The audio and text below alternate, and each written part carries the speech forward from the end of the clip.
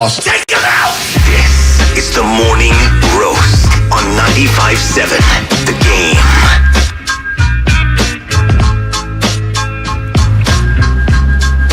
Oh, baby! We made it to Friday. It's been a long week, but we made it, baby. We made it, and we have a big game on Sunday. A big game. We're going to talk all about it today. We'll talk a little Warriors with Anthony Slater at 8 o'clock. You heard from Joe Spadoni on the pregame show.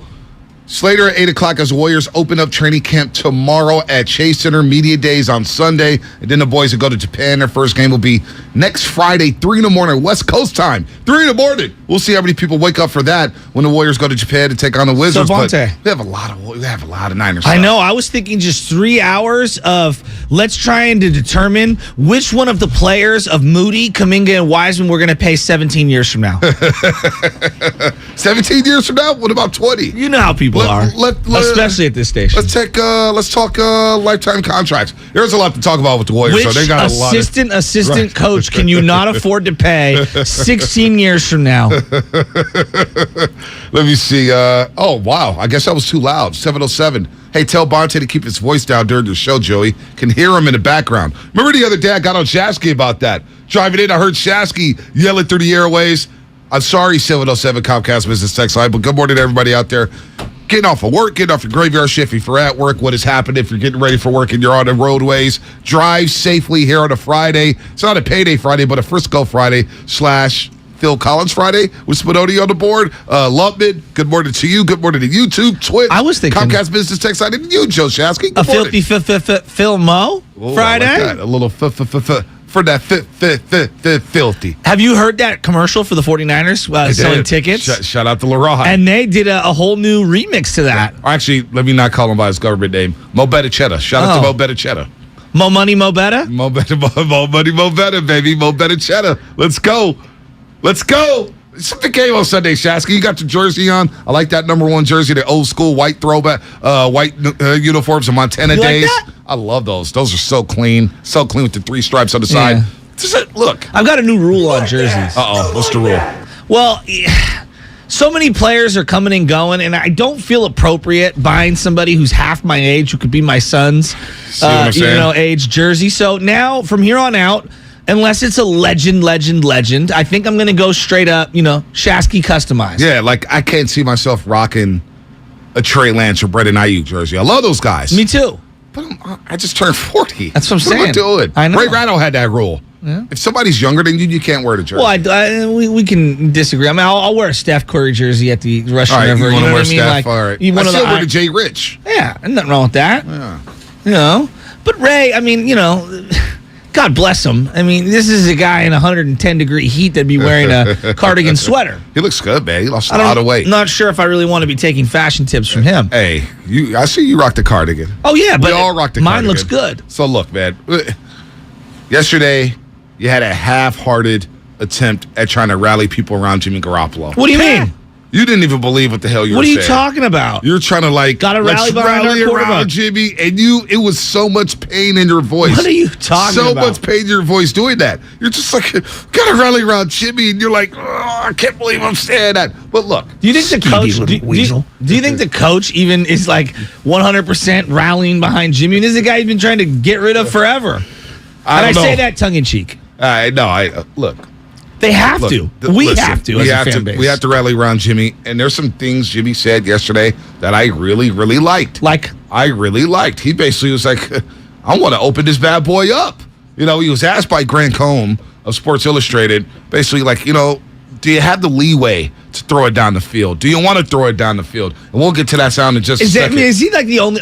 for just a second, can we just put a pause button on this? Pause. Imagine in 2022... when wide receiver play is the best it's ever been. Like, there are 4 and sometimes up to 8 guys coming out of every draft who we believe to be, unique, ridiculous playmakers in the passing game. And then the randoms come out of nowhere. Your boy George Pickens last night making an incredible Odell Beckham play. You got to Chase Claypool, for example. Real quick, they got to calm him down. What? He complains a lot for a rookie, and I like the kid. No, I would. I really like the you kid. complain Trubisky was your quarterback? Yeah, I mean, just stuff too. Oh my God, he's so bad. Didn't we know this? But Kirk Herbstreit was trying to pump him up in the fourth. Look at that throw. See when he stands in the pocket, delivers a good Kirk. He's a bum. He's trash. Well, Kirk, I love you. Go back to college. Go back to college. I know. I would have taken the money too. We all would have taken the money. Take that money. It just feels like he's watching the game with his father-in-law, Al Michaels, and they're in the living room. It doesn't feel like they're on the same page. No, you guys don't think it's refreshing a little bit? I like his college angle in the NFL. No, I mean, I love Kirk Herbstreit, but I just don't think, when I hear his voice, I think college football. I think college football. Yeah, I don't get and NFL whether that's vibes. even fair or not to him. What I would have done, this is me, if I was Amazon, I would have paired up Gus Johnson with Richard Sherman. Oh, that's a great That's call. what I would have done. I would have gone very unique and intense, and I think Gus brings it. I think Richard Sherman. Here's the other thing I've noticed. Herbstreit, former college quarterback. I'm quarterbacked out in the booth. Yeah. I want different perspective. Now, I'm not... linebackers. Like no Moose doubt. Johnson played fullback. Yeah. I think he's I like good. that. You know, like Mark Schlereth. I do too. Yep. I like you get a little perspective on the line. But when I listen to the halftime show, I'm like, Tony G, I love you. I know that your ex-wife is now dating Bezos, and that's why you're on the that's show. A lot of information. Well, that's why he's on the show. Wait, his They're all ex-wife friends. Yes. is dating Bezos? Yes. So he's still... Yes. Wait a minute. And Bezos hooked him up with the halftime show. He hooked up basically his It's new all in the wife's family. ex-husband. Yes. Why are they still friends? Well, because the kids. Oh, okay. All you right. know, they're all, it's a nuclear family, or whatever they call it. I didn't know that. You didn't know that? So he The hell felt with sorry the for kids? Tony G and got him a job on Amazon. Well, Tony G's doing just fine. I mean, but I know yes. he's doing just fine, but damn. doesn't he, like, not fit? Like, he doesn't, No, like, he you does look at not the panel, fit. like, even Ryan... I'm not a Ryan Fitzpatrick guy. He thinks he's Pat McAfee. I'm not feeling it. I am so He out says on him. nothing. Yeah, agreed. He says nothing. But my big takeaway from their halftime show is Sherman needs to be on more. Yeah, Sherman. Right? And so I would have tried to pair up Gus Johnson with Richard Sherman. I think the sound would have been so refreshing. So with Sherman, it was interesting you say that because last night watching the post-game show, and I had it down. I was like, all right, I'm in the computer. I'm the geeking 4K. out. The 4K looks does look so good. much does look better. good. I kind of like the elf in midfield, too. For Oh, no, it Cleveland looks Browns. incredible. I kind of like it. And thank God they went back to their throwback uniforms. But I'm watching it, and it was on silent. It was on mute. And then Sherman started talking, and I found myself saying, you know what? I need to hear what Sherman had to say. Exactly. Like, I wanted to hear what Sherman, as much as I couldn't stand Sherman as a player, and I didn't like the way he left the 49ers, but he knows what the heck he's talking about. And he's confident in what he's talking about. And presence on camera. He has that presence. I agree with you. You know what I'm saying? He's not afraid to just shoot from his hip and say what's on his mind, and he teaches you something. He really does. And does he have favorites in terms of people that he likes and doesn't like? Absolutely. Yeah, no doubt. But when I'm listening to him talk, he makes the very complicated seem quite simple. Yep. And that's I think we've kind of forgotten about John Madden because it's been so many years removed. Let's play some Madden Part last night. of what made him so brilliant was that he would explain complicated concepts in a very simplistic way. Yep. And I feel like Sherman, again, I'm not saying he's Madden, but what I'm saying is I think he's a great broadcaster. No, he is. And I would have gone, and I understand why they didn't, because you want to get Al Michaels' credibility, and you want Herbstreit because he's a professional, and you're going to try. You don't want to experiment with your first week. But I look at this as a startup, though. Thursday Night Football, it's on Amazon. We like all their coverage, like the Amazon. You know how they got the Amazon, which is really cool, and they do some different things. The production is through the roof. Production's through the roof. Gus Johnson's a good call because we all love Gus Johnson. He makes every game feel like a Super Bowl. That's why I like Gus. I want these games, standalone primetime games. I want them big. Yeah, I want the intensity. I want to be fight like Cincinnati, Miami's a big Thursday night game. Well, and this is the problem I got with Al Michaels. And I've been there, done that, like with him. Like, and I know a lot of people are Al Michaels homers and they love him. Mm-hmm. He's 80. And I'm not trying to be ageist. I'm just saying, like, if you're launching something brand new, I understand wanting the credibility that an Al Michaels brings. It makes total sense. Yep. Me personally, I would have been looking for the new sound. And I understand why they didn't. It's a completely new launch. You're starting from scratch. I would have gone Gus. This is just me, Gus Johnson, and I would have gone Richard Sherman. To me, Richard Sherman is underserved. Even Akeem Talib. He's taking time now. I know what happened. His brothers into some stuff. But I thought when Fox went Gus Johnson to keep Talib for that select package of games. What do they do, like 7 or 8 games? Mm-hmm. And Talib's in the booth with his little long sleeve on or his turtleneck with the chains over him. I'm like, man, Talib he's funny, and that slang goes something different. It sounds unique. Yep. It sounds really, really refreshing, and I appreciate it. That's the thing with Richard Sherman. There are times where he's like super football nerdy, right. And then there's other times where he's just like one of the dudes talking. Right. Like he knows how to kind of weave in between them from sentence to sentence. So and maybe I'm just overhyping Richard Sherman, but I really like him. Dave Johnson does say something, though, like, Dave Johnson on YouTube. Browns versus Steelers doesn't move the needle no matter who is in that booth. There may be something to that. Trubisky on one side. Brissett played well. But it's early in the season, and how many people have fantasy implications? Steelers, Browns coming off that. I almost thought they were going to blow the onside kick again for the second straight week. But they Pittsburgh ended up going offsides. And in the end, now you're not a gambler. You're not a gambler. Al Michaels is. And I know a lot of gamblers, and I always watch this stuff. A lot of people yesterday are saying, take the under in that game. The over-under, some people got it at 37.5. Some people got it at 38.5. 1 second. So, Spadoni, did anyone from this station have money vocally on the game? Yes. Guru had Steelers plus 4.5. I think so. And if you listen to Willard Dibs, all 4 of us picked the Browns to win this game. That's good. Wow. So that's good. So you're picking outright winners, Adam Myers. So Pittsburgh kicked the field goal late in the game on 4th down, which screwed a lot of people. That shattered the under. It was like, why are you going to kick a field goal? They settled for a field goal, instead of going for it, and that killed the under. Now, some people had Steelers and the Steelers-Browns over-under at 46.5 because you could tease it up. You could tease it up 9 points. You could tease it up. You see what happened on the last play of the game? No. Pittsburgh gets the ball inside their own 5-yard line. They're throwing it around. They fumble. Browns recover for a defensive touchdown. Oh. And so for people who started Cleveland Browns defense like your boy, you get points for that touchdown. Oh. Some people had Pittsburgh in that teaser and that over-under. They got screwed. Hell, you may have gotten screwed if you had Pittsburgh in the teaser plus the points. Or if you had Najee Harris, he fumbled. That's minus a couple points. That's minus a couple points. So that implication, and of course I get a text from Phillies who I haven't heard from forever. He only texts me when something's going bad in his household. I mean, well, when I say household, I mean his gambling. That's the worst beat I ever had. The worst beat ever. So there's a lot of people who lost money on that play. So Shaska, you got to get to the gambling here because that was a tough play right there. That's a tough scene to see that happen and lose money like that. Some people's parlays are shot. Some people's teasers were shot. That's a brutal beat. So I only play fantasy, and I struggle at that these days. I'm not as good. I feel like I'm not as good as I used to be. But I don't know how you guys do it with the gambling. Like straight up, I would lose my mind. Yeah, you can't gamble. You couldn't gamble. I mean, I lose my mind over my teams without money on it. You couldn't just gamble. Emotion. The gambling thing is just every play is amplified times 1,000. Every single play, every sequence. You get a 2nd and 7, you're stressing like, all right, I need at least 5 yards here. It's not good. It's not for everybody. It's not. Did you see the video I sent to the group thread the other day of the Chicago Bear kid who's draped in Chicago Bear outfit and his girlfriend's videoing him and he's damn near ready to cry after the team loses? Yeah, that was all over the TikTok video. Yeah, and he's like, I've been best friends with the Bears for 22 years. I've known you for 2 months. Get out of my house. That's me. I mean, that literally was the embodiment of everything. Now, you take that fandom, okay, and that emotion, and you try betting. I would lose my mind. Nah, you would. I would be off my rocker. You couldn't bet. You couldn't bet. Betting's not for everybody, and I've even taken a couple weeks off now. I got off to a hot start. Uh-huh. I deposited. How do you know when to take a time off? Well, because I put $200 in. Okay. I got it up to $700. Oh.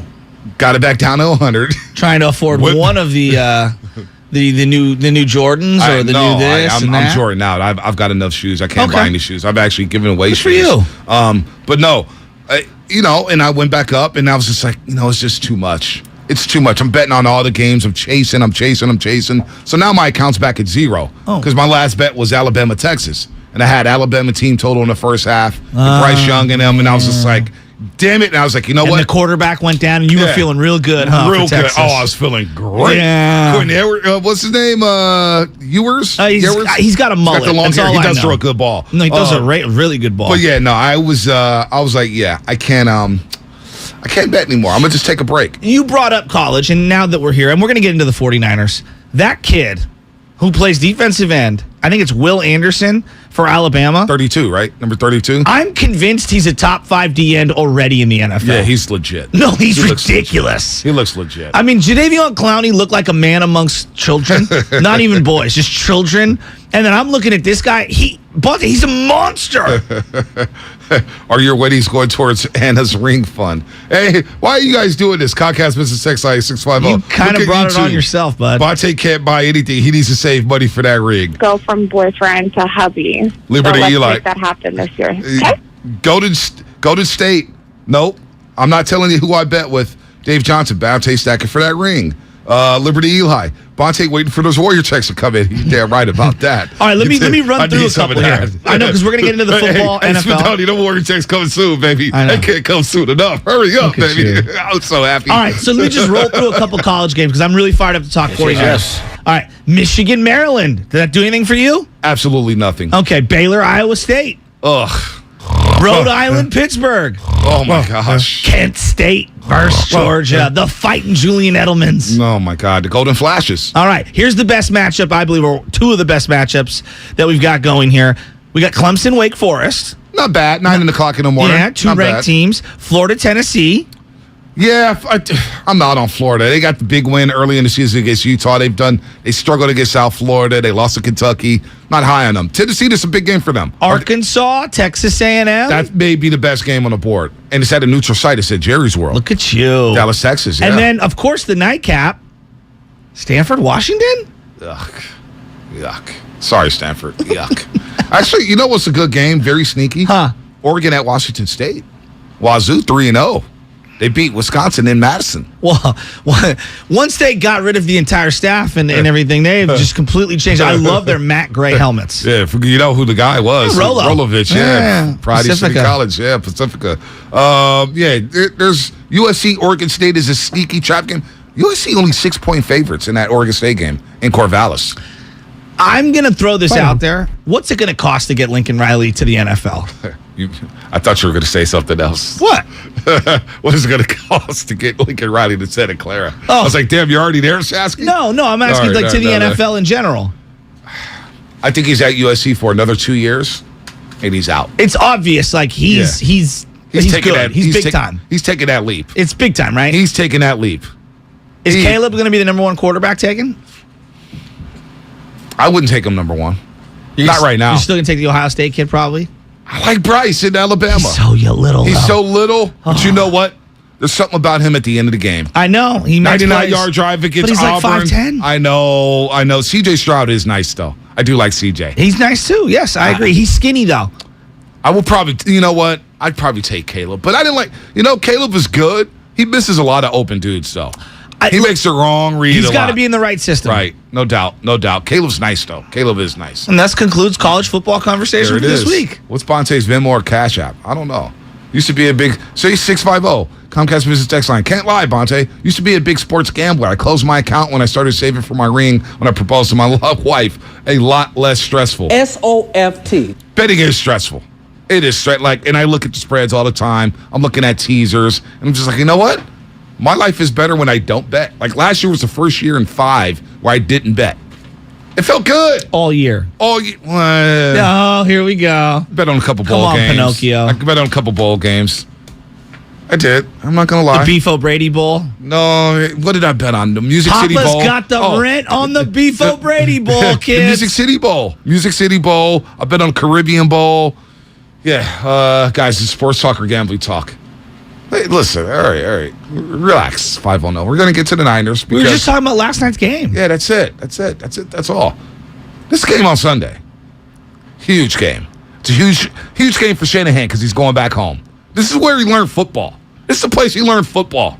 Colorado, Denver, where his dad coached for a long time for the Broncos. His dad's in the Ring of Honor. He's going to walk into that stadium and see his dad in the Ring of Honor. This is where you learned his concepts. This is where you learn football. So he's going back home. And Jimmy Garoppolo has a chance to rally the troops. With George Kittle back in the lineup. Brandon Ayuk and Debo. George Kittle has a chance to stick his Jimmy Garoppolo has a chance to stick his middle finger at everybody. It's like, who's Kittle flipping off? Yeah, he's not flipping off anybody. Is he at Raw He's this not week? flipping off anybody. Jimmy Garoppolo's flipping off everybody. and it's time for him to take the reins. We're going to talk all about it. We'll play some Jimmy Sound on the other side. We'll talk about Shanahan going back home. Huge game and a huge show here on the roast. Joe Shasky the Butcher. Actually, Joe Shasky the Gambler and Bonta Hill right here on 95.7 The Game. Only thing hot about the Indianapolis Colts right now is their run on unders. They've hit the under in both games this season quite easily last week as they were shut out by the Jags. Dating back to last season, the Colts have now hit the under in 7 straight games. This week, they get Kansas City, who can definitely score. But with a high total of 50.5, take a long look at the under. Helping you beat the books, I'm Chelsea Messenger. You're the one who protects the flock, and that requires an eye for detail. Because when safety and well-being are on the line, it's the details that can save lives. Even when no one else is watching, you see everything. Grainger gets you, and we're here for you, and all the ones who get it done with a wide range of safety products and solutions, plus board-certified safety consultants here to answer your questions. Call, click Grainger.com, or just stop by. Grainger, for the ones who get it done. Hey, Becky, what about this beat for your next song? It's cool, but I'm into faster stuff lately. Like Xfinity that gives me beyond gig speeds. Got it. What about this then? It sounds powerful, just like Xfinity. Because its supersonic Wi-Fi has 3 times the bandwidth, you can connect hundreds of devices at once. That's what I call power. Unbeatable internet from Xfinity. Made to do anything so you can do anything. Get the Xfinity Supersonic Bundle with unlimited gig speed internet, Wi-Fi equipment included, and a free 4K streaming box. All for $50 a month with a 2-year internet rate guarantee and no annual contract when you add Xfinity Mobile with unlimited data at regular rates. Go to Xfinity.com/gig, call 1-800-XFINITY, or visit a store today. Limited time offer. Restrictions apply. Requires paperless billing and autopay. New gigabit extra internet customers only. Taxes and fees extra and subject to change. Xfinity Mobile requires post-pay Xfinity internet. Reduced speeds after 20 gigabytes wireless usage. After 24 months, regular rates apply. Requires compatible Xfinity gateway. 2000, 2008, 2022. When it comes to the economy, those are some scary years. .com crash, housing crash, and the roller coaster we're going through right now. It's a dangerous time to not know your numbers. But over 31,000 businesses have the confidence and clarity they need because they rely on NetSuite by Oracle, the #1 cloud financial system. NetSuite gives you visibility and control of financials, inventory, HR, planning, and budgeting. Manage risk, get reliable forecasts, improve margins. Everything you need all in one place. So, how do you prepare for uncertain times? The answer, NetSuite. NetSuite helps you identify rising costs, automate your business processes, and easily see where to save money. That's why 93% of customers say they improved their visibility and control when they upgraded to NetSuite. What are you waiting for? NetSuite is offering a one-of-a-kind flexible financing program. Head to netsuite.com/radar. netsuite.com/radar. If you own a business, this has been a bumpy ride. From pandemic to inflation, I'm sure you could use a break. If your business has 5 or more employees and survived COVID, you may be eligible to receive a payroll tax refund of up to $26,000 per employee. The challenge is getting your hands on it. Hi, I'm Howard Mackler, and that's why I founded GetRefunds.com to cut through the red tape and get you the money. The team of tax attorneys we have put together are highly trained in this little-known payroll tax refund program. We do all the work, charge not a dime up front,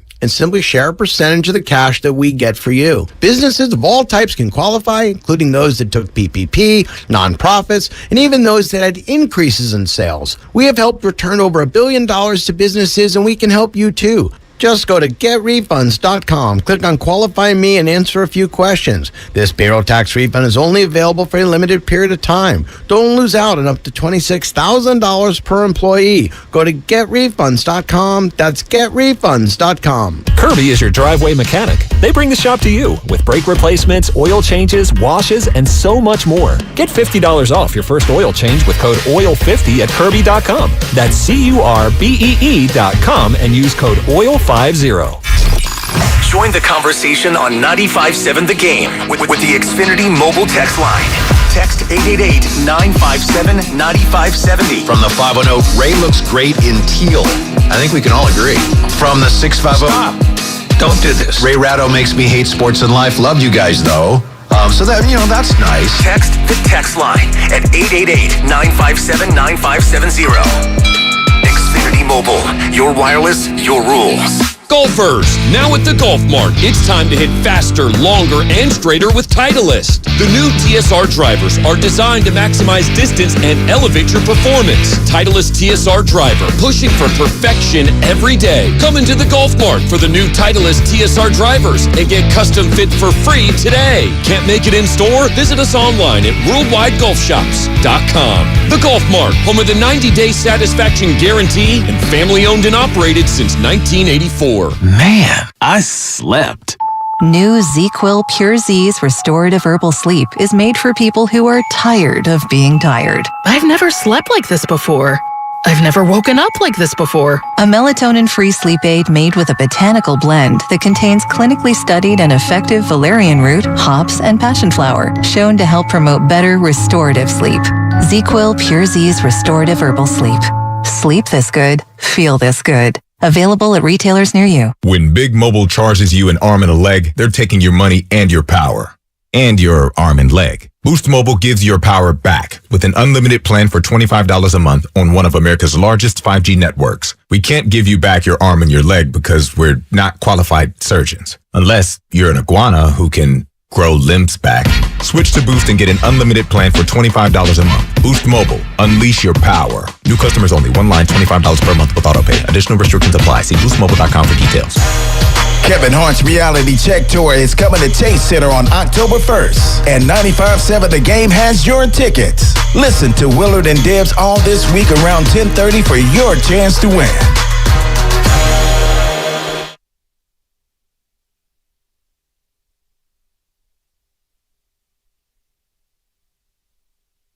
I tell you one thing about Jimmy Garoppolo's game. There is nobody who spins it any better than Jimmy Garoppolo. Tight spiral, he gets on his receivers quick, fast, in a hurry. Just got to be accurate. Off the play fake. Garoppolo, he's got a tight end. It is Ross Dwelly. And Ross Dwelly lunging in for the touchdown. Now, Adam, back to the morning roast with Bonte and Shasky. I jumped the gun there. Adam Amin and Stink, Mark Schlereth, who said Jimmy Garoppolo could spit it better than anyone in the league. Stink may want to take that one back, but Jimmy Garoppolo threw a touchdown pass to Ross Dwelly last week against Seattle as the Niners did get their first victory of the season. And it sets up a big-time matchup against Denver because the way I'm looking at it, Shasky, these two games, it's a big swing for the Niners. After everything that's happened, I'm going to let you get in here in a second. It's just so funny. I know. No one spins it better in the league. It's just like, not right. Some guy Tom Brady. No. Not some guy Patrick Mahomes. Aaron Rodgers, Josh Allen. I mean, I love Jim. We all love Jim. Come on. Do we have to be that hyperbolic? Can't we just say, he's a good player? Imagine, like, no one shoots it better than Mike Connolly. We would laugh, yes, right? I know. No one hit. It's like, look, I love Crooked Kipe. Crooked Kipe, there is not a better fastball hitter in the league than the guy they just DFA'd. What's that guy's name? What was his name? Come on. Willie Calhoun. Willie Calhoun. Crooked Kipe we're talking about, and I love them both so much. And they're Giants homers like me. And they're like Willie Calhoun, one of the best fastball hitters in the league. It's like, no, Aaron Judge is one of the best fastball hitters in the league. Willie Calhoun's been stuck in the minors for a reason. He was one of the best fastball hitters in the league. And Jimmy's better than he would have Willie been up 4 years ago when he was a hot prospect with the Dodgers. Why do we have to do this? Oh, and I'm not hating. No, I'm not hating on either, Jimmy. But can we, come on. Why do we have to go flying? Like, he's not horrible, and he's also not the best player in the league. Right. He's somewhere in the top, I don't know, third or so. Right. Give or take. Right. No, it's just, come on, man. Come on. He's not. It's just funny. It is funny. But look. And then I love how Adam Amin goes, if he's accurate. If he's accurate. He threw that in right away. If he's accurate. But look, it's Jimmy's time to shine. It's Jimmy's time to shine. This is a huge game. Huge game for It's a huge game for Jimmy. It's a huge game for the 49ers to improve to 2-1. And then if they improve to 2-1, and now I'm not looking past the Denver Broncos, but it sets up a situation to where after the first quarter of the season, losing the starting quarterback, not having Jimmy Ward for the first 4 games, you can be 3-1. And Denver's beat up. We'll talk to Benjamin Albright at 8:30. Denver's got a lot of injuries on that team. Yeah. A lot of injuries. They could take advantage of this. And then, of course, the Rams haven't looked like world beaters. So. And I keep going back to Jimmy because I guess my question is, what is it going to look like? How is it different? Is it the same as last year? Are they going to be more conservative? Right. Because of his lack of repetitions with some of the other players on the team and the fact that he's still coming back from the shoulder injury, which I feel like we don't know enough about. Like, is he 100% healthy? Right. Can he throw it, 60 times if they needed to? Right. I don't even know the answer to these things. Where's the shoulder? Exactly. The power, the strength. So here's the first question. Yesterday, Jimmy met the media. He's now the starting quarterback. Obviously, Trey Lance is out for the season with a broken ankle. Jimmy was asked on if being the 49er starter again is surreal. Yes and no. There's I don't know, part of me, you always want to be on that field, so it's you always have that in your mind that you're preparing that way, and then just for how things have worked out, it's pretty crazy, but I don't know, everything happens for a reason. I'm a big believer in that, and just it's just another opportunity. On the difference between being a backup and starter, Jimmy? Yeah, just the preparation. You don't get the same reps when you're the backup, so your mental preparation is different. Running scout team, I love running scout team. It's always fun, so got to do that for a couple weeks. But yeah, now it's just back to normal, I guess. He was on the scout team. You go from starting quarterback in the NFC Championship game to being on the scout team, which is just wild. What's reasonable to even expect from him? I don't know. But Grant Combs, Sports Illustrated, asked him on wanting to throw the ball downfield more. I love that. Yeah, it's just there's a lot of things that go with that, obviously, but yeah, I love doing that stuff. In 17, there was a freedom where me, the receivers, tight ends, we had a good chemistry going, and when you get that with offensive skills in a quarterback, it makes for a tough offense. And then he said he felt more freedom, possibly coming off the bench. I don't know. That's a fair question. I think we'll see that as we go forward, but I don't know. The more freedom you have as a quarterback, obviously you play better, you're more confident, and good things will happen. So he had a lot more freedom coming off the bench. He had a lot more freedom in 2017 because he didn't know the entire playbook. But Jimmy looked good in 2017, and it felt like he was hinting at, hey, just let me go. Let me go. Didn't it sound like that he basically was implying that Shanahan has maybe held him back a little bit because Shanahan is so rigid in his ways and he wants you to run his system, his way. Restrictor plates. Yeah, exactly. Restrictor plates. I went back and obviously we've all seen the game. They didn't score a lot of touchdowns. No. He was 7 touchdowns, 5 interceptions, about 1,500 yards in the 5 games that he played down the stretch. Some pretty good numbers. Pretty good numbers. Even if you told me, Joe, he is going to throw more interceptions, I would say if he's pushing the ball down the field, I'm willing to concede that. I really am. I would be okay with a few more Jimmy Ono throws if there were some Jimmy throw it past 20-yard throws. Just because I feel like this roster is a little more comprehensive to be able to utilize the throwing down the field. Like Danny Gray. You drafted Danny Gray to stretch the field. Brandon Ayuk, he's a year older. Right. Like there's a lot of elements on this team where I think that it actually is more conducive to take the restrictor plates off of Jimmy Garoppolo and allow him to rip it downfield. You mentioned Ayuk being a year older. Kittle's back this Sunday. All signs are pointing towards George Kittle playing on Sunday Night Football. You can make the argument that this is the best supporting cast. Well, you look at the running back situation, they're banged up, but Jimmy's played with Jeff Wilson Jr. Hell, he hit him with a game-winning touchdown back in 2019 against Arizona. He was the 2020 leading rusher. Right, but you can make the argument that this is probably his best supporting cast since he's been a 49er. And so why not let him rip it? You talk about his 2017 numbers. Who's he throwing to? Kendrick Bourne. Lewis Murphy. Trent Taylor. I know. Dante Pettis was still out there. Yeah. No, I don't think Dante was on. He was in 2018. He was 2018. 2018, no, you're right. You're right. Kendrick Bourne, Trent Taylor, Lewis Murphy. Yeah, it was a who's who of nothing. Right. So that's what it was. So, he's got a lot of weapons here. And then he was asked if he's motivated by the 49ers. Carlos Hyde. And Carlos Hyde. Yeah. And then he was asked if he was motivated on the 49ers moving on from him. Not really. I think it lights a fire under you. I'll tell you that. Obviously, as a competitor, whenever you get told something like that, it'll get you going a little bit. But, I have plenty of motivation. I don't need that to motivate me, but it always helps. So what does a motivated Jimmy look like? Because I think he was motivated last year with all the rumblings and Trey Lance sitting on the sideline holding the clipboard, knowing that they drafted his replacement. But this feels different. This feels like he knows this is the last ride for sure. And he's going to have a chance to go. You sure about that? Yeah, no, I'm not sure about that. Who knows? I'm kind of done trying to predict what's going to happen with I'm not even going to speculate, but it does feel like he has that mentality. No, I This is agree. the last I ride. agree with the mentality. This is the last ride. And if I ball out, millions of dollars are coming back my way. Millions. Especially after watching Trubisky last night. Jimmy can get a big time bag if he just is serviceable, he doesn't turn the ball over, and his team stacks wins. They stack wins, Shasky. Garoppolo's going to be the toast of the town. Yeah. Yeah. Look, I want to continue talking about Jimmy G on the other side. Yeah, let's do that. Let's do that. We're going to talk Jimmy G and take your phone calls. 888-957-9570. I want to know from Niner fans, what are their expectations for Jimmy Garoppolo? What is it? How can we expect anything? What should we expect? I want to hear from the fans out here. 888-957-9570. That's coming up. Brought to you by Fremont Bank. Full service banking. No compromises. It's a Football Friday on 95.7 The Game. Shanahan is the play caller. Shanahan needs to be in lockstep with Jimmy Garoppolo. That's the growth I need to see moving forward.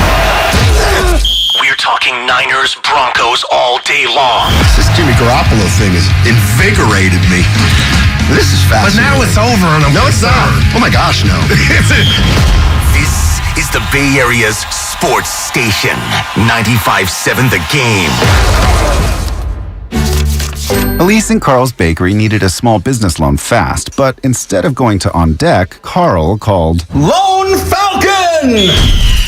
Really? Carl? There's a better way to get a fast small business loan. Go to OnDeck.com, and if approved, get your loan as soon as the same day. Your loan is on deck. Depending on certain loan attributes, your business loan may be issued by OnDeck or Celtic Bank, a Utah Chartered Industrial Bank member FDIC. Limited eligibility for same-day funding. OnDeck does not lend in every state. All loans subject to lender approval. Ever since I got the new Galaxy Z Flip 4, I've been learning all these new tricks with my dog Finn. Like how to take the best selfies at the park. I just set my phone down, put it in flex mode, and capture hands-free pics from multiple angles. Aww. Or how to capture our training sessions for his followers. I simply wave my hand to start recording video. Good boy! Plus, the Z Flip 4 is compact and fits perfectly in my pocket. Oh, wow. Visit Samsung.com today to get the new Galaxy Z Flip 4. Fremont Bank. If there's one thing we understand more than anybody, it's that it takes a local bank to really get the needs of local businesses. Fremont Bank has the flexibility and motivation to service your business loan needs like other banks can't or won't. With our full suite of business loan products and recognition as a top SBA lender in the Bay Area, Fremont Bank is the right choice for local and family-owned businesses. Fremont Bank. Learn more at fremontbank.com. Member FDIC, Equal Housing Lender. Come into Friedman's Appliance in Pleasant Hill September 23rd through September 25th for their fall clearance sale event. Take advantage of factory direct prices, one-of-a-kind opportunities, special pricing on floor models, and convenient financing. And save on new appliances from trusted brands like Miele, Bosch, Electrolux, LG, and Maytag. Visit Friedman's Appliance in Pleasant Hill for their fall clearance sale event September 23rd through September 25th for the best time to save on new appliances for your home. T-Mobile believes customers deserve to get more without paying more. Everything from entertainment benefits like Netflix on Us, to travel benefits, to Scam Shield protection, all with taxes and fees included. So the price you see is the price you pay. When you're a T-Mobile customer, you get over $225 in value every month in benefits with our Max Family Plan. That's like paying for nosebleed seats and getting to sit in the front row. That's right. At T-Mobile, your family gets over $225 worth of value and benefits with our Max Plan each and every month. Plus, with our Price Lock Guarantee, we won't raise your rate plan price for talk, text, and data ever. That's like paying for a cab and getting a stretch limo. At T-Mobile, you get value beyond the expected. Qualifying service required. Value based on included monthly benefits. Sales tax and regulatory fees included in Max's monthly price. Price Lock guarantees rate price of talk, text, and data for new accounts with qualifying service. Exclusions apply. See details at T-Mobile.com. It's Joe Shasky from The Morning Roast. And if you're an independent restaurateur or are starting a brand new business, then you gotta know about my friends at Trimark. Trimark, making independent restaurateurs' dreams come true in Northern California for over 55 years. Whether you're designing your next restaurant or you need equipment and supplies, this is where Trimark comes in. They do it all. And what's most important to them is being a partner to their business customers. Visit TrimarkWest.com. That's TrimarkWest.com. At Harris Ranch, we do just like we've done for over 50 years. Beef that's raised locally right here in California. Tender steaks, awesome burgers, and California classics like tri-tip roast. The flavor you crave, the quality you trust time after delicious time. Come on, it's time to get out and grill. Harris Ranch, we do beef. Legendary beef, legendary quality. At Right Way Garage Doors, we consider what we do inspired craftsmanship. We see our craftsmen as artists using wood, glass, and metal as their brushes. Your home is their canvas. Their work inspired by the vision you have for your home's first impression. Right Way Garage Doors has been delivering the highest quality work with the right value and the right customer experience for 42 years. So when inspiration strikes, our design pros are there to help bring your vision to life the right way. Schedule your mobile showroom visit today at rwgaragedoors.com. Heard my little sis is buying a car. You'll need my secret guide. Gross, no way. I already used Capital One Auto Navigator. I bet your credit score wasn't impacted at all, so I got my real rate and monthly payment, had an amazing test drive at the dealership, and made the purchase. Taking the easy way out. That's so you. Still not getting it. That's so you. Capital One, what's in your wallet? Terms and conditions apply. Find out more at CapitalOne.com/AutoNavigator. Hurry into the Energy Savings Event at Lowe's. Save energy and save money on select major appliances, including Whirlpool energy efficient appliances. You can also save with a smart thermostat. Right now, select Google Nest Learning thermostats are $60 off. Plus, find other great energy saving items throughout the store and check your eligibility for rebates in your area to save even more. Don't miss the Energy Savings Event at Lowe's. Selection varies by location. Exclusions apply. Visit Lowe's.com for details. Valid through 9/28. It's time to say goodnight to that check engine light with the free AutoZone Fix Finder service. It'll help troubleshoot the likely cause of your light for free, so you can drive with peace of mind. Restrictions apply. Get in the zone, AutoZone. Breaking news on 95.7 The Game is brought to you by Beat the Street. For tips to win a $5.6 million prize. Listen wherever you get your podcasts. Oh my God!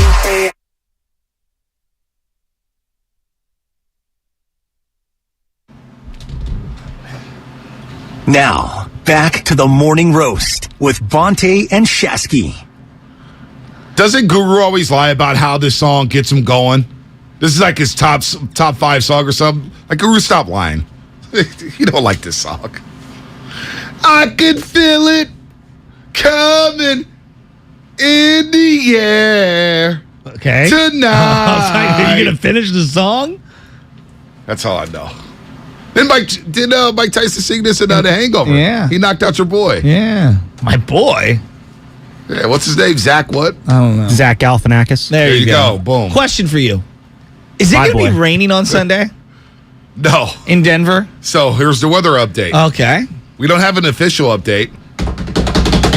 Weather for Denver, Sunday Night Football, 76 degrees. We're going to go to our meteorologist, Bonte Hill. Right. Bonte is sitting in downtown Denver right now. Bonte, what's the weather looking like Sunday night? Hey, Joe, I got to say, man, it's a cool, crisp day, 76 degrees and not a cloud in the sky. Get this, the 49ers' first 2 games were played in the rain. There's not a single chance, 0% chance of rain today at Empower Field in Denver, Colorado. But the winds will be about 5 to 10 miles per hour. Shouldn't be a factor in the kicking game, Joe. Now back to you. Hallelujah. There's the Tylenol. Woo! Aren't you happy? No rain. Thank God. No rain. No rain. Thank God. By the way, do not forget the Kickoff Show with Larry and Lorenzo Neal starts at 3 p.m. this Sunday because it is Sunday Night Football. Larry and Lowe will lead you right up until kickoff. The show is presented by Harris Ranch Beef, legendary quality, and Jim Beam Bourbon Whiskey. Taste the world's #1 bourbon. No doubt about that. That bourbon is really, really good. Harris Ranch Beef as well. I have a very simple question. What's up? What is reasonable to expect from Jimmy Garoppolo? I don't even know. Like, right now, I'm looking at it and I'm saying, like, you know, like 200 yards passing. And I'm not ripping him. I'm saying, like, run the ball control, 200-yard passing, you know, a touchdown, an interception. Like, if you told me he threw for 320, I'd believe that. If you told me he threw for 120, I'd believe that. If you told me it was something in between, I would believe that too. They need a victory, and I don't know what it looks like beating Denver on Sunday night. I legitimately have no idea what to expect. I have no clue. And Kayla on YouTube says this, and I think a lot of fans feel like this, like Kayla on YouTube. Bonte Shasky, I feel like Jimmy G is saving the season at Kyle's job. Kyle has not had a good coaching performance without Jimmy. I say this season as a season where Jimmy can prove himself again. This is proving ground for Jimmy, no doubt. I could see 2 touchdown passes, 1 interception. I can see the Niners getting out to a 14-0 lead and then hanging out for dear life and winning 23-20. I just don't know. But Jimmy does it sounds like he wants to take a little more chances and he wants the freedom to just play backyard football. Yes. Are you surprised at the amount of people who feel more, quote-unquote, comfortable with Jimmy Garoppolo? I'm talking about fans. Yeah, more comfortable. Because it's interesting. I was at my softball game last night, and it almost felt like every single person's like, well, right now I'm a little more comfortable with Jimmy. Yeah. And what's funny to me is, had I polled people right after the Dallas playoff game or right after week 15 against Tennessee, right. And there's certain seminal moments you could do this, and hey, after the Cincinnati comeback, everyone would be like, wow, we love Jimmy. But the very next week against Tennessee, you're like, oh my God, I can't believe what we saw from them. I'm surprised how it almost feels like it's universally a comfort level for 49er fans with Jimmy Garoppolo because of the unknown of Trey Lance, but more, I guess, the familiarity with Jimmy, and I think maybe the road we've traveled. What is it? As we get ready for this game in Denver, they've got some injuries here. We'll get to their injury report in just a second. I look at it like, okay, George Kittle's coming back on Sunday. Still have Ayuk there, Deebo Samuel, you have Juwan Jennings, and you have a stout running game, and the offensive line did play a lot better last week against Seattle. And you know what you're getting with Jimmy Garoppolo. You're a veteran. You're going to get into the right set. Mm-hmm. He's a professional quarterback. He is one of the 32 best quarterbacks in the league. You have to give him that. You have to give him that. Of course. Whether you have him at 15, 20, 22, whatever. He should be starting in the league. I'm not going to lie to you. With Jimmy back in the lineup, I know now, okay, this team could stack wins. They could stack wins, and they're going to be in a lot of football games. Like the thing with Jimmy Garoppolo in the lineup, how many times have they just gotten blown out? Like just straight up blown out. Well, look, last year, the only game that I felt like was a complete blowout for the majority of the game was the Arizona home game against Colt McCoy. That was the one game. That was a blowout. That was a big stinker. That was a blowout. In 2020, they had some bad games. I want to throw that away for a second. When he's been healthy for 2 full seasons, yeah. Yeah, I'm just going to last year. Last year. And then Arizona. Arizona game at home. It sticks out in my mind. That's about it, right? Yeah. I mean, just off the top of my head, yeah, it feels like it. They didn't get blown out. Who did they play last year? They played the AFC South. The monsoon game was bad. They beat up on Jacksonville. They beat the Texans with Trey Lance. The Colts kind of won going away, but it was a closer game than the final score. But I never felt comfortable in that game. So I just know with Jimmy Garoppolo, you're going to be in the game. You're going to be in the game. And that does make me feel good. I know, okay, if a team takes a 7-point lead against the 49ers with Jimmy Garoppolo, it's okay. Jimmy Garoppolo could come down the field and lead you inside a football game. There was an unknown with Trey Lance. We just didn't know what we were going to get. I assumed that, hey, Trey's going to come out guns blazing. He's going to be a good quarterback. You just didn't know, though. How could we? He's a second-year quarterback with limited reps. With Jimmy, I just know you're going to be in a game and you're going to have a chance to win. And I think that's why fans feel comfortable with number 10. They're saying, with Jimmy's in that lineup, we win more times than not, and we're in the game. You can count. 2019 didn't get blown out at all. Can I make a counter? And this is not a dismissal of whoever the quarterback is.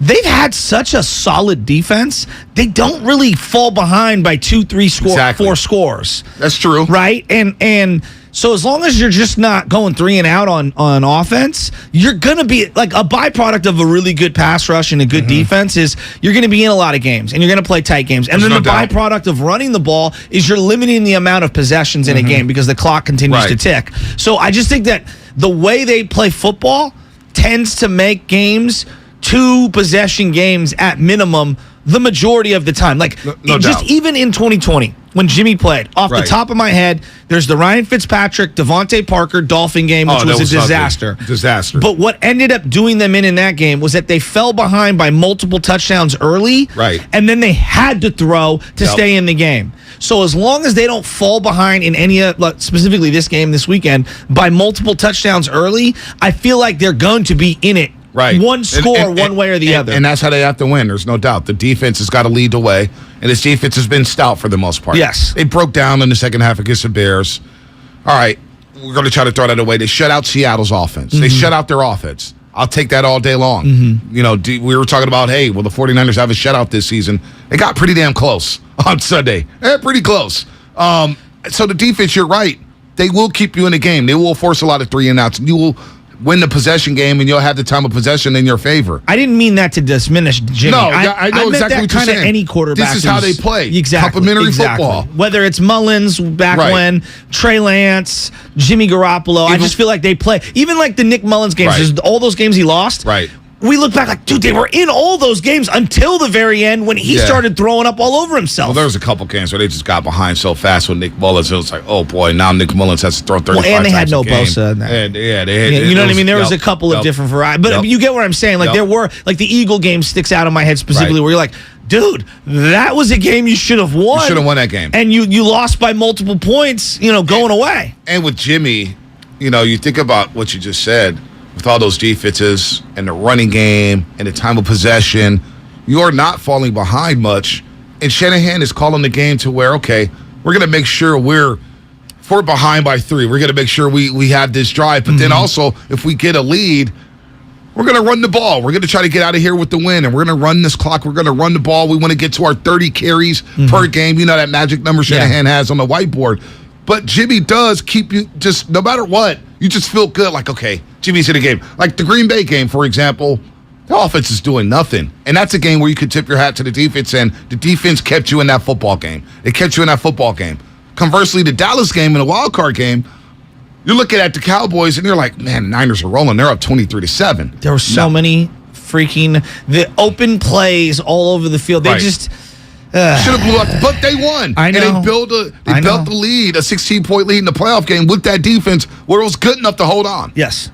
Score 23 points, you're going to win. That was the magic number against the Reds. You scored 17 in the AFC Championship game, you lose. So I think that's why fans are feeling good about Jimmy, because you just know you're going to be in the game no matter what. Yeah. Whether defense is playing great, whether Jimmy's staying away from the no throws, you're going to be in the game. I got to highlight this because I think that we're going to get into our Jimmy hysteria no matter what. Right. We make so much of this roster. I'm looking at the rest of the roster to elevate Jimmy as well. And again, not a knock on Jim. Right. I need Debo to play.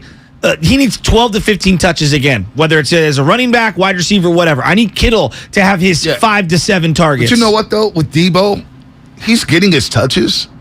It's just how he's getting his touches. So what, you don't like him getting rushes? I like him getting rushes, but it's a lot of smoke screens and a lot of rushes. And everybody knows that's coming. We need Debo down the field. He doesn't get separation. But you know what? He's got to work on that. I'm paying you a lot of money. You're Debo Samuel.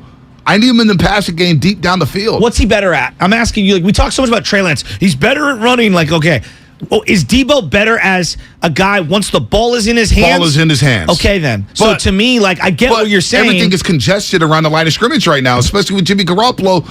Teams are going to be playing 8-9 in the box. But he makes guys miss. And they're going to say, but that's a lot to ask, man, when you're trying to evade rushers at the line of scrimmage. You know what I'm saying? Let this guy get down the field and get some space. But the problem with getting down the field is you have to protect for a 5 to 7 step drop. Teams protected last week. They protected a lot better. They did. And Jimmy was ripping it downfield. I think this is a better defensive front than what they faced last week. Yeah, this defensive front is good. I think this is going to be a good test. No, I'm very interested to see, McGlinchey versus Chubb. That, to me, is the matchup I'm circling. Let's go to Trevor in San Rafael. Trevor listening via the Odyssey app. What's up, Trevor? Hey, Trevor. You're on the Morning Roast here on 95.7 The Game. Hey, good morning, guys. Good morning. I just wanted to call in. Definitely agree with what you guys are saying about Jimmy. Definitely my confidence is much higher because with Trey, it was just a question mark. I don't know. Right. I was hopeful, but didn't know.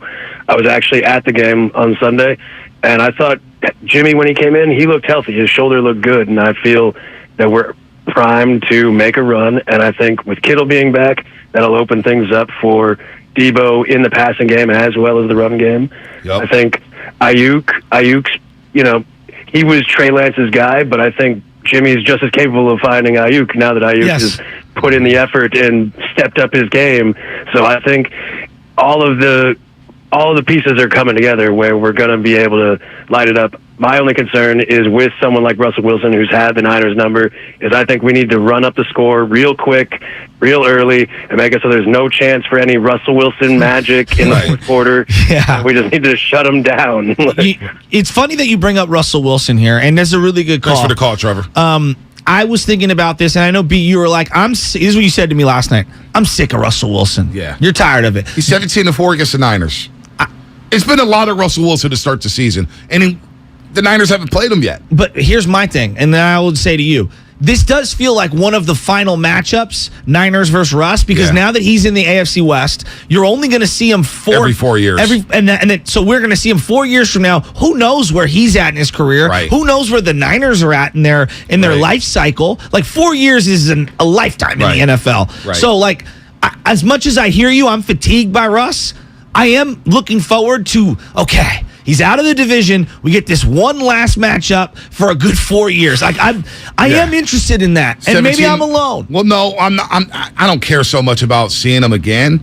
It's more so you know what you're getting with Russell Wilson, and he's 17-4 with the Niners, and he still makes plays. And coming off that game last week, where they were booed at their home field, Empower Field in Denver, formerly Invesco Field when they first opened it up. But Russell's going to be looking to bounce back from that game. 100%. Now, he's going to be down a weapon. It looks like Jerry Jeudy's out with a rib in his shoulder. He did not practice Wednesday or Thursday.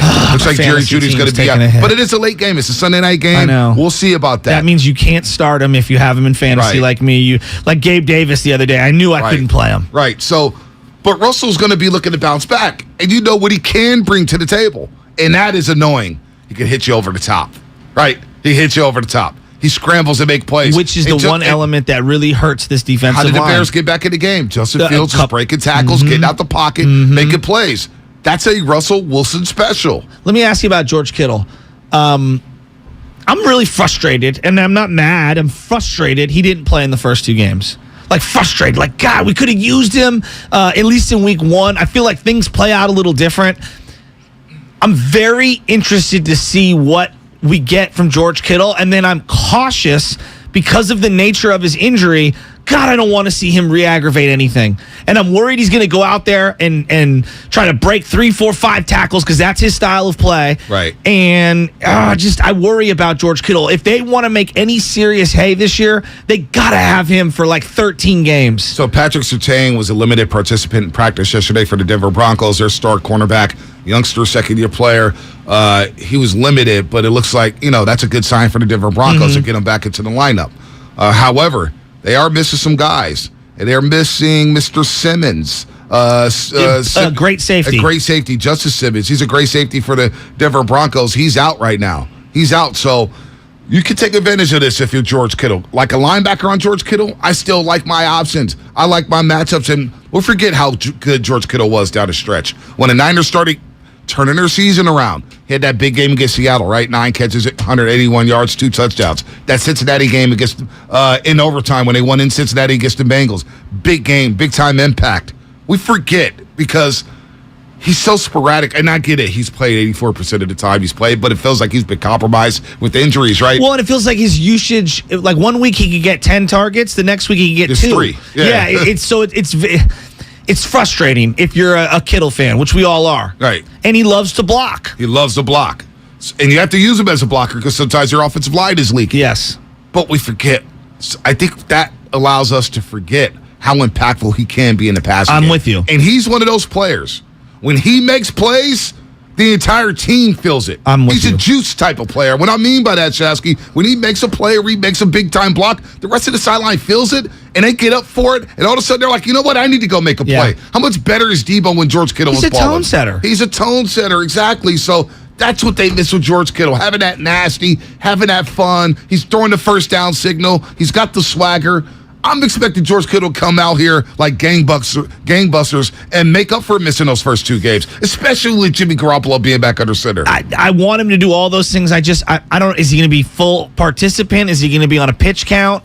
I don't know, because there's a big drop off. Even though Dwelley got a touchdown last week, there's a big drop off between Kittle, Croft, and Dwelley. Like those other 2 guys are nowhere near the blocker nor pass catcher that he is. All right, before we get to Austin and RJ, God, they need him. They need him big time. You're listening to 95.7 Game, KGMZ FM and AC1 San Francisco, always live on the free Odyssey app. Download the Odyssey app and favorite 95.7 Game for the best and most up-to-date sports coverage. And do not forget that you can also watch us every day on our YouTube and Twitch streams. Just log on and search 95.7 Game. By the way, shameless shout-out 7:45. Actually 7:40. Shameless shout-outs.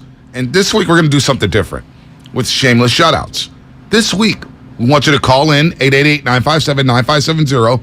Shout out your Pop Warner program. If you're a parent of the DC Stars or the Oakland Dynamites or the Richmond Steelers, I want you to call in and shout out your Pop Warner team. Yeah. Shout out to Cheer Squad if your daughter is cheering for one of those organizations. Shout out your high schools. High school volleyball, high school football. Shout out your games. What's the games of the week for your volleyball or football game? Shameless shout out 740. We want to do a Bay Area thing because we love our high school football. Yes. We love our high school volleyball. Yes. We love our Pop Warner programs here. We love our community, and we want to see our community thrive. So we want to shout them out this Friday at 740. I've got a special birthday shout out today. Oh. Yeah, special one. Birthday. Yeah, big 7-0. Oh. Yeah. Is it Pops? No. But it went to school with my dad. He was a few years older. But, yeah. Interesting. Yeah, big one. Let's go to Austin in the Bay. Hey, Austin. In the Bay. What's happening? You're on the roast. He's listening via the radio. What's up, Austin? Hey, nothing much. Hey, look, man, here's what I got. Hey, when I tell you, y'all know I'm a Jimmy G fan. I'm always rocking Jimmy G. But these sour 49ers fans, because I'm a 49ers fan, but the other 49ers fans was so out on Jimmy, wanted to get Jimmy out. I just want them to sit back and watch Jimmy win.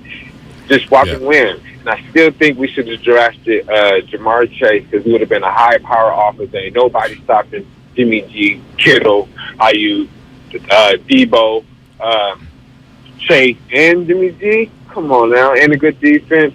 And I think and Jimmy gets to spread the ball around amongst everybody now that he's back in the lineup. Juszczyk get more touches. Dwelley gets more touches. I feel like Dwelley should get a little bit more playing time. Kittle needs to still show me that he can stay healthy so we can still be a dynamic offense. It's a good call, Austin. Good call, Austin. Here's the thing on revisionist history on that draft. And I hear you. We all love Jamar Chase. He's a stud. Like stud. I'm not taking a third receiver in this offense because they're never going to throw the ball enough to warrant the value pulled. And again, he is a stud. For this team, Shanahan isn't going to throw the ball enough to get Debo, Ayuk, and Jamar Chase touches. They're just not. But I wonder if we're going to look back 2 years from now because of the unknown with Trey Lance. Well, I would say Micah Parsons and even Kyle Pitts, like those, because you're going to run the heavy formations. No doubt. But I wonder if we're going to look 2 years from now, we're going to say, boy, Trey didn't pan out, and maybe the 49ers should have built around Jimmy. Well, okay. Maybe they should have put their arms around Jimmy and said, you know what? Let's just build around Jimmy and let's make him the franchise quarterback. Now, some people will say, well, Bonte, they gave him a 5-year deal and they gave him chances. But they would have never reduced his contract this year, right? Doubt. He would still be making, if that was the case, he'd still be making a lot of money. And there's put the money aside, though. Put the money aside. They would have figured that out. I figured Parag Marathe, this is a specialty. When it comes to the monies and the dollars and cents and 50 salary caps, why he's on a $6.5 million deal I get all that. with incentives is because you drafted the kid and he lost leverage. Well, he lost a lot of leverage. He lost a lot of leverage. So, like, there is a financial component. But think about this, though. The reason why they drafted Trey, why? Because Jimmy couldn't stay on the field. Agreed, but they also within that same parameter, they wanted to stretch the field, right? That's number two. And then they wanted the caveat of the rookie quarterback scale. Maybe Jimmy stretches the field. There's all of those things. Yeah, no doubt. But maybe Jimmy stretches the field a little more with the Jamar Chase. Maybe you add more weapons. He's like, you know what? I got more weapons. I got more one-on-ones on the outside. I feel a little more confident throwing to these playmakers. I don't know. Maybe we'll look at it 2 years from now. It's an interesting point of view. The money was going to work itself out. Look, Bonte, like you talk so much about the quarterbacks in that draft, right? That 2017.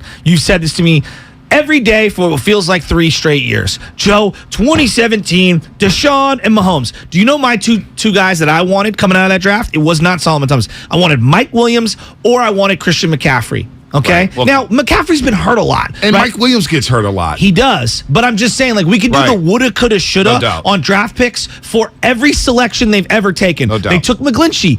I remember doing the postgame show with Towney and Guru that night. I wanted Derwin James. Yeah. You know what I mean? That's I good wanted a enough for it. playmaking safety. Yep. So, like, I hear you on the Trey. They should have taken Jamar and this. No. It's easy to do that with every we're not draft. saying. All I I'm know. saying is 2 years It's from fair now. to do with every draft. 2 is what years I'm from saying. now, we're going to say, because what happens No, this we year? will. No, Bonte, we Jimmy will. Garoppolo has a chance to stack wins for this football team. Bonte, we're doing it right now with Joey Bart. We're doing this right now with Hunter Bishops. We do this No in doubt. baseball, and our familiarity with baseball prospects is like 1/100th of what it is in the NFL and college drafts. All right, we're going to do shameless shout-outs to I'm 740. with you on that. Shameless shout-outs to 740. Shameless shout-outs. Shout out to your high school team. Who you're playing this week. Shout out to high school volleyball team. Who's your girls playing this weekend? Who they playing? Pop Warner teams. Shout them out. DC Stars. Oakland Dynamites. Brown Bombers. San Jose Hitmen. Hit Squad, San Jose Hit Squad. Gilroy, where you at? 740 shameless shout-outs. 888-957-9570. RJ and Napa will get to you on the other side, and then we'll get into a little bit of Shanahan. How much does Shanahan want this game? How much does Shanahan really want this game? He's going back to the place where he learned the game of football. We'll discuss that on the other side. That'll be brought to you by BMW Fairfield. Now open in the Fairfield Auto Mall, they provide a luxurious, all-encompassing experience to address all of your BMW needs. Visit BMWFairfield.com today to book your visit. That's BMWFairfield.com. The Niners play Sunday night. And the morning roast is the only place to be on Monday morning. I still can't believe Jimmy Garoppolo is the starting quarterback of the 49ers in 2022. I can't sleep right now, Shasky. I'm thinking about this day and night. I can't sleep. Our Monday football coverage is monstrous. This is going to be a monster. You're invited to be a part of it. Only on 95.7 The Game. Kirby, it's your driveway mechanic, and they bring the shop to you Friday. Brakes and tire replacements, oil changes, and more. They've just added an eco-friendly wash. It barely uses any water and makes your car brand new. The ultimate convenience, easy booking, transparent pricing, on-time arrival, service in your driveway, no waiting rooms, no coordinating rides, direct access to the mechanic, friendly and reliable service, no middlemen, and no upsells. Get $50 off your first oil change with the code OIL50. That's OIL50. Check out Kirby.com. That's CURBEE.com. Hey, Becky, what about this beat for your next song? It's cool, but I'm into faster stuff lately. Like Xfinity that gives me beyond gig speeds. Got it. What about this then? It sounds powerful, just like Xfinity. Because its supersonic Wi-Fi has 3 times the bandwidth, you can connect hundreds of devices at once. That's what I call power. Unbeatable internet from Xfinity. Made to do anything so you can do anything. Get the Xfinity Supersonic Bundle with unlimited gig speed internet, Wi-Fi equipment included, and a free 4K streaming box. All for $50 a month with a 2-year internet rate guarantee and no annual contract when you add Xfinity Mobile with unlimited data at regular rates. Go to Xfinity.com/gig, call 1-800-XFINITY, or visit a store today. Limited time offer. Restrictions apply. Requires paperless billing and autopay. New Gigabit Extra internet customers only. Taxes and fees extra and subject to change. Xfinity Mobile requires post-pay Xfinity internet. Reduced speeds after 20 gigabytes wireless usage. After 24 months, regular rates apply. Requires compatible Xfinity gateway. Everything, our farm, our stand, our pop-up shop, it really all started when we discovered the benefits of local, raw honey for our family. And then we decided to turn it into a business. We were looking for something to help us get up and running. So we got the Chase Business Complete Banking Account. It's more than a bank account. It comes with Quick Accept, which lets us take card payments anytime, anywhere in the U.S. using the Chase mobile app. Plus, we get same-day deposits at no extra cost. For us, it's more than honey. It's about sharing a little sweetness with the world. Get the Chase Business Complete Banking Account with the essentials you need to help get your business going. Learn more at chase.com/business-complete-banking. Chase for business. Make more of what's yours. Quick Accept is not available in U.S. territories. Enrollment required. Usage subject to approval. Same-day deposits available for payments before 8 p.m. Eastern Time, Sunday to Friday. Fees and rates apply for checking and processing. Limitations and restrictions apply. Participants compensated. Merchant services provided by Payment Tech LLC and WePay Inc. Subsidiaries of J.P. Morgan Chase Bank and a member FDIC. Do you think all premium fuels are the same? Well, your engine doesn't. Shell V-Power Nitro Plus helps keep your engine running like new. because it's engineered to defend against 4 main engine threats: gunk, wear, corrosion, and friction. So next time, choose Shell's most advanced fuel ever. It's fuel for thought. In engines that continuously use Shell V-Power Nitro Plus Premium Gasoline. Are you looking for a rewarding new career? Join the United States Postal Service and apply for roles nationwide. Serve your community with pride and receive benefits including competitive pay and opportunities for advancement. Whether you are looking for full-time, part-time, or seasonal positions, we have options that may be perfect for you. The United States Postal Service is an equal opportunity employer. Apply now at USPS.com/careers. The gamer, the call maker, the experience chaser. What if you could be everything all at once? Galaxy Z Fold 4 is powered by the Snapdragon processor for world-class performance and lightning-fast speed to turbocharge your multitasking. How about an expansive edge-to-edge screen for immersive gaming, hands-free video calls with flex mode, and multi-window view to use up to 3 apps at the same time? With Galaxy Z Fold 4, do more with ease and make multitasking a breeze. Available now at Samsung.com. BART is turning 50, and we'd love to celebrate with you. Get 50% off of your ride in honor of BART's 50 years of service to the Bay Area when you pay with Clipper. That's 50% off Clipper BART fares for the entire month of September. Add Clipper to your digital wallet for free. If you're eligible for other Clipper discounts like youth or senior fares, you get to take an additional 50% off of those too. Details at BART.gov/50 years. Celebrate BART's 50 years of service with us this September. Let's go. Hey, I'm Andy.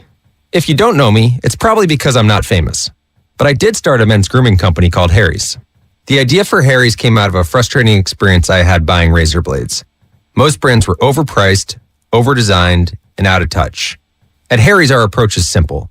Here's our secret. We make sharp, durable blades and sell them at honest prices for as low as $2 each.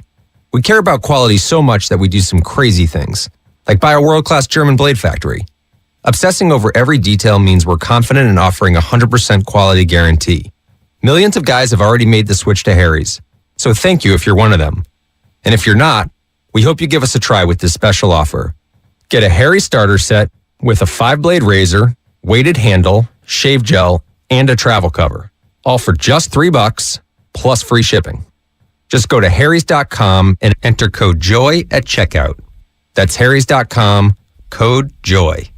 Enjoy. Kevin Hart's Reality Check Tour is coming to Chase Center on October 1st. And 95.7 The Game has your tickets. Listen to Willard and Dibs all this week around 10:30 for your chance to win.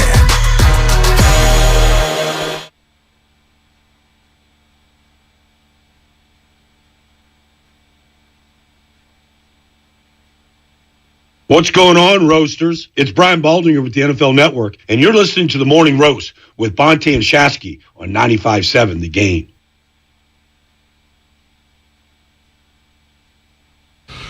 Sunday, baby. Broncos and Niners, Sunday Night Football. Little 50-cent Friday. What's happening to Spadone? Don't forget the Kickoff Show this Sunday with Larry Krueger and Low Deal. Start at 3 p.m. on Sunday. Larry and Low will eat you right up to kickoff. I need you to focus, Shasky. No, it's you. No, it's not me. You're like throwing me the phone right in the private show. I'm not doing anything. Are we going to do the private show? The show is presented by Harris Rich Beef, legendary beef. Legendary quality and Jim Beam bourbon whiskey. Taste the world's #1 bourbon. Shameless shout-outs. Line them up right now. 740. Shout out your football team. See, I'm already seeing some shout-outs here. 510 Comcast Business Text Give line. me an example. Battle of Oakland in Hayward High School football. Tonight is Skyline High versus Maru Catholic. And it's Saturday, Tennyson versus Oakland Tech. Shout out to those schools. That's what we want. Shout out to your Pop Warner organization. Shout out. Hell, if you got a CYO team playing baseball right now or volleyball or basketball, shout them out. 740. Line them up. 888-957-9570. All right, we're going to get back into the Denver Broncos and the 49ers. Quick aside. Bonte and I wanted to do something different where people ask us random things and then like what ends up happening is we try to put it on air and it kind of sidetracks the actual sports content. So what we're going to do is we're going to do our version of what we call the private show, okay? Something happens in life. You get sideswiped in your car. The bus doesn't stop for you. Whatever it is. I got some guy screaming at me at Starbucks this morning, for example. We want to tell a story. Maybe it's a college football thing. Right. We want to have a little spot where you can listen to 15, 20 minutes of us very quickly, but you can only find it in one place, and it doesn't fit on air for us for whatever reason. So we're going to go to our podcast page on iTunes, all right, and you can find it there. We're going to record the first one next week, but we have to come up with a name for it, all right? Now, the private show, I believe, is not a good enough name. So we have to come up with a name, and I need our roasters to help us. Yeah. Maybe it's the final cup of Joe. Maybe it's, a pour over, cold brew. I don't know what the name of it is, but we need a good name. So if you have an idea, text that in. Moreau Catholic. 957-9570. Yeah, Moreau Catholic. My apologies. What did I say? Maroon Catholic? Yeah. Moreau Catholic. Maroon Catholic. Maroon 5. That's what you're thinking of. Shout out my son's Nicholas baseball team, Delta Breeze travel team out of Tracy, Scott from Oakley. Shout out my wife, Casey, 11 years married today. Oh. I'm not worthy, but I love you, babe. That's from not Robin in 925. Rob. It's not shout out time, but get ready. That's what we're doing. Line them up. 888 the sidebar. The sidebar is a good name. Oh, I do like that. That's from the 650. I like that. I'm not going to read that 925. I'm not going to read that. Not going to do it. The double shot? Backstories with Joe. Yeah. All right. So, Jimmy Garoppolo, what to expect? Is this more about Jimmy?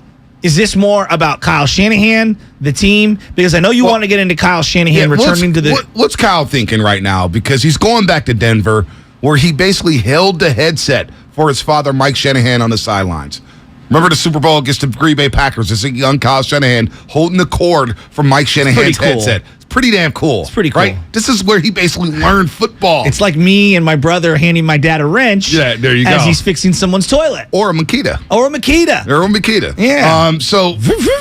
And his dad's name's going to be in a ring of honor. Yeah. You already see I that. heard his dad's going to be in a suite. He's going to be in a suite. That's what He's always in a suite. Yeah, but I guess the whole family's going to be there. Right. Because, Kyle went to high school, you said? Went to high school there, and I believe he won a state championship. Called the Interesting. new segment Split Coffee. Not bad. Don't get distracted. Stay with me. All right. No, so his dad, he's from there. He played high school football there. He's going back home. And Kyle wants this one.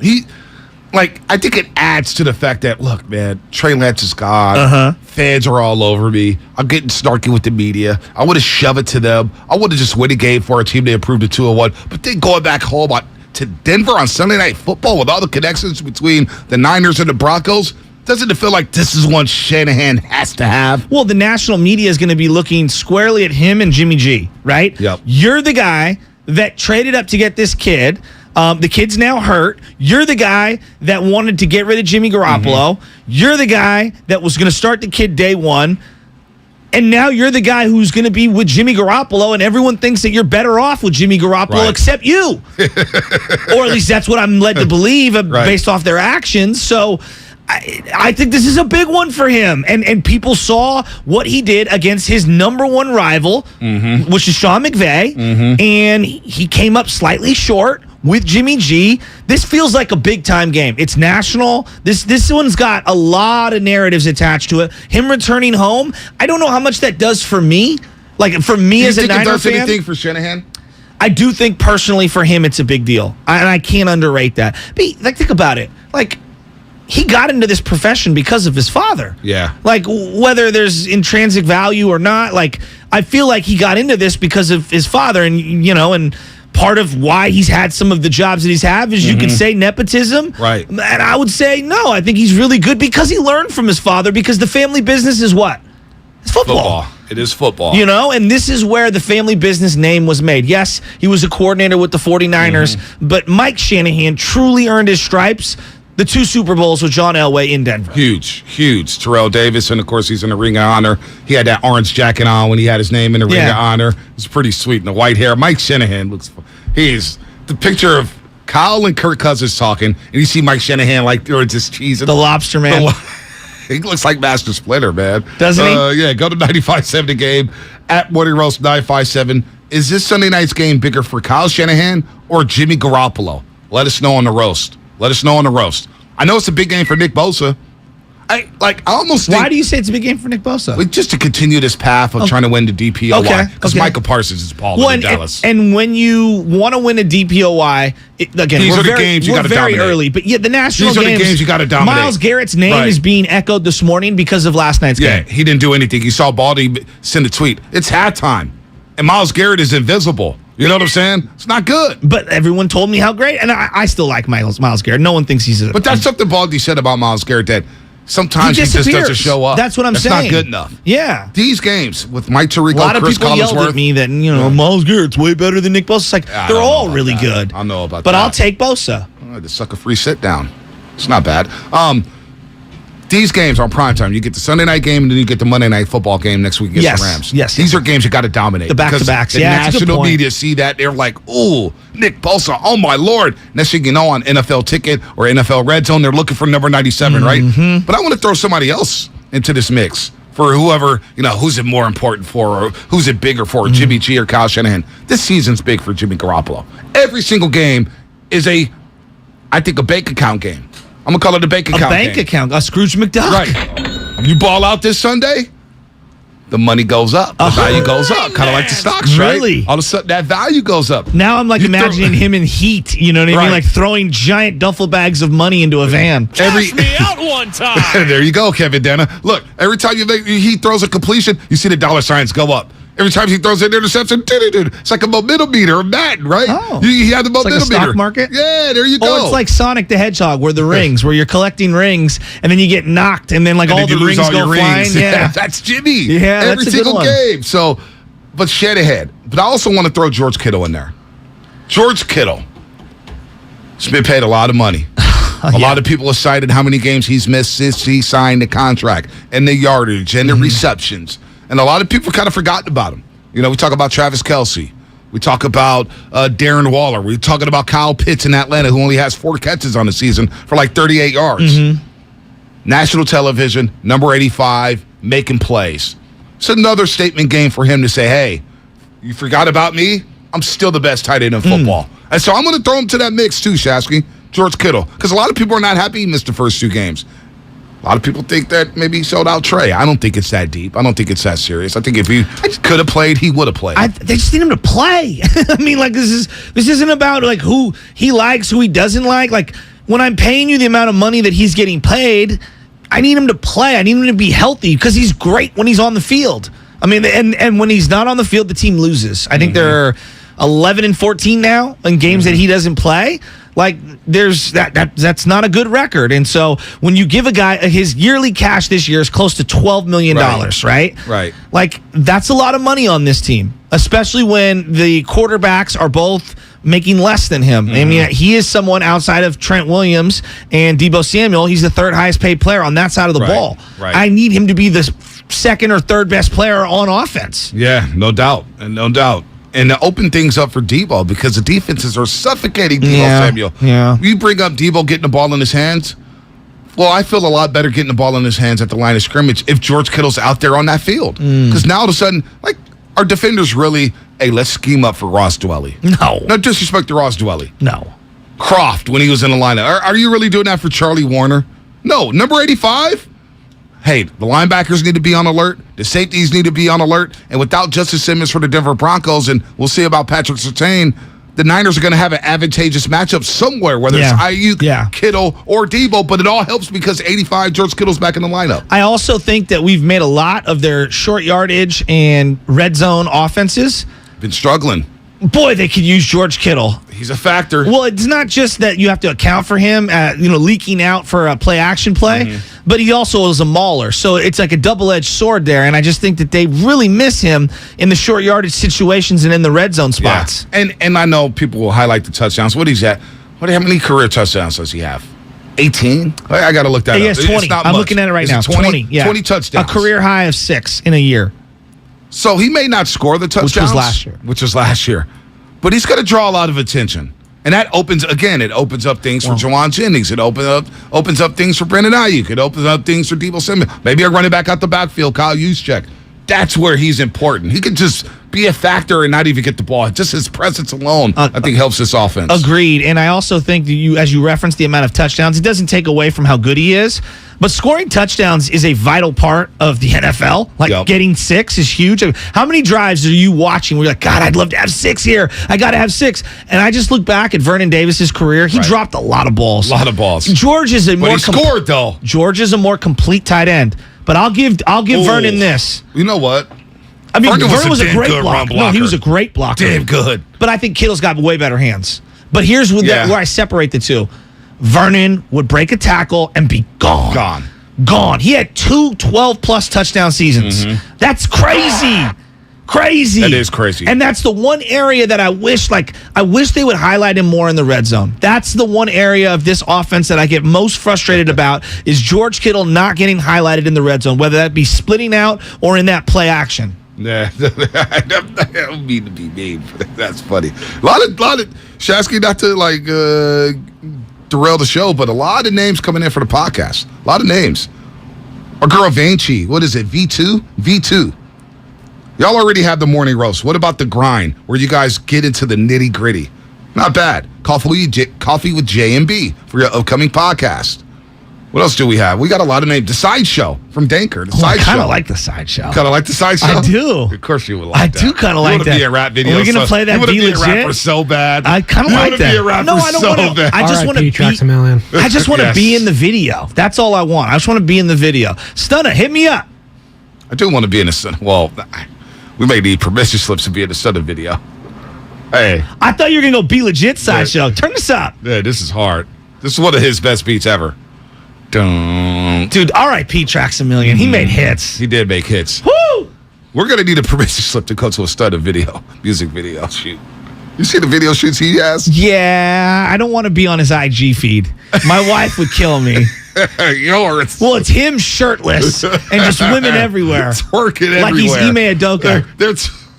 Why you gotta do that? Too soon? Why you gotta do that to Ime? Man? I have a wife. We don't want that was a low blow. That was a funny one. All right, I'll take a step back. That's not cool, dude. Don't get me in the goofy mood like yesterday when everybody was cracking the jokes. I'm not going there. Not yet. But you know, Stunner man, you start throwing money. Dude, we can't be in the Stunner video. What it would do to our egos if we're in the Stunner man video and we're making it rain and there's twerks. See, I'll start acting a fool, man, and I'll just be sleeping on the couch and I'll be kicked out the house. We have not talked about who the primary running back is in this game. It's going to be Jeff Wilson Jr. Again? Probably. Do you want to see Mason get some touches now that TDP's hurt? I think we may see a little bit more Marlon Mack. The fact that they signed Tevin Coleman, is that an indictment on Jordan Mason? I don't know. I mean, running backs are going down like every 8 carries. I can't even keep up. If you told me right now, Juszczyk is your number 1 running back come week 7, I'd believe you. Yeah, I mean, the game on the line last year, they had no bodies healthy, and Juszczyk got the touch. I know. That still wasn't a good play call. I don't care. I know Mark Willard says, you guys are questioning each other. That was a bad.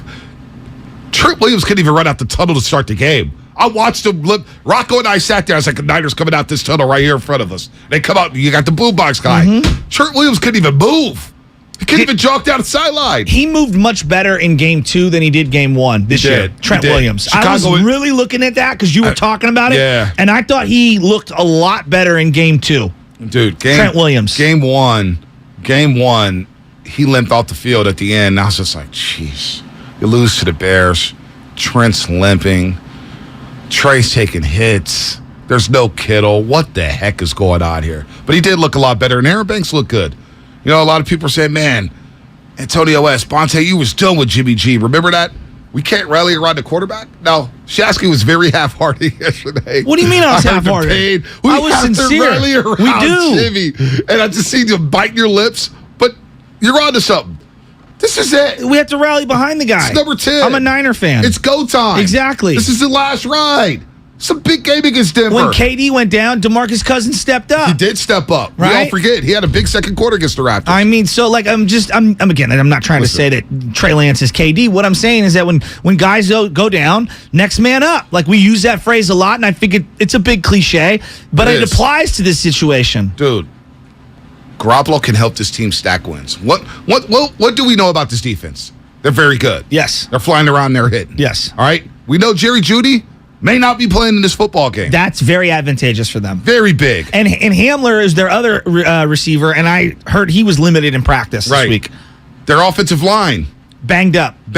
Suspect. A guard and a tackle hurt. Justice Simmons is safety, not playing. He's a good player. Take advantage of the situation. Yeah. Beat them up. They're beat up. Take advantage of the Denver Broncos, and all of a sudden you're sitting at 2-1. By the time we come back Monday morning, if they're sitting at 2-1. Oh, my God. Then they ramp up to the Rams game on Monday Night Football. I'll feel a lot better. You could win that game and be 3-1 after the first quarter of the season. Oh, now my it's about, God. oh, yes. Oh, yes. And then all of a sudden we're saying, the Niners are the best team in the NFC. That could be a conversation in a week. It could. You got to win against Denver. Like, I don't want to get ahead of myself with LA. I don't want to get ahead of myself. I know we're going to get a LA. lot of heat about Jimmy because everybody's beat up Jimmy, and I've said it over and over and over again. He's been the most disrespected 49er in my adult life. Well, many things can be true simultaneously, Ralph. Right? Like, he can be very disrespected at times by everyone, and he can also leave a lot to be desired. He can also give you your best chance of winning this Sunday. All of those statements can be true simultaneously. No doubt. Right? And so, and also, he's far from a perfect player, but he's also really good when he's really good. Yep. You know, and this team wins when he's under center. All of those statements I just said are true. All right, MDK1, you got the morning roast. How about the morning deuce? I'm a little uncomfortable with that. Come on. That is usually what comes after the roast. So, I mean. Just threw that joke in on eBay. I was uncomfortable with that. We don't know what's going on, man. Being long out here deleting posts. Shutting off comments.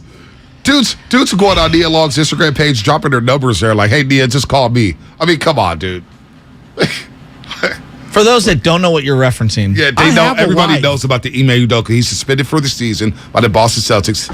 Had a relationship with somebody in the organization. Said some things to this person. We don't even know all the details. We know it's a hairy situation. But he was dating Nia Long. They have a kid together. So, yeah.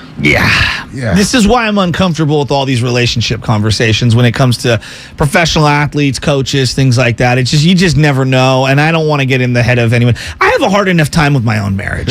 Shoot or you know shoot. what I'm saying? Shoot or shoot. Two ladies, but I'll tell you how, I'm not even going to go there. The Morning Madness. Hey, 415 Comcast Business Text Line. Yeah, I take a morning deuce while listening to your show. See, that's TMI. Why would you want to do that? You think Tevin Coleman gets elevated from the practice squad? Great pivot. They brought him back. All right, how'd you feel about Tevin Coleman being back? Well, okay. He had the one game against Minnesota. The guy had like 300 yards for the Niners in that year. Like, he was a non-factor. Yeah. I call him the high ankle sprain. I mean, he's always got a high ankle sprain. He was good in 2019. He was really good. How many yards did he have? Dude, in 2019, I'm going to look this up right now. Look it up I bet he had less than 500 yards. I guarantee you, too. In the regular season. Do you remember the Minnesota game that you were going crazy? I just said he had 100 yards and 2 touchdowns. He was amazing in that game. Then he hurt his shoulder. And it was done. He had a really good Carolina game. Okay. How many yards did he? Hold on, let me guess. In 2020. Hold on. No, 2019. I know, in 2020 he had 53 yards. All right, 2020, he was hurt. 2019, I'm going to guess to say Tevin Coleman had over 600 yards rushing. He had 544. All right, that was close. In 14 games, basically. I split a lot of carries. I mean, come on.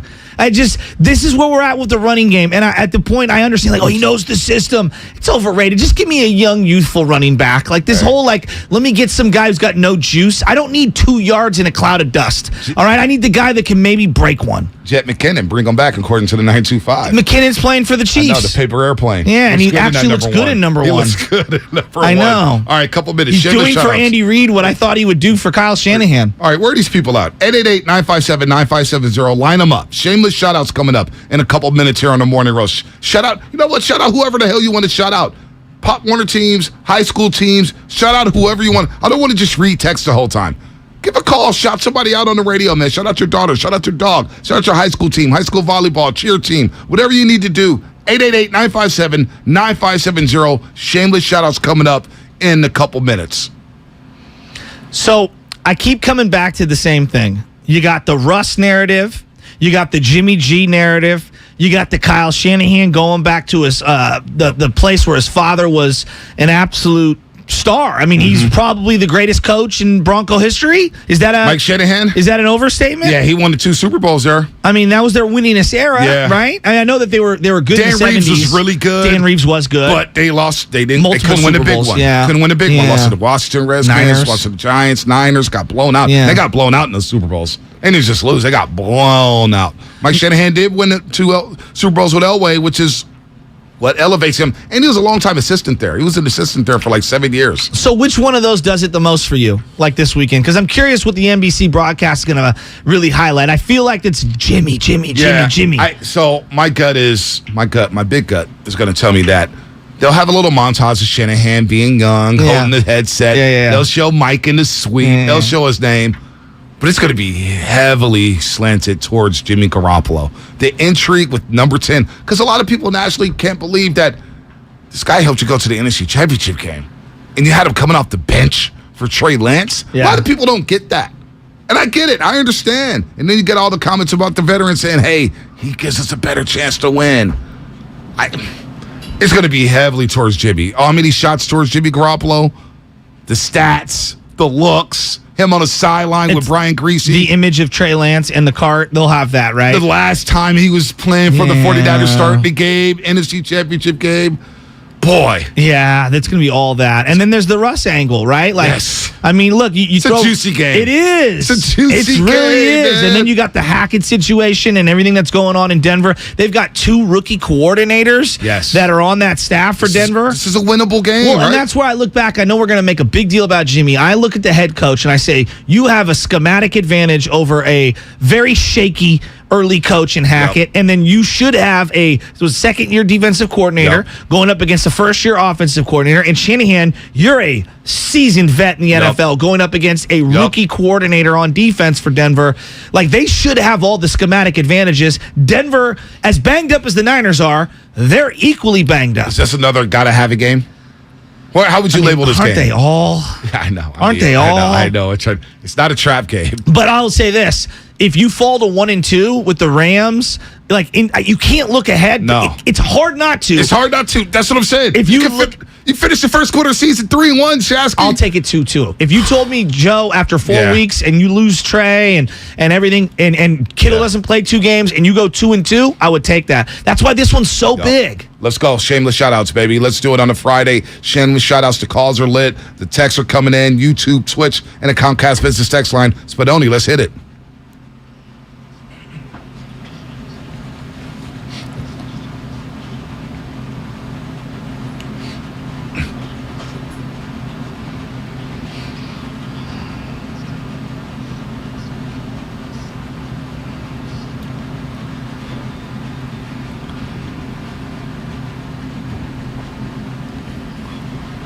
Shasky, we have a lot of shout-outs here. We'll get to the lines in just a second. A lot on the Comcast Business text line. You got a birthday shout-out, though. Yeah, I want to start off right here. This guy is a San Francisco icon, a city legend, an Olympic Club stud. Happy 70th birthday to Reardon High School's own Paul Simpson. Wow.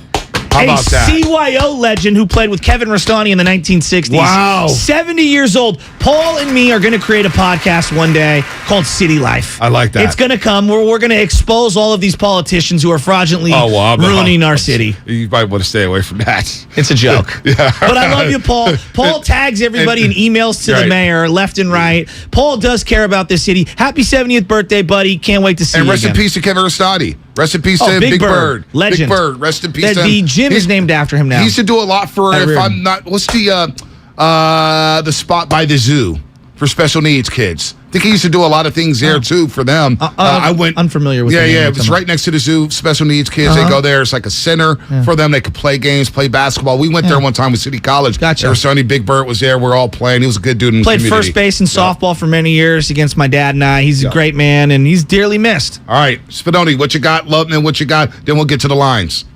I want to shout out my father-in-law, Bob Ingersoll. He has been going through some cancer treatments, so I'm pulling for you, Bob. He's so strong. He's been a baller throughout this whole process, kept a smile on his face throughout. He's been a great grandpa to Benny, and I love you, man. All right, what you got, Loveman? What you got? I'm going to shout out, since we're doing the high school theme today, I'm going to shout out my high school, Los Lomas Knights. Going to Deanza today to take on, I don't even know what Deanza is called. The Dons. There you go, taking on the Dons.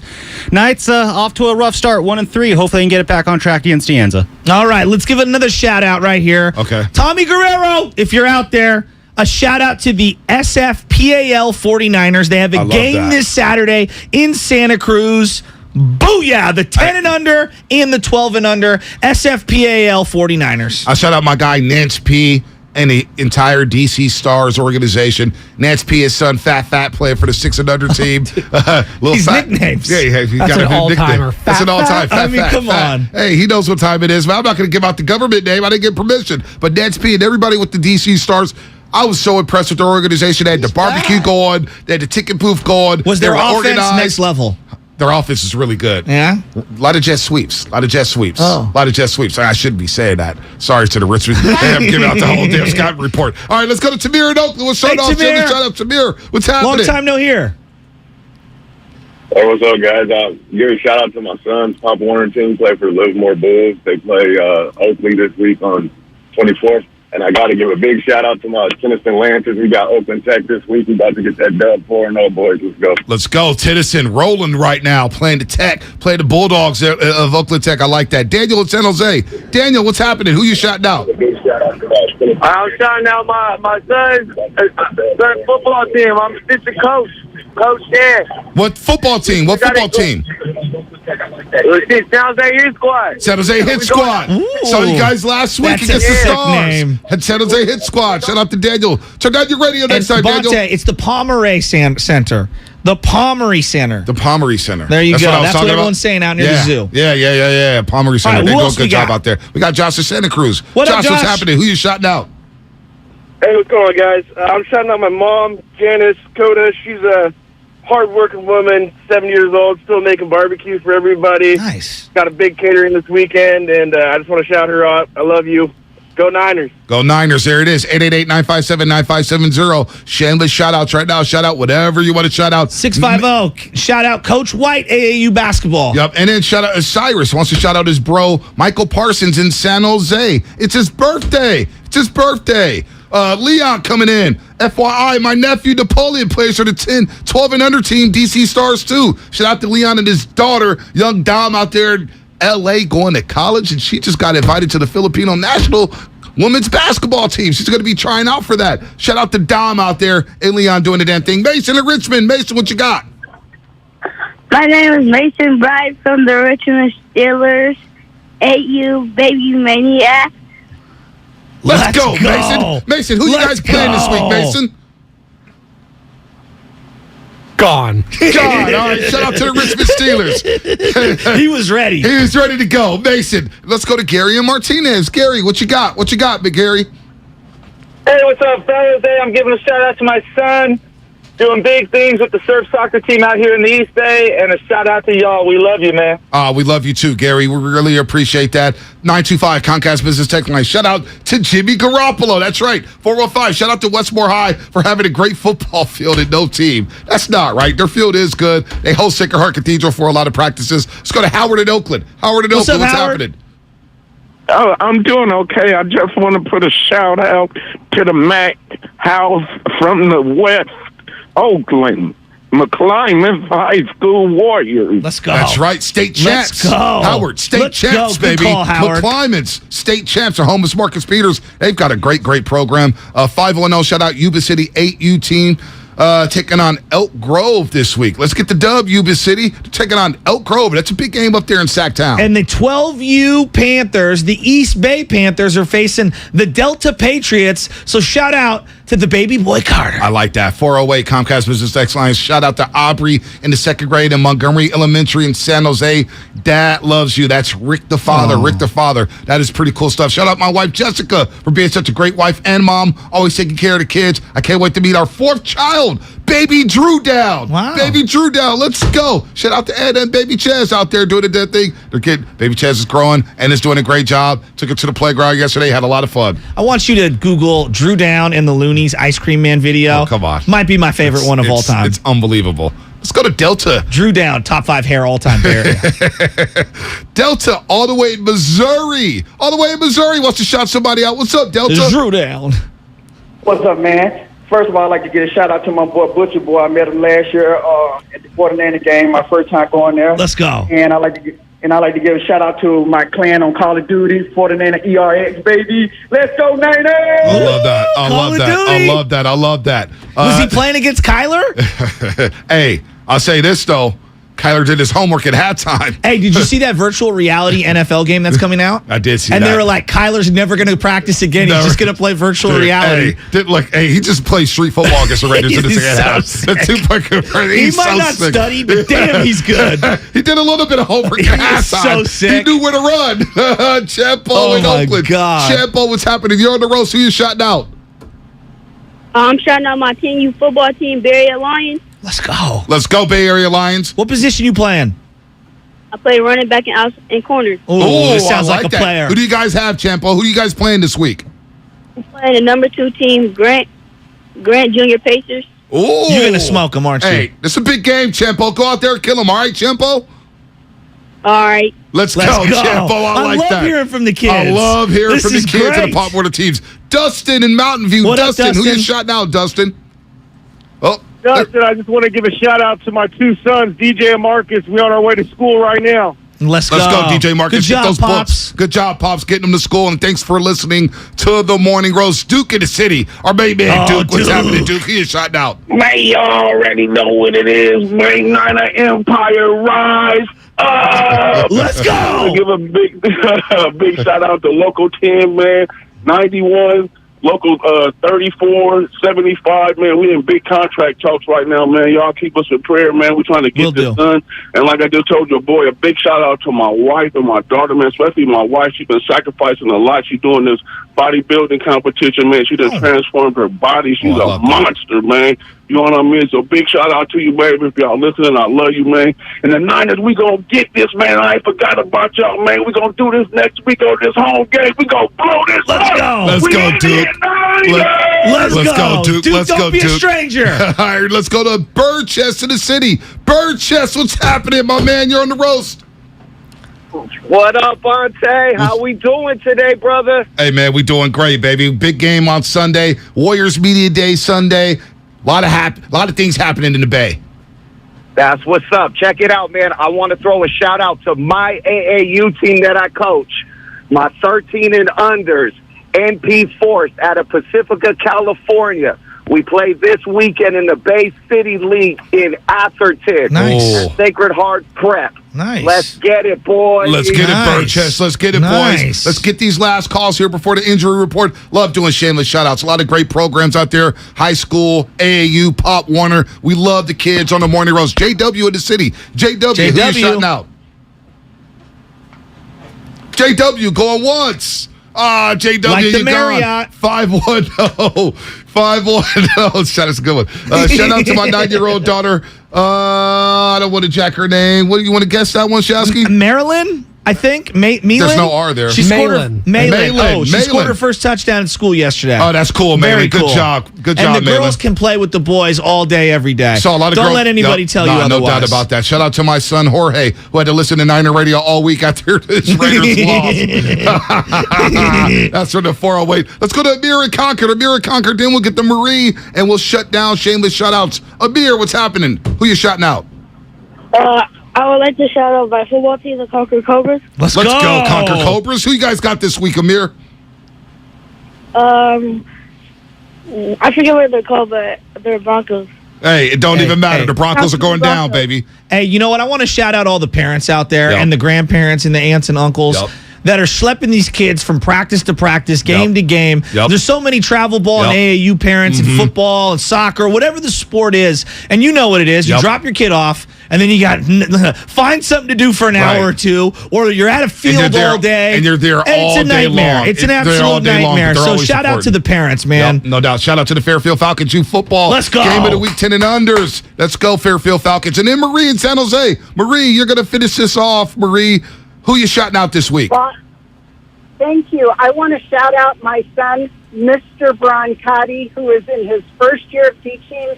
He's got a 4th grade class at Ernesto Galarza Elementary School in San Jose. Nice. No doubt. Very cool. Love that. Very cool. Love that. A lot of great shout outs. Shout out all the teachers. Yeah, shout out to all the teachers. Shout out to everybody on YouTube, Twitch, and the Comcast Business Text Line. Shout out to Archbishop Reardon. Open it up. WCAL play against Valley Christian. Well, it is the best conference in Northern California, and it's indisputable. I can't really argue that. Yeah, I know you can't. Okay. That's a tough It is what it is. But it's Sarah. It's the SEC of Northern California. Right now, it's Sarah and It just matters more. It just matters more. WCAL, it just matters more. It does matter a lot more than WCAL, no doubt.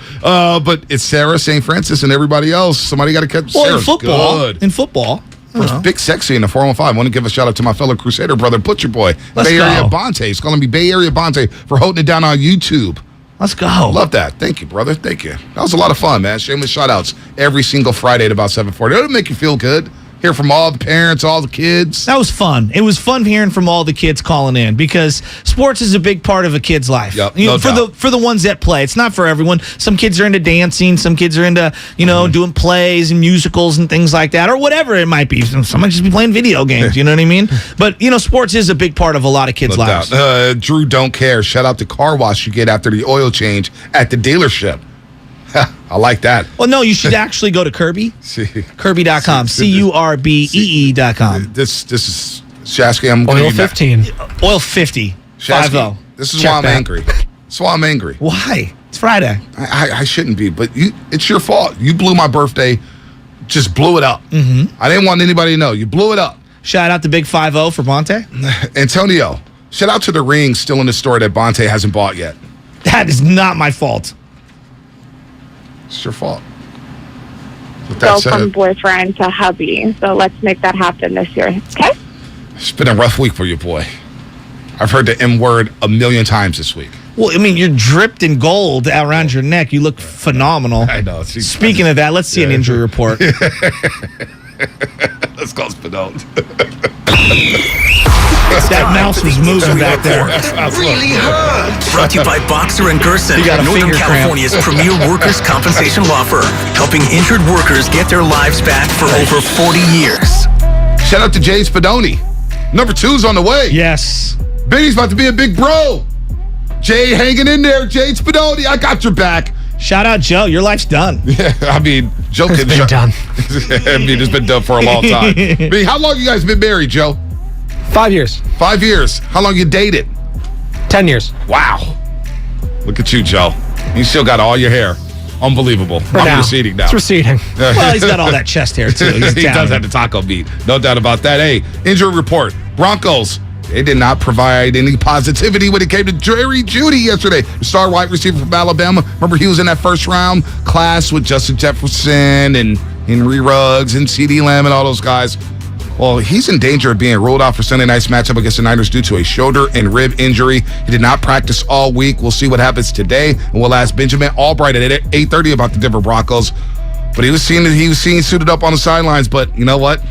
Doesn't look good for Jerry Jeudy. And that was the injury report. Oh, where's my read? Oh, injury report. Brought to you by Boxer & Gerson, Northern California's premier workers' compensation law firm, helping injured workers get their lives back for over 40 years. So it's coming up in a game. Sponsored by Fremont Bank, full-service banking, no compromises. We're going to take a timeout for the Niners. Shasky, let's talk some Dubs. We're about to talk some Warriors with Anthony Slater on the other side here on The Roast.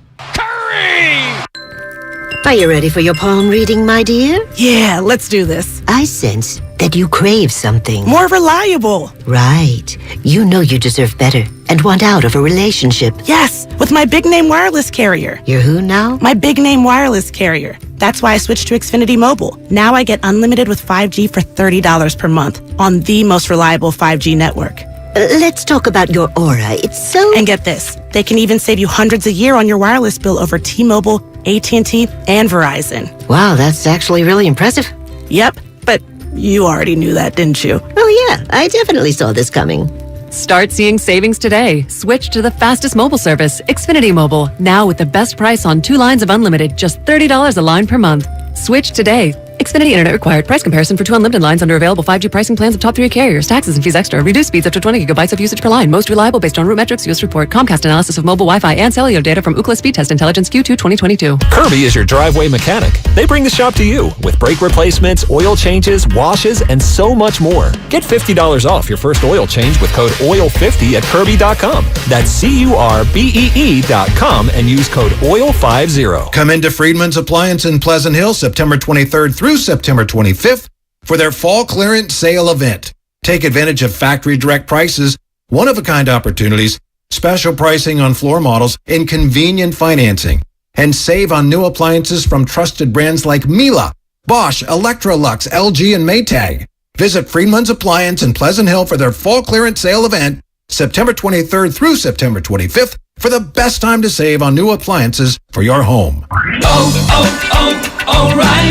O'Reilly Auto Parts is here to keep your car on the road with our free loaner tool program. Your local store has more than 80 specialty tools available to rent for your next repair.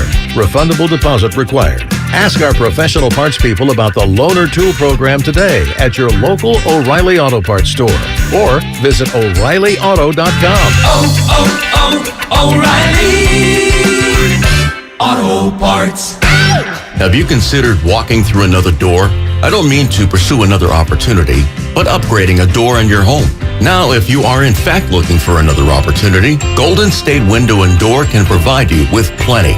You can create renewed function and design for use indoors and out. You'll find modern options like Marvin's Elevate In-Swing French Door, Barn Doors by Trustyle, or Anderson Big Doors that welcome in natural light. Golden State Window and Door features a variety of materials, sizes, and glass options. You can get inspired by the many possibilities when you visit GoldenStateLumber.com. Click on virtual tours and you'll discover beautifully planned displays of doors and windows of all kinds that will spark your imagination. Then, talk with our builder or designer to see what might be a good fit for your home. Serving the Bay Area for 3 generations. Golden State. When you succeed, we succeed. The Golf Mart, home of the 90-day 100% satisfaction guarantee, serving Northern California golfers for over 30 years. It's the bottom of the 9th, the game's on the line, and your small business needs a loan fast. What's your move? Go to OnDeck.com, America's largest online small business lender. With OnDeck, you can apply in minutes, and if approved, get your funds as soon as the same day. Go to OnDeck.com. Your loan is on deck. Depending on certain loan attributes, your business loan may be issued by OnDeck or Celtic Bank, a Utah Chartered Industrial Bank member FDIC. Limited eligibility for same-day funding. OnDeck does not lend in every state. All loans subject to lender approval. How's your mental health? I'm listening with Alanis Morissette. When it first started, I would have my nightly panic attacks, but then I started getting really curious about all the sensations. Like, I just really started looking at, okay, so chest is, I got really kind of granular in observing the details of what was really going on with the breath. It's just survival strategy. It's cortisol cooking nonstop. Chronic stress is trauma. More at imlistening.org. Talk saves lives. Something you probably do know. Progressive can not only offer you a great price when you bundle home and auto, they offer you round-the-clock protection. Something you probably don't know, the average oak tree branch can hold 70 pounds. Something you probably do know, your neighbor is building their kid a treehouse. Something you probably don't know, a falling treehouse would take out your whole fence. Bundle your home and auto with Progressive and get more than a great price. Get round-the-clock protection. Something you know for the things you don't know. Coverage from Progressive Casualty Insurance Company, affiliates, and third-party insurers and subject to policy terms. Bundle discount not available in all states or situations. Get in zone, AutoZone. Welcome to AutoZone. What are you working on today? Starting trouble. No one likes that. We'll get you set up for some stronger starts. You might just need a fresh charge, and we'll take care of that free of charge. But if it is time for a new battery, we've got replacement batteries that'll fit your needs, starting at just $69.99. You can learn more about our battery selection at AutoZone.com. That's what makes us America's #1 battery destination. Get in zone, AutoZone. Claim based on data from the NPD Group 2021. It's not easy being the one everyone counts on to keep the facility running, no matter the weather or supply chain hiccup. But we get you, Raymond in Buffalo, and Maria in Miami. Jules in Minneapolis, and Stan in Central Indiana. Taking control of everything that's under your control. At Grainger, we're here for you with experienced branch staff at over 250 locations so you get the product you're looking for. Call, click Grainger.com, or just stop by. Grainger, for the ones who get it done. You're listening to 95.7 The Game, KGMZ FM at HD1 San Francisco. Always live on the free Odyssey app. It's time to wake up with a nice cup of morning roast. Oh, yeah. Featuring Bonte Hill and Joe Shasky. Well, I'm about that action, boss. Take it out! This is the morning roast on 95.7 The Game. Oh, baby, oh, baby, oh, baby. I think Shasky's taking his morning roast deuce. I'm still here, though, with you guys on YouTube, Twitch, and the Comcast Business Text line, plus your phone calls coming up. Anthony Slater joining us in moments, our Warriors 95.7 Game insider, because Bob Myers and Steve Kerr spoke yesterday, and the Warriors are back on the floor for training camp tomorrow. The champs are back, the champs are back, the champs are back. And then media day on Sunday. Then they head off to Japan and take on the Wizards next Friday at 3 a.m. You can listen to it right here on 95.7 The Game, your home for Warriors basketball, as we just re-up with the Warriors. They're back with 95.7 The Game. They're back. The champs are back, Shasky. I was eating peaches. Oh, was that the excuse? Yeah, and then I washed my hands because they were sticky from the peaches. I've never seen you eat a slice of any fruit around here. I'll bring them in during the break. Fried chicken in the morning. I see you tear down baked chicken. What are you talking about? Yeah, Michelle be hooking you up, dude. It's like you bring dinner for breakfast. All right. I've never seen you eat an apple, peach, Save banana. it for the sideshow. Oh, okay, sorry. The sideshow? That's what like that. What about the sidebar? The sideshow? I like that as the name of the. You know who else I like? Yeah. Other than his football fandom, is Anthony Slater. He's the biggest offense fan west of the Mississippi. And he was texting me the other day. Call? No, Tommy Call. How many teams did Tommy? Tommy likes Washington, Miami, Kentucky. Tommy Call's confused when it comes to sports fandom. Slater sticks with his teams: the Guardians, the Dolphins, and of course he doesn't have an NBA team because he's a beat writer. Is like Tua elite? Right. Well, he was like, "How much for Dolphins Niners tickets? I'm gonna have to splurge, man. Are coming out." I'm like, "Dude, relax. Dolphins may be 5-11 at that point. I don't know." Anthony Slater back on the roast. Must be basketball season. What's up, Slater? They also might be like 11-2. I don't know if you've been watching. Oh my gosh! Oh my gosh! Here you go, Tyreek Hill, Jalen Waddle. Are you doing the Waddle dance at home when the Dolphins score? I would never publish that video, but it's possible. Slater, man, you'll be a star if you should publish that Waddle dance. Could you imagine Slater the Waddle dance, Shasky, doing the Waddle dance? Yeah, it seems like a totally hip dude. He's totally fine with that. I have no problem with that. In fact, you'd probably break it down in like video concepts with paragraphs in between, like he does his articles for the Warriors. I mean that sincerely. And you know what? I find this interesting. I'm ready for the Warriors season right now, Anthony, and they win the 4th title. It felt, as the year was going on, like even if they were to win it, man, that would be such an incredible accomplishment. Shockingly, they did. They won it all. And I keep coming back to they won now and they were trying to develop for later, right? And the Niners are going through this right now with the Trey Lance thing. They were trying to win now and also develop simultaneously so they can continue to win. What does that mean for this year, though? Like, is it just like the kids can just be, part of the mix, or is there more impact to be had in this year now that they have already won that championship in their back pocket?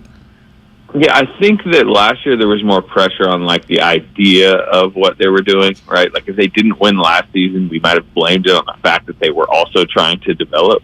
But now that I think you take a step back, they've already kind of checked the box of like win now, right? If we were I guess forecasting it, it's like, all right, you already won now. They haven't necessarily checked the box of develop now. I mean, obviously the pool ascension is huge, and that is a big win for their developmental department, but we're talking mostly about the 3 lottery picks. Moody looks like he should be a rotation player. Kuminga, we'll see, a lot of talent. Wiseman, in his 3rd season has played 39 games. So this was always the season, and I guess we didn't always talk about it this way, but this 2nd season when they were going to kind of I guess promote these guys into the rotation, basically hand them rotation spots, was always going to be probably the roughest when they were trying to mesh these eras together. Because last year, when it came down to it, it was all veterans, right? Think about the playoffs. I mean, it's Otto Porter, it's Gary Payton II, and then it's all the main guys. This season, they need more from the young guys, and I think this is the one where the develop now part of the plan will be judged more harshly, even though because they won the title, like we're not going to be like,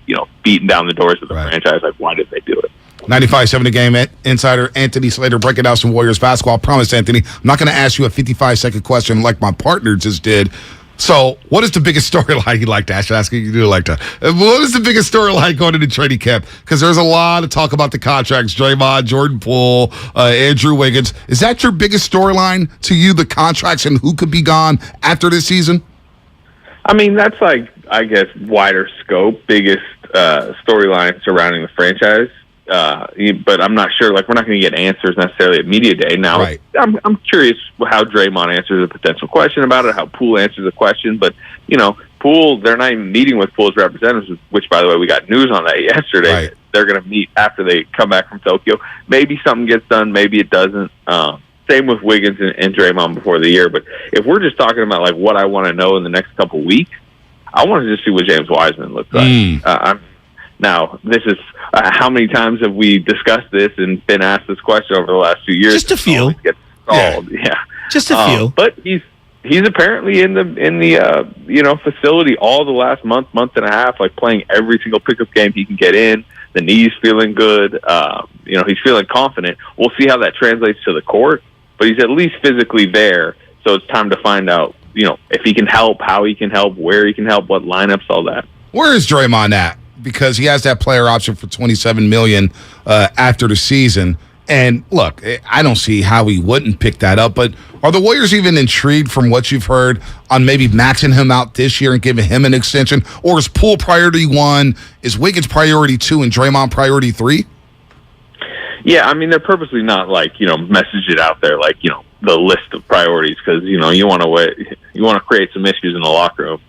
Start saying who you prioritize above somebody else. As far as Draymond goes, I mean, he technically, like you said, has 2 years left. Now it's a player option. He can go into unrestricted free agency, but you can tell there's less urgency, as in his situation from the Warriors side. In some ways, and, this is not necessarily always how you want to do it, but this could provide Draymond Green motivation this season, to go get one last big contract if he plays really well. And a way he wouldn't pick up that option is if he has, a defensive player of the year type season and he can walk into free agency and command that elsewhere, force the Warriors to pay big. To me, Poole, and you're already kind of hearing it yesterday, Poole seems to be on the top of their urgency list. Now, he actually has a deadline, whereas Draymond and Wiggins could theoretically sign extensions during the season. I'm not saying they will, but they could. Poole, if he does not get an extension signed by October 17th, the day before the season, he's going to restricted free agency next summer. And to me, if you look at all three situations, who out of those three is likely to just spike his money into a different range? I don't think Wiggins is going to play himself into any crazy more money. I don't think Draymond's going to play himself into more money. Poole is the one, if you just follow his career path, who could just have a monster offensive season, and suddenly you're talking a max salary that starts at $33 million. Whereas maybe this next month, if you can work out team and player at something in like the 120 range, something like that. Wow, it's a lot of money. For anybody. I'm not saying that he's not worth it. He's absolutely worth it. I feel like we're burying the lead here, guys. I'm looking at Brady fatigue around the country. I'm looking at LeBron fatigue around the country. Aaron Judge seems to be one of the stars right now in all of sports, but he's not the star that Steph Curry is. Him making the cover of Rolling Stone, to me, that was very impactful. Is he the biggest star currently in sports? I don't know. I mean, you mentioned Brady. I don't know, Q rating, how do we judge that? I mean, I think obviously, we live in the Bay Area, so if we had to judge it from what we hear on a daily basis, you'd go with that. Maybe if you lived in Florida or New England, it'd be Brady. LeBron, obviously, regardless of feelings, the Laker move has not, I don't think, been as sparkling as he hoped it would be.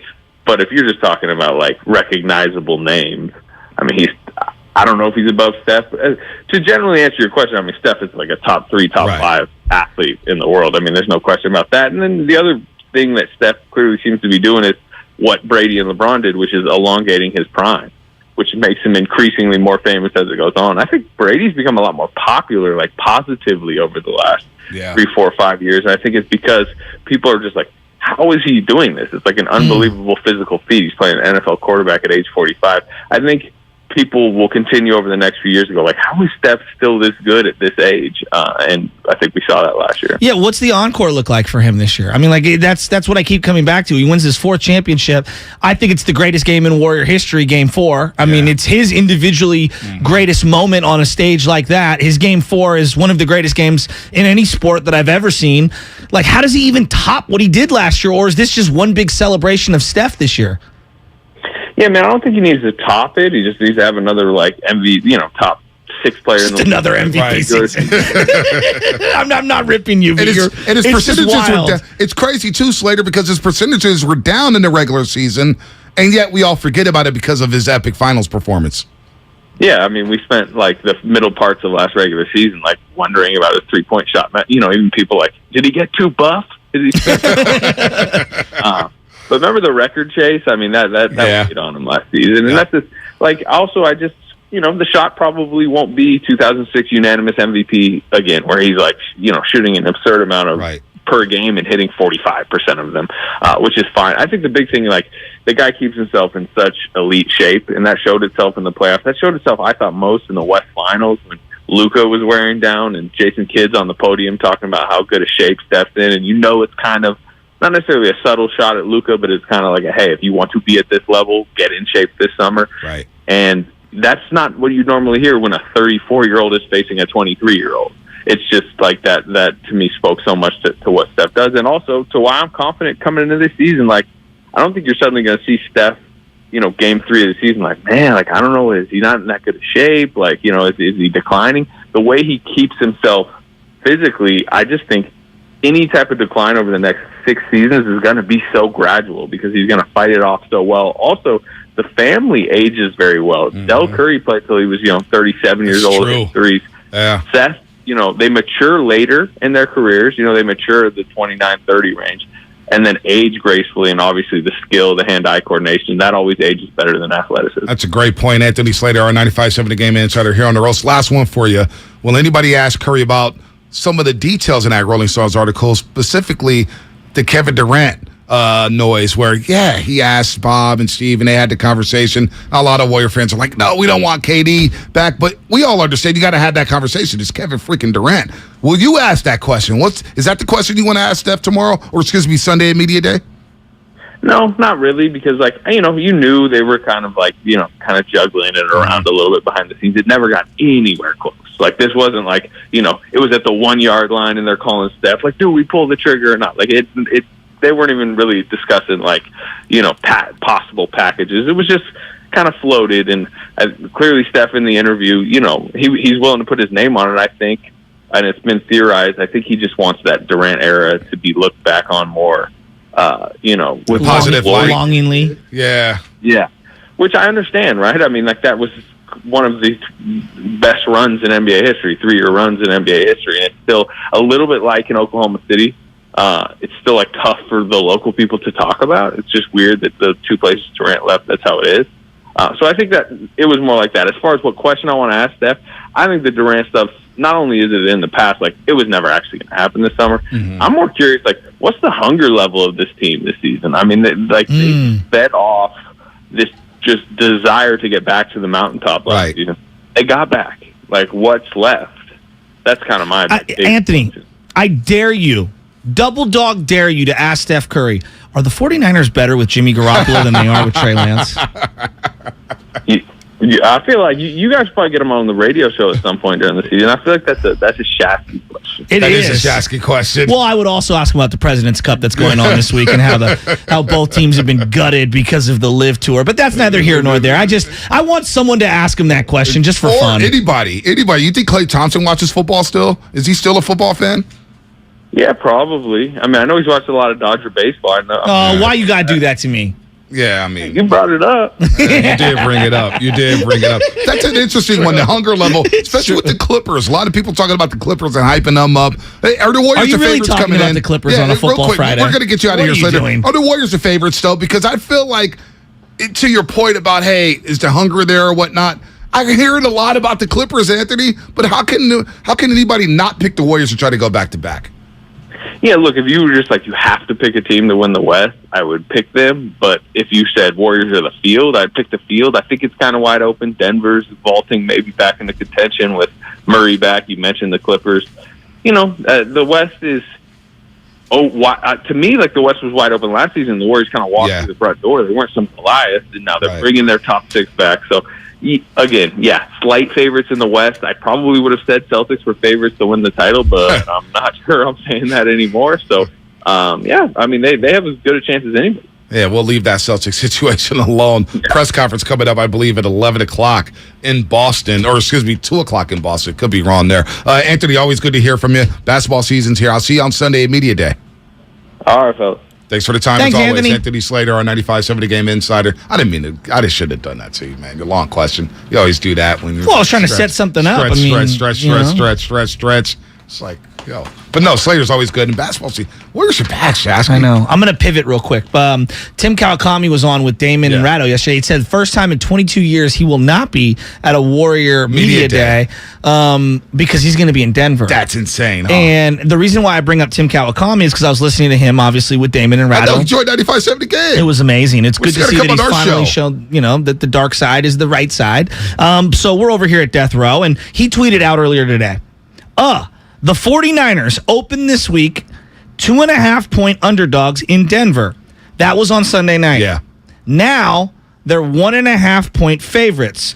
The 4-point swing is about as clear as Vegas can get about the new 49ers circumstances. Now, a couple of points here I want to make.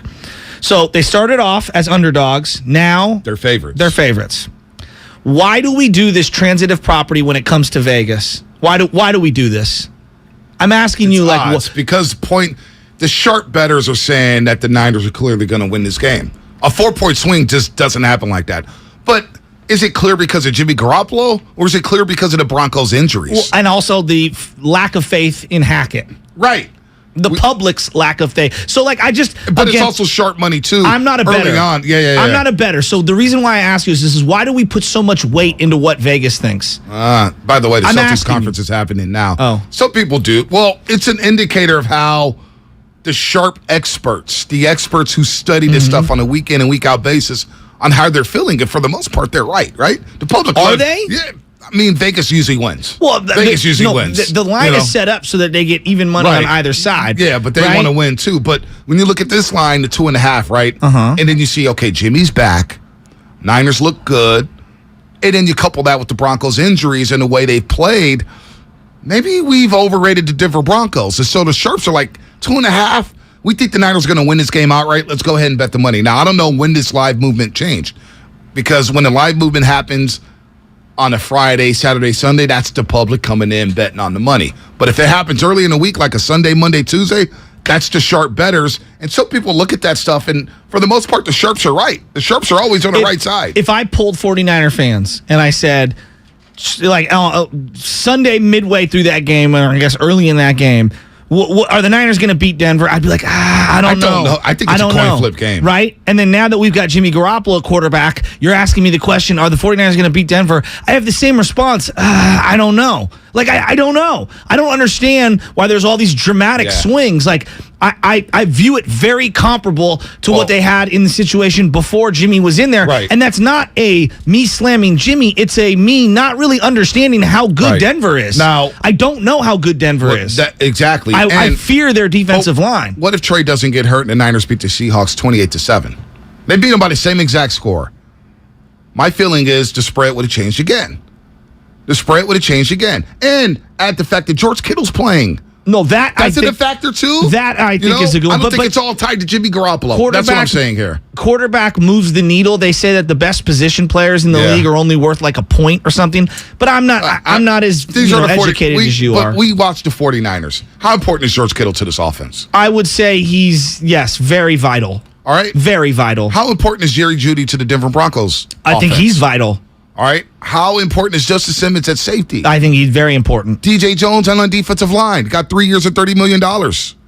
Probably an overpay, but I really like DJ Jones. Right. So you add that with the fact that Jimmy is back, and we all know who Jimmy is, and the Niners are getting healthier. I think all that is a factor. It's just not tied to Jimmy Garoppolo. Because I truly believe if Trey Lance is playing this game, and they're coming off a 27-7 win over Seattle. Hypothetically, I know it's a hypothetical. But if Trey Lance and the Niners win 27-7 against Seattle, and we know George Kittle's coming back, I still believe the Niners are 1-point favorites or 2-point favorites on the road.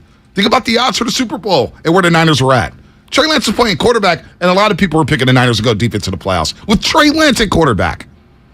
So I think it's not just an indictment on Jimmy Garoppolo. I say all that to say it's not just all tied to number 10. Yeah, it feels to me, though, like the public sentiment is now, because we watched it this morning where everyone was picking the 49ers on ESPN and Fox and all the different sports shows. Everybody lays out. They go through every game, and everybody, the whole panel's picking the 49ers. And I'm like, I don't really like that. Yeah, because I feel like we're not accounting for the wild shenanigans of Russ. You know what the kiss of death is when you need to be worried?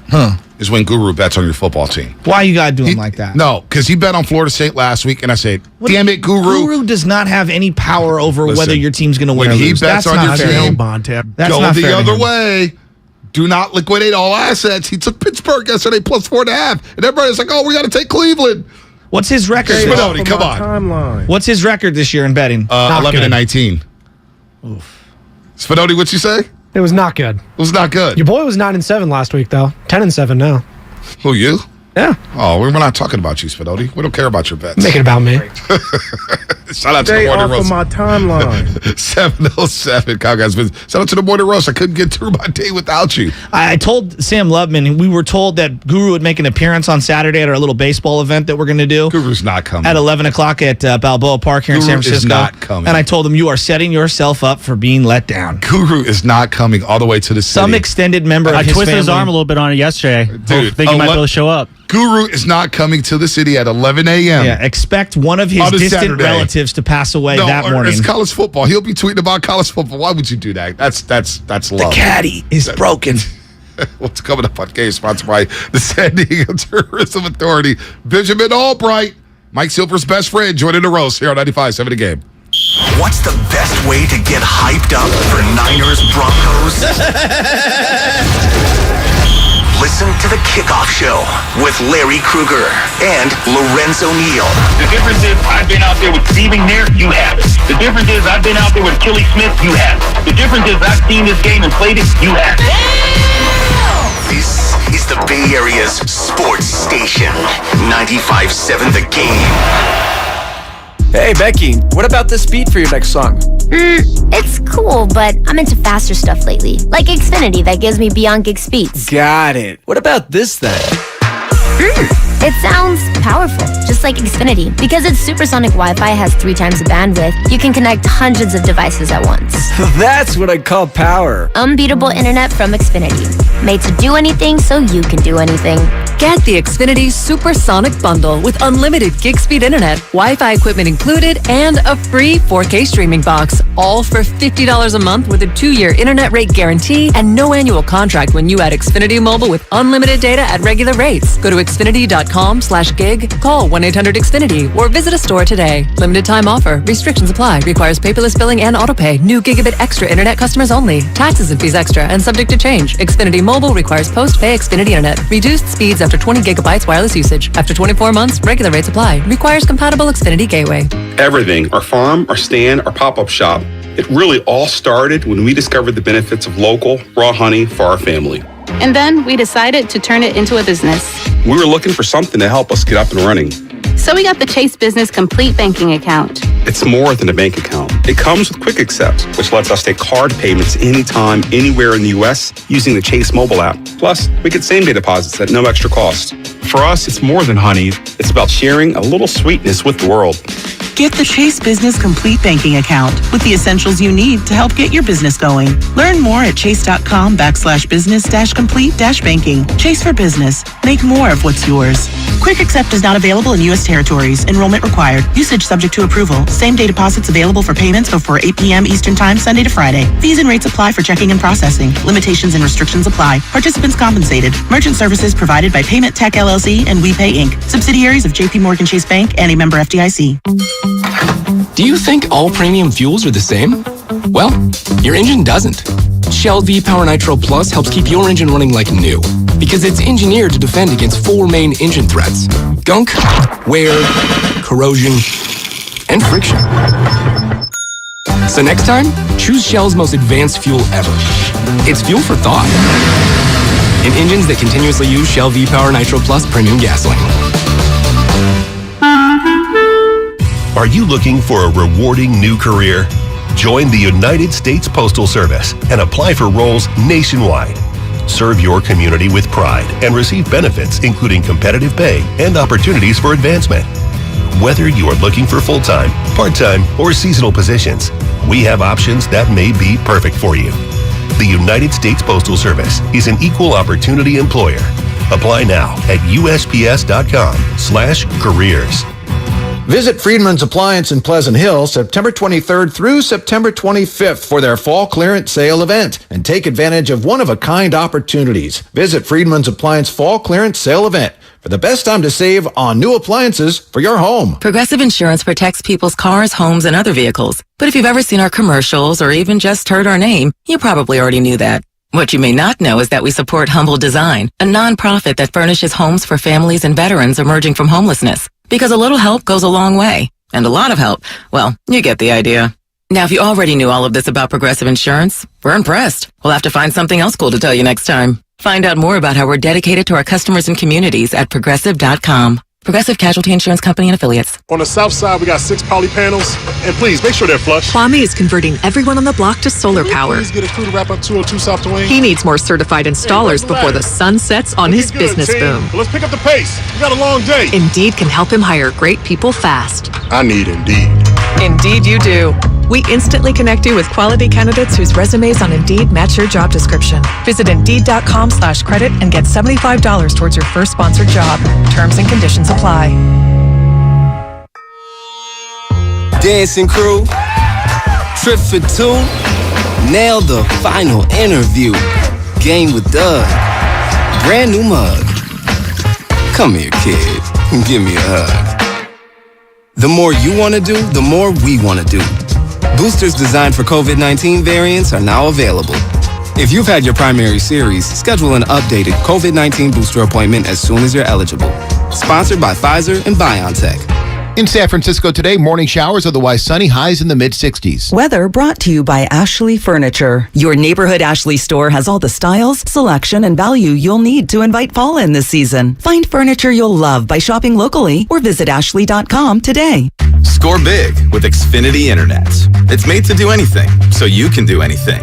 Supercharge your home with the game-changing speed of supersonic Wi-Fi. With 3 times more bandwidth, it covers the field and then some. And blocks billions of threats with advanced security that helps keep you protected at home and on the go. If you're keeping score, that's internet that does it all.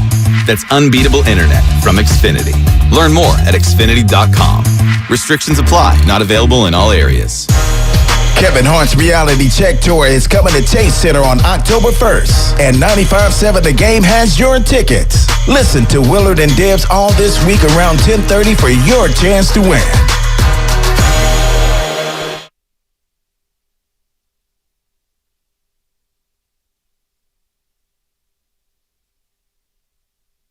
Now, back to the morning roast with Bonte and Shasky. All right, Shasky showing off the custom jersey, the number 1 with the Shasky on it. It's clean, man. Really clean. Number 1's a good number on you. It's a good number. Slimming effect. I just look good, man. You look like a baller in that number 1. You know, I could play offense and defense. Quarterback, playmaker. You are a playmaker. I got body envy. Why y'all doing good like that? By the way, there's a crazy report. We're not going to get into it, but Arizona State staffers apparently were leaking info to help opponents and get Herm Edwards fired, as he was fired off the field at Arizona State last week. Herm didn't deserve that. Sabotaging people? Sabotage Herb. Sabotage Herb. Boy, like Darren Erman, sabotaging Mark Jackson. Let's not get into that. You play to win the game. Let's not get into that. No. But let's get into Benjamin Albright, who's in Denver. We'll take your calls in just a second. 888-957-9570. Everybody's jacked up for Albright to be back on the show. Last time he made some headways. Benjamin Albright is a very, very fun guest on the Morning Roast. He knows everything about the NFL. Albright NFL on Twitter. And of course, host, reporter, and analyst at the Broncos flagship station, KOA Colorado. Benjamin, good morning again, man. Good to have you back on the show. And before we break down this game, it feels like if Sean Payton wants that Denver Broncos job after the season, he will get that job after the season because the early reports on Nathaniel Hackett is not so good. Well, it's good to hear from you guys again. Let's start there. And I understand the last time I was on, there was a little bit of attention with some comments I made, and we'll hope to try to top that today. As far as Nathaniel Hackett goes, I think he's a young coach that's trying to learn, and Sean Payton's going to have his pick of jobs after this season. My guess and my gut says Dallas, but he's going to have his pick of jobs. He's Sean Payton. As far as Hackett goes, it's tough because the glaring missteps that he's made or what's being talked about and what aren't being talked about is that the Broncos are number 1 in the NFL in yards per drive, number 6 in the NFL in total yards. They're just not finishing in the end zone. And, maybe they need to get on Bang Bros and learn how to finish because at this point, these guys are sitting there fumbling the football on the 1 yard line over and over again and not getting it done with the scoring. So, I look at what Denver's doing and I see a team that's accumulating yardage. They're just not getting it in the end zone and getting the points. So is that a byproduct of them, shooting themselves in the foot, or this is just kind of what we should expect from kind of a new unit, a new team, new coaching, or are they I don't know what to make of them through 2 games, I guess is where I'm going at. Is this just a work in progress? Well, it's both. That's the thing. We don't know what to make of them, but the underlying things look positive. The problem is it's just not ending up in points. And they opened the season with Seattle where they fumbled the football twice on the 1 yard line in back-to-back possessions. That hasn't happened since 1987, since scab players were playing in the straight year. It's just not something that happens. And so you start to look at all these things and they add up. The delay of game penalties, that bizarre go for the 64-yard field goal rather than the 4th and 5 with Russ, and all that stuff starts to compound, and you say, well, we've got a coach that's in over his head. Well, I don't know that he's in over his head, but he's certainly young and learning on the job. But the other things that are going on here make it look even worse than it is. Has Russ been as advertised for Bronco fans? Well, in practice he had. In the games, no, he really hasn't, if we're being honest. And I think fans had unrealistic expectations when it came to Russ was, what he was going to bring to the table. But, at the same time, what I saw in practice was a player who still has it. What I'm seeing in games is a player that looks like he might not. What do you mean by that?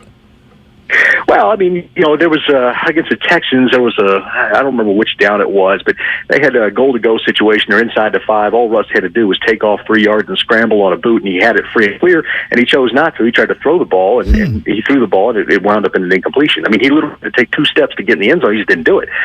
Through 3 games, we're talking about a guy who's got, 3 carries for less than 10 yards? That's not Russell Wilson. So, looking at him out there, he just looks like he's hesitant to run the football, doesn't really want to do that, and there are some things that feel like they're off with the deep ball, which has normally been his bread and butter. So, it feels like a player that's not his optimal self.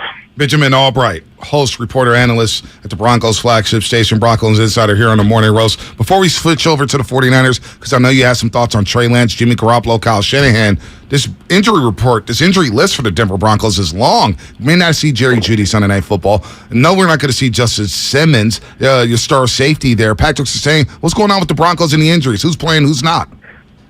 Well, most of those guys are going to play. They're overdoing it with the injury report right now. I don't know why, but they are. I think one of the guys is on there with a hangnail. Will Jeudy play?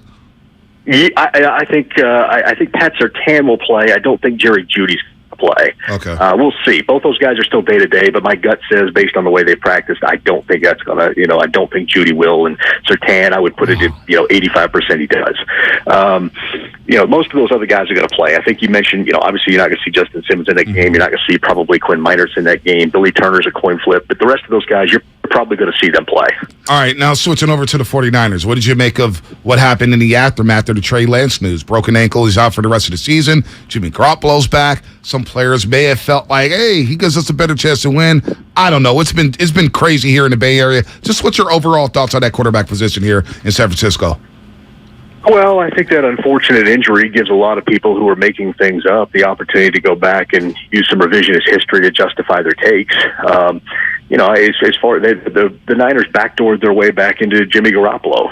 There was no trade market for him. They asked him to come back at a hugely reduced salary, and they wound up lucking into having a situation where a guy that already knows the offense and the players gets to guide the team for the rest of the season. I wish him nothing but success in that, but outside of course Sunday night. But in the end, this wasn't the plan. Like all these people that are trying to tell you this was the plan are laughably false, and you can see that very obviously from the fact that the Niners tried to trade all those draft picks for Trey Lance. They did everything they could to move Jimmy Garoppolo, and in the offseason, and couldn't get anything better than a third rounder as an offer. So, in the end, I think that people are going to use results to justify the things that they said that weren't true. But the Niners luck into a good situation. It could be disaster. I mean, imagine if it was Brock Purdy the rest of the year. I don't think people would have as much confidence around the Bay Area. No, I'm with you on that. So then how do you view the 49ers, especially this weekend? Are they the team that should be the favorite? We were talking that opened at the beginning of the week that the Broncos were favored, and now the 49ers are favored. It's a big 4-point swing. Do you make anything of that? I don't make anything of that in terms of who the quarterback is. I think Denver would rather have Jimmy Garoppolo out there to defend. He doesn't have the dynamic ability with his legs. The book on Jimmy Garoppolo is pretty much out there. He's a middling velocity passer, highly efficient, mostly in breaking routes, that kind of stuff. Loves to move to his right, won't take off on you. So I think in terms of football, you'd rather have Garoppolo out there. That said, Jimmy has played well before. If he's got a good enough cast around him, he can win games, and so that bodes, I think, for the Niners in the long haul. In terms of this game, I think at altitude at Denver, I think Denver's being slept on a little bit. I mean, I do too. Yeah, I'm with you. I'm worried about here. Denver. It's a tough place to play. And Chubb versus McGlinchey, to me, is a matchup that it frightens me. Well, you're going to have Gregory, I think, on that side, actually. Okay. McGlinchey most of the time. Gregory's a speed guy, and I think he will give him a little bit of fits. I think Trent's going to erase whoever's on his side, whether that's Chubb or Baron Browning, whoever's in the rotation there. Trent's obviously going to take them out of the picture. You remember the old Pros versus Joe show? Oh, yeah. No doubt. We had a friend that participated in it. The other day. Yeah. Yeah, I saw Trent the other day. He said, if you gave me 10 rushes, I could get by Trent. I was like, if you gave me 100, I would get laughed at every single time. Trent's a great player. McGlinchey, a little bit of the athleticism there. I think Gregory can take it. But I think Denver's getting a little slept on here just because of the mistakes and the early growing pains. Again, remember, this is the number 1 team in the NFL in yards per drive and number 6 in total offense. They just haven't scored points, and that's going to change at some point. They're not going to forget how to move the football. They will learn how to score. And that's the thing. They should have won the Seattle game. They dominated that second half. I wanted to get back to Jimmy for a second because you had some very interesting critiques of him. And look, we agree. We've watched every single snap of Jimmy Garoppolo out here in the Bay Area, and I'm sure you have. Should we recalibrate our expectations, though? Because there was a lot of unknowns with Trey Lance. I thought Trey Lance was going to be special. I'm in the camp of Trey Lance could be a really, really good quarterback. But, Super Bowl aspirations now that Jimmy is back, I think that's fair, right? I think that there's certainly, winning the division is certainly fair. Look at the rest of that division. You've got a Cardinals team that they can't figure it out, really. They did against the Raiders, but it's the Raiders. You've got a Seattle team that's frankly bad, even though they beat us, and I'm willing to admit we got beat by a bad football team. And then you've got the Rams, and Matt Stafford been taking those PRP injections in his elbow. He's already got that arm fatigue. That's actual real arm fatigue, by the way, not fake reports about arm fatigue. I think it's a division that's up for grabs. So I think you win the division, anything's fair game. We've seen Jimmy get to the Super Bowl before. We've seen that happen. We know it can happen. So I don't think that's out of the realm of possibility. Benjamin Albright, last question for you here. From the Denver perspective, Mike Shanahan in the Ring of Honor, wins the 2 Super Bowls with John Elway, his son on the sidelines during the Super Bowl, holding the cords and stuff. Now he's returning home. Does that do anything for the local fan base out there? Is there any talk of that at all? There is, but it's a little more nuanced than that, because when the Broncos hired Vance Joseph, Kyle Shanahan was the other candidate for Denver, and that got vetoed because of some internal politics. He interviewed here. That's right, he did. That got vetoed because of some internal politics, so they wound up with Vance Joseph. Vance was a total flop, and we've seen the success that Kyle's had since then, and the entire league is taking his staff, and guys that do his offense. So, I think for the Denver fan base, it does do something. Who needs this win more, Benjamin, in your opinion? I know we do this stuff at Sports Talk Radio, but we were throwing out Jimmy Garoppolo, Kyle Shanahan, George Kittle, who should make a season debut. Hackett, Nathaniel Hackett, Russell Wilson. Who needs this win more on each side? Break down the Broncos and then the Niners side. Well, I think if we're looking at things, it depends on what lens we're looking through. Nathaniel Hackett needs this to stop this national media. I mean, he's the punching bag for everybody the last 2 weeks, and to a lot of degrees, rightfully so. So I think he needs it the most. If we're looking at this from a football wins standpoint, I don't think Denver's a Super Bowl contender. They could make the playoffs, but I don't think they're a Super Bowl contender. Right. So if we're looking at this from a football perspective, I think Kyle Shanahan needs to win more. You got to stack wins in the NFL, and he's got the opportunity to do that right now. Pick up some wins and get ahead in the division. So I think, it depends on which lens you look at it through. All right, Benjamin, you're always good to us, man. Good stuff as always. We'll continue to watch your reports on Twitter. I know you'll be covering that game. Big-time game, Sunday Night Football in Power Field. Niners and Broncos, man. It's a huge game. Yeah, I'll see you guys. Look for me down on the sideline. Sounds Absolutely. Good. Benjamin Albright here on the Morning Roast. Nuggets. 95.7 the game. He had a great line in there. I don't know if we can repeat it. I'm not going to repeat it. If you want to go ahead, that Hackett needs a win? No. We're talking about at the beginning of the interview. He came out on a fire. He did, and he talked about finishing. Like Mortal Kombat. No, Finish him. He's talking about Mortal Kombat. Who's your favorite Mortal Kombat character? I use Sub-Zero. Me too. Or Scorpion. Scorpion, yeah. Get over here. Yeah, that was so sick. Yeah, that was sick. Scorpion was sick. Jax, he was all right. Who's Liu Kang? Liu Kang was pretty sweet. Liu Kang was sick. I always confuse Street Fighter and Mortal Kombat, the characters. Street Fighter is so much better, though. Well, can you admit that? It came out a little before, didn't it? Yes. Didn't it come out a little before? Street Fighter's the original. Yeah, Guile, Ryu, Kid, Mid Bison, Sagat, Dawson. Look at you. E Honda. Balrog. Sick. Who's Vega? Yeah. Vega with the claws and the mask. Chun-Li was sick. Yeah. Would you have the rapid hits? Yeah. Did you beat the game with like every single character? You had to. You had to, right? Yeah. You had to. Yeah. I loved it. Love Street Fighter. I love both those games. See, I'm not even going to read some of these comments. Raiden. How do we sleep on Raiden? Yeah, we did. You have a Raiden hat. Do I? Yeah, you've worn it before. It's like a straw hat. Oh, the Niner. Yeah. The straw hat. I was wearing it in Europe. Yeah. The Raiden hat. Yeah. The Raiden hat. What about our hats at training camp? Well, I'm not going to lie, Shasky. I know you had FOMO. No, I did have FOMO, but I'm disappointed in you. Why? Because you didn't wear the hats this year at training camp. Yeah, well, it rained one day. The fog was out. Like it wasn't hot weather. It wasn't as hot as it was the year before. I wanted you in the Saban hat. I know. Trey's first training camp. I know. I tell you what, you probably miss a training camp next year. I'll just say that. I mean, if you thought this year's training camp was a circus, next year. Oh my goodness! Who do you think needs this win the most of all those people that you laid out? There's Hackett, there's Russ, there's Jimmy Garoppolo, there's Kyle Shanahan. Of course, each team needs the win. If we were to just point at an individual who needs like a deep breath win, who's the guy that you think needs a deep breath win? Kyle Shanahan. Shanahan looks like he's gotten no sleep this week.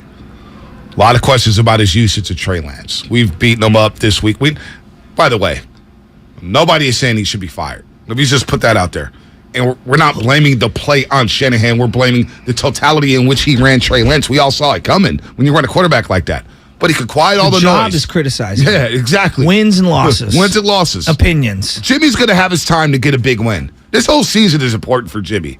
These are bank account games for him. He wins, money goes up. He loses, money goes down. Somewhere Windhorse is like, no, it's a checkbook game. Windhorse is, hey, thank you, Windhorse, for the little bank account. Brian Windhorse, can't wait to see you at a game very soon. What is going on in Utah? I can't believe all the people in Boston, the ESPN, you guys went really hard on Brian Windhorse. He didn't deserve that. And Nick Friedel sitting there, he just didn't know what he got himself into. That fool walked into the lion's den and had no idea it was Mortal Kombat. I'm not going to lie to you. There were some Warriors personnel who came up to me and was like, You and Shasky, thank you for that. Thank you very much. It was great. Shanahan. I'm going with Shanahan. I'm with you with Shanahan. More than anyone, I think also because I want to see him get the best out of Jimmy and not put him in a position to where he's overexposed or getting hit too often. To me, the number one thing in this game, everyone's like, run the ball. Right. Limit the amount of hits Jimmy takes. Yeah. He has got to stay healthy. Mm-hmm. Jimmy goes down, season's over. Yep. Like I'm not knocking Brock Purdy. We just don't know. But if Jimmy goes down, season's over. If Jimmy stays healthy and upright, I feel really good about their chances moving forward. I'm trying not to look at some of these comments on YouTube, Shasky. If you just want to scroll up and see some of the things that's happening, it's not fun. It's not fun at all. Not fun at all. By the way, the Udoka news is coming out here. Brad Stevens got emotional talking about the impact of women within the Celtics organization. Nobody can control Twitter speculation and rampant BS, but I do think we as an organization have a responsibility to support them. They're still not telling us what really happened. They just did a lot of research. I don't think we're ever going to know. Well, somebody's going to break this stuff down. Somebody is going to come out with this stuff and leak it. Well, there's a lot going on the internet when it comes to Doc Rivers liking a bunch of things online. The Adam Levine stuff. I watched that woman's TikTok on Adam Levine. He's a weirdo. Oh, she came out and yeah, she did a whole TikTok video, which I raised an eyebrow on for a variety of reasons, but that doesn't take away from Adam Levine being a weirdo. Yeah, wow. But the fact you put it out there like that, she's like, I want to be honest, and went through the whole thing. She's no saint either, is what I'm getting at. Yeah. He's a weirdo, though. Also, you know who else is a weirdo? DJ Academics. I don't know if you know who he is. He's been a dork. What a clown. What a clown. I don't want people to go out there and get beat up. Somebody needs to backhand the hell out of him.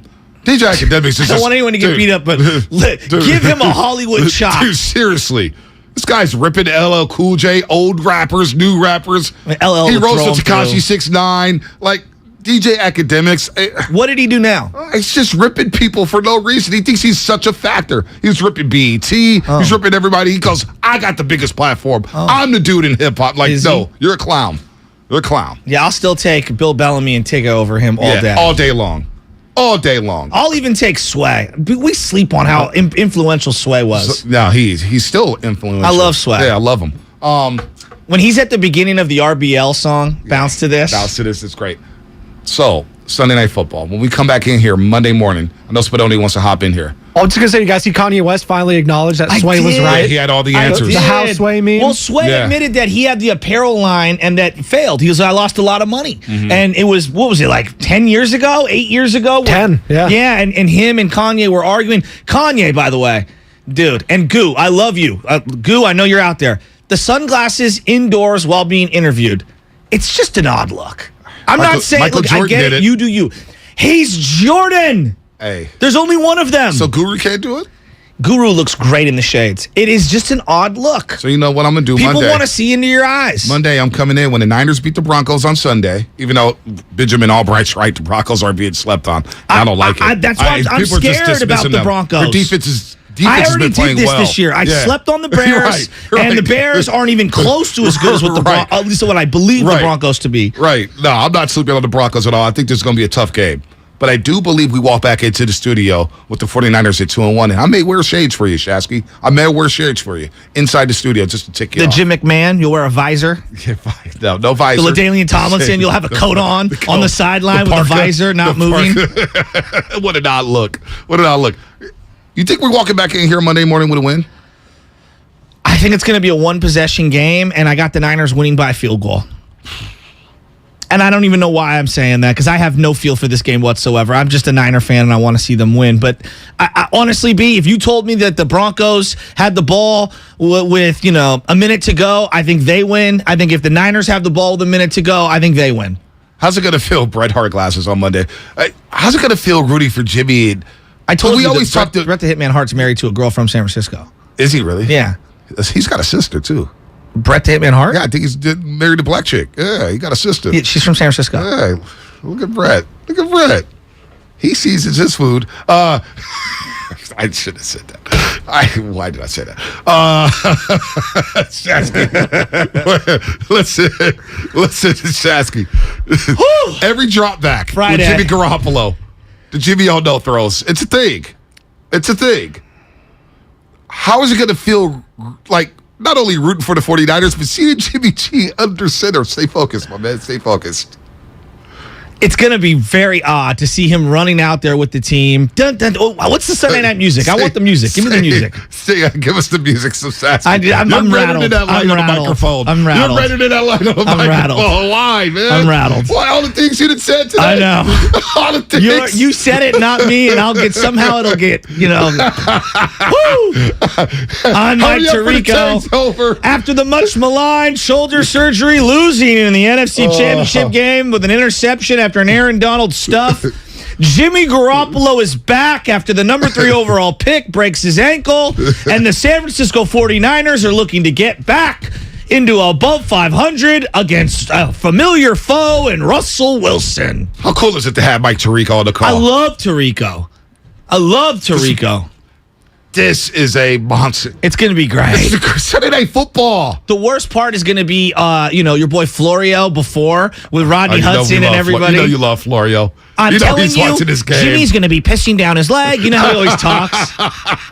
He's going to, I guarantee you, he is going to crush Jimmy G. Jimmy crapped his pants. And this is the Jimmy we always knew, that he's just not good enough. You know he's going to rip him. Gosh. You know he is. Jimmy's back on prime time. It's time to flex on a Friday.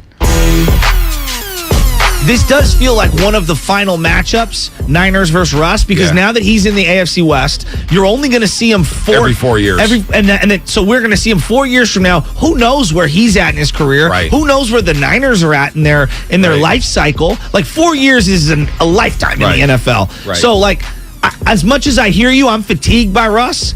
I am looking forward to, he's out of the division. We get this one last matchup for a good 4 years. I am interested in that, and 17, maybe I'm alone. Well, no, I'm not. I don't care so much about seeing him again.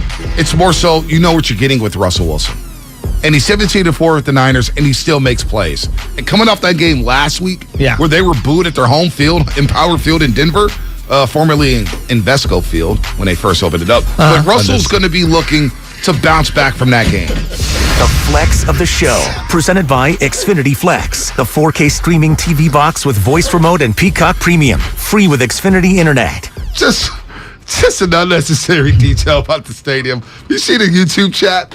I mean, it got me a plus 800 to propose an Ed on Warriors postgame show. What is going on, man? So let's make that happen this year. Oh, man. Plus 800? That should be plus 5,000. There's no way he's doing it that way. So you guys are more into the betting than I am. I don't know much. I really don't know anything about betting, and so let's pivot back to Bonte and the proposal. No. I want to talk about the Niners. I'm loving the PSG, by the way. You like that? That's a nice thing on you. My bad. I spent a little too much money in the team store. That's fine. Great. About €80, I'm sure. It was nice. The fit is good on you. All right, thank you. So explain to me this, you guys, because when I listen to your guys' show, you guys are really on it when it comes to the gambling and whatnot. Okay, good. Tim Kawakami was tweeting out this morning. Couple of degenerates. Go ahead. That the Niners were underdogs at the beginning of the week. Yeah. Now they're favorites. It's about a 4-point swing. So again, I'm not a gambler, and I know they try to get even money on both sides and this. But when you hear that, what is your guys' takeaway when I tell you the Niners started as underdogs, now with the Jimmy news and everything? There are multiple factors, but it's mostly Jimmy. It's mostly No. It's not mostly Jimmy. I want to hear what you're saying. It's Nathaniel Hackett is what it is. But is it the public? Well, sure. So it's the public confidence in Jimmy? It's both. Like when you're an odds maker, when you're sitting in a room and these odds makers are doing this together, it is a combo of either the information they have and what they believe is the right spot to put a number, at least to start. But then it's going to react based on what the public thinks and what they do, right? How much money is coming in. That's what's going to make a line move. When you see a line move that quickly before there even has really been a chance for money to flow in, that's telling you that it's kind of before that, so it's informational. There are multiple that I know a lot of 49er fans haven't probably watched Denver Bronco football yet. We watched part of the Seattle game. No, I think they watched all of the Seattle game. Part of the number, right? It's Seattle Seahawks and it's Russell Wilson. Right. So, but here's the thing on that number. The thought going into last week was, okay, at Seattle, tons of emotion. Yes. And you fumbled twice inside the 5. Agreed. We're going to give you a pass. And you botched the ending. Now come home for weak Houston and flex moment of the day. And they didn't do it. Yeah. They barely got to 17 points. I like Texans more than the most, but I hear what you're saying. I hear what you're saying. Both teams played hard. They were trailing in the fourth quarter, and they win the game. And so part of the move was Denver looked less than stellar. And yes, a bigger part of the move was, the 49ers suddenly went from partially development to, let's go, win the game. So this, okay. Because I'm just recalibrating. So why do you disagree? Because, yes, Jimmy's a factor, but we're also forgetting that number 85, George Kittle, is back in the lineup, who may be more important to them. But do tight ends move the needle? But in this offense, they barely do. But also, Denver has a lot of injuries. There's a lot of unknowns. Multiple factors. Jerry Jeudy, you don't know if he's playing or not. Justin Simmons is out. Very, very few actual individual line movers in the NFL. Right? And quarterbacks are one. Quarterbacks are one, and not every quarterback's the same. Yeah, because Aaron Rodgers misses. I heard it's like 4 to 6 points. Right. Devontae misses when he was on Green Bay. It's like 2 points, 1 point. Let's go back to last week for the 49ers, okay? Is that line different if Kittle's playing? I don't think so. I don't know. I don't know enough. I don't think so. I don't think it's like, because what was the line going into that game? 9? It was like 9. I thought it was. It got up to 10. It got down to 8.5. That thing was all over the place. Is it 10.5 if George's playing? No. It's not going to move. I don't think it's as much Jimmy as it is Nathaniel Hackett and the perception. And the fact that Denver. They beat Houston 16-9. Their defense, by the way, is nasty, and I'll get into it during the show coming up. I'll tell you why I think Denver's going to win the game, it's in large part because the defense, the Niners' offensive line, has been a little bit porous. This game feels like a 12-11 kind of ball game. So. It's an ugly game, but the spread moved not because Jimmy G and the smoky brown eyes. So you don't believe that? Well, it's interesting because Benjamin Albright, Broncos insider, just told us. Never heard of him, by the way. Never heard of him. Michael Silver's best friend. He just told us that the league fears. They don't fear Jimmy as much as they do Trey. He goes, it's a benefit to have Jimmy because we know he can't move in the pocket. This is from a Broncos insider who's taking a lot of calls out there. But he also gets rid of the ball faster than anyone other than Brady in the league. And he also wins like 2 out of every 3 games. I get what he's saying, though. What he's saying, well, no. So, okay, I fear this player. I'm an athlete. I'm a linebacker. Who do I fear more? I'm going to fear Trey more. He can do more things, and I also haven't seen it before. That, I think, is the biggest element. We fear, human beings, we fear the unknown. Yeah. The fan base does. The monster under the bed. Right. Jimmy Garoppolo is a very, very known commodity. B-level quarterback. Yeah. Right? And B-minus. Whatever you want to call him, He's in the B range. So, B-plus some days, A-minus. Right? Yeah, I want to give him a C+. I want to give him a C+. I'm just trying to trigger mark early on the Friday. Not going to work. Not going to work. Came in with donuts. No, those were mine. Those were. Give Kyle credit for the donuts. Kyle, I didn't bring donuts for anybody today. Shout out to Trey. Did he bring those Candlestick Chronicle beers? Not yet. No. Not yet. What's going on here? I got all invited to that thing before it happened. Oh, you did? And then I never heard another word about it after. And so I want to know what went down. It was like the wedding. You didn't hit the list. What went down? Who ended up with some sort of an animal in a hotel room or something? Like, what happened that weekend? I don't know. Welcome to the club. Yeah. Mike Tyson and a tiger. Right. Welcome to the club. Oh, speaking of Mike Tyson, boy, did I hear you butcher the hell out of that Phil Collins song earlier today. Nice job. Thank you, Mark. Hey, I mean, Mark. none of us can sing, but good Lord. I mean, you know what Bob Meyer said to me when we walked in? was all in the wrong place. What? I'll give you the drip as you're dropping the drip. He goes, I love B. His portfolio needs to be diversified when it comes to music. Because he's got one lane, the fast lane. Yes. Well, that's okay. We don't do stitching music. I'm not going to music shame anyone. You can't drive into the hood bumping Phil Collins. Nobody in the hood was bumping Phil Collins. Yeah, that's one of the few white dudes you actually can bring into the hood. I think you can. You cannot roll him with Susu Studio. Thank you. Thank you. I'm with you, Monte. I'm with you. It is counts, dude. It's not Phil. It's not Phil. It's that track. It's that track. Or if Phil Bailey is on the track, then you can come. Or if you come with 2 hearts living in just one mind. He's getting he's getting run out of the town. This is a great wedding song. Anything's a great wedding song. Everyone's wasted. Yeah, that's Benoni, knock it off, bro. Are you live? Are you DJ or live band? DJ. I'm with you on DJ. What about you? DJ the first time, and I think it's going to be DJ the second time. Nice. Yeah. I like a live band. I do. Yeah, that's risky, man. It's got to be a good live It's like drafting Trey Lance versus sticking with Jimmy, man. Like, just go with the DJ. It may not be perfect, but go with what you know. So my buddy Scott Igo, who Mark knows the Igo family, Foster City. Scott Igo is one of my best friends from college. Scott's little brother tried to kill one of my friends with a baseball one time. Scott got married in '98, and we go to the reception, and there was a big curtain, and all of a sudden he goes, time to introduce our band. It was General Public. The actual band. Wow. So it wasn't like a cover band. That's pretty badass. He had pulled, General Public, if you're an 80s kid like we all were. Man of resource. So they did like the actual band of the wedding? Money. He's the VP at ABC, for crying out loud. Oh, there you go. Did they shut down Disneyland such too? shows as the Oscars. So he's got a little bit of pull. Wow. My boy Scott, he pulled out General Public. So that was an actual band. And it's like, oh my God, this is an actual band. It's not like, General Pubic, which is like a knockoff. All right. Like a knockoff band. I already know how Mark's going to answer this question. Probably won't even answer the question, so I'm going to start with you, Dibs. Oh, wow. That was dismissive. Both these teams need a win, no doubt about it. Sure. But who are the 49ers needs this win the most? Is it Shanahan? Is it Garoppolo? Is it Kittle? Is it the defense?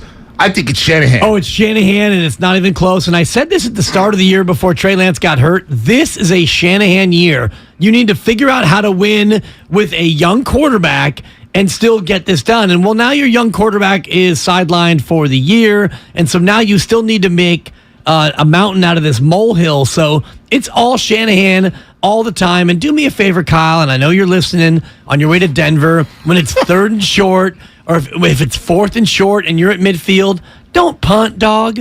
Take a chance. Yeah, live on the edge. First of all, I'm gonna in general agree with you guys, but I also think our excitement level, because of the drama that has taken place the first 2 weeks, is actually overstating the importance of this game. If they lose this game and come back the next week and beat the Rams on Monday night, 2-2 is fine. It's just funny. We're fans, and so we're into it on a week-to-week basis, and every NFL game is big. But it strikes me as funny the way we never learned the lessons from even the previous year. The team was 3-5, 2-4. Everyone wanted to kick the season out, and they're like, "This is a must-win," and that's a must-win.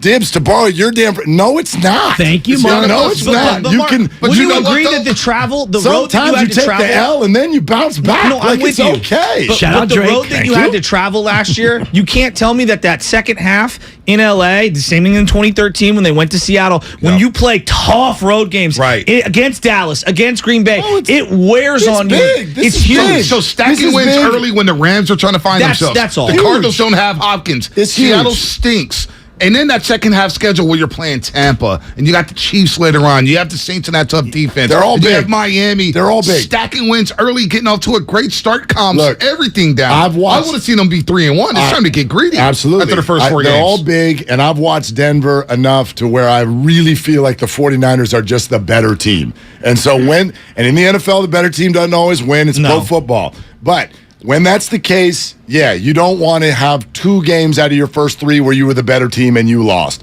So, yes, it is a monster game. I'll agree with you that Kyle is going to be the central focus because we all are welcoming Jimmy into our lives in ways that we didn't in the last couple of years. So I'll agree with the premise, but if they lose this game, it's not time to jump off a cliff. No, it's fine. But if they lose to the Rams after losing this game, now we've got issues because even if you beat Carolina and Atlanta, then you're 3-3. Well, you're just 3-3. Right, but you're not dead. No, but you should be 4-2 minimum. You shouldn't have lost to Chicago, and you did. The 7th spot gives you a little wiggle room. Can we also talk about, and this is just going to be our projection. You want a home playoff game? No, sure. That's what it's about. Of course I do. Right, but this is just a projection. Let's look at what we at least feel in the moment about the NFC West. Last year you had 3 teams bouncing around at 10 double-digit wins. That's not happening this year.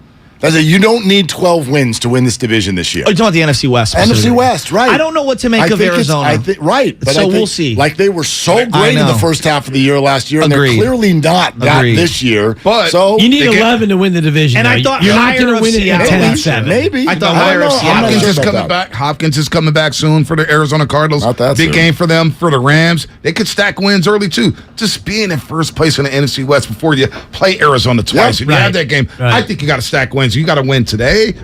On Sunday, and then set up that Monday night matchup where you've won 6 of the last 7 against the Rams. To me, Sunday's a scary one because their D-line is nasty and your offensive line is shaky. B, Russell Wilson has owned you over the course of his career. And mobile quarterbacks and against you know this D-line. That's the guy. Yes. I'm going to reject so far what I've seen from their defensive line. Their defense looks disappointing to me. They've given up 26 points. Right. Shut out Seattle in the second half. And who'd they play? They played Geno Smith, who the 49ers kept completely off the board, and he came out and looked like... Well, Seattle kept themselves off the board. They kept coughing the ball.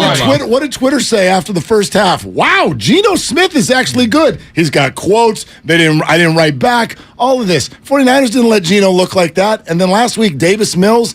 Actually, I would say this about both of these defenses. Neither one of them has been tested yet. Mills looked good against the Niners last year. Davis Mills can spin it. Dude, he looked good against the Niners last year. Shasky, come on. Shasky, you know that. Davis Mills looked good at Levi's. He all right.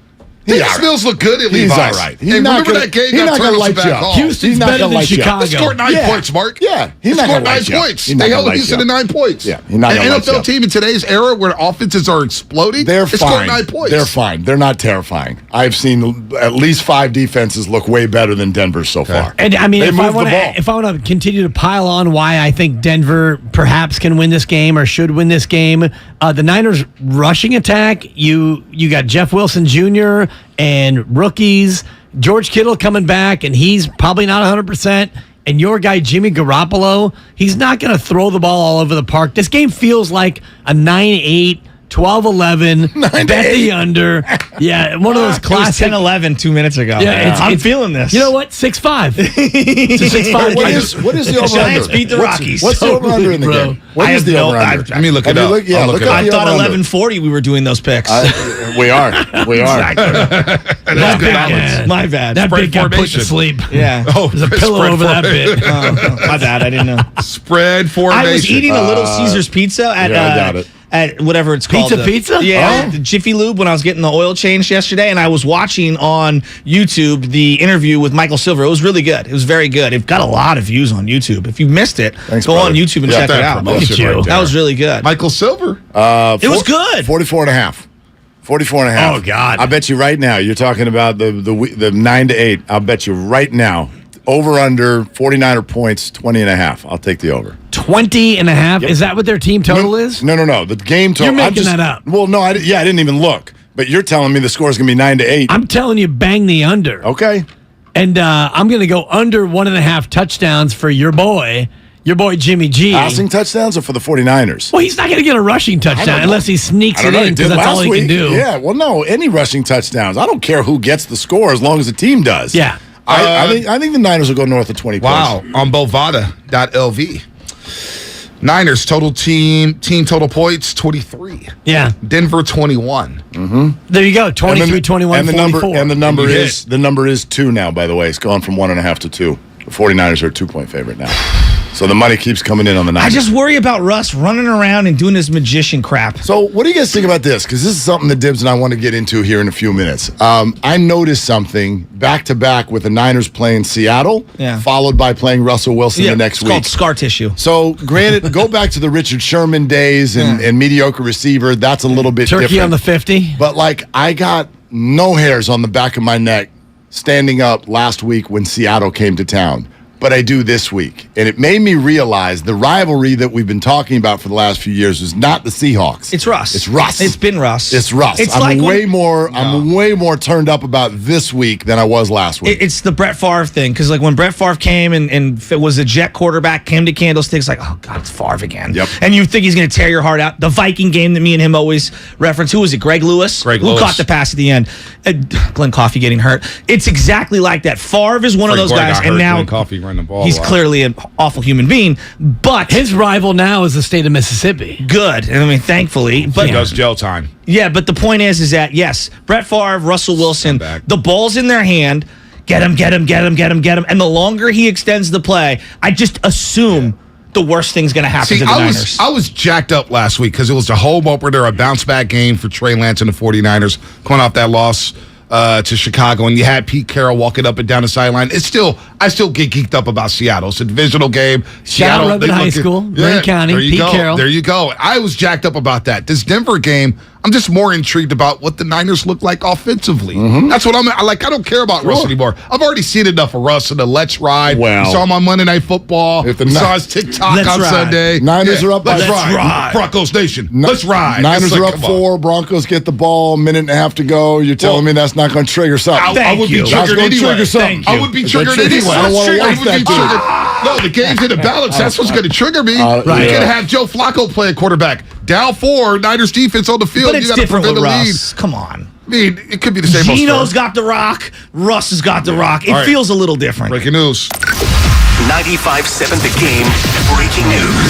Brought to you by the Beat the Streak podcast. Get an inside edge on how to win the $5.6 million prize every day this baseball season. Listen on Odyssey or wherever you get your podcasts. Say it about that. Look right at Dan Dibley when you say it. Andre Iguodala announces on his Point Forward podcast that he's re-signing with the Golden State Warriors for his 19th NBA season. Iguodala said, "I'm letting you know right now, Steph, this is the last one." Last ride. Back. Not let's ride. Last ride. It's the last dance, ladies and gentlemen. Here we go. Any contract details? No details. Probably a 1-year deal for the vet men. Vet men. Is there a stipulation about coaching? Because he doesn't want to get paid to just be a player. He wants to be paid to tutor. I said this yesterday. I don't want to hear one word from Vetmin Wadala about, I'm only making $2.742839 million. Andre Iguodala, just beat it. I'm with you on the I like Iggy in general. He hates Iggy, by the way. Okay. Which is why I should call him Andre Iguodala. He wants Iguodala. Okay, apologies. But No. You don't have to apologize to him. He's made $180 million. I'm with you on the it's called reading the room. It's like, dude, do you realize how expensive it is to go to a game with a family? Even just a couple of people. Like, you complaining about how little you're making in this society, given everything that's happened the last couple of years. Right. Just read the room as an older person. That's all I'm saying. Agreed, and absolutely agreed. The guy's made damn near $200 million.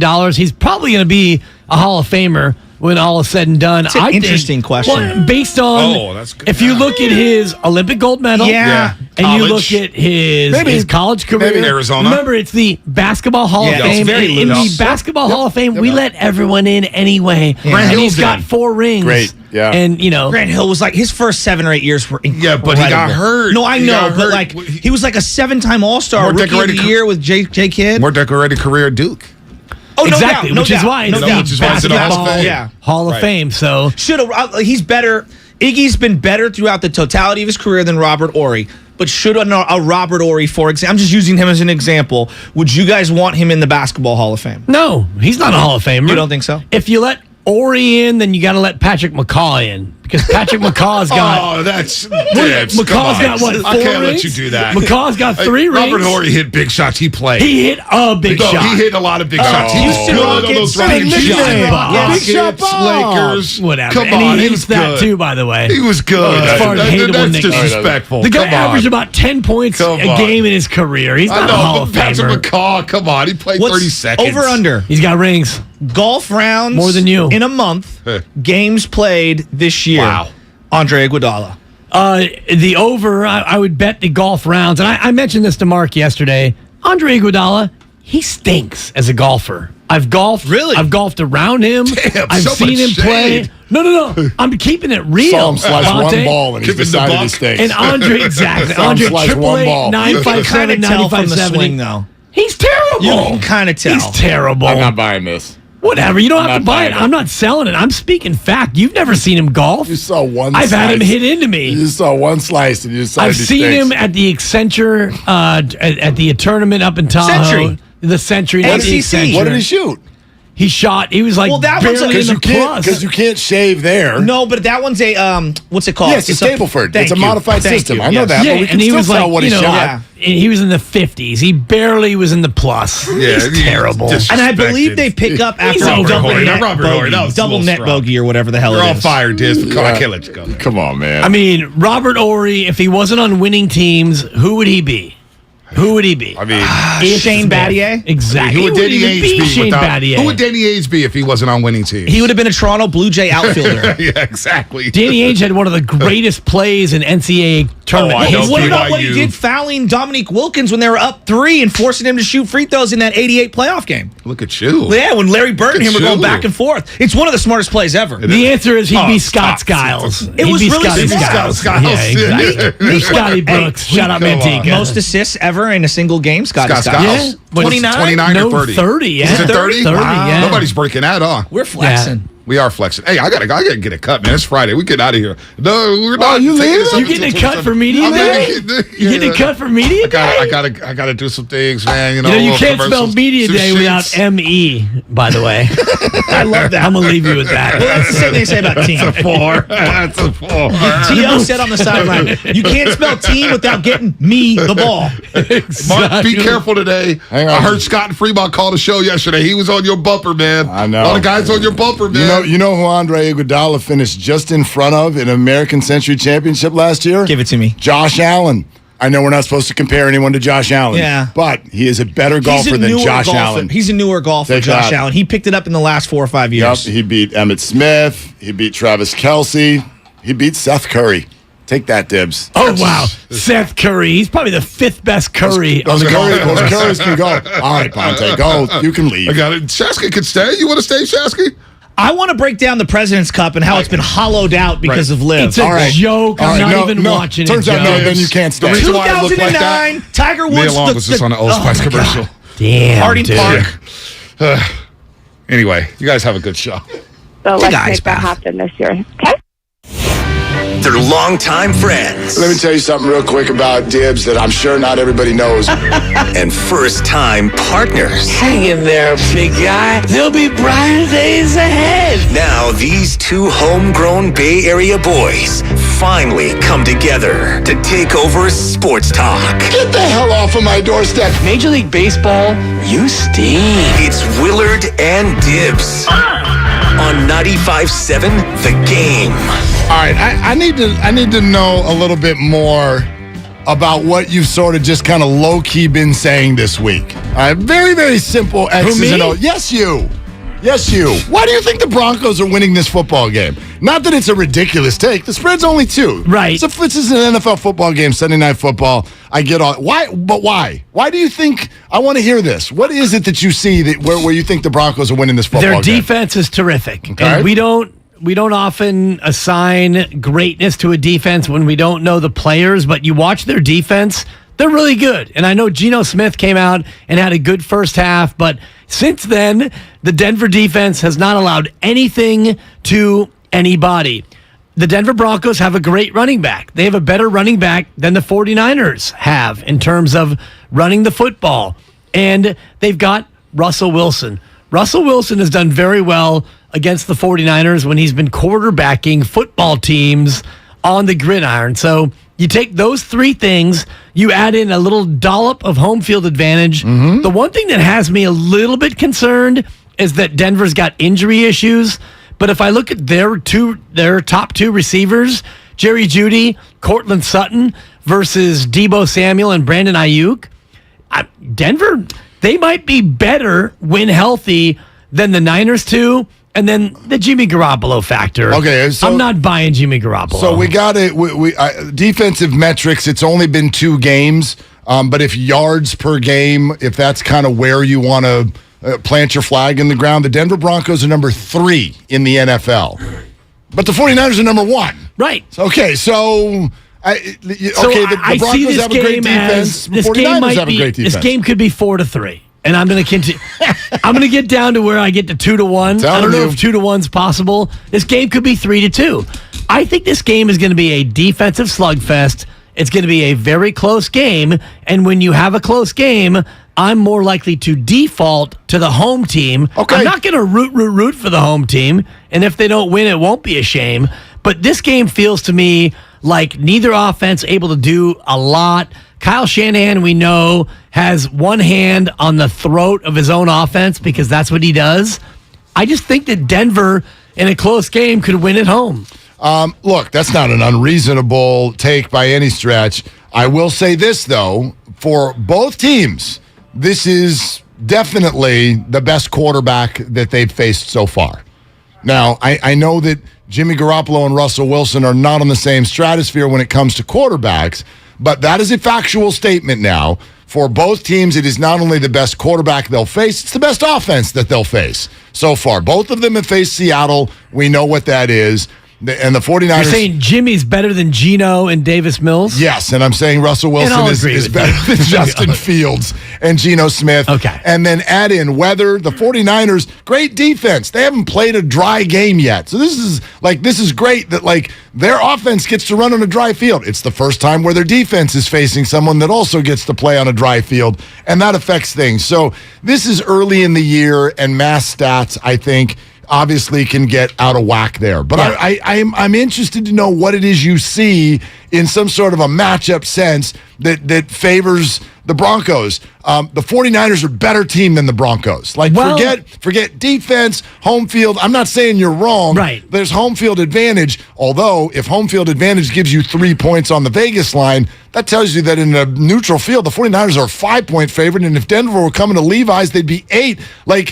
I've watched both teams in full. Yeah, we both have. The 49ers are a better team than the Broncos. They Doesn't mean should they'll be. win. Right. They're a better team. Jerry Jeudy hasn't practiced, and I know that's a big factor. And I was saying before, if Jeudy and Cortland Sutton were both healthy, I think that you could compare them to Debo and Brandon Ayuk and say they're probably better. They have a quarterback who actually wants to throw them the football. Ayuk has got 7 catches. Debo's got about the same. I think he has actually exactly the same. The big matchup that concerns me about the 49ers is Denver's defensive front against the 49ers offensive line, because the Niners O-line has been a little bit inconsistent. Better in week 2. Yep. Scary in week 1.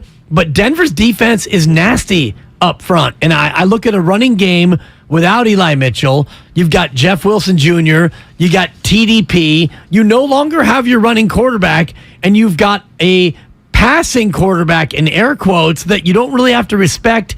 Denver's going to load the box and make Jimmy beat them, and I don't know if Jimmy can necessarily beat them with his arm. Remember, no TDP this week. High ankle sprain. He's out too, my fault. Jordan Mason, Marlon Mack is up on the active roster right now. And Tevin Coleman back on the practice squad? Tevin Coleman will hang out until the next guy gets hurt.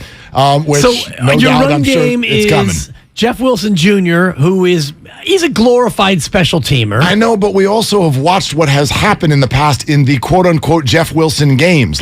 Part of the reason, and this is part of the reason Kyle Shanahan has the reputation that he has in NFL circles, is that you can seemingly put anyone back there. And if given the right blocking scheme and the right number of carries, you can have a huge game. Yeah. Jeff Wilson can. By the way, Wilson week 1, when we were all like, oh, it looks pedestrian. Wilson looked great last week. He looked great against Seattle. He didn't put up any sort of overwhelming fantasy game because TDP took some of those carries. But when he carried the ball, it was fine. He looked great. It was good. What did he average per carry? Probably about 4.5 or 5. He had a good game. I'm guessing he was probably 16 for 80, somewhere in there, which would be about 5 yards a tote. He looked good. He did fine. Good. Yeah. My concern is more with Kyle Shanahan in a game plan where he's not going to allow Jimmy Garoppolo to open it up. And if you're Denver and what was he, 16 for 80? 18 for 84 yards. Yeah, there you go. 4.7 a carry. That's fantastic. It's fine. That's great. Yeah. Yeah. And it's, and you don't have TDP, and I appreciate you correcting me on that. So Jordan Mason, who has a total of how many carries in his career? 0. Okay. In the regular season. Yeah. Yep. And so, you got Jeff Wilson Jr., and you no longer have the zone read threat of, am I going to hand it? Am I going to keep it? Hand it, keep it, hand it, keep it. It's going to be pretty predictable in terms of running the ball. And you know what? Debo Samuel's probably going to get a ton of carries again because Kyle Shanahan doesn't have faith in anybody other than him to really be a playmaker. Well, we'll see, because Jimmy Garoppolo actually is speaking in a way he has never spoken before as the 49er quarterback, which we'll talk about that. Plus, what actually has been the rivalry for the 49ers over the last 5 or 6 years? We are always here for your calls, 888-957-9570. That's the Comcast Business text line. Good morning, Twitch and YouTube. We see you like you see us. We're commenting and checking in with you there as well. It's all sponsored by Valley Transportation Authority. Good morning. It's Willard Dibs on 95.7 The Game. Looking for a fulfilling career with opportunities for job growth? Is paid training, excellent medical and dental benefits, and a pension important to you? Then apply to become a VTA bus operator, providing VTA customers with a great transit experience. Visit VTA.org/point-A and apply. It's a Football Friday on 95.7 The Game. Shanahan is the play caller. Shanahan needs to be in lockstep with Jimmy Garoppolo. That's the growth I need to see moving forward. We're talking Niners, Broncos all day long. This Jimmy Garoppolo thing has invigorated me. This is fascinating. But now it's over. No, it's not. Oh my gosh, no. This is the Bay Area's sports station. 95.7 The Game. There's a reason Comcast Business powers more businesses than any other provider. Actually, there's a few. Comcast Business offers the fastest, reliable network, the peace of mind that comes with Security Edge, helping to protect all your connected devices, and the most reliable 5G mobile network. Want me to keep going? I can. Whether your small business is starting or growing, you need Comcast Business. Technology solutions that put you ahead and give you serious savings. Comcast Business, powering possibilities. Get started with fast speeds and advanced security. Together for just $69.99 a month for 12 months with a 2-year agreement. Or find out how to get up to a $650 prepaid card with a qualifying bundle. Limited time offer, restrictions apply. New 50 megabits per second internet and Security Edge customers only. Requires enrollment in EcoBill and AutoPay. Equipment, taxes, and fees extra and subject to change. Comcast Business Mobile utilizes the network with the most RootMetrics 5G data reliability wins in 1H 2022. Results may vary, not an endorsement. Visit Friedman's Appliance in Pleasant Hill September 23rd through September 25th for their fall clearance sale event and take advantage of one-of-a-kind opportunities. Visit Friedman's Appliance Fall Clearance Sale event for the best time to save on new appliances for your home. Do you think all premium fuels are the same? Well, your engine doesn't. Shell V-Power Nitro Plus helps keep your engine running like new because it's engineered to defend against 4 main engine threats: gunk, wear, corrosion, and friction. So next time, choose Shell's most advanced fuel ever. It's fuel for thought. In engines that continuously use Shell V-Power Nitro Plus premium gasoline. Cache Creek Casino Resort is the place for the biggest names and the very best in live entertainment. Catch the multi-talented entertainer Gary Vee on October 1st and Amy Schumer on October 8th. Then see live championship boxing on October 29th as Alan Sanchez takes on Sal Bustos. This is your time to cash in at Cache Creek Casino Resort. Find tickets and see our full lineup at cashcreek.com. Kirby is your driveway mechanic. They bring the shop to you with brake replacements, oil changes, washes, and so much more. Get $50 off your first oil change with code OIL50 at Kirby.com. That's CURBEE.com and use code OIL50. The gamer, the call maker, the experience chaser. What if you could be everything all at once? Galaxy Z Fold 4 is powered by the Snapdragon processor for world-class performance and lightning-fast speed to turbocharge your multitasking. How about an expansive edge-to-edge screen for immersive gaming, hands-free video calls with flex mode, and multi-window view to use up to 3 apps at the same time? With Galaxy Z Fold 4, do more with ease and make multitasking a breeze. Available now at Samsung.com.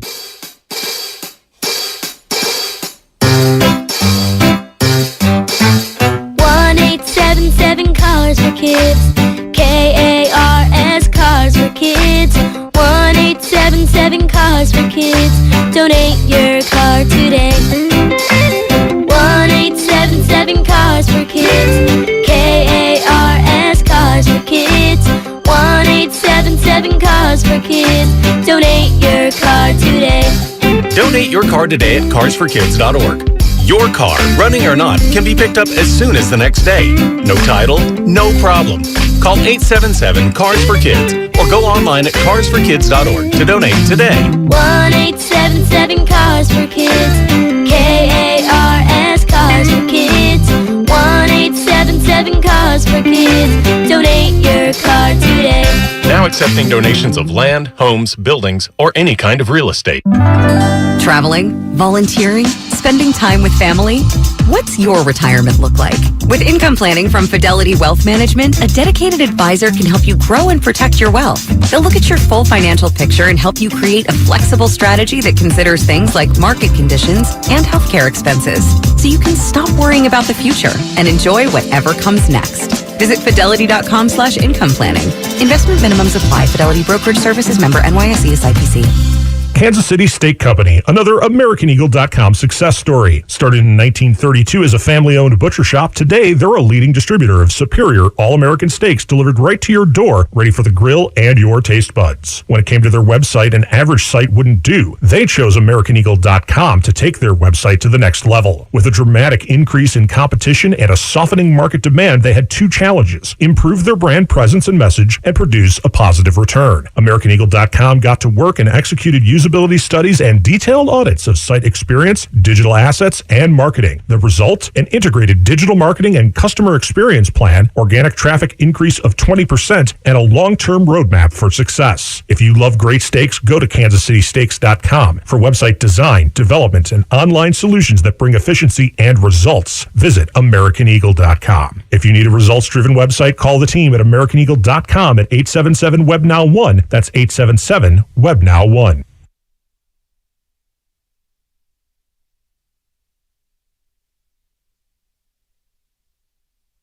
Now, back to Will and Dibby on 95.7 The Game.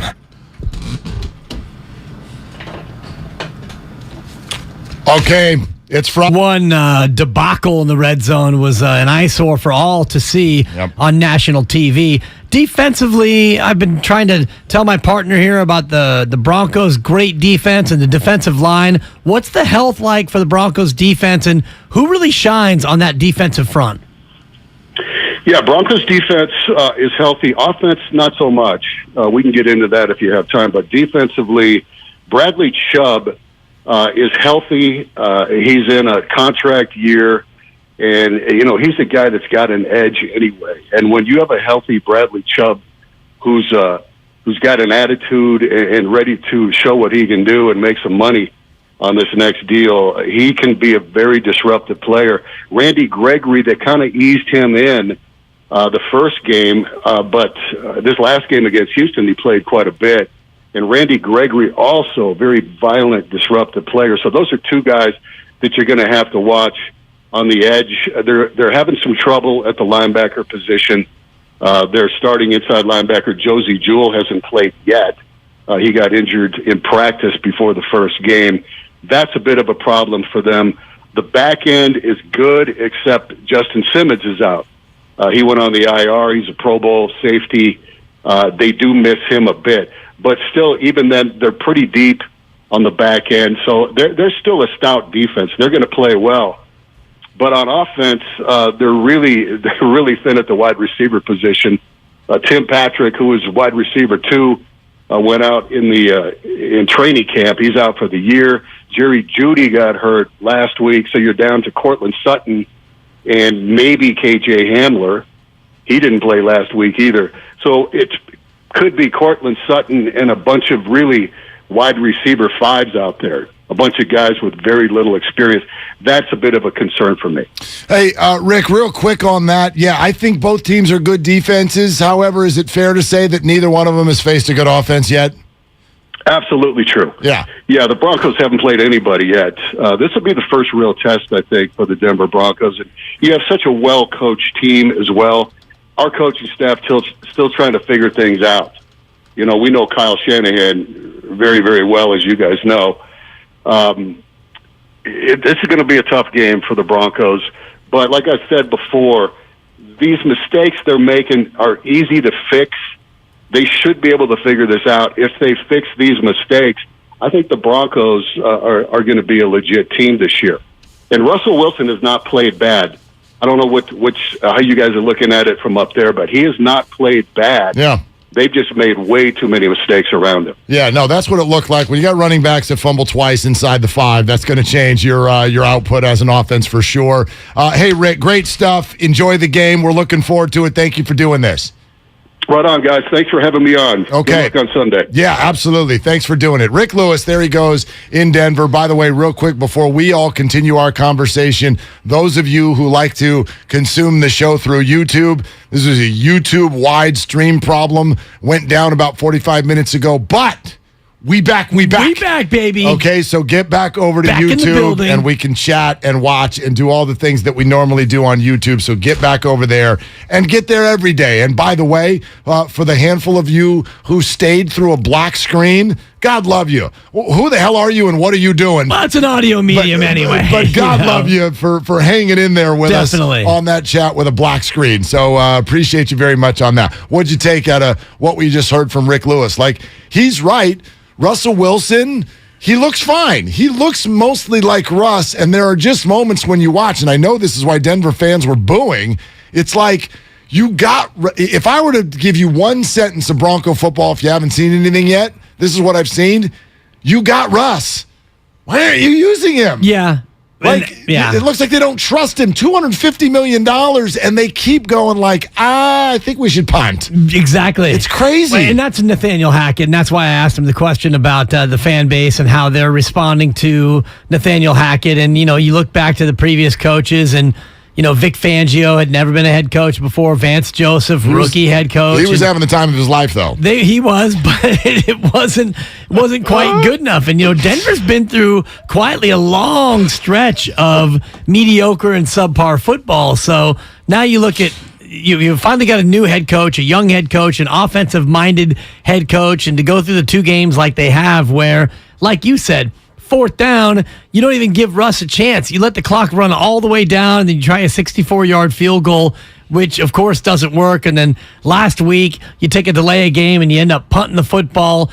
They're trying to work through some growing pains, but I've always felt like Denver's a better team than they showed through the first 2 games. Even though they do have injuries on the offensive side of the ball, I feel like with this defense, they're going to be able to keep them in the game on Sunday. It's a solid enough team. It's dangerous. I can't stop giggling now. What was that cat's name? Sergio Dip? Was that his name? You don't have Sergio Dip, do you, Spadone? Remember Sergio Dip? Vance Joseph's first game ever as the head coach of the Broncos, and it was a big Monday Night Football broadcast, and they went down to Sergio Dip, and Sergio just lost it. He just couldn't, he just lost his thought process. I don't remember this. Yeah, Sergio, the sideline reporter. Yeah, that was my reference when I said Vance Joseph was having the time of his life. Sergio. That's a deep reference. Yes, sir. Well, no, this was a huge thing for about 24 hours, and it was one of those things where everyone wanted to make fun of the guy, and then after about 24 hours, everyone felt really guilty. It's just like, okay, now we're just being mean because this guy, Sergio Dip, was also a very young broadcaster. I don't think English was his first language, but he'd been brought up. They had dual sideline reports, and they had one on the other side. I don't remember who the Broncos were playing, but then on the other side, all right, let's go down live to Sergio Dip, and he just couldn't get the words out. And he's like, here we are, and it's Broncos and Vance Joseph, and he is having the time of his life, and he had nothing. He just had nothing, and it was brutal TV that made you just want to eat popcorn. I'm looking at it right now. You're bringing it back now. His name, it just fit. It's like, who is this guy? It's like, well, that's Sergio Dip. And you're like, who? What? Well, he's from ESPN Deportes, so I'm sure English is not his first language. And so, he was put in a little bit of a difficult spot. For sure. It was one of those guilty laughs. Okay, here, give me a little Sergio Dip. Beth, Coach, it's a pleasure to be with you guys here on the field from up close, just watching Coach Vance Joseph from here. You watch him now on the screen. This diversity in his background is helping him a lot tonight. Quarterback at Colorado, defensive back in the NFL, and here he is having the time of his life. Wow. Let's go. Let's not go back down to Sergio Dip after that. And that, by the way, what has happened? I never saw him again. Like, you want to talk about the greatest Chumbawamba one-hit wonders of all time. Ladies and gentlemen, I never heard from Sergio Dip ever again after that Monday night performance. Do you think he knew how many fingers Vance Joseph had? It hurts a little bit, Kyle. It's a little personal. It's a little personal. Wow. Too soon? Wow. Coach, congratulations. And I guess if things go your way, we'll see you back here. One for the thumb, huh? Yeah. Well, I don't need one. I only got 4 fingers, so I'm good. Who had the bigger sideline report disaster? Was it Dip or Dibs? Yeah. Well, in my own defense, I nailed the question. I nailed the setup. There was no hesitation. Oh, you were I on just it. didn't know that the man had 4 fingers. You haven't done your research, but other than that, you nailed it. Yeah, because you always research how many fingers your subjects have. Yeah. Exactly. Look real quick. Yeah. Exactly. Whoa, that dude's only got 4 fingers. I better ask a different question. And that's do you want Dip or Emmy winner Dibs? Right. Mm-hmm. I'm not sure if Sergio Dip ever has won an Emmy. I just go with no. I think that's a forthcoming podcast, Dip and Dibs, and you got stories Dip of the and Dots. sideline. I mean, how does he not have a deal with Dippin' Dots? Oh man, I hate doing it. Sergio, it was such a guilty laugh because by the way, if you're so guilty that you had to rack it back here 5 years later. That's how guilty you felt. I love when you hide behind this "I'm a good guy" facade. And then you bury poor Sergio Dip. I like to think of myself as a nice person. Yes. No. Let's play it again, Kyle. If we have a moment. Statute of limitations is over, isn't it? People go too soon. I don't think it is. I think we're okay. We've moved on. We've reasoned with the Sergio Dip experience. It was a tough night. Well, it only works in terms of statute of limitations if his career wasn't immediately ended based on that. Well, can we get an update on what Sergio's doing now? I bet he's completely still with ESPN Deportes. Yeah, so Sergio's fine. Sergio's check is clearing. We are all good here. Yeah, he co-hosts a Latin American edition of SportsCenter and NFL Live and covers the Mexico national football team for ESPN Deportes. Rock and roll, dude. Yeah, we've all choked on the open mic before, and Sergio is just fine. He's on his feet, and congratulations. And best of luck in the future. We got any clips of you spitting a bit there, Marky? No. I know 9 to noon. High places. Yeah, seriously, exactly. 5 days a week. Tune in. Coming up at 5 minutes. Right here in the back. I nailed that question. I nailed it. Straight to Buster. Looked it right in the eyes. Didn't flub one word. I don't even remember what the hell I asked. But anyway. Buster, are you having the time of your life? Exactly. Oh, good. All right. 888-957-9570. That is our number. We're back on YouTube. Get on over there. Twitch too. And the Comcast business text line. I got a Garoppolo question for all of us that we haven't even thought about yet because you couldn't think about it until this week. So we're going to do that coming up in a little bit. Kevin Hart tickets in 10 minutes, but let's get out to you. Jonathan in San Francisco. Hey, Jonathan, you're on with Willard and Dibs. What are you doing? Flying like an eagle. Nice. I like how you guys highlighted, the post press conference for Jimmy, and you highlighted the word freedom. Braveheart's a pretty good analogy, but it's got a sad ending, so I got something better, man. Jimmy is Andy Dufresne. He crawled through a river of crap, and he's going to come out the other side clean, man. Wow.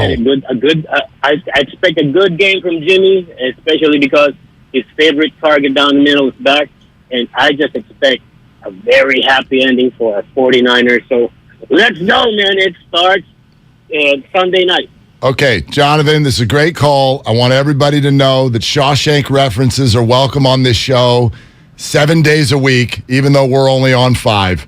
Okay? Nice. You can bring that anytime. Andy Dufresne, Shawshank Redemption, Jimmy Garoppolo has climbed through 1.5 miles of just vile junk to come out on the other side and arrive on a beach in Zihuatanejo. Maybe that's what we're going to get Sunday night in Denver. I wouldn't say that making $25 million a year is crawling through the foulest 300 yards, foulest stench known to man. It always goes to money with you. This is their life. He has been through. He's made $100 million to hold a piece of leather and throw it to the other team. Right. Nobody. Why do we have such sympathy for him? That's disrespectful. It's not sympathy. You got to understand where people are coming from on this. No one feels bad for Jimmy. He's not eating ramen. But he's not fine. Andy Dufresne, a man who was wrongfully convicted of a murder he never committed. Oh, has Jimmy Garoppolo been wrongly convicted? Oh, like hell he hasn't. He's completely been wrongly convicted probably every Monday morning for the last 5 years. Of what? Of being a bad quarterback when he's not. That's the eye test. I mean, come on. And it's not like he has to give up his game check because he throws an interception. Will you acknowledge that Jimmy has been through a very unique circumstance for his position? Absolutely. Okay, that's all Jonathan said. But that's all he's saying. It's not what he said. He said he's Andy Dufresne. He is not Andy Dufresne. He's closer to Michael Milken than he is Andy Dufresne. Andy Dufresne, it worked out very well. I mean, I know he lost a few years of his life. 25 years. I know, but then in Shawshank. Yeah, but then he ended up with tons of money and a boat.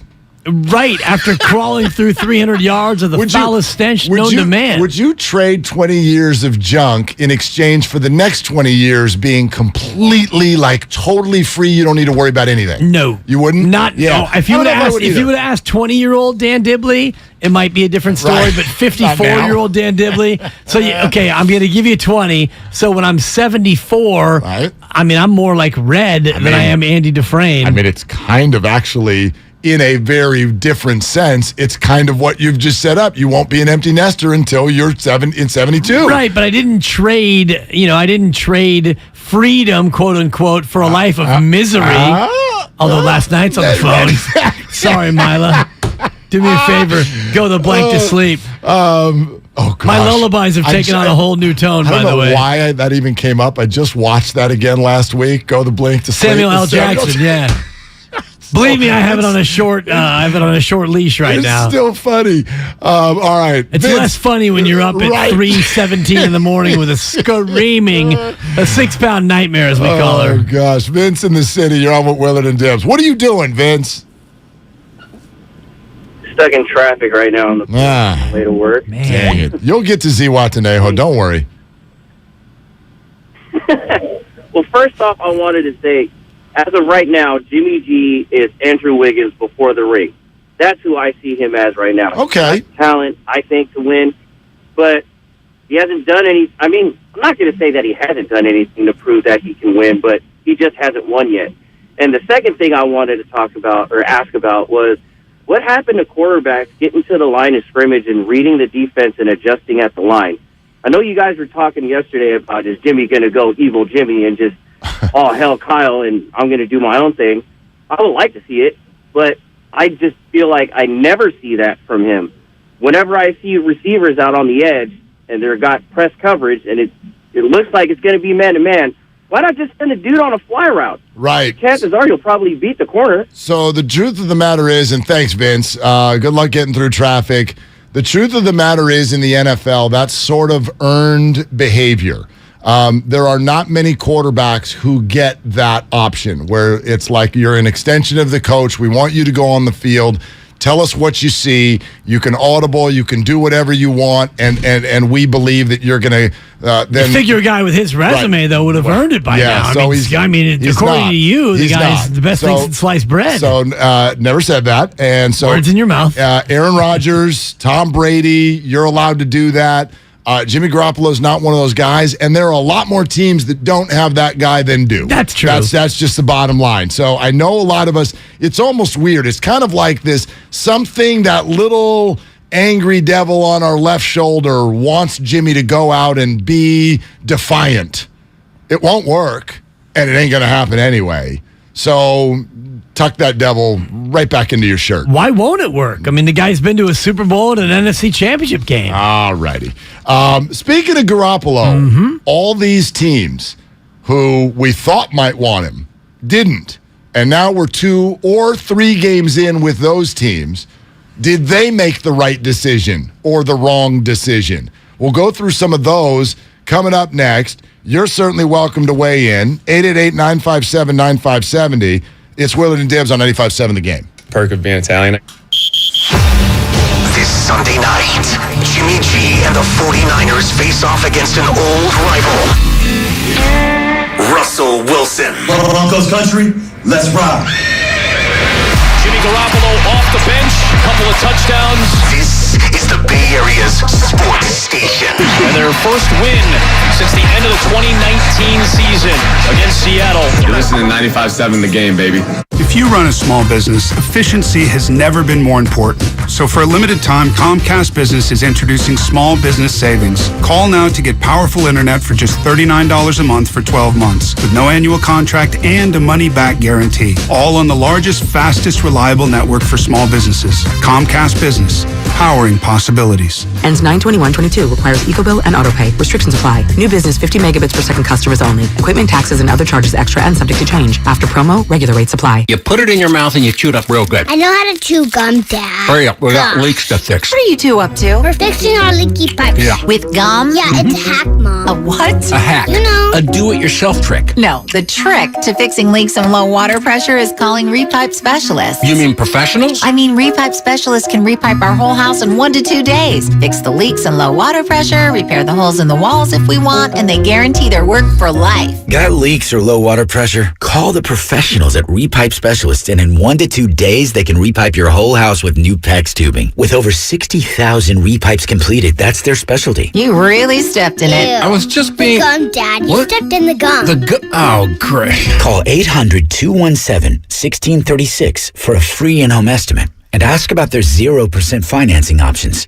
That's 800-217-1636. Call today, 800-217-1636, or visit repipe.com. Come into Friedman's Appliance in Pleasant Hill September 23rd through September 25th for their fall clearance sale event. Take advantage of factory direct prices, one-of-a-kind opportunities, special pricing on floor models, and convenient financing. And save on new appliances from trusted brands like Miele, Bosch, Electrolux, LG, and Maytag. Visit Friedman's Appliance in Pleasant Hill for their fall clearance sale event, September 23rd through September 25th, for the best time to save on new appliances for your home. We're on a journey to make healthcare more accessible and more equitable, to treat the most complex diseases and offer hope where often there is little, to provide better care to more people across the Bay Area.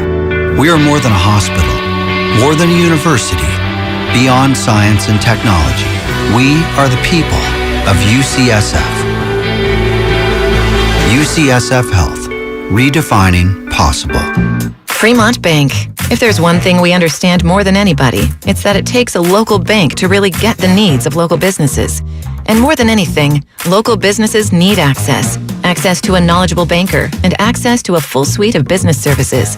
Can't come to the bank? We'll come to you. Our devotion to our clients ensures your business never misses a beat. That's why Fremont Bank remains the right choice for local and family-owned businesses. Learn more at fremontbank.com.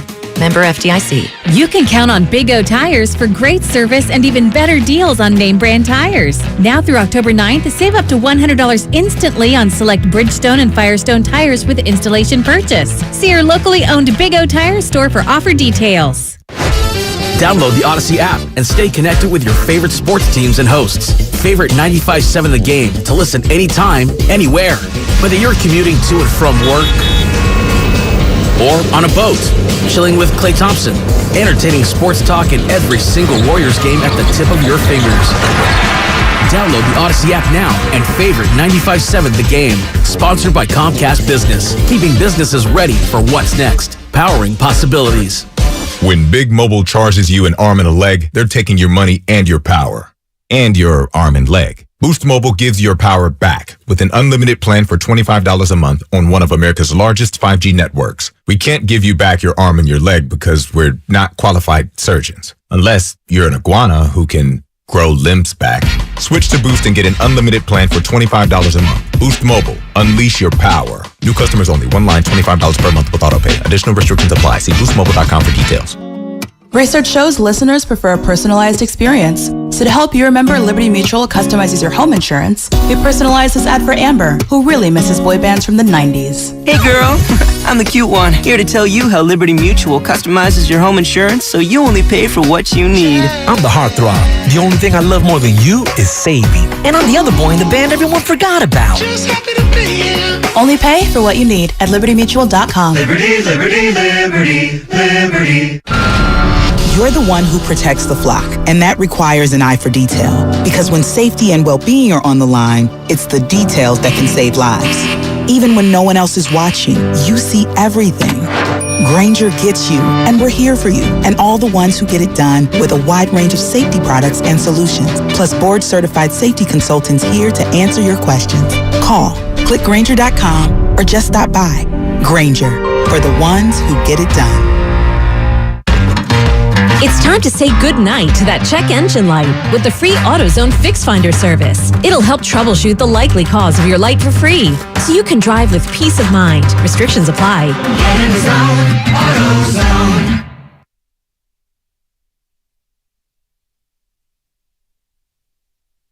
I'm an emotional wreck, Kyle. Now, back to Willard and Dibs on 95.7 The Game. It's going to be good. It's going to be good in November. I can't wait to go do that. I've done it before down in San Diego. They are turning Oracle Park in November. They're going to call it the Ballpark Back 9 and set up basically a golf event on the field. Like you go to different spots in the stadium and fire at targets down on the field. I did this once down in Petco in San Diego. Oh, my gosh. No putting, though, right? Just all targets? No, all targets. It is so fun. I bet. It is so flipping fun. You got 9 greens down there, basically? Yep. And usually, if they do it the way they did it in San Diego, there would also be a different beverage cart at every tee-off spot. Oh, wow. Yeah. Okay. You get one shot at every spot? Or yeah, pretty much. I mean, I don't know. I mean, you're there for a few minutes. Like, okay. you take a couple swings. Re-rack if you need to. And there's no competition element to it. It's just, Well, you're doing it you compete with the people that you're with. Yeah, there's points and whatever. But no, like, just, have kind of like a drink. Top Golf vibe. Yeah, kind of. Yeah, it's a ton of fun. But anyway, so that's coming to Oracle Park in November. Very, very much look forward to that. All right, glad you're with us. 888-957. Be nice to have something fun at Oracle Park. There you go. Balls flying in the air, actually. How about get that? In there. Just real quick. 888-957. Those balls. 957 is the number. Comcast Business Text Line. And yes, we're back on YouTube. YouTube had a massive problem about a half hour, 40 minutes ago. Back on. So those of you who stayed, thank you. And for those of you who normally bring in the show that way, get your butt back to YouTube. Whatever the heck you think you're doing that's more important, you're wrong. So get back to YouTube. What are you doing? Yeah, take in the show. Come on, let's go. Let's get it together. So I'm watching 2 teams last night who are both rumored to be Jimmy teams, Browns and Steelers. And I'm thinking to myself, okay, well, now you're 3 games in. Should you have gotten Jimmy? Now, the Cleveland Browns are 2-1, and quite frankly, they should be 3-0 if they hadn't have gagged the end of the game against the New York Jets. What a weird one. I mean, that's 1 in a million the way that game ended. Totally. So, and those of you who didn't see that last week, minute 22 to go, the Browns Chubb goes in for a touchdown. The extra point or the one prior had been missed, so they're only up 13 instead of 14, but you're up by 2 touchdowns with a minute 20 to go against Joe Flacco and the Jets. So 2 things happen right there. The Jets go right down the field, broken coverage. There's a receiver standing by himself. The Browns don't even chase him because they're kind of like, yeah, whatever, dude. We're up by over. Totally. Walks into the end zone. Then the Jets just little plucky onside kick. Oh, look, we got it. Go right down the field again. Knife through butter touchdown. Jets win by 1, and the Browns have egg on their face. But no real fault of Jacoby Brissett, who hasn't been great, but he's been fine. He's been solid enough. And so they win last night. They're 2-1. And in fact, even I saw this. This is funny. Pro Football Talk threw out an article today. Like, could Jacoby do enough to where when Deshaun gets back, Jacoby keeps the job? Nice. I'm like, they're giving him $250 million. Right. No. They might play Deshaun a little bit if Jacoby's playing well, you may not want to rush him back. If the team's winning, you can kind of ease him in if you have a winning record. Reminder, Kevin Hart tickets in just a couple of minutes. Stay right where you are if you're looking for those. October 1 at Chase Center, courtesy of Live Nation. Hang tight on those. Just a second, we'll give the Kevin Hart tickets away. So I think the Browns, I would say, if you're going to go through the whole list of Jimmy Rumor teams, did they make a good decision or not? Cleveland Browns, you'd have to say they made the right call. Right. They're doing fine, at least for the moment. Their schedule's been easy. And that's what I said going into the start of the year. I said that the Browns could still win with Jacoby Brissett because of the nature of their early season schedule. Although, nice win last night over Pittsburgh. I know it's not the Pittsburgh we're all used to seeing, but divisional game, bounce back spot after the embarrassing loss to the Jets. That was a good win. Pittsburgh's offense has been awful. Don't get it twisted. They won a game against the Bengals week 1 because they had a pick 6, got 4 picks against Joe Burrow. After that, they scored 14 points at home against the Patriots, 17 points last night against the Browns. They do not look good on offense. I would argue, and I know Kenny Pickett is looming. We don't know exactly what he's going to be. I don't think there's any huge pressure to get him into the game. But if the Steelers wanted to compete at a higher level early in the year, I am going to say that's a miss. They should have tried to get Jimmy Garoppolo rather than Mitch Trubisky. I disagree just because of the nature of Kenny Pickett and, Trubisky versus Jimmy Garoppolo. Jimmy Garoppolo's better. He's not a lot better. He's a little bit better. He's significantly better. Is he better to the point where Pittsburgh would be 3-0 right now? Probably not. And at what cost in terms of draft capital to bring him in? And I do think that Pittsburgh is going to turn to Pickett sooner rather than later. Right, but is that a good thing? I mean, it's a good thing, I think, for Pittsburgh because you have to rebuild at some point. They've been, 17 straight years without a losing record? Right, but so did they have to do that? I mean, you now have a division. The Baltimore Ravens look solid enough, but they gagged away a game last week. They're only 1-1. Everybody came in saying the Bengals were the favorite because they went to the Super Bowl last year. They're 0-2 and they look disgusting. Like they've had a terrible start to the year. Okay? Cleveland is sitting over here in first place. You could have competed in this division. And they still are. No. I disagree with you. Yeah, again, with a 4-pick game on Joe Burrow, like it's not having anything to do with Trubisky.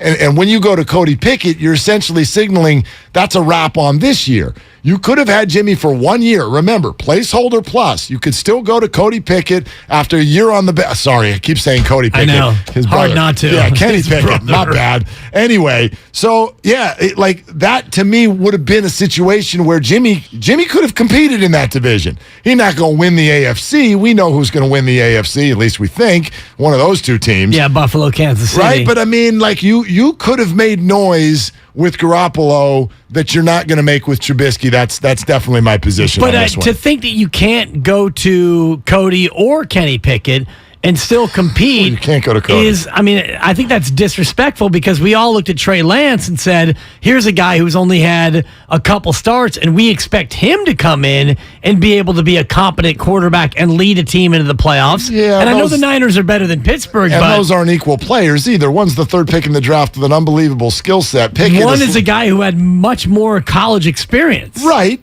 But is not the prospect that Trey Lance is. I mean... No, but the same idea, though, of an inexperienced quarterback coming into a system, he should be able to do well enough. He's also a rookie. Like, Trey, this was a big part of the thing for me that people, I think, dismissed. Like, Trey was not a rookie. Like, Trey had a year of being around an NFL camp and learning. Pickett has not had that. You're not going to win with Pickett this year. Like, I'm not saying they're going to go 13-4, but I'd say that about any rookie. You're not going to win with a rookie. You can come in and be competitive if the team around you is good enough. And Pittsburgh's not as good as they have been, but in that division, you mentioned Cincinnati is struggling. Cleveland without Deshaun Watson is ordinary, and Baltimore's good. They should be the dominant team in that division. But all I'm saying is Kenny Pickett could come in and be okay. Doesn't mean he's going to come in and be a tire fire. Only other AFC team that was rumored, I guess, at any level was the Houston Texans. And Davis Mills, they're 0-1-1, so it's not like anything special is going on there. However, they're in a division that one win. Somebody in that division is gonna host a game. Someone in that division is going to host a game. When you put it that way, that's shocking. Right? January, right? Like, here we go. There it is. Ladies and gentlemen, the Jaguars are hosting the Chargers, or something like that is going to happen in January. Right.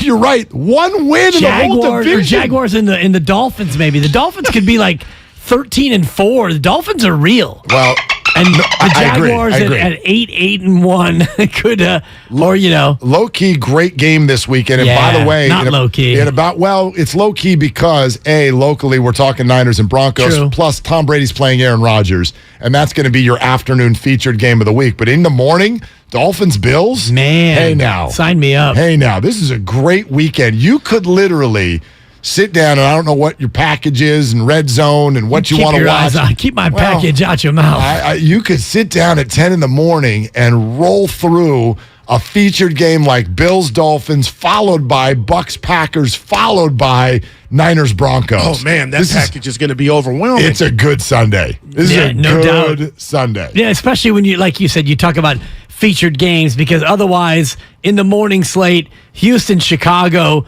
you couldn't pay me to watch 4 quarters of that mess. I mean, Detroit and Minnesota in the NFC North. Fine. I don't mind that game. Matchup, and that's a good fantasy game. Those two offenses have a lot of people will be into that. Cincinnati and the Jets. I mean, no Jets. Vegas and Tennessee, a couple of 0-2 teams. That's not very watchable. So this might actually be a day where you turn off the red zone and you just put on Focus Buffalo, on Miami. A game. Yeah, no doubt. Yeah, that one is going to be a lot of fun. All right, go over to the NFC and let's walk through some of those teams. The rumor that we heard just a couple of days ago, the 49ers thought Garoppolo was going to be the quarterback of the Washington Commanders. Then he got surgery, and they decided to go with Carson Wentz. Now, Washington is 1-1. They beat the Jags at home. They lost on the road at Detroit. Statistically, the Washington Commanders have been moving the football. Carson Wentz has played really good. They scored 28 against the Jags, and then what was the final score of that Detroit game? But it was high scoring, 36-27. They've gone 28-27. I'm going to say right now, if you gave the Commanders a chance to do this again, they're probably okay with Wentz. Right. Even though he had a terrible sort of news track during camp. Remember? The media's sitting there going, so, every time you throw the ball, it goes somewhere you don't want it to go. How are you feeling about that? And that whole thing got started, but he's looked good enough. He's looked competitive so far to start the year. Wouldn't you agree with that? Absolutely. And Washington's looked better than what we would have thought. And in that division where there are 2-0 teams, Washington probably not going to win that division, but they have looked certainly better than we thought. And you look at Dallas without a starting quarterback, they're in a little bit of turmoil. And the Giants, I don't think any of us are true believers in the Giants, although if you look at their game this weekend, they could very easily be 3-0, the New York Football Giants. Monday night against the Cowboys. Yeah, I would say the Giants don't regret it because they needed it to find out if Daniel Jones can play or not. And I know that a lot of us would say, how the hell do you not know by now? But they need to decide if Daniel Jones is going to be the guy. So I almost always felt this way. Like, if the Giants brought in Jimmy, it would be to completely move on from Daniel Jones. Like, you can't, what are you going to do? Like, you can't have them both there. Right. The presence They're kind of the same guy. Right. Well, and Jimmy's better. The Giants, to me, were a possibility to bring in Jimmy if they had just said, no, we're done with Daniel Jones and we want to have Jimmy this year. But that's not where they're at, so that one also makes sense to me. There are a couple of teams, though, in the NFC that I would suggest regret this. I'm going to move Seattle aside because I don't think Seattle had a chance. Right, if the 49ers... Unless they cut him. Right. The 49ers, if they were saying, no, we're trading him, we're keeping him, then Seattle never had a chance to get their hands on him. But talk to me about New Orleans and Atlanta for a second. Okay? And you tell me, Atlanta sitting at 0-2, if you wouldn't rather have Garoppolo running that squad than Marcus Mariota. I would, absolutely. I would. I felt the same way about New Orleans and Jameis Winston. I'm not a big Jameis Winston fan. I think and we talk about Jimmy G and the Jimmy Oh-no throws. Jameis Winston will give it to you even more often than Jimmy Garoppolo will. So I think both of those teams would have been better served to have Jimmy Garoppolo in. I guess the only other one that we're looking at, and I probably should have thrown them in there too, is the Carolina Panthers. That was definitely a team we talked about a lot, and they opted for Baker Mayfield as opposed to Jimmy Garoppolo. He beats out Sam Darnold. And, look at that. They're 0-2, and their coach is completely on the hottest seat in the entire league. Exactly. He's the most likely head coach to be fired, the odds-on choice to be the first coach to be fired. And Carolina, in a division where it felt like you were playing for second, you were playing for a wild card anyway. Yep. But now sitting at 0-2, you're in real trouble. By the way, that division, isn't that, to me, if you want to look at something that's really, really rosy for the 49ers, remember what we said at the beginning of the year, okay? Take a look at the NFC, and let's go with what we know. We didn't know much. The Bucs, are they going to be good? Yeah. The Packers, are they going to be good enough? The Rams are going to be on some level a squad. And then there were the wild card teams, right? The East is going to get somebody. We thought maybe the Eagles would be good, and it looks like they will be. So let's put the Eagles, Packers, and Bucs over here. That's 3 teams. Then there's the wild cards, and actually I should say Rams too. So there's 4 teams. Right? Then there's the wild cards of like the Vikings and the Cardinals. And I guess you'd have to say the 49ers because they're bringing on a new quarterback. But now they go with what they know. The only fear I would have had of the 49ers not making the playoffs if they had healthy, good quarterback play is, what if the Saints or Panthers are like way better than we expected them to be? Well, they're not. Right. It's like, again, if Jimmy plays the next 15 games, I don't see how they don't end up in the playoffs. I just don't see enough here in the NFC that's going to potentially scare them or beat them or win 10 or 11 games, which I would fully expect the 49ers to do if Jimmy plays 15 games. Well, it would be Arizona in a head-to-head if you lost both to Arizona, and then they become better than we thought because Arizona beat you twice.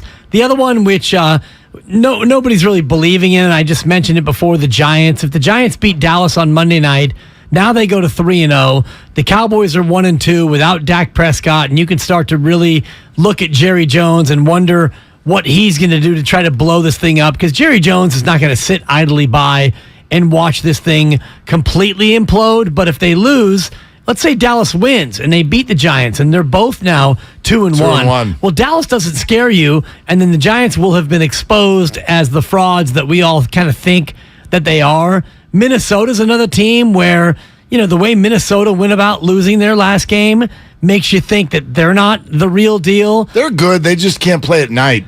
Well, I mean, it can't if I'm be Minnesota, that simple. I'm going to petition the league for day games. No more primetime games. Do not put Kirk Cousins on national TV. It just doesn't work. Chicago beat you, but we all kind of feel like that was a little bit of a fluke. And Detroit is a cute story, bro, but I don't even think that they're going to have a winning record. So as you mentioned it, you start to go through all the teams that don't really seem to be popping, and Carolina, one of those teams that maybe would scare you at 0-2.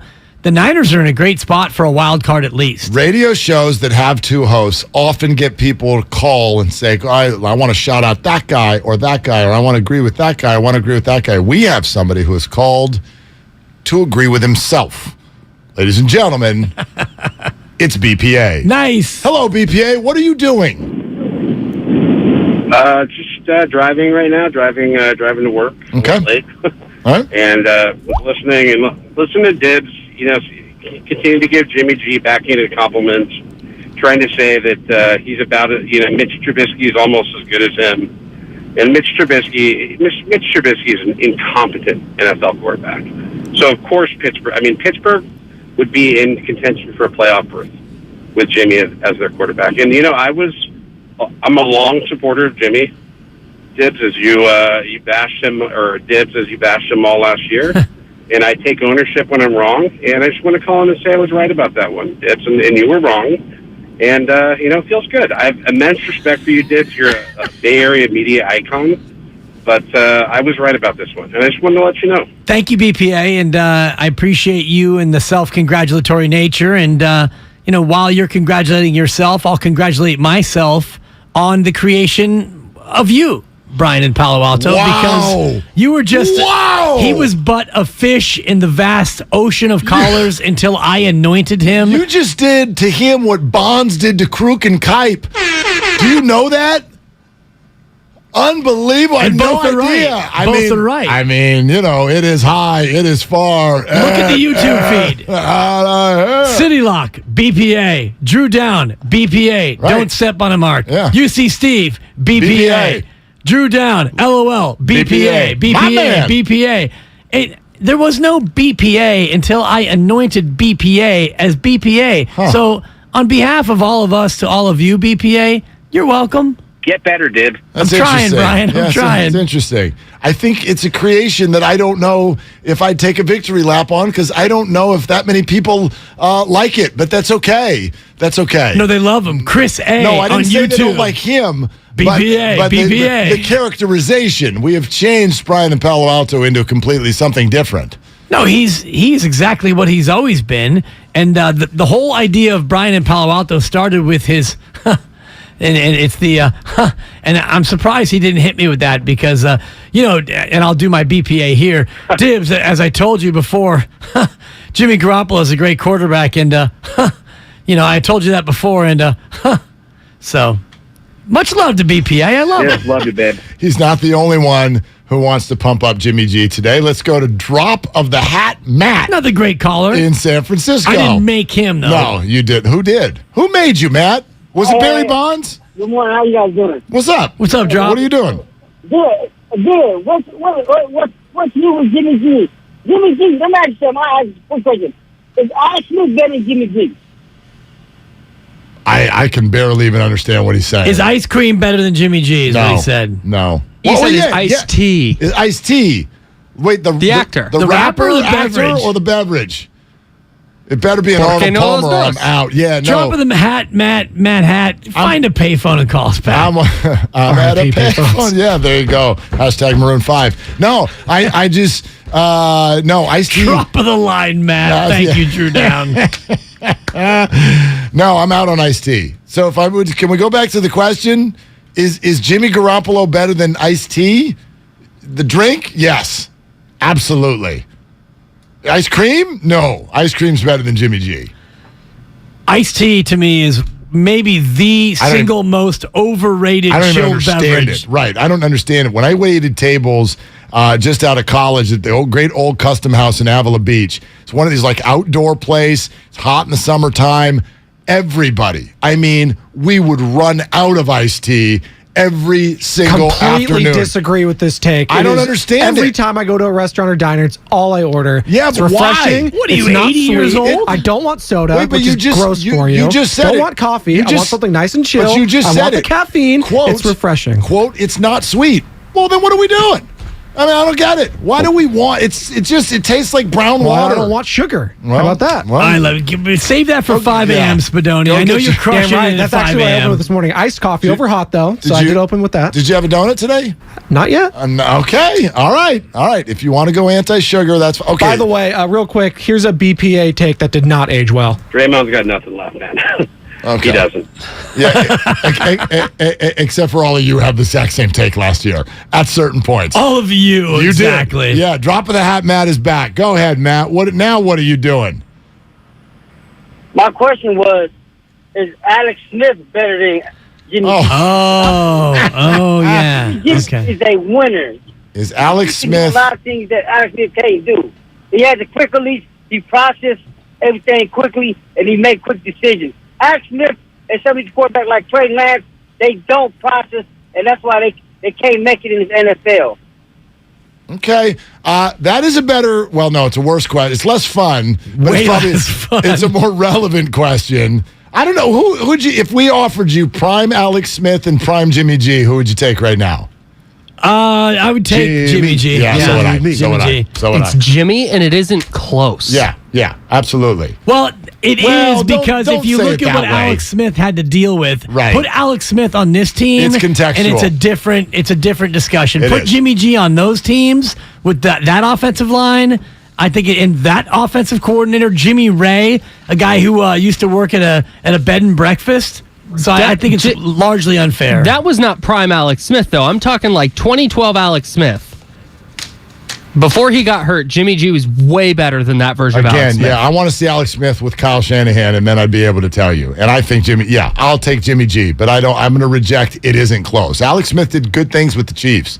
He did very, very good things. They won the division every single year. So there's a comp there. All right, coming up next, two totally opposite answers from Denver on which quarterback they would have rather faced this weekend. Plus, Steve Young weighs in, and Barry Bonds controversy and recruitment all at the same time. So all of that is coming up. It's Willard and Dibs. Your phone calls welcome at 888-957-9570 on 95.7 The Game. What's the best way to get hyped up for Niners Broncos? Listen to the Kickoff Show with Larry Krueger and Lorenzo Neal. The difference is I've been out there with Steve McNair, you haven't. The difference is I've been out there with Kelly Smith, you haven't. The difference is I've seen this game and played it, you haven't. This is the Bay Area's sports station, 95.7 The Game. Gorgeous gaming, stunning streams, unbelievable bandwidth. It's another Lifestyles of Gagillionaires. Meet the AT&T Fiber customers winning at life with hyper-gig speeds. Meet Gagillionaire Terry. While his love of streaming horror movies has him constantly on the edge of his seat, his internet bill won't give him a scare. Oh, don't go in there. I'm telling you. Because since Terry upgraded to AT&T Fiber with hyper-gig speeds, he doesn't worry about data caps or equipment fees. Come on, man. The door's open for a reason. And best yet, he also doesn't stress about a price increase at 12 months, because with the amazing Gagillionaire lifestyle comes an exquisite sense of tranquility. Most of the time. Live like a Gagillionaire. Get straightforward pricing with AT&T Fiber. Internet that upgrades everything. No data caps, no equipment fees, and no price increase at 12 months. Limited availability in select areas. Visit att.com/hypergig for details. Odyssey knows that football fans can't get enough football. That's why we've got nonstop football coverage on the free Odyssey app. Podcasts and live shows dedicated to every pro team. NFL play-by-play and enough game talk for the most diehard fans. Local radio stations talking football, interviews with star players and coaches, and football fans being fans. What kind of play calling was that? Listen to everything you love about football, live and on demand with the free Odyssey app. Get in the game and download today. How do you make the most of your land? If you ask the Wrens, who run with us on a John Deere mower, they'd tell you, I mow first, then I do all the trimming.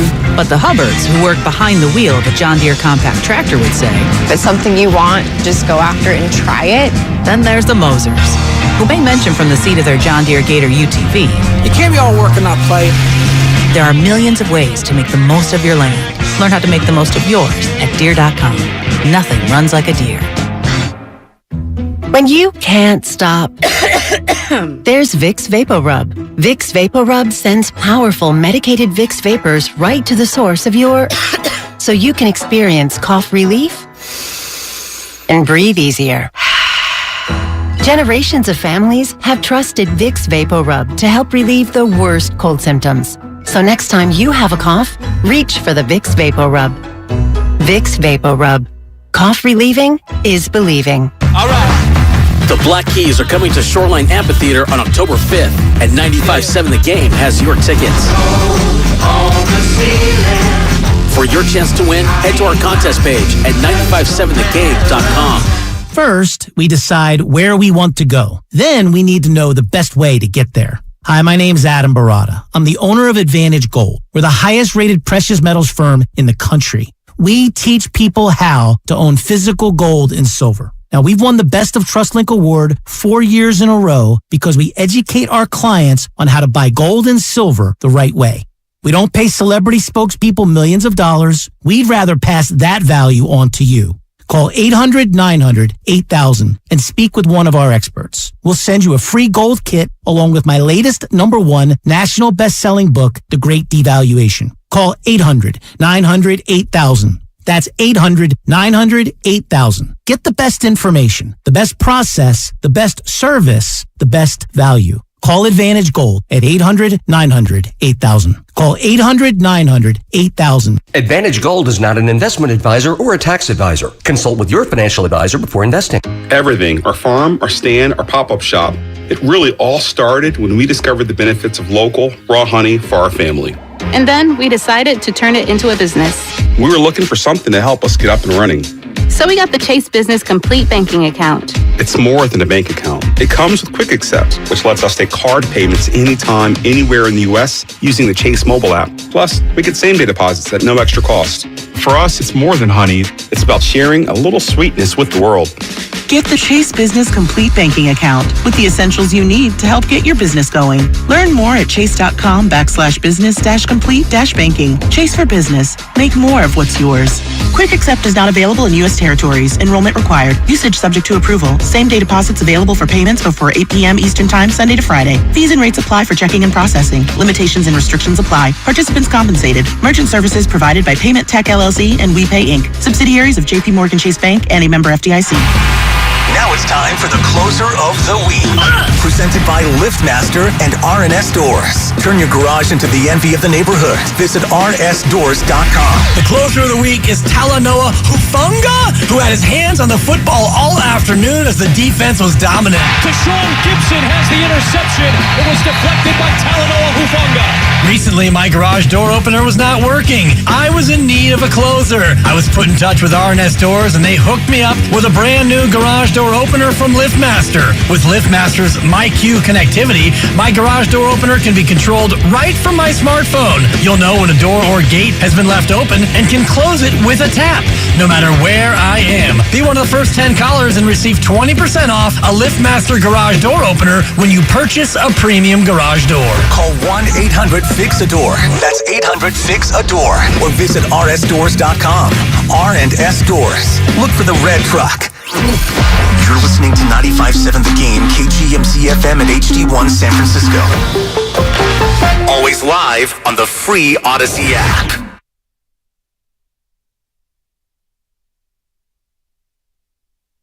Now, back to Willard and Dibs on 95.7 The Game. All right, get back over to YouTube. All the YouTube issues on YouTube's side have been fixed. So get over there, keep the chat going. That has been active. Same for the Comcast Business text line. And a reminder that Willard and Dibs is all brought to you by Fremont Bank, full service banking, no compromises. Plus, you can call 888-957-9570. We have promised on this show to pick every NFL game. So at 11:30, we're not going to roll through the entire schedule. It's just too many games, but we will give you 5 highlighted games, the big games of the weekend. The highlights. Yep, 49ers and Raiders included in that for sure. But so the highlights. We'll do that and then also post all of the picks. They've already actually been posted if you go to some of our social channels. So my Twitter feed, Dibs, your Twitter feed. I'll put them on IG as well, MT Willard. You can go check out those picks and follow along as we crash and burn. Although, all 4 of us on Team Browns last night. And I'm not crashing, nor am I burning 5 games above 500 so far. You are a game below, Spadoni 3 below, Kyle 5 below. So let's not put crash and burn on all of us there. It's just because you're the mayor of Loserville right now. Oh gosh. Doesn't mean you got to drag me down with you. Don't try to drag me, dog. Love a week 3 victory lap. That always works out well. I'm just stretching out for the victory lap. But anyway. I mean, if you can't brag and boast when you're in the lead after 2 weeks, what are we doing then, Mark? Yeah, understanding the way this usually works is how I would answer that. It won't be long before I'm back in the cellar, and then I'll be back on top. It'll be a seesaw, a yo-yo. On this subject, by the way, I was confused by something, and maybe you can help me with it. I saw Bonte last night saying, man, I feel so bad for anyone who bet the under in the game, which was 38.5. And I looked at that and went, oh, gosh, are you telling me that stupid defensive touchdown at the end flipped the over-under? And then I was like, wait a minute, 38.5? I feel like I'm okay at math. Isn't 23 plus 17 40? Like, hadn't the over already hit before the touchdown? Yes. Right? Yeah. So I don't know know what the number was. Was it really 38 and a half? He's probably right. I don't know why he'd be wrong. And maybe it could be a teaser play. Well, maybe his thought was either a teaser play or maybe his thought was, and many had this, why when the Steelers got that penalty, 4th and 5, and it goes to 4th and 1, and a lot of people are like, I'm sorry, 5 minus 5 is 0? How did it go to 4th and 1? Which I can explain. Like, it was 4th and 5, but it was like a little bit more than 5, right? And what yard line was it on? So they were somewhere near the red zone. They were right around the 20, 25-yard line, maybe. Okay, and so they were outside the 20. Yeah, it was right in that neighborhood. Somewhere right, either right inside it or right outside it. But it's 4th and 5, and it was probably like 4th and 5.5. Then they get a too many men on the field penalty. It goes to what would be called 4th and 1, but it's really sort of like 4th and a half yard. And so I think a lot of people were like, why wouldn't you go for it? Because the analytics, like, right, you can get the touchdown, but I completely understood why the Steelers did what they did, because why take that chance? Your big enemy in that moment is the clock, not the scoreboard. You need both. You need both, but like, it's not like if you get a touchdown there, oh, cool, now we're in a great spot. I know that if you did get the onside, you wouldn't have to go as far, but I'd rather have a minute 20 on the clock. That's plenty of time. So Mike Tomlin's thinking, let's get within one score and then take our chances. I understood what he was doing. Maybe that's why Bonte was saying it, because if you take that field goal off the board, now you're at 37 and the Steelers are facing a 4th down. Right. So if the Steelers don't pick it up on 4th down, if they don't go for the field goal, they don't pick up the 1st down, it's 23-14. That game goes under. Nobody has to worry. But it also could be in teaser play. I'd actually play a lot of 5-point teasers in the NFL where, you know, if the spread is, the spread's 3.5. If, like, for example, the Niners is a great example. The Niners are -2. They're a 2-point favorite right now. Yeah. If you like Denver, and I kind of do in this one, instead of taking Denver +2, you bet it on a 5-point teaser and you get Denver +7. So you get 5 points on the Denver bet in concert with another wager. Just get worse odds. Yeah. But a 2-point teaser, when you get 5 points, is even money. It's the same as betting one game straight up head-to-head. Got it. All right, let me ask you this, because this came up on the morning show and then again here on our show, and we got two completely different answers from two people who, in Denver, are completely in the know. How would you have answered it? If you're an opponent of the 49ers and you're thinking, based on what's unfolded here in the first couple of weeks, would you rather face Trey Lance or would you rather face Jimmy Garoppolo? If you're the opponent, you want to win, who do you have a better chance to beat? I think it's Jimmy Garoppolo because of the unidimensionality of what he's going to do. So if I'm a defensive coordinator in Denver and I'm facing Trey Lance and the 49ers, I've got more things to worry about. Now, Jimmy Garoppolo is a better player. He's a better player right now. He might be a better player in Week 8. He better not be a better player next year and in future years. If so, Kyle Shanahan messed it up. But if I'm the DC of Denver right now and Trey Lance is quarterbacking, there's a whole lot more I have to worry about. There's more that you have to worry about. However, I would counter with it's more likely at the end of the game that you win. I think I would rather face Trey Lance because it's Week 3. I understand as a defensive player, I'd rather face the athlete that Jimmy is versus the athlete that Trey Lance is. I also think that if you're a defensive player or a defensive coordinator, unpredictability is not your friend. We don't know exactly what a Trey Lance, we were still trying to get to know what a Trey Lance offense looked like. Now everybody knows exactly what a Jimmy Garoppolo 49er offense looks like. We've seen it for 5 years. But if what we're saying is, who do I have a better chance to beat this week? I think you would add a better chance to beat Trey Lance this week. So that's debatable. It is debatable. I like where you're going with that. I mean, listen to this. So Ben Albright, big football media guy in Denver, is on with Bonte and Joe, and that question comes up, and listen to what he says. I think Denver would rather have Jimmy Garoppolo out there to defend. He doesn't have the dynamic ability with his legs. The book on Jimmy Garoppolo is pretty much out there. You know, he's a middling velocity passer, highly efficient, mostly in breaking routes, that kind of stuff. Loves to move to his right, won't take off on you. So I think in terms of football, you'd rather have Garoppolo out there. That said, Jimmy has played well before. If he's got a good enough cast around him, he can win games, and so that bodes, I think, for the Niners in the long haul. In terms of this game, I think at altitude at Denver, I think Denver's being slept on a little bit. Okay, so there's Ben Albright saying that they would much rather face Jimmy because of all of the athletic dynamics that Trey brings to the table. Then you and I get a conversation with Rick Lewis. He is the color analyst for the Denver Broncos. Same question.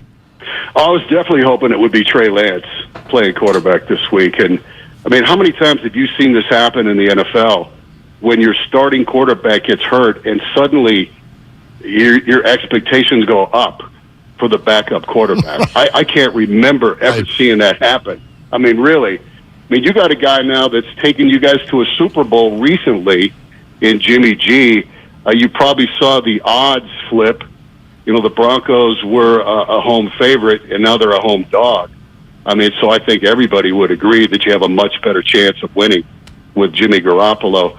When I'm looking at your stats offensively, you guys really haven't shown much on the offensive side of the ball, and I know that's because Lance played that first game in the rain.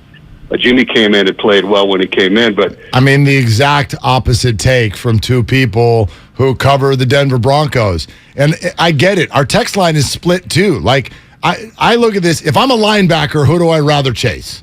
Jimmy Garoppolo. Obviously. Yeah. Right? But if I'm a coach or if I'm a defensive lineman, who would I rather sack? Like if I get to the pocket, Jimmy's going to be there. Trey won't.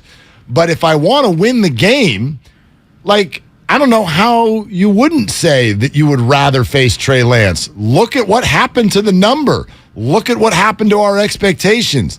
Again, week 3, not for the whole year, not for our whole lives. Right. This week, I feel like the majority of the people agree the 49ers today have a better chance to win football games right now than they would have if Trey Lance was starting. What you're saying about the number is only partially true because I don't think that the number moved that dramatically because of Jimmy Garoppolo. There are other factors in play as it pertains to Denver and their injury concerns and Nathaniel Hackett and his inability to manage a game. So I think it's more than just Jimmy in, Trey out, and now the 49ers and that spread has moved by a total of 4 points. I think about this in terms of, as a defensive player and a defensive coordinator, on who I would rather scheme against, because Jimmy Garoppolo, he's not a threat to run. So as you're looking defensively at how do we stop this 49er attack, you can take that part of it out of it. You don't have to worry about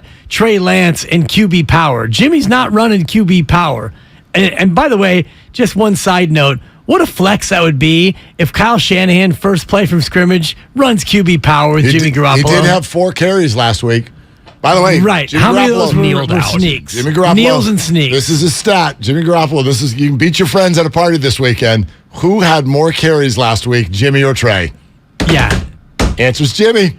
Kneels and sneaks. Stats are stats. I'm told numbers don't lie, Dibs. Yeah, you can make numbers do whatever you want. Exactly. Your boy Steiny's really good at that. Yeah, exactly. Really good at making numbers work for him. So, real quick before we continue this conversation, we promised Kevin Hart tickets, and we made you wait a little bit longer than we meant to. Apologize for that, but now's your chance right now. Kevin Hart, October 1, Chase Center, okay? Contest line, the contest line, which is not the call-in line. So listen closely. Here's the number, 415-951-2386. 415-951-2386. One more time, 415-951-2386. Call right now for a pair of tickets. Kevin Hart, October 1, Chase Center. Caller 5 is the winner. 2 tickets, Kevin Hart, Chase Center, courtesy of Live Nation. I'm fascinated.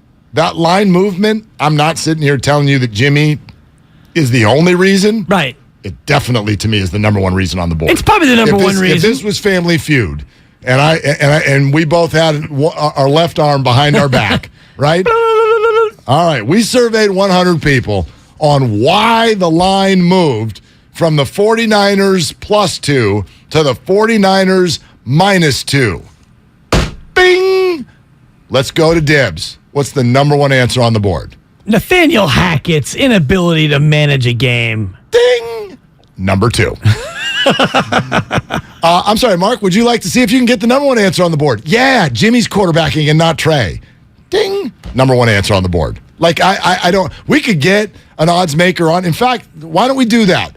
Why don't we send some text messages? We don't need to get someone on the air. But we all know people who are in that world. I know people who know people. Do you? I mean, you do host something called Liquidate All Assets. Yeah. You should be able to... Sunday's Bets, a seasonal show on the BetQL network. I love seasonal things. Isn't the pumpkin spice latte, is it not... I mean, go to Kyle. Down on the pumpkin spice latte. Kyle, have you been to Trader Joe's in the last 4 days? I mean, half the stuff in there is pumpkin.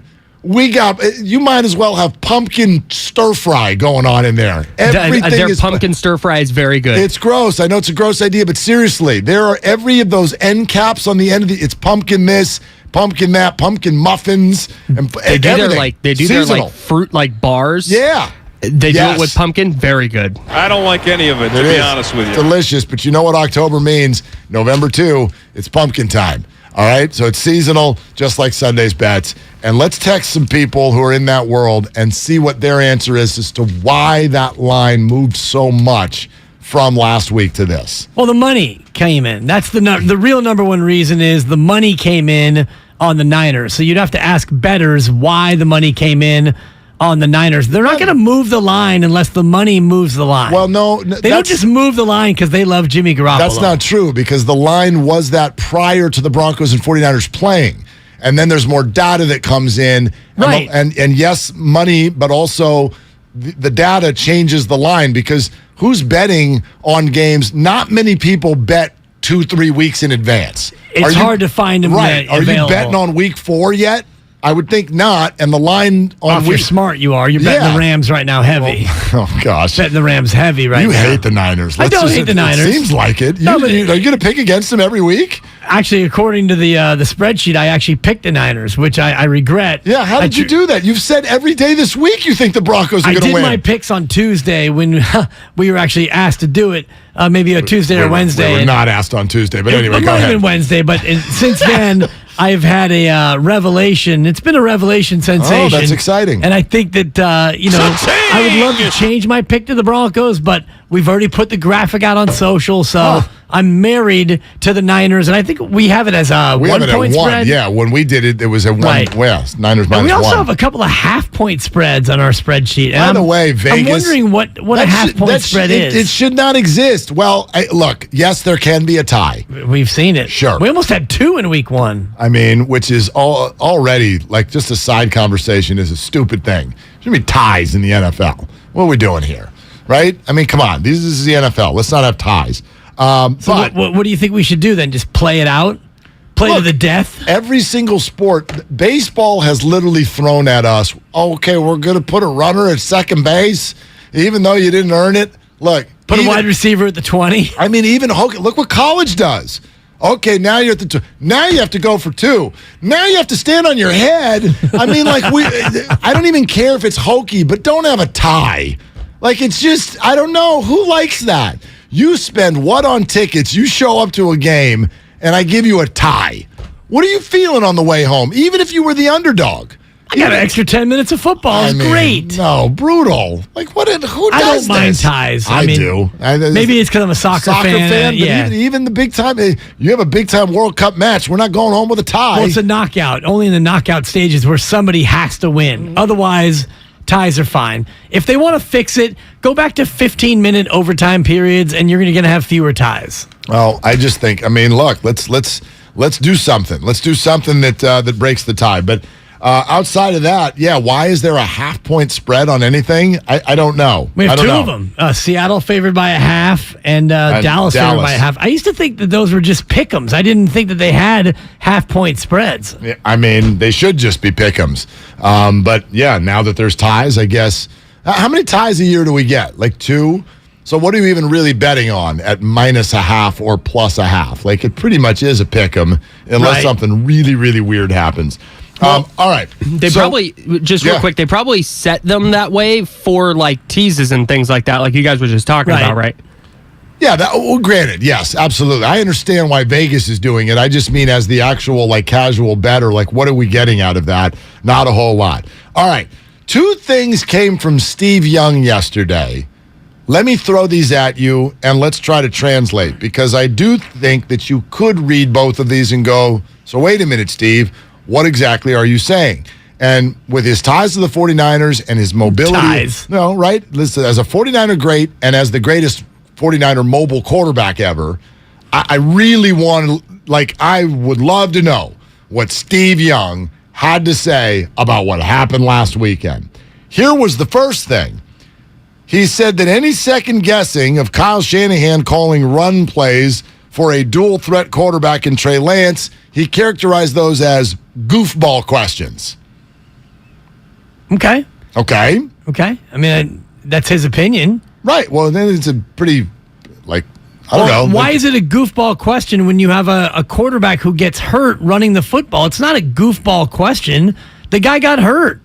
The guy ran the ball more than any other Niner quarterback since Colin Kaepernick, and he got hurt. Why does that make it a goofball question when you want to know why you're running the quarterback in that fashion? I don't think it's a goofball question. Well, listen, I understand what he's saying, which is that I guess this is the only way to sort of respond to everybody who's like, why are you running him so much? It's like, you do understand that if he wasn't running, we all would be like, why aren't you running more? Like that, there was never a time when Trey Lance wasn't going to be used in this way. Like, sure, we can all challenge how often it happened. Right. And that's why Juice came on yesterday and said mathematically that has nothing to do with why he got hurt. The old coin flip defense. Well, whatever. He is right that mathematically it has nothing to do with why Trey Lance didn't get hurt because you ran him too often. Agreed. He got hurt on that play. But he did get hurt because you ran him. So the very idea of every single play, it's a 50-50 chance that you get hurt. When you run a play in the NFL, as an NFL player, you either get hurt or you don't get hurt. Can we agree on that? Well, sure. 22 guys on the field, and if we make it through on every play, there's unless you're Cleveland and you got 5-yard penalty because you had 12 guys in the field, but every play, it's a 50-50 chance that you're going to get hurt. Well, no, that's not true. There's a way, way, way less than 50-50 chance that you're going to get hurt, or by the end of the game, everybody would be hurt. Like, no, there's not. But, I guess what I'm saying is on every play, you either get hurt or you don't get hurt. Yes, absolutely. And you're more likely to get hurt when you have the ball in your hands. So translate this for me, though, because Steve Young also quoted as saying, quote, look, it's football, and running a quarterback out of the huddle is dangerous. Remember last year when Trey played against the Cardinals, and I think they ran him 13 times out of the huddle, and we all kind of thought, really? Is that what we're doing? So Steve says that. Also said, though, asking about Kyle Shanahan and play calling or goofball questions, and then he throws this wild card into the mix, and maybe this is what we really should be talking about. Quote, running him was going to be in the cards, and so I worry that Trey, there are guys that can run because they understand how to get down and get out of trouble, and there are guys that don't.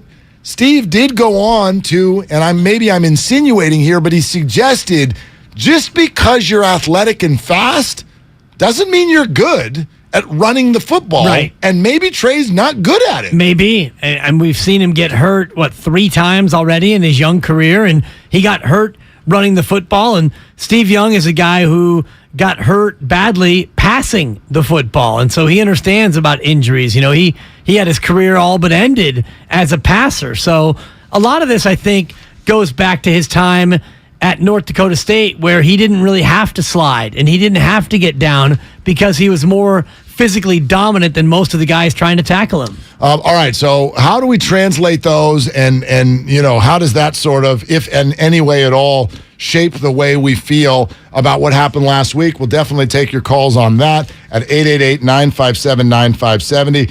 We'll get in a little bit further to 49ers and Broncos for sure, and we haven't gotten to this yet, and we should. Bob Myers said something yesterday that is a big flippin' deal. and we'll play it for you and discuss coming up next as well. It's Willard and Dibs on 95.7 The Game. I'm Michael Jenkins helping you beat the books with BetQL. Fresh off their Hail Mary victory last weekend, Appalachian State will host one of the newest members of the FBS world as James Madison comes for a visit. The Mountaineers are 12-4 all-time against the Dukes, and JMU is playing its first season in FBS. Look for the magical season for App State to continue this week. The BetQL model has them covering the 7-point line against the Dukes as one of their 5-star best bet plays in college football. It's not easy being the one everyone counts on to keep the facility running, no matter the weather or supply chain hiccup.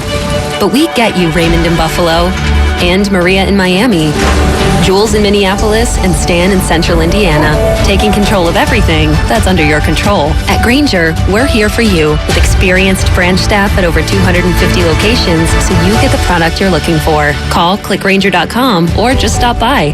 Grainger, for the ones who get it done. Hey, Becky, what about this beat for your next song? It's cool, but I'm into faster stuff lately. Like Xfinity that gives me beyond gig speeds. Got it. What about this then? It sounds powerful, just like Xfinity. Because its supersonic Wi-Fi has 3 times the bandwidth, you can connect hundreds of devices at once. That's what I call power. Unbeatable internet from Xfinity. Made to do anything so you can do anything. Get the Xfinity Supersonic Bundle with unlimited gig speed internet, Wi-Fi equipment included, and a free 4K streaming box. All for $50 a month with a 2-year internet rate guarantee and no annual contract when you add Xfinity Mobile with unlimited data at regular rates. Go to Xfinity.com/gig, call 1-800-XFINITY, or visit a store today. Limited time offer. Restrictions apply. Requires paperless billing and autopay. New gigabit extra internet customers only. Taxes and fees extra and subject to change. Xfinity Mobile requires post-pay Xfinity internet. Reduced speeds after 20 gigabytes wireless usage. After 24 months, regular rates apply. Requires compatible Xfinity gateway. If you own a business, this has been a bumpy ride. From pandemic to inflation, I'm sure you could use a break. If your business has 5 or more employees and survived COVID, you might be eligible to receive a payroll tax refund of up to $26,000 per employee. The challenge is getting your hands on it. Hi, I'm Howard Mackler, and that's why I founded GetRefunds.com to cut through the red tape and get you the money. The team of tax attorneys we have put together are highly trained in this little-known payroll tax refund program. We do all the work, charge not a dime up front, and simply share a percentage of the cash that we get for you. Businesses of all types can qualify, including those that took PPP, nonprofits, and even those that had increases in sales. We have helped return over $1 billion to businesses, and we can help you too. Just go to getrefunds.com/sports, click on Qualify Me, and answer a few questions. This payroll tax refund is only available for a limited period of time. Don't lose out on up to $26,000 per employee. Go to getrefunds.com/sports. That's getrefunds.com/sports. Visit Friedman's Appliance in Pleasant Hill September 23rd through September 25th for their fall clearance sale event and take advantage of one-of-a-kind opportunities. Visit Friedman's Appliance Fall Clearance Sale Event for the best time to save on new appliances for your home. Doors and loading dock equipment are a crucial part of your business and one you probably don't think much about until they break. A broken door or dock leveler can be a real security threat, along with disturbing the flow of goods in your business. Luckily, RNS is here for all your commercial door, dock, and gate needs. From overhead doors and security shutters to fire-rated and personal doors, RNS can provide your business with safety and security. Call 800-FIX-A-DOOR to schedule a free estimate or visit rsdoors.com.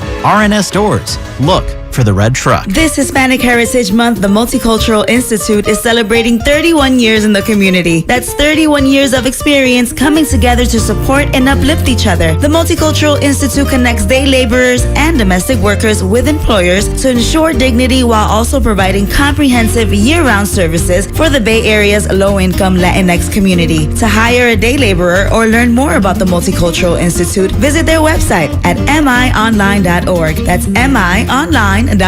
It's Joe Shasky from The Morning Roast. And if you're an independent restaurateur or are starting a brand new business, then you gotta know about my friends at Trimark. Trimark, making independent restaurateurs' dreams come true in Northern California for over 55 years. Whether you're designing your next restaurant or you need equipment and supplies, this is where Trimark comes in. They do it all. And what's most important to them is being a partner to their business customers. Visit TrimarkWest.com. That's TrimarkWest.com. ForHims.com. At Right Way Garage Doors, we consider what we do inspired craftsmanship.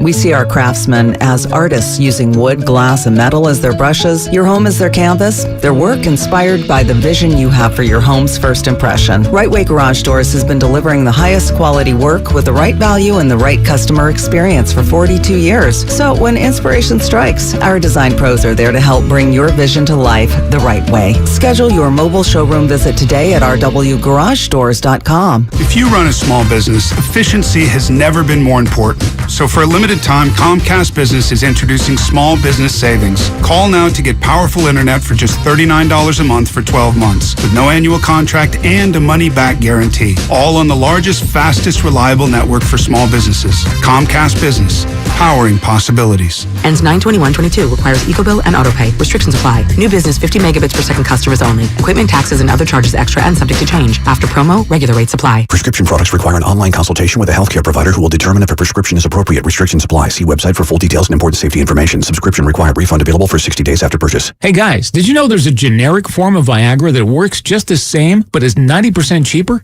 And you can get it online? Just go to forhims.com/joy. You'll get a free medical consultation, discreet shipping if prescribed, a 100% online process, and trusted generic alternatives to the biggest brands at 90% off. That's right, get generic for Viagra, the same active ingredient as brand name Viagra, but 90% cheaper. It's the same medication you get from your doctor, but with zero copay, no expensive appointments, and no awkward face-to-face conversations. Results are guaranteed or your money back. To start your free online visit, you need to go to this exclusive address, forhims.com/joy. That's forhims.com/joy for your free online visit. forhims.com/joy.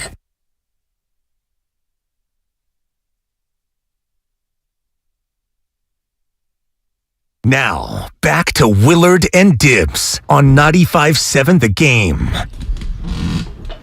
All right, we're going to throw at you what we have deemed to be the 5 sort of most interesting picks of the weekend, but picks for every NFL game will be on the social channels, 95.7 The Game, Dibs on Twitter, me on Twitter, Instagram, MT Willard. They're all going to be out there, but the 5 games that we have selected for this weekend, at least, that we're going to go through, and we'll do it in just a couple of minutes. Obviously, the 49er game, the Raider game as well. Kind of an interesting one at Tennessee. I think people have denigrated Tennessee because of, one, a weird loss at home to the Giants, and then just got absolutely raced by Buffalo, but I'm not convinced that Buffalo's not going to race every opponent this year. I mean, Buffalo raced the Rams in their building on opening night. So that one is fascinating. I'm not quite sure what to think about it yet. And then the other division game, Rams and Cardinals, and then the 2 big sort of national glitz and glamour games, Buffalo versus Miami and Aaron versus Tom, Tampa Bay and Green Bay coming up. So we're going to go through those in just a second. But how did this grab you, Dibs? Been a minute since we've gotten to hear the old voice of Bob Myers. Hey, Bob. What are you doing, Bob? What are you doing, Bob? What do you think about all these guys who might be free agents here in the next 12 months or so? Because we'd like all of them to stay, and we'd like to win every championship for the rest of our lives. Bob? Well, we want all those guys. Can we get them all? I don't know. It depends on what the money ends up being, what the ask is, what we can do. We're not at a point to make those decisions yet. Where it ends up, the more I've been in this, the more I realize there's no absolutes. I could sit here and say, we want this, we want that. Some of these decisions may be made in the next 2 weeks, and some might be made in 7-8 months. And the information that we have then will be helpful as far as making those. And then it's a negotiation, to be honest. But we like them all. I'm not going to like them in order for you. That doesn't do me any good. But we like them all. I mean, this is what we started to talk about last year. I got your order, Bob, if you need it. Oh, I'll put them in order for you, Bob. Okay, go ahead. Jordan Poole is number 1, and he can get 5 years and $180 million in his rookie max extension. You got to deal with Jordan Poole. You got to figure out what you're going to do with Jordan Poole first and foremost. Then you get to Andrew Wiggins, and Andrew Wiggins became a real important long-term piece in the way he played in the postseason. And you got to look at Wiggins. If you give Poole as much money as you possibly can, which I don't think they'll do, they won't. You might give him 4 years and $120, $30 million a year. I mean, he's going to get that on the open market. He's worth it. The guy's becoming an explosive player. It's not that he's not going to get that on the open market. I don't disagree with you at all. However, I've got to admit this emotion about the Warriors offseason.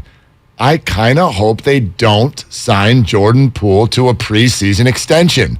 And the reason for that is it handcuffs you and you don't know what's about to happen next. Right. So I want to know what Jordan Poole and Andrew Wiggins are going to look like this year. But do you want Jordan Poole to play this year on that small rookie deal? What kind of a Jordan Poole are you going to get? Well, what kind of a contract are you going to offer him right now? Because if you do offer, and I think you're right in terms of like what he might command if he asked right now. Yeah. If I'm Poole's agent, I'm going to walk in and ask for $4 and $1.20. And if you do that, I sort of fear based on everything we know about Warrior basketball, it probably takes Wiggins off the table. Like, you're right? Like, you already know what Steph is, and you know what Steph's going to say about Clay and Draymond. He wants them there, and he will demand that. And he has every right to demand that with what that group has achieved and what they've been through. And the Warriors have already told you, and he just told you again when he said, can we keep them all? I don't know. Yeah, let me go ahead and break the news. They can't. They can't. You already said that before. They can't have a $500 million payroll. They're not going to do that. Joe Lacob has said it. And we're forgetting about the young guys who, on some level, might come due over the next 2 to 3 years as well. We'll see how they come due. There's the Wiseman situation, there's Kuminga, and then there's Moody, who looks like they found something there too. And so I know a Warrior fan is like, wow, you're making hand over fist. Totally. It's not going to work. So what I would love is for the Warriors, and this is the trick now for Bob. How do you keep everybody happy and keep your flexibility? It's almost impossible. And it all comes down to Jordan Poole, which is why he's priority number one. You got to figure out with Jordan Poole what you can do to make him happy. Wiggins becomes the second piece, and honestly, I think when this year is over, Andrew Wiggins is going to be elsewhere. I don't think that they're going to end up signing Andrew Wiggins. I could be wrong. Third in the pecking order is Klay Thompson, and you got to go to Klay. Maybe one day Bob goes out on Klay's boat, and they talk, and Bob says, Klay, we want you here. You want to be here. We can't pay you as much as we have been paying you. How much will it take? What kind of a pay cut will you take to stick around? Because he's gonna take a pay cut. And then fourth in line is Draymond Green. And Draymond, you gotta wait. Draymond, you wait until everything else plays out. Then we'll go revisit Draymond, because Draymond tried to cut in line with his offseason chatter. Klay Thompson, the man who is still walking around ticked off because some list didn't put him in the top 75. You're going to walk up to him right now today and use the word pay cut. Well, the answer's going to be no. Is he getting a raise? Well, let's see how he plays. Do you know what he makes, Mark? Yes, I know exactly what he makes. Do you know what NBA players make? It's absurd. He makes $37.9 million. He's not getting a raise. He's not making 40. What if he looks like the old Klay this year, which every doctor we've talked to says is entirely possible?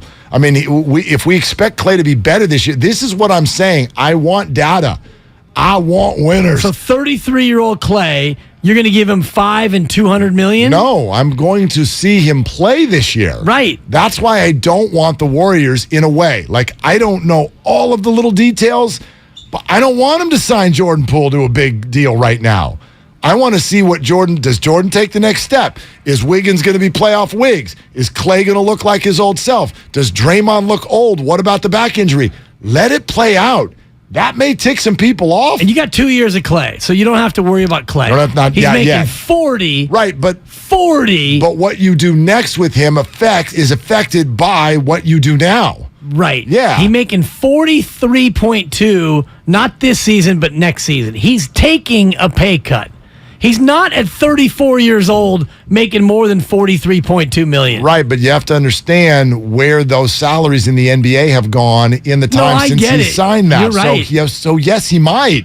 Yes, he might. We do this every year in NBA free agency. We're like, wait a minute, Jalen Brunson got what? Totally. What are you telling me? And so, yeah, like it could. I don't know where the number is going to be. I don't know what the max is going to be. But I know this. Klay Thompson's going to believe he's worth every single penny, and he's right. Of course. And Steph Curry's going to say, that dude better be on my team. Like that. The Warriors are not in a perfect position here. This is going to be very difficult with massive egos, massive dollars, and a really tight maze to figure your way through. But don't overestimate Steph Curry's ability to dictate any of this or all of this, because Joe Lacob owns the team. And Joe Lacob has done absolutely everything in terms of spending and paying and keeping this all together. To me, the most interesting one of all, yes, Jordan Poole. They have a decision to make on Jordan Poole, and it's a dice roll. If you say, Jordan, you're going to have to wait till the end of this year, you're both rolling the dice, because he might be mad, and he might say, I'm out of here. To me, the most fascinating one is Draymond Green. Yeah. Because Draymond's got a player option, not this year. This year he's making 25.8. The year after, it's a player option for 27.6. Does Draymond Green say, I'm taking my talents elsewhere? Does he opt out and try to renegotiate? Yeah, the Draymond part for me is the most interesting one. It's interesting, but we've all thought that he wouldn't look as good on another team. We've thought that his whole career. And remember, Jordan Poole has limited leverage here because he's restricted if it gets to the end of this. This is a restricted free agent. So, why do this now? You got all the leverage if you're the Warriors. You don't want a disgruntled Poole. No, you don't. You don't want someone to pee in the pool. But, disgruntled players, you got to navigate that. Debo Samuel, right? Yeah, true. The Kickoff Show with Larry Krueger and Lo Neal starts 3 o'clock Sunday. Larry and Lo are going to lead you right up to kickoff. Show presented by Harris Ranch Beef, legendary quality, and Jim Beam Bourbon Whiskey. Taste the world's #1 bourbon. We'll get you the picks. Steiny and Goo coming up next. It's all sponsored by On Deck. Willard and Dibs, 95.7 The Game. Brought to you by On Deck Small Business Loans. When you own a small business, sometimes you need funds fast. So go to OnDeck.com, America's largest online small business lender. OnDeck makes it easy to apply in minutes. Apply for your loan today at OnDeck.com. The Niners play Sunday night. And the morning roast is the only place to be on Monday morning. I still can't believe Jimmy Garoppolo is the starting quarterback of the 49ers in 2022. I can't sleep right now, Shasky. I'm thinking about this day and night. I can't sleep. Our Monday football coverage is monstrous. This is going to be a monster. You're invited to be a part of it. Only on 95.7 The Game. O'Reilly. Trust the professional parts people at O'Reilly Auto Parts to recommend the best products for your car. Like 5 quarts of Mobile One Full Synthetic, now just $33.95, plus earn double O Rewards points. Extend the life of your vehicle, improve performance, and protect your engine against sludge and wear with Mobile One Full Synthetic at O'Reilly Auto Parts and O'ReillyAuto.com. O'Reilly Auto Parts. You put it in your mouth and you chew it up real good. I know how to chew gum, Dad. Hurry up, we got leaks to fix. What are you two up to? We're fixing our leaky pipes. Yeah. With gum? Yeah, it's a hack, Mom. A what? A hack. You know. A do-it-yourself trick. No, the trick to fixing leaks and low water pressure is calling repipe specialists. You mean professionals? I mean, repipe specialists can repipe our whole house in 1 to 2 days. Fix the leaks and low water pressure, repair the holes in the walls if we want, and they guarantee their work for life. Got leaks or low water pressure? Call the professionals at Repipe Specialists, and in 1 to 2 days, they can repipe your whole house with new PEX tubing. With over 60,000 repipes completed, that's their specialty. You really stepped in it. I was just being... The gum, Dad. You stepped in the gum. Oh, great. Call 800-217-1636 for a free in-home estimate. And ask about their 0% financing options. That's 800-217-1636. Call today, 800-217-1636, or visit repipe.com. Are you curious about who offers the best deals on top-rated Samsung, LG, and Sony TVs? The answer is surprising. It's not online, and it's not the warehouse clubs. The best deals on top-rated TVs are at Video Only. Don't believe it? Then check out the trade-in deals at Video Only. How about $500 for your old TV? Try doing that online. Before you buy that new TV, drop into Video Only. If you don't, you'll be sorry. Attention veterans. If you were stationed at Camp Lejeune between 1953 and 1987, you and your family may be victims of toxic water poisoning. Cancers, birth defects, deadly illnesses have all been linked to the contaminated water. Congress is now holding the government accountable. You could be awarded financial compensation for your suffering, but you must act now. Visit sickvets.com for your free case review by True Law. That's sickvets, like veterans.com. sickvets.com. Visit sickvets.com. Gorgeous gaming, stunning streams, unbelievable bandwidth. It's another Lifestyles of Gagillionaires. Meet the AT&T Fiber customers winning at life with hyper gig speeds. Meet Gagillionaire Terry. While his love of streaming horror movies has him constantly on the edge of his seat, his internet bill won't give him a scare. Oh, don't go in there. I'm telling you. Because since Terry upgraded to AT&T Fiber with hyper gig speeds, he doesn't worry about data caps or equipment fees. Come on, man. The door's open for a reason. And best yet, he also doesn't stress about a price increase at 12 months, because with the amazing Gagillionaire lifestyle comes an exquisite sense of tranquility. Most of the time. Live like a Gagillionaire. Get straightforward pricing with AT&T Fiber. Internet that upgrades everything. No data caps, no equipment fees, and no price increase at 12 months. Limited availability in select areas. Visit att.com/hypergig for details. What's the room again? 1240, down at the end. Ooh, what's that? Sammy, don't touch that. That's someone's old food. Here we are. Do you have the key? You have both of ours. Oh, right. Not working. Rub it. Come on. Try flipping it over. Seriously. Why can't we go inside? I'm tired. Give me yours. You have mine. All right. What? Please, if you Dad, could just... why aren't you opening the door? Can everyone just shut the... Don't go there. Go on a real vacation. Go RVing. Learn more at GoRVing.com. O'Reilly Auto Parts is here to keep your car on the road with our free loaner tool program. Your local store has more than 80 specialty tools available to rent for your next repair. Refundable deposit required. Ask our professional parts people about the loaner tool program today at your local O'Reilly Auto Parts store or visit O'ReillyAuto.com. O'Reilly Auto Parts. New on Curiosity Stream, the first rule of espionage, don't get caught. It's a bullet to the back of the head. Was he a Russian spy or our spy in Russia? The nuances of the spy game are revealed on Traitor Patriot. And after France's defeat at Dunkirk, Britain raced to defend itself against the Nazi onslaught. Discover the structures used to transform England into an island fortress on the buildings that fought Hitler. Watch now on Curiosity Stream. Annual plans are $20, just $1.67 a month. Visit CuriosityStream.com. In San Francisco today, partly cloudy, highs around 70. Weather brought to you by Ashley Furniture. Your neighborhood Ashley store has all the styles, selection, and value you'll need to invite fall in this season. Find furniture you'll love by shopping locally or visit Ashley.com today. The annual Harmony Walk to End Hunger and Homelessness in Richmond is October 22nd. Register at gripcares.org. Hear local music, take your kids to the bounce house, and make a difference together. Register now at gripcares.org.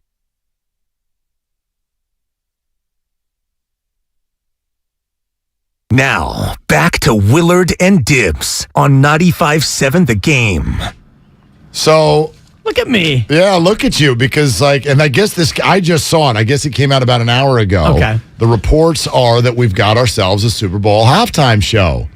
And I said to Dibs there during the break, hey, I give you 3 guesses as to who it is. And you're like, come on, it could be anybody. Give me a genre. And I'm like, well, no, it couldn't really be anyone because it's got to be a name that's big enough to be the Super Bowl halftime show. I was pouting. How many big names? And then you said Bruno Mars was your first guess, and I think he's already done it. And then your second guess, you nailed it. Yeah. Without it. And I said, see, you didn't need any clues at all. You nailed it.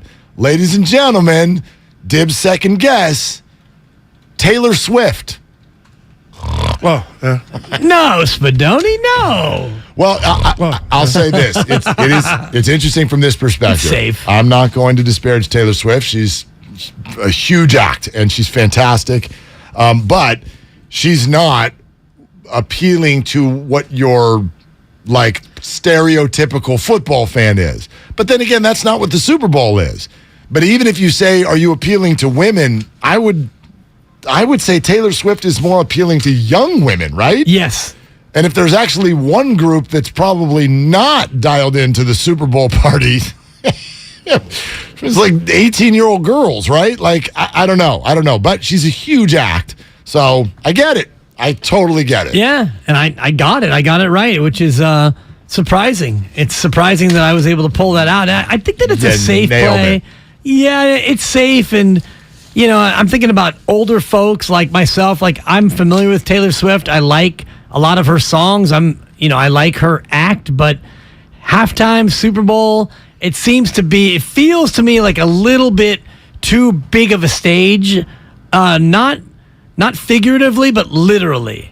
You know what I mean? Like, she's just a one solo.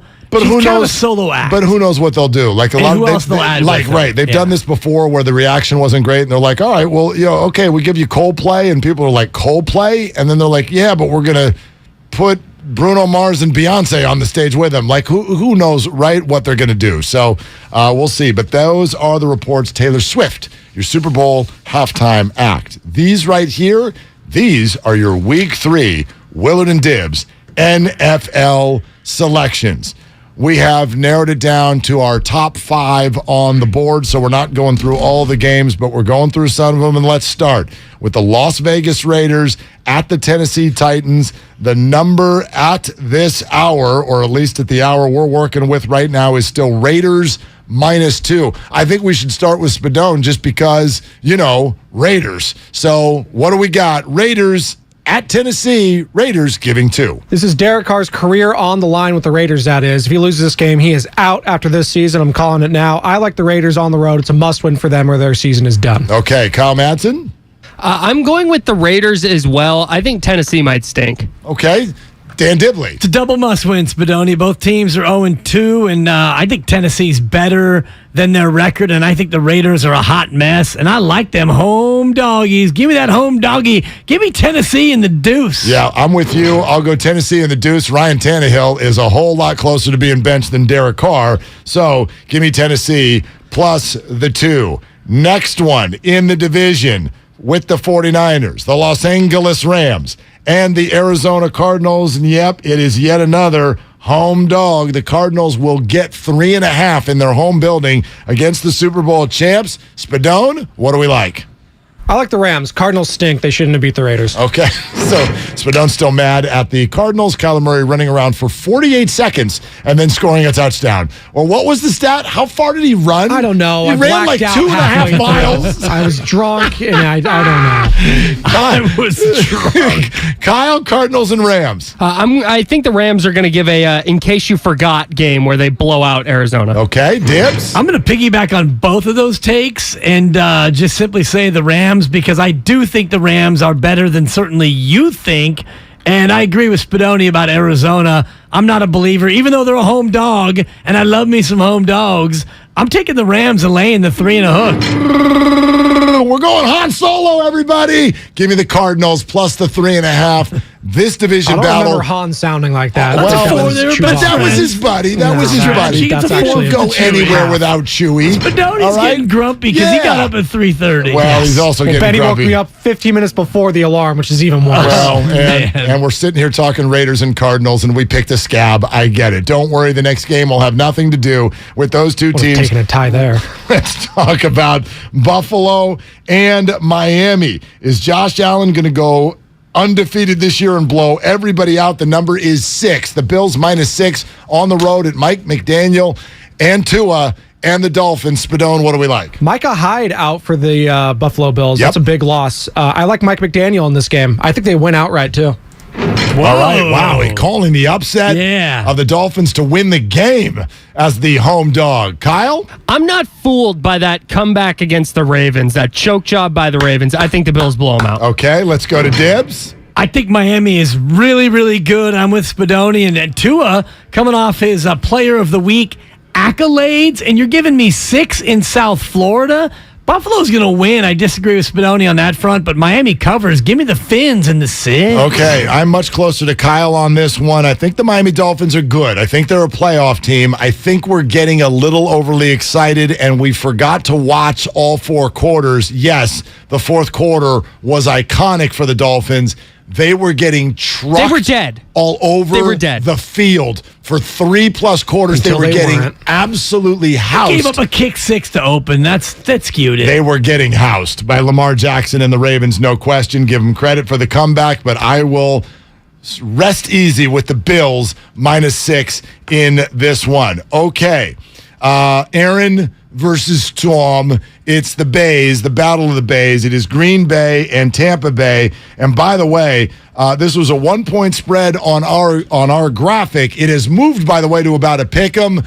You take it with it whichever way you want. Do you want Packers or Bucks? Spadone, what do you think? I like Tom over Aaron. That's what it comes down to for me. Okay, Tom over Aaron. Kyle? I'm going the opposite. I like Aaron over 49-year-old Tom Brady. All right. Wow. Dibs? I can't stand Aaron Rodgers. They've played, this will be the 5th meeting. Tom's won 3 of the previous 4. Tom will win again. Eat it, ayahuasca. Give me Tampa Bay. I'm going to Camp avocados. I'm going to Camp Ayahuasca. Give me Aaron over Tom in this one. I think the Bucks, low key, their offenses looked terrible so far this year. They've pulled out 2 defensive battles. And then lastly, we go to Sunday Night Football and the San Francisco 49ers on the road with the Denver Broncos. The spread is up to 2. We picked it on our graphic at 1. Spadone, your pick. Been saying it all week on the pregame show. Those of you listening on 95.7 The Game, 5 a.m., shout out. 49ers are going to roll. 49ers country. Let's ride. Yeah, let's ride. I love it. Okay, Kyle. Man, I don't know. You got to go with what the graphic says. I picked Denver. You got to go with what the graphic says. Here's why. It's irrational. Russell Wilson is 17-4 in his career against the 49ers. I could see this is what I'm seeing.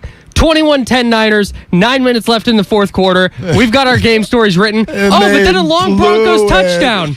And then a 3-and-out. And now Russell Wilson has the ball back with 4.5 minutes left, down by 4 points, and they end up winning a game they had no business winning. That's what I'm terrified of. And Dre Greenlaw tackles Albert O on the 1-yard line, and the 49ers survive. Dibs, go ahead. Do I have to go with the graphic? Because I made this pick. You can say whatever you want, but you're just going to confuse everybody because on the web, it's going to say you went with the Niners. The web says I'm going with the Niners, but I think Denver wins. But for the sake of the bit, give me the Niners -1. Well, no confusion here. The 49ers win this game by about 8 points. And I think they are just flat out a better team than the Denver Broncos. There it is. The picks for all the games you can find on our social channels and for the station as well. And now we welcome in these 2 gentlemen. Go ahead. Jump in on that right now. What do you guys think? 84, Mark. 49ers or Broncos? What is this? 84, Mark. 84 what? That's how many yards Kyler Murray was running around for. Was it really? Yeah. That was incredible. You would ask Spadone, and he didn't know, and I said, Joe, 84. And he said, get out of here. He hasn't recovered from that L either. Literally not. You're doing your George Costanza right now. 82, Jerry. 82. When he took the IQ test That's for him. right. This is liquidate all assets. The Niners will kick the assets of the Denver Broncos. That's a 4. And the thing I love about myself, real quick, guys, is I tried to pick every game, and on Twitter, I'm honest. I don't lose and go hide. I'm 11-18 on the season. Yeah. Faith, So I chin didn't still. do it. It's only 29 games. It's been 32. So as a 49er 3 fan, were missed. Right. Should I be Three got missed. Should I be terrified that you're picking the Niners with ease when you're 11 and 18? That's why I'm going. Bonte has a bit now on Twitter to go against what I pick. But I'm only 7 under. There's some extras worse than that. Did you have Cleveland last night? Yeah, I won that. Because Bonte was saying that you were on Pittsburgh, and I'm like, that's why you know it's a bit. It's a thing. Yeah. Yeah, I'm 18-14 by the way. 4 games above. So leading the 9-0 show. I'm 11-18. No, what do you now? And by the way, we can update something we were discussing earlier. Kyle did text with, I don't know, some sort of not to borrow your nickname, some sort of gambling guru in his community in Vegas, and asked why did the 49ers spread move basically from approximately a 1.5, 2-point dog to now a 2-point favorite. And the first answer was kind of a hedge, which was, well, it's a number of factors. And then Kyle did what any good journalist did. He pressed. He said, I want to know what those things are and break them down. And Kyle, what did you say? 2.5 points of that spread are Jimmy related? Yep. And then a little bit of and then a little bit of Kittle as well. 2.5 point movement. Number 5. Jimmy Garoppolo. So from Trey to Jimmy was 2.5 points in the 49ers' favor. I don't know what's up with Hackett and Russ, and right now it's rusty. Yeah. So, I mean, this would be the game for them to step up. And, guys, real quick, apologies to Bonte. I did have Pittsburgh. I did. My heart said Cleveland. You don't even know who you picked, let alone if it's right or wrong. But I got different bets. You know, we'll leave it there. I got you. So let me ask you guys this. I'm watching that game last night, thinking about the Niners running game. Wow. Would you rather have a Chubb or a Najee Harris?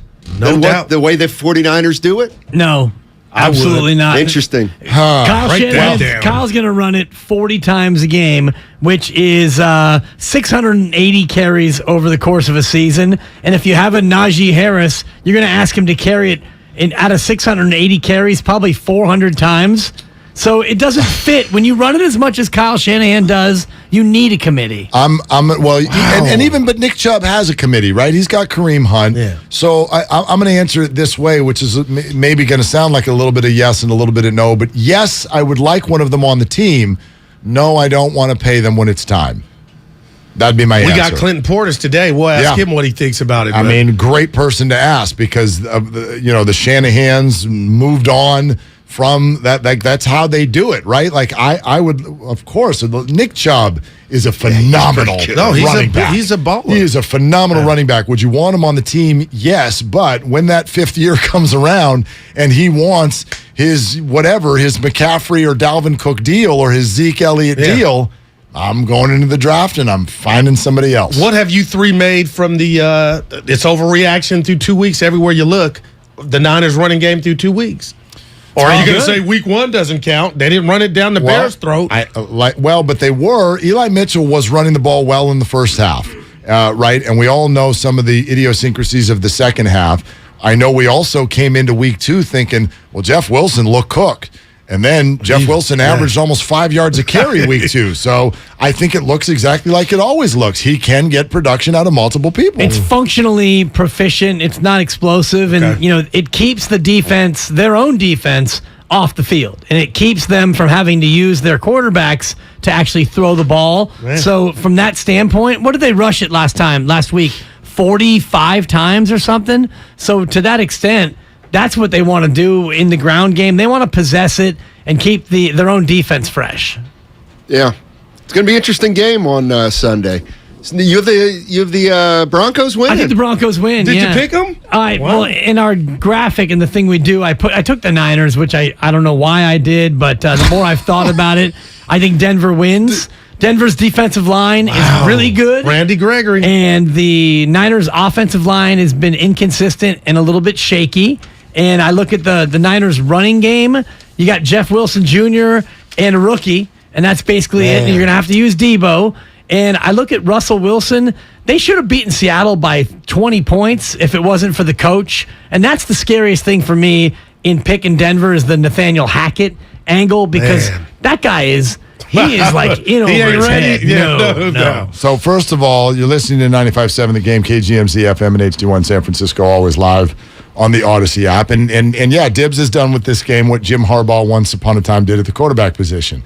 He's going to go with Colin and Alex. Yeah. And Dibs is going to go with the Broncos and the 49ers. I can't be wrong. Exactly. Captain Hedgehog. So there you go. Our 1 year anniversary's coming up, Willard. Who's 1 year Last year we watched the Warriors debut against the Clippers. Yes. You and I, Rick James. I actually can look up the date. We're almost about that time again. Yeah, no, it opened up against the Lakers. It was the first week of October that I joined 95.7 The Game. I'm looking at this. I do believe October 11th. October 11th was the first show last year. And I heard you just a few minutes ago. Out year two? What's that? You holding out year two? No, I'm going to do what they do in the end. I'm going to hold in. I'm going to hold in.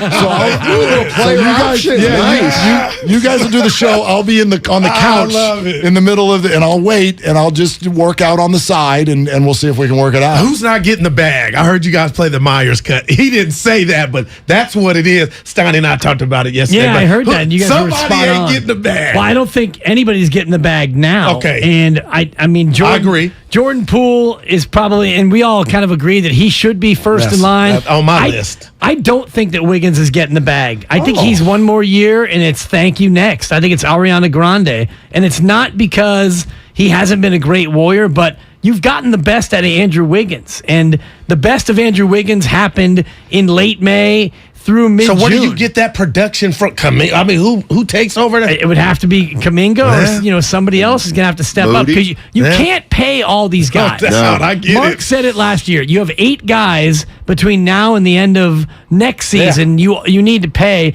You can't pay more than probably 5, 6 at the most of them. I get it, man. And so somebody's got to go. And to me, Andrew Wiggins is the guy. I want more data. I want flexibility. You sound like Lacob. And data. Yeah, I don't even know. I don't know how you can. I don't know how you can make this decision now. We could take every single player, right, and ask a question. Because Jordan Poole at times in the playoffs looked overwhelmed, right? So is that going to go away? Andrew Wiggins, the guy we saw show up in the playoffs, is that you all the time now?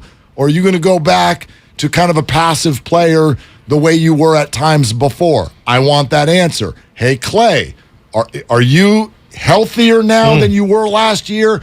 I want that data. Hey, Draymond, that back of yours, is that going to hold up?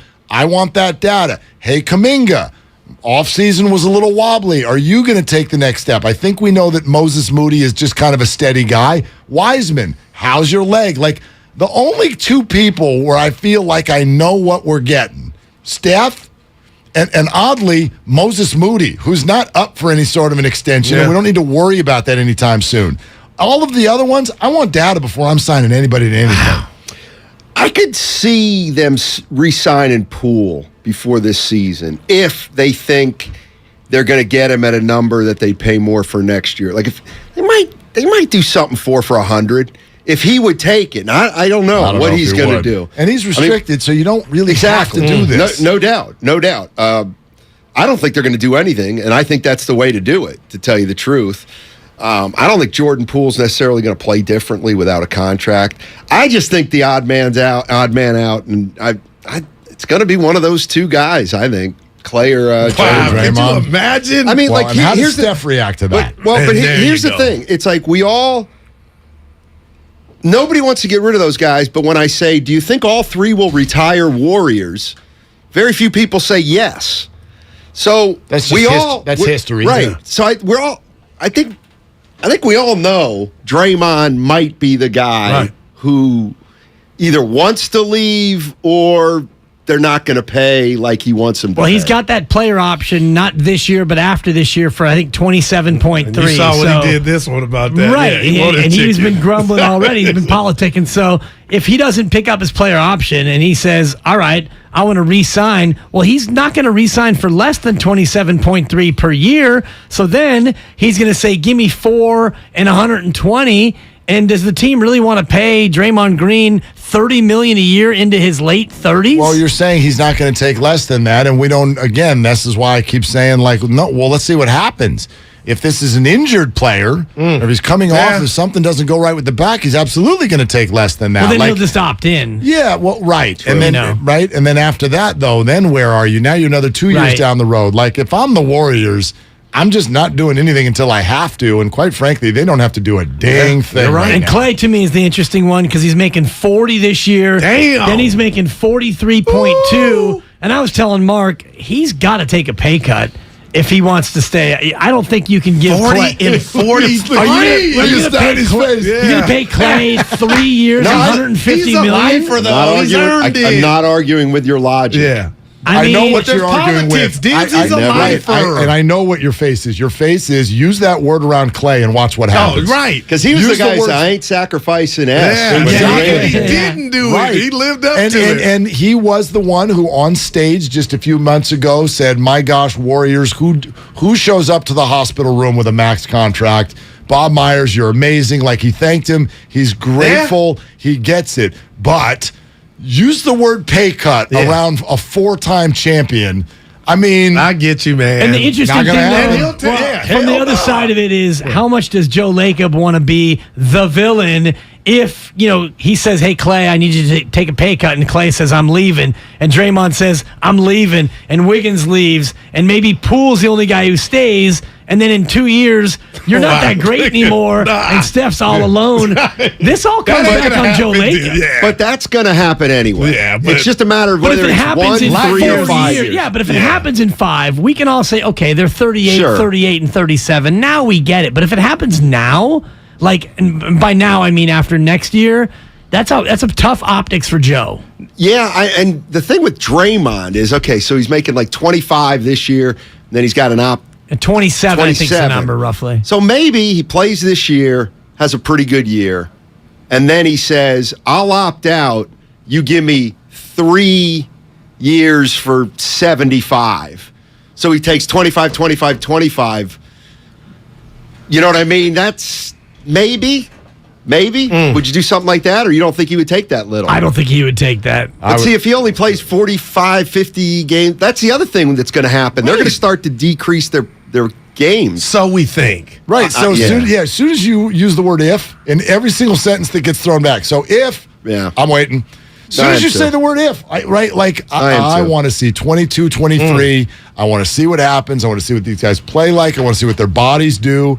And then we'll talk. If I'm the Warriors, I thought it was interesting yesterday that they came out and said that they're going to have a conversation with Jordan Poole and his representatives next week. I wonder how that conversation goes. I think it's probably just to hear where they are. And if JP's betting on himself, ain't nothing popping. I mean, and I told this to you guys last year. I don't know Jordan Poole, and I'm not inside his head, but if I look at two things. Money time! So if I look at body language and NBA history, Jordan Poole is actually going to over-ask now than under-ask, because what he's going to want at the end of all this is either, man, you break off a major contract, or let me go somewhere where I can be a 1 or 2. Exactly. We saw it in his eyes when we were out there. Totally. Yeah. That fire, you just felt that furnace was on like. And he should have that. If that's his approach, though, the Warriors can depress his market value very easily. All right, Jordan, you want to play hardball? How's 14 minutes a night treat you? Well, but that doesn't. That's a bad slide. You know that's not how the Warriors are going to play. You're too good a guy, Mark. Have you ever held a grudge against anyone? So are they. I know. And they know damn well if that gets around the league, how that's going to play out. You don't do that. Well, come on. Couple weeks in the doghouse. I'm trying to win a title. I do think it's going to be fascinating to see how, and we're not there yet, but what Lacob does with Clay and Draymond and what they want too. Because, if Clay doesn't want to take a pay cut, I have a feeling Joe Lacob will be the bad guy. But if they can find a number, well, then it's all good. And I think both sides would rather find a number first. They at least have, I think Bob Myers said it yesterday, nobody that we know of wants to leave at this point. Nobody's saying, get me out of there. Right. So so they're starting from a positive spot. And from a fan standpoint, everybody wants a thank you contract until it's signed. Right. I just want to remind everybody that, okay? Right. You all wanted the Brandons. You wanted the Brandons re-signed, and then they were. And everyone went, like, crying out loud, get these guys out of here. And then Brandon Crawford had a good year in a contract, and y'all wanted to do it again. And then he hits 211, and now you're like, why did you sign? So this is going to be the same story with Clay and Draymond at some point. He not let him down. He was out. They had his back. He's back. Totally. So I feel like if it, you know what I mean? Like, I let you down. I didn't live up to the contract per se just by not being available for 2 years. So not your fault. So I'm just wondering if you got to that juncture, Mark, would he be like, you know what? I'm going to do you a solid. I'm going to play for just $42 million a year instead of $47. Like, what does that equal to? I got you. Like a $40 million pay Look at the world we live in and to play ball. We don't live in that world. No, we don't. Well, I'll tell you what about a world, if I can just throw you a curveball. And I'm talking to the world, and I'm asking you three because I'm in what I'm asking you to help me out with. Okay. I am fixated on what's happening in Boston. It's got sex, scandal, betrayal.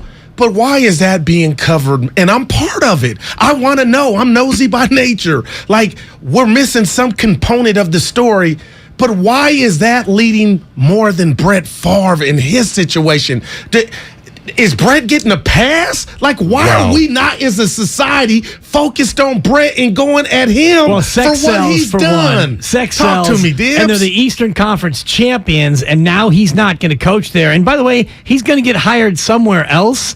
And the other sad part of this is, well, right now he's not because they got his rights. They didn't just fire him. Well, yeah, that's going to get resolved. Okay. The other part of it, sadly, is it's Mississippi too, wow, and it's it's Brett Favre built the people of Mississippi. It's far away from here. Wow. And, I mean, but to the point about Brett Favre, disgusting what he's alleged to have done. It's he like, should do jail just time. another story. You get all the dynamics, there's though. no- Like, I I mean, think- yes, there is black versus white. Wow. And yes, there is also current versus past, too. Brett Favre's not relevant right now. And- Brett Favre's not here. What do you think this would sound like if Brett Favre were the quarterback Or of the Aaron Packers? Rodgers, yeah, right. okay, I get it. Right, like Udoka was the coach in the NBA Finals No doubt. 3 months ago. They got Brogdon. Right. So there's a bunch of dynamics Okay. here. But I also, to get to the end of your question, is Favre getting a pass? Hell yes.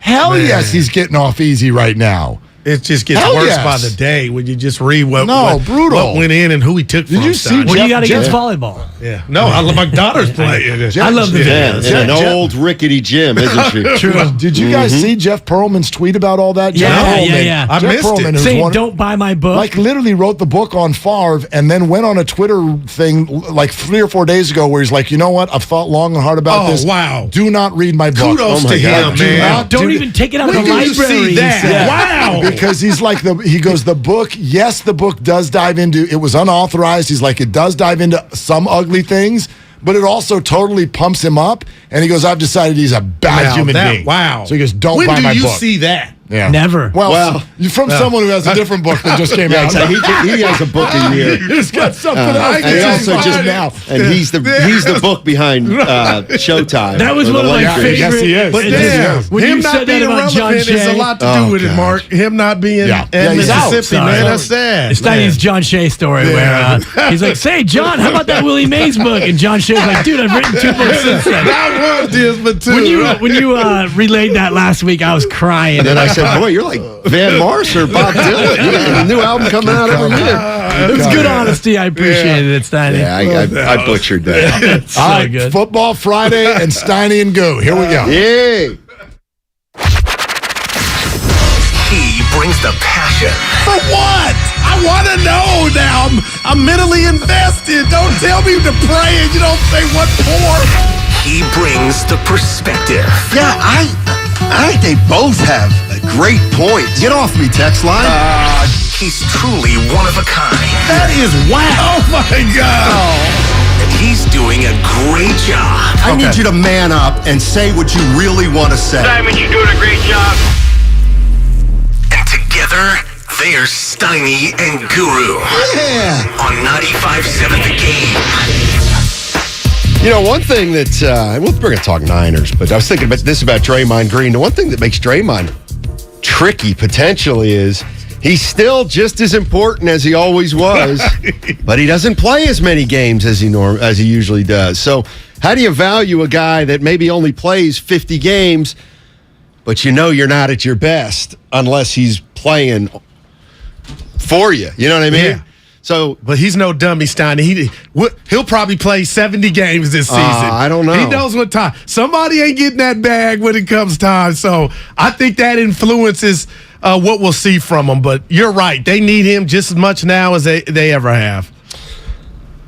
Tell you what, I got a new nickname for Jimmy Garoppolo. House Money.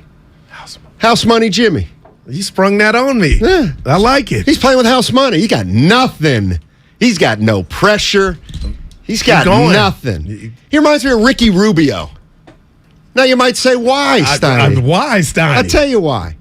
Is because, like Ricky Rubio, if Jimmy Garoppolo's your starter, he's all right. But you know what? He's coming off the bench for you. He's pretty good. See, you said I like Garoppolo as a backup.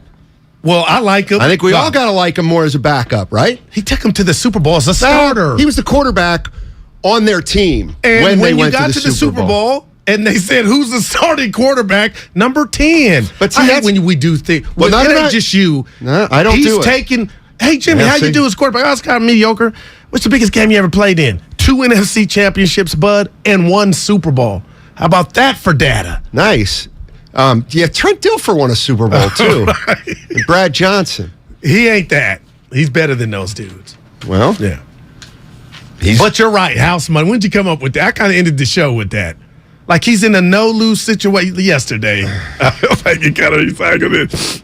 I got 5 other things here that are Go new. ahead, Stein, I'll play Yeah, I with don't you take things. on this non-payday I don't take Friday. things. I don't borrow things. Yeah. I have original thoughts.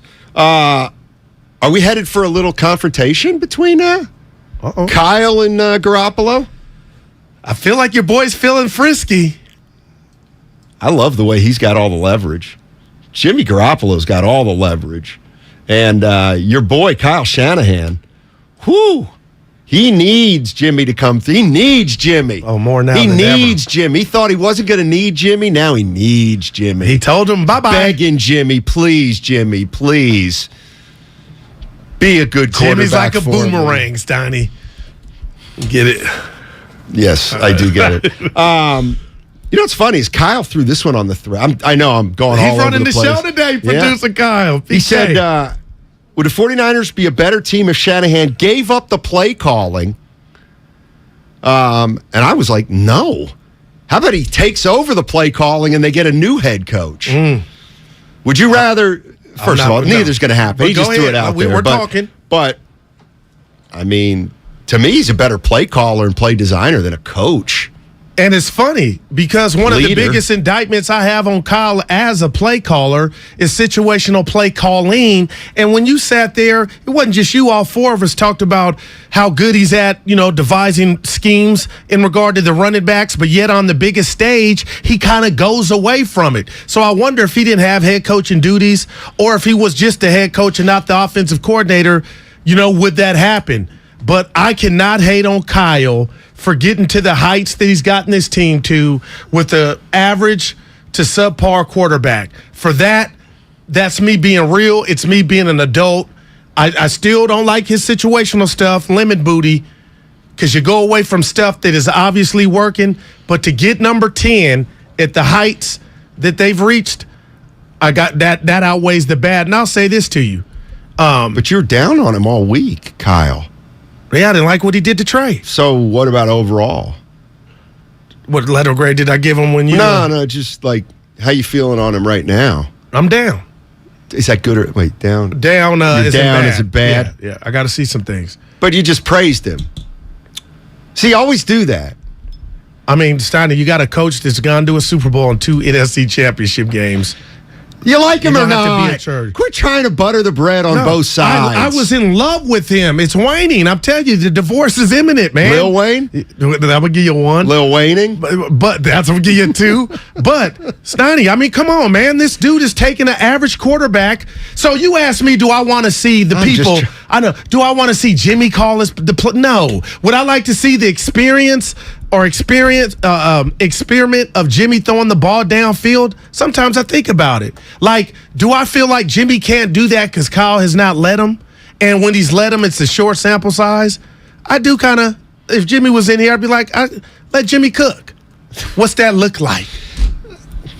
I think we saw it, didn't we? We had a meme on Sunday that said, let Russ cook, and it was the 2 skinny Vinas. When you say we. Sausages, hot dogs. It was on the internet, but it was pretty funny on some white bread.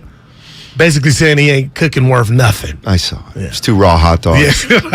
Yeah, I did see that. Yeah, that's pretty Jimmy Garoppolo, so you want to see him play like 2017? When he threw 35 times a game the last 5 games of the year? But he never was a gun. But that shocked me. I was thinking about 300 yards a game. Man. They went 5-0. But he had 7 touchdowns, 5 interceptions. Those games didn't matter. I mean, they played the Jags. They needed the game. But other than that. Why didn't you just said you wanted to open up? Why didn't they come right back at 18 and because he got hurt. Well, you got hurt early in the year. Yeah, threw downfield a lot before he got hurt. Wow. Mm-hmm. And then he came back? Well, maybe there's the answer to our question. He came back and I interrupted. Do you think he's going to reset? Okay, so we're saying there's been 2 Jimmy G's. One, the the first 6 games of the year and the one forgot after about the him. injury? Man. 2 Jimmy Garoppolo? There might be something to that. Well, remember in that 2018 season, he was letting it fly, in part because they were behind in week 1 against Minnesota because he threw 3 picks. Yeah. And then they got down early to Kansas City and Mahomes in 2018, and he had to throw out a bunch. That's right. And if I can give you the our coworker Larry Kruger gave the stat while you were out, Steiny. 20 passes 20 yards downfield or more. Jimmy Garoppolo in his 9 or 10 year has completed like 16%. So that tells me that's just not his thing. Now, I'm not saying the leg injury or the lack of power in the leg, if there's something to that, but man, I've never thought about 2017 Jimmy before injury as opposed to what we're working with now, or Kyle's working with. Yeah. The numbers are not exact, but he averaged about 35 throws a game in 5 games. Man. And he hit 69% of his passes, 7 touchdowns, 5 interceptions. So he still wasn't like he was really lighting it up. But we're going to play some Garoppolo sound from this week, from after the game on Sunday and then later this week. And it's clear... You're right. He's feeling a little more frisky. No, that's He's feeling a little more frisky. I love it. Somebody's got some leverage. I love it. Somebody's playing with some house money, and his name is Jimmy Garoppolo. All right, 888-957-9570. I also do want to get into this Ime Udoka situation and what we know, what we don't know, and what should we know, and what shouldn't we know, because there's a lot of incongruity here, and I'm not really. I think what happened today with the press conference in Boston kind of opens up more questions than it answers. It's all sponsored by the San Diego Tourism Authority. When you're happy and you know it in San Diego, there's no limit to how you can show it. Endless sunshine, coastline, and outdoor adventures inspire waves of feel-good vibes. Plan your trip today at sandiego.org. Coming up at 1:30 today, former Broncos and Washington running back Clinton Portis. We'll talk about it all on 95.7 The Game. It's a Sunday night showdown for the 49ers. From our POV, I look at the Broncos and I feel like they're still feeling themselves out as well. Can Jimmy G and the Niners take over Broncos country? Broncos country, let's ride. Broncos country, let's ride. This is the Bay Area's sports station. 95.7 The Game. There's a reason Comcast Business powers more businesses than any other provider. Actually, there's a few. Comcast Business offers the fastest, reliable network, the peace of mind that comes with Security Edge, helping to protect all your connected devices, and the most reliable 5G mobile network. Want me to keep going? I can. Whether your small business is starting or growing, you need Comcast Business. Technology solutions that put you ahead and give you serious savings. Comcast Business, powering possibilities. Get started with fast speeds and advanced security. Together for just $69.99 a month for 12 months with a 2-year agreement. Or find out how to get up to a $650 prepaid card with a qualifying bundle. Limited time offer, restrictions apply. New 50 megabits per second internet and Security Edge customers only. Requires enrollment in EcoBill and AutoPay. Equipment, taxes, and fees extra and subject to change. Comcast Business Mobile utilizes the network with the most RootMetrics 5G data reliability wins in 1H 2022. Results may vary, not an endorsement. Come into Friedman's Appliance in Pleasant Hill September 23rd through September 25th for their fall clearance sale event. Take advantage of factory direct prices, one-of-a-kind opportunities, special pricing on floor models, and convenient financing.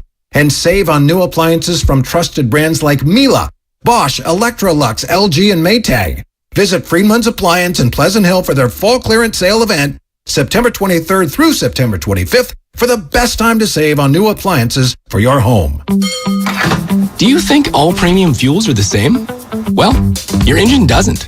Shell V-Power Nitro Plus helps keep your engine running like new because it's engineered to defend against 4 main engine threats: gunk, wear, corrosion, and friction. So next time, choose Shell's most advanced fuel ever. It's fuel for thought. In engines that continuously use Shell V-Power Nitro Plus premium gasoline. Now it's time for the Closer of the Week. Presented by LiftMaster and R&S Doors. Turn your garage into the envy of the neighborhood. Visit rnsdoors.com. The closer of the week is Talanoa Hufanga, who had his hands on the football all afternoon as the defense was dominant. Deshaun Gibson has the interception. It was deflected by Talanoa Hufanga. Recently, my garage door opener was not working. I was in need of a closer. I was put in touch with R&S Doors, and they hooked me up with a brand new garage door opener from LiftMaster. With LiftMaster's MyQ connectivity, my garage door opener can be controlled right from my smartphone. You'll know when a door or gate has been left open and can close it with a tap, no matter where I am. Be one of the first 10 callers and receive 20% off a LiftMaster garage door opener when you purchase a premium garage door. Call 1-800-FIX-A-DOOR. That's 800-FIX-A-DOOR. Or visit rsdoors.com. R&S Doors. Look for the red truck. UCSF Sports Medicine Center is dedicated to treating every type of athlete, from kids to adults, amateurs to elite professionals. As one of the best orthopedic programs in the nation, UCSF has programs to optimize an athlete's performance and the latest advancements to treat the most complex sports injuries. With locations throughout the Bay Area, now including Marin, Walnut Creek, and Redwood Shores, it's even easier to make an appointment today. Visit ucsfhealth.org so you can get cleared to play. UCSF Health, redefining possible. You put it in your mouth and you chew it up real good. I know how to chew gum, Dad. Hurry up, we got leaks to fix. What are you two up to? We're fixing our leaky pipes. Yeah. With gum? Yeah, it's a hack, Mom. A what? A hack. You know. A do-it-yourself trick. No, the trick to fixing leaks and low water pressure is calling repipe specialists. You mean professionals? I mean, repipe specialists can repipe our whole house in 1 to 2 days. Fix the leaks and low water pressure, repair the holes in the walls if we want, and they guarantee their work for life. Got leaks or low water pressure? Call the professionals at Repipe Specialists, and in 1 to 2 days, they can repipe your whole house with new PEX tubing. With over 60,000 repipes completed, that's their specialty. You really stepped in it. I was just being... Gum, Dad. You stepped in the gum. Oh, great. Call 800-217-1636 for a free in-home estimate and ask about their 0% financing options. That's 800-217-1636. Call today, 800-217-1636, or visit repipe.com. Hey, I'm Andy. If you don't know me, it's probably because I'm not famous. But I did start a men's grooming company called Harry's. The idea for Harry's came out of a frustrating experience I had buying razor blades. Most brands were overpriced, overdesigned, and out of touch. At Harry's, our approach is simple. Here's our secret. We make sharp, durable blades and sell them at honest prices for as low as $2 each. We care about quality so much that we do some crazy things, like buy a world-class German blade factory. Obsessing over every detail means we're confident in offering a 100% quality guarantee. Millions of guys have already made the switch to Harry's, so thank you if you're one of them. And if you're not, we hope you give us a try with this special offer. Get a Harry starter set with a 5-blade razor, weighted handle, shave gel, and a travel cover, all for just $3 plus free shipping. Just go to harrys.com and enter code JOY at checkout. That's harrys.com, code JOY. Enjoy.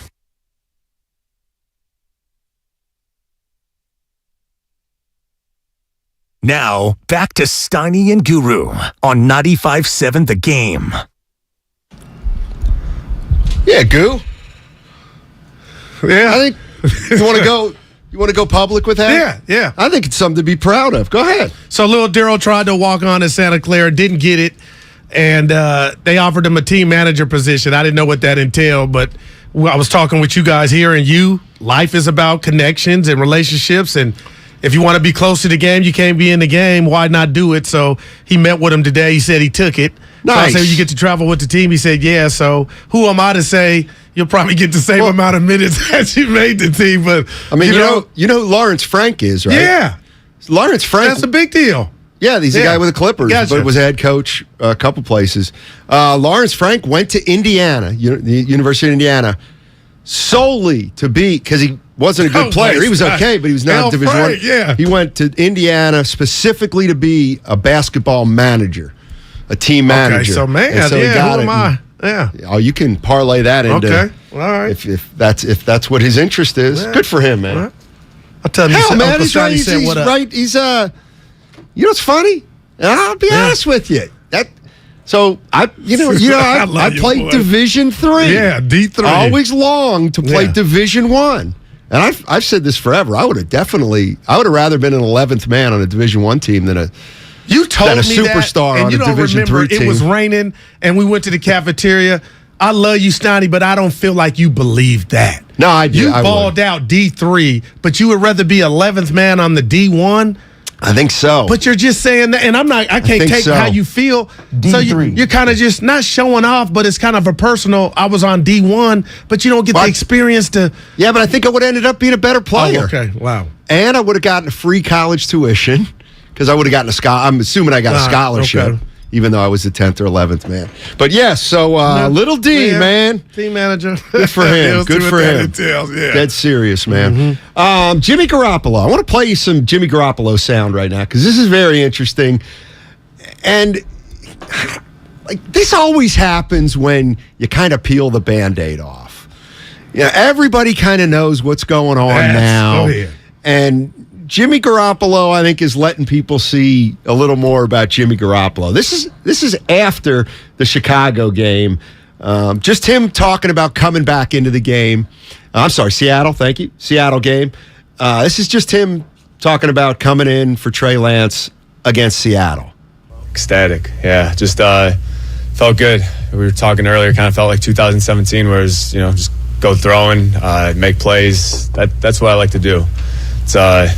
It's different than what we usually do around here, but sometimes you need to do that. All right, so now we're going to go a little Sigmund Freud. Okay. So he's saying 2017. Well, 2017 was the year that he was acquired by the Niners, played the last 5 games of the year. They went 5-0. He threw 35 times a game, about 300 yards. Mixed results in the touchdowns and the interceptions, 7 and 5. But he basically is saying he got into that game against Seattle, threw a couple deep balls. Okay. Hey, this feels like 2017. And then he says, but we don't play like 2017 anymore, which was only 5 games. All right. And now Kyle's saying, the first couple games at 18 or game before you got hurt in 18, they were starting to do the same thing. Okay, so interesting. Jimmy's saying we don't do that anymore. This is from yesterday. And throwing downfield. I love that. Yeah, I mean, it's just, there's a lot of things that go with that, obviously. But, yeah, I love doing that stuff. In 17, there was a freedom where me, the receivers, tight ends, we had a good chemistry going. And when you get that with offensive skills in a quarterback, it makes for a tough offense. All right. So now he talks about freedom. Jimmy Unplugged. Now he talks about freedom. And he had a great rapport. And then he said something, the end part was a little weird. Let me listen to that again because I love that. Yeah, I mean, it's just, there's a lot of things that go with that, obviously. But, yeah, I love doing that stuff. In 17, there was a freedom where me, the receivers, tight ends, we had a good chemistry going. And when you get that with offensive skills in a quarterback, it makes for a tough offense. When you get that with offensive skills in a quarterback. Wow. Makes for... And that's what I think he's talking about himself. There's no doubt he is. And I'll say this. I'll make it personal. When I got into business, Steiny, winning the contest, my boss gave me an hour.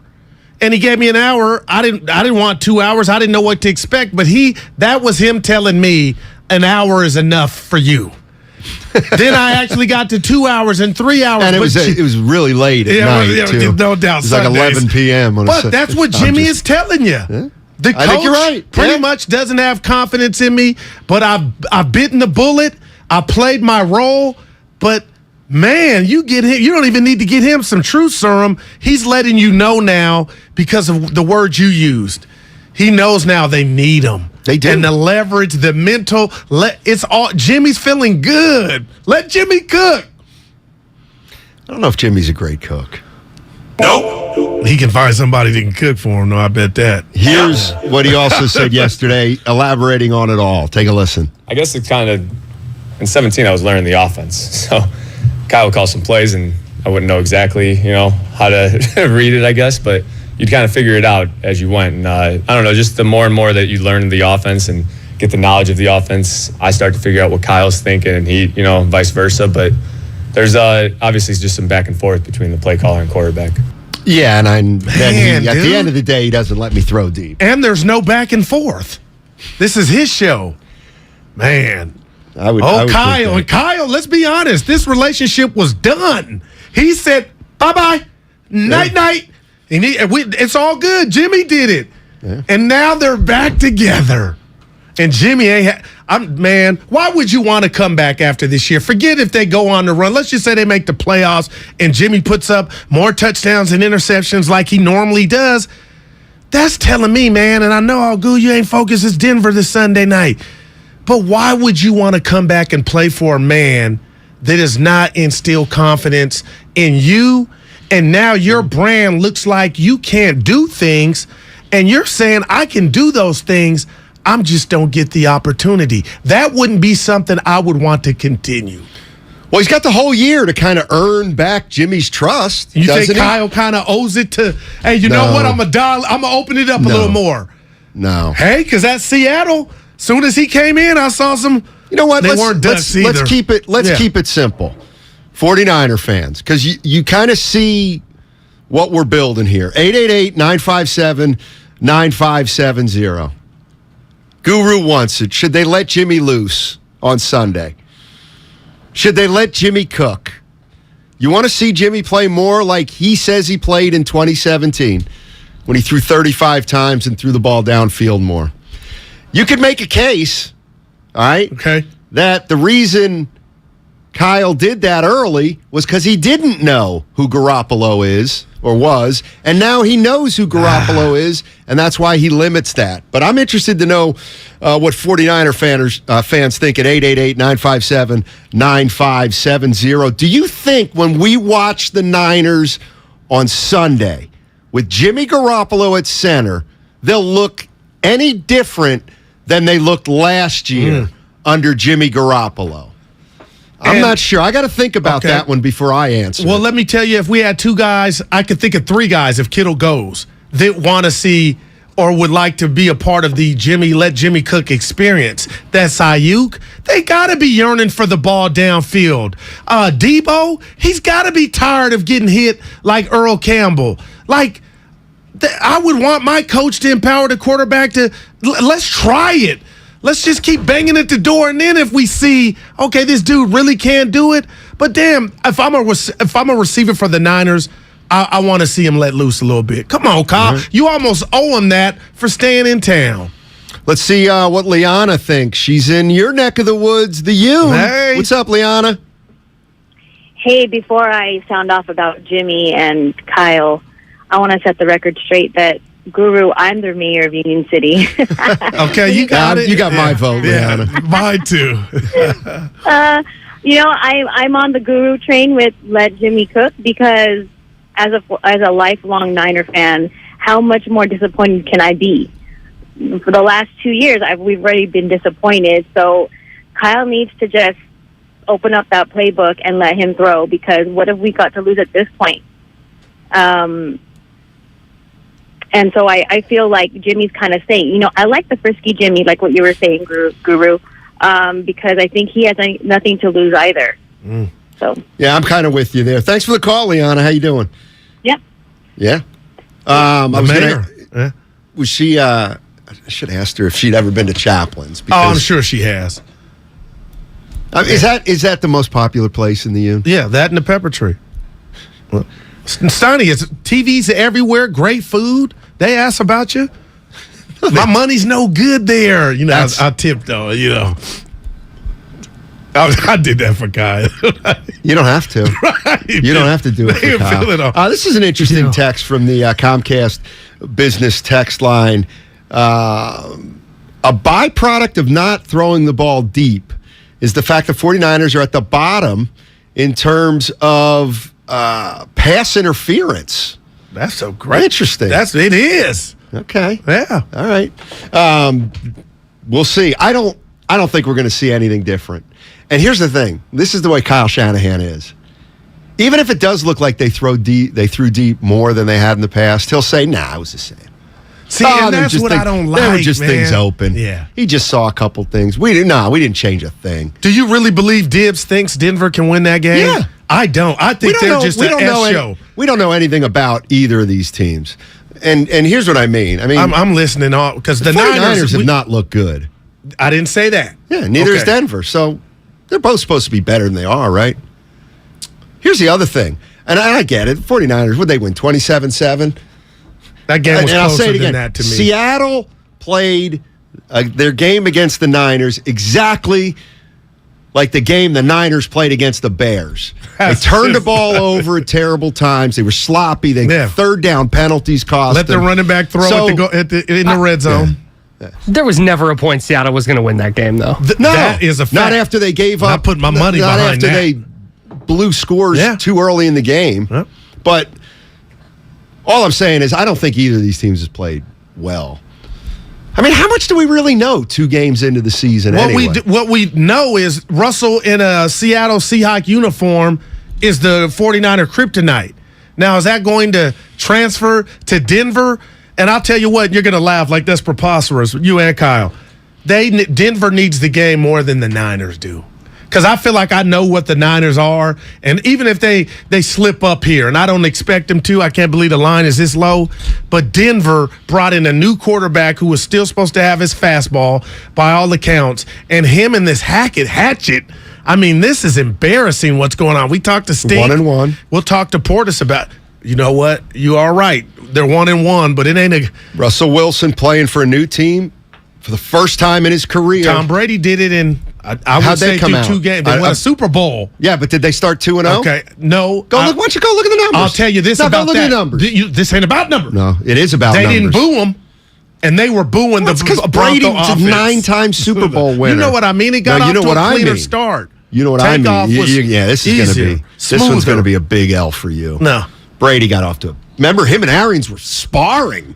They were sparring at the beginning of the year. Why is he still on the Tampa Bay sideline? Because he runs the place, man. You gave up. You quit. He didn't quit. And I didn't like it. It's bad optics.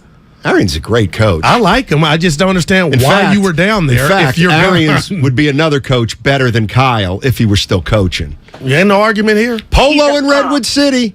He's got a ring, too.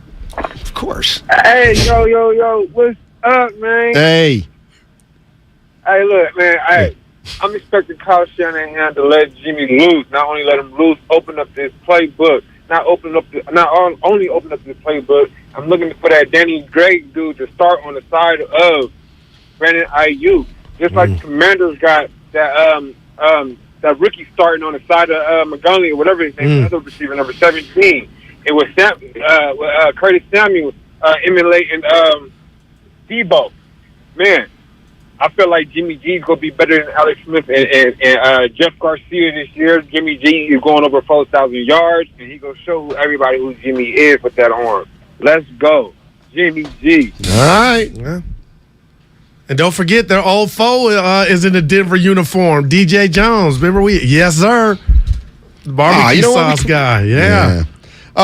Tom Brady. Yeah, he lost his opener. For Tampa Bay.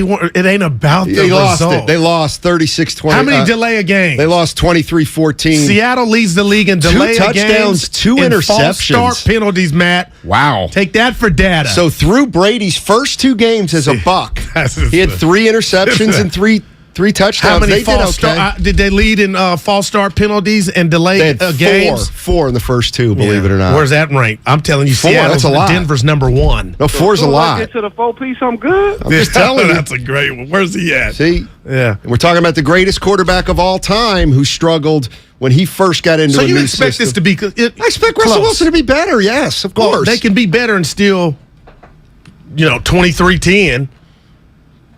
I don't know if they're why going to win I'm or not not. respecting Denver. I don't either. And I picked him to go to the I don't bowl. either. I'm not sure. Maybe that's what lens I'm looking at, and I'm mad. What do you think of this? If you're a 49er fan, are your expectation, forget the Niners, right. Are your expectations different now that here comes Jimmy Garoppolo again? No doubt. And Super Bowl or bust. But Dickinson don't like that. No. Oh, okay. Do you view Garoppolo differently? Let's face it, he's going to quarterback. Let's say he's a starting quarterback right now. I got it. All right. Are you going to judge him differently this year than you did last year? No. Why not? Because what he is and what he's not is good enough to get you to the dance and almost to the dance like we saw last year. So I expect the Niners, coached by Kyle, to be one of the final 4 teams when it's all said and done. And I mean that. And I believe Kyle's job has become easier because the right choice the right quarterback's playing for the right reason. And he had some stuff going on, politics. Trey had to play, but Trey wasn't a better option. Now this Niner team, to me, is the same team enhanced. However you feel about them last year when they played the Rams. I'm expecting the Niners, just like Vegas had them, and a lot of people in the media with Trey had them going to the Super Bowl. I expect that. I'm going to ask Niner fans the question again. We got a poll up on 95.7 The Game on Twitter at 957 The Game. And question is simple. Should Kyle Shanahan let Jimmy Garoppolo loose? Yes or no? Right now, you know what? You better be careful what you what does it say? You better be careful what you ask for. What you wish for. 84% say let him loose. What do you got to lose? You almost owe that What do you got to lose? Well, Exhibit A is the Dallas Cowboy playoff game where Jimmy missed Ayuk wide open that would have sealed the deal. Threw an interception to Anthony Brown, who almost returned. Like Jimmy single-handedly almost threw that game away. But you want to keep. And so what do you want to do? He got hurt. What do you want him to, how do you want him to quarterback is the question. How do you want Kyle to use him? The same way he's using them now. Take the good with the bad, but you don't let him. You don't call the plays for him to hit a home run. Let him say, okay, he overthrew 3 deep throws. Let's see that. Let's see Ayuk running downfield like a deer. Let's see Debo on a fly route. Danny Gray, who we heard all offseason. Steiny, it's nothing wrong with trying. And if you miss a pass, you punt if it's third down. But this man is obviously telling his head coach, I can do more. Right. Just give me the opportunity. I may not connect, but MF, you owe me. So if Draymond Green goes up to Steve Kerr and says, you know what? All right. No, it's not. Hey, Steve, tell you what. Untie me this year. Untie me. I'm going to take about 5 or 6 threes a game this year. Of course you wouldn't do that. That's a 4, okay. You know why? Because that's the weakest part of his game. Right. And you wouldn't. So Jimmy Garoppolo, I've got to trust Kyle Shanahan, who everybody thinks is a great coach. He's watched Jimmy for 5 years. He's obviously not playing him that way because it doesn't give him the best chance of winning. Okay, listen. I didn't like that analogy. Realize if he starts throwing deep and they have success, people are going to be like, what are you doing? What have you done for 5 years? And if he doesn't have success, people are going to be like, well, you knew he couldn't do it. Oh, I could give him a word. He could say, we've evolved. And unlike Draymond, they got the Splash Brothers to do that component of their offense. Jimmy, the other guys are dependent on him to eat too. And that's why I'm talking about Ayuk, Debo, Steiny. Let's just see him try to move it down. I don't think he can. What was that when he first came in? And Kyle, you can chime in here. Was that part of the first 15 plays? So was Trey going to get those deep throws that we saw when Jimmy entered the game? Because I was hearing the scuttlebutt of that, and I don't know. But I'm wondering, or was that Kyle like, I'm going to let Jimmy go up top? I thought, or was that part of the first 15? I thought that the first pass Garoppolo it was a bomb, which was deep. Yeah, was part of the script. But okay, maybe I'm wrong. All right. Kyle, the first pass he threw was the 3rd and 7 incompletion when he first came into the game. Oh, okay. Then what? Then the next one was the deep one? No, the one to Dwelly, that one was up the sideline. The 2 deep shots, the one that Ayuk dropped and then the one that almost got picked, were on 3rd and 4th down, I think on his first or second full drive. Gotcha. But it just felt like missile galore. Missiles. Yeah. I don't understand, like... Well, you ain't got Mostert back there right now, and you ain't got Mitchell. And we're up here, I'm looking at you like, oh, they're just going to run the ball. Yeah, they are just going to run the ball. I've been saying that since Chicago. Haven't been no bad. No difference between any of those But is that backs. really their strength? You know what? Mason's going to run for 1,400 yards this year, and Elijah Mitchell won't even be in the league next year. Could be Mac. Don't forget about M-double. Okay. Mark's in San Jose. Wants to talk about Jimmy G. What's up, Mark? How you doing, man? Hey, how's it going, gentlemen? So, love the show, first and foremost. But as I'm hearing this conversation, I kind of got to side with Guru a little bit. The main thing is that when it comes to Jimmy G, you got to let him loose. To have a brand new offensive scheme be made for Trey Lance and then to have him get hurt, we can't run the same exact offense that we were going to run for Trey. We have to go back to what made Jimmy successful. Jimmy isn't the greatest deep ball thrower. I 100% agree with that. But when it comes to those intermediate routes when it comes to the line of scrimmage and winning at the line of scrimmage, pre-snap, Shanahan needs to let Jimmy go. The main thing when I'm looking at Jimmy Garoppolo and I'm looking at this Niners team in general, the main thing that jumps off the screen is that defense and the fact that Jimmy reminds me of Trent Dilfer. What did Trent Dilfer do to be successful? He managed the game, made the throws, and was efficient on third down. Jimmy has to do the same thing, and with having the type of offense they're running, I think that they need to let him loose, so to speak, pre-snap. Appreciate the call, Mark. I'm going Janet Jackson. If you ain't got control at the pre-snap and your coach is doing that, you have no control. No. Yeah. Can we stop the Trent Dilfer comparison for Jimmy Garoppolo? Trent Dilfer stinks. Let me go look at some of the numbers. He wasn't even the Ravens starter to start that year. And you know what, Kyle? He probably was happy with his role, unlike Jimmy, who feels like he can do more. But the Trent Dilfer, I'm with it. Jimmy's better than him, and Brad Johnson. Let me go find the sound of Trent Dilfer. I want to throw it down the field more. You won't find it. I'll tell you what. I hate the numbers. Not sure what. You tell us what. Trent Dilfer, don't sleep on him. That's all I'm going to say. Yeah. All right. 888-957-9570. That's the number. It's also the number of the Comcast Business text line. San Francisco 49ers play the Denver Broncos Sunday, 5:20. Yeah. Oh, gosh. Steiny, come on. How am I staying up? It's like a... How am I staying up for that? Dude, you golf later than that. No, I don't. Usually I like to golf and then take a nap and then be groggy the rest of the night and not have to watch anything. But you know what? Rick J. I'm going to have to adjust my schedule. Yeah. All right. On the other side, we're going to talk more about Jimmy Garoppolo. We also have Clinton Portis, 130, former running back for Denver and Washington. Warriors with some news, I guess. We'll tell you about that on the other side. It's all sponsored by BioNTech and Pfizer. Charging a cell phone can be like getting a booster shot.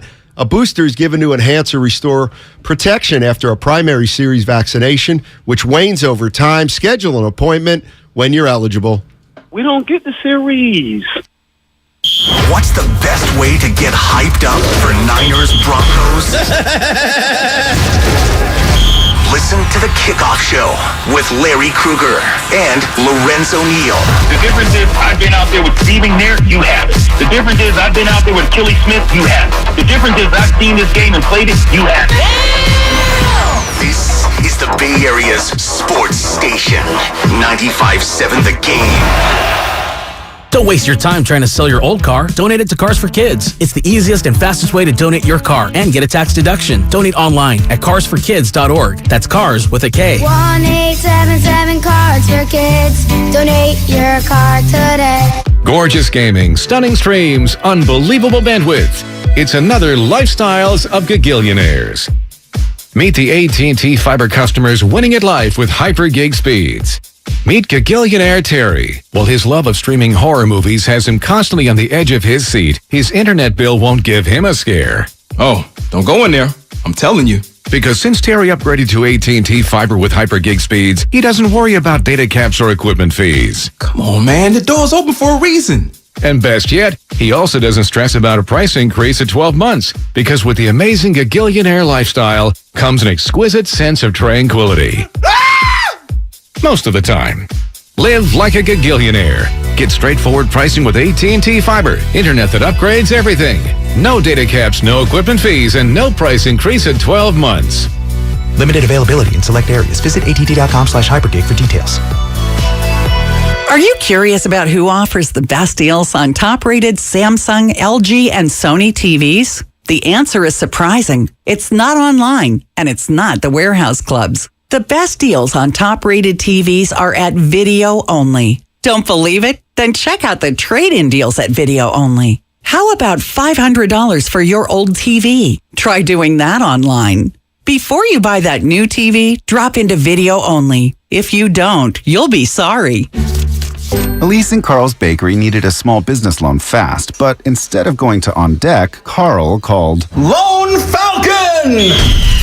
Really? Carl? There's a better way to get a fast small business loan. Go to OnDeck.com. And if approved, get your loan as soon as the same day. Your loan is on deck. Depending on certain loan attributes, your business loan may be issued by OnDeck or Celtic Bank, a Utah Chartered Industrial Bank member FDIC. Limited eligibility for same-day funding. OnDeck does not lend in every state. All loans subject to lender approval. Golfers, now at the Golf Mart, it's time to hit faster, longer, and straighter with Titleist. The new TSR drivers are designed to maximize distance and elevate your performance. Titleist TSR driver, pushing for perfection every day. Come into the Golf Mart for the new Titleist TSR drivers and get custom fit for free today. Can't make it in store? Visit us online at worldwidegolfshops.com. The Golf Mart, home of the 90-day satisfaction guarantee and family owned and operated since 1984. MVP's bonus days are back at Lowe's. Right now, get a special BOGO offer from Bosch. Buy a select Bosch 18-volt Bear Tool. Get a battery free. Shop savings on all of our top pro items. Plus, MVPs earn up to 3 times bonus points on select products. Join today and redeem points for products designed to level up your business. Don't miss MVP's bonus days, happening now at Lowe's. Pricing and offers subject to change at any time. Bonus points calculated before taxes and fees after applicable discounts, if any. Valid through 9/23. Get in zone, AutoZone. Welcome to AutoZone. Thinking about gas mileage? If your check engine light is on, it may be affecting your MPGs. But the free AutoZone Fix Finder service can help. With the most complete free warning light report backed by technician-verified fixes, you'll know what's affecting your gas mileage and more. And you don't have to drive too far to find the fix. The free AutoZone Fix Finder service is available at all 6,200 stores. Get in zone, AutoZone. See details at AutoZone.com. Other banks go out of their way to make redeeming credit card rewards needlessly complicated. Like how they require minimums or force you to use your rewards before reaching some arbitrary expiration date. But Discover isn't like that. With Discover, you can redeem your rewards for cash in any amount at any time. So you'll never have to jump through hoops. Unless you're like a trapezist, then by all means, go right ahead. Learn more at discover.com/redeem rewards. Terms apply. What's your retirement look like? With Fidelity Income Planning, a dedicated advisor can help you create a flexible income strategy to grow and protect your wealth so you can stop worrying about the future and enjoy whatever comes next. Investment minimums apply. Fidelity Brokerage Services member NYSE SIPC. Ever since I got the new Galaxy Z Flip 4, I've been learning all these new tricks with my dog Finn. Like how to take the best selfies at the park. I just set my phone down, put it in flex mode, and capture hands-free pics from multiple angles. Aww. Or how to capture our training sessions for his followers. I simply wave my hand to start recording video. Good boy! Plus, the Z Flip 4 is compact and fits perfectly in my pocket. Oh, wow. Visit Samsung.com today to get the new Galaxy Z Flip 4. At Harris Ranch, we do beef, just like we've done for over 50 years. Beef that's raised locally right here in California. Tender steaks, awesome burgers, and California classics like tri-tip roast. The flavor you crave, the quality you trust time after delicious time. Come on, it's time to get out and grill. Harris Ranch, we do beef. Legendary beef, legendary quality. You're listening to 95.7 The Game, KGMC FM at HD1 San Francisco. Always live on the free Odyssey app.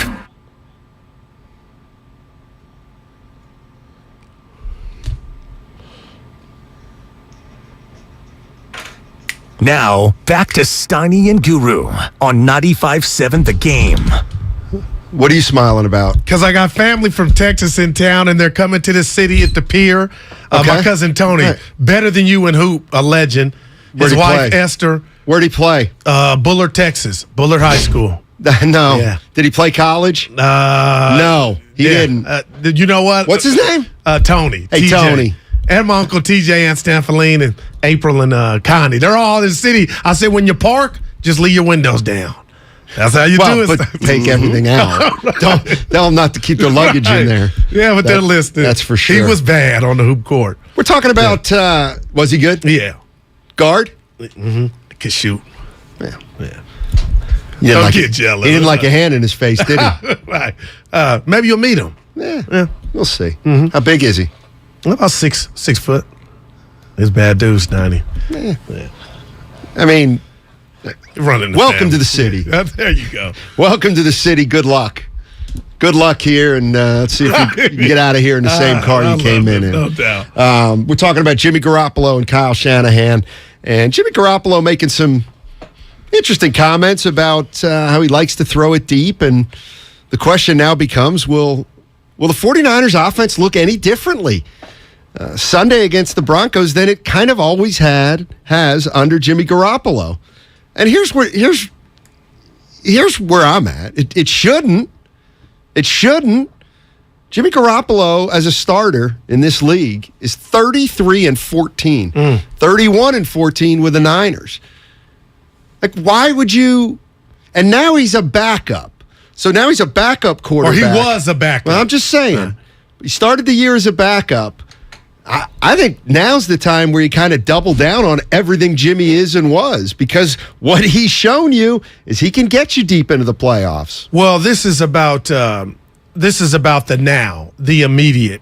And a lot of people don't give any credence to that one-loss record by Jimmy Garoppolo. And sometimes it's not fair because they believe he was just a bus driver. I mean, he was a passenger on the bus. He wasn't the reason. So now, to me, if it's all about relationships and you're Kyle Shanahan, you are right. Nothing should change on how the way you go out and devise a plan around Jimmy Garoppolo. Nothing.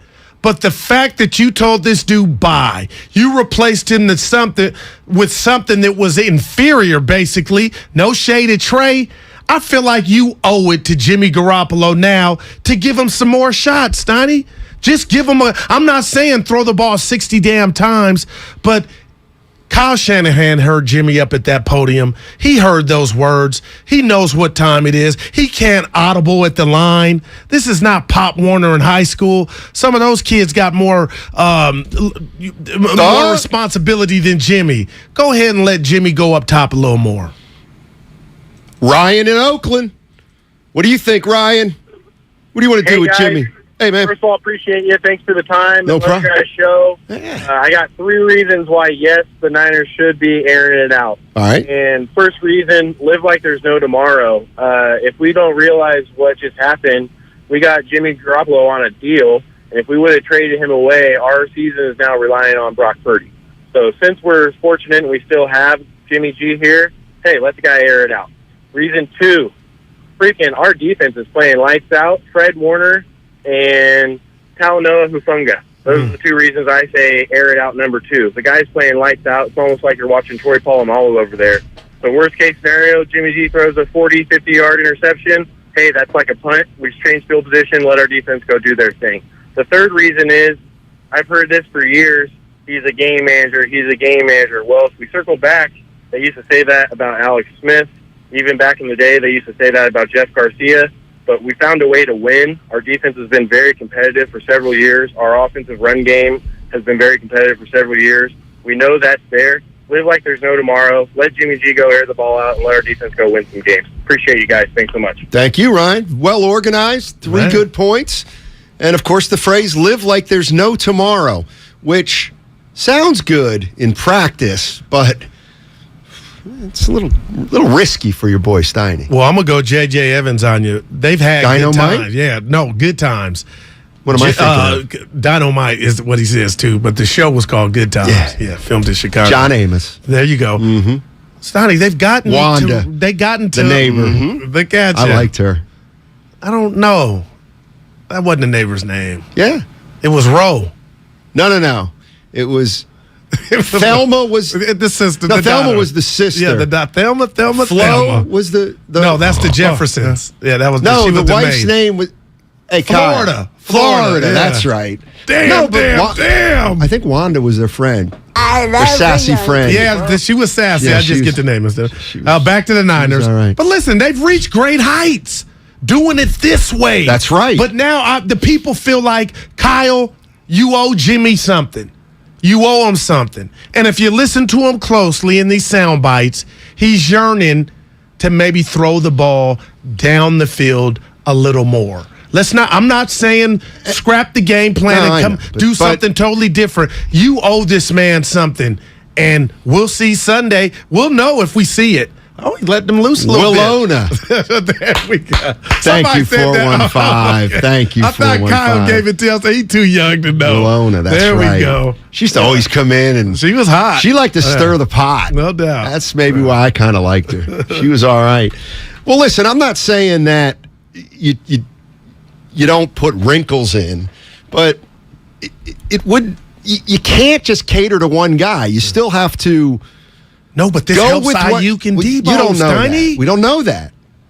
Have you seen Debo can't run a route? See, you don't believe that. 1,400 yards in the air last year.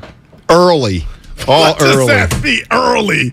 He had most of his yards the first half of the season. Well, what I'm saying. That's through a the facet of this team that needs to be fixed or enhanced if they're going to go on a run this year and win it. It ain't going to just be I mean, come on. I mean, here's the problem with what you say. Oh, go deep.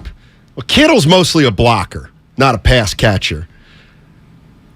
Debo doesn't know how to run routes. Yeah. He can't get open deep. And Ayuk's still very young. Still very young receiver. So maybe you ought to rethink that. Although Jimmy should have more you got to keep Kittle in on the pass routes. Yeah, if people can see you laughing, you don't believe that. And I believe it was in the offseason, ESPN voted tight end and receivers and quarterback, running backs.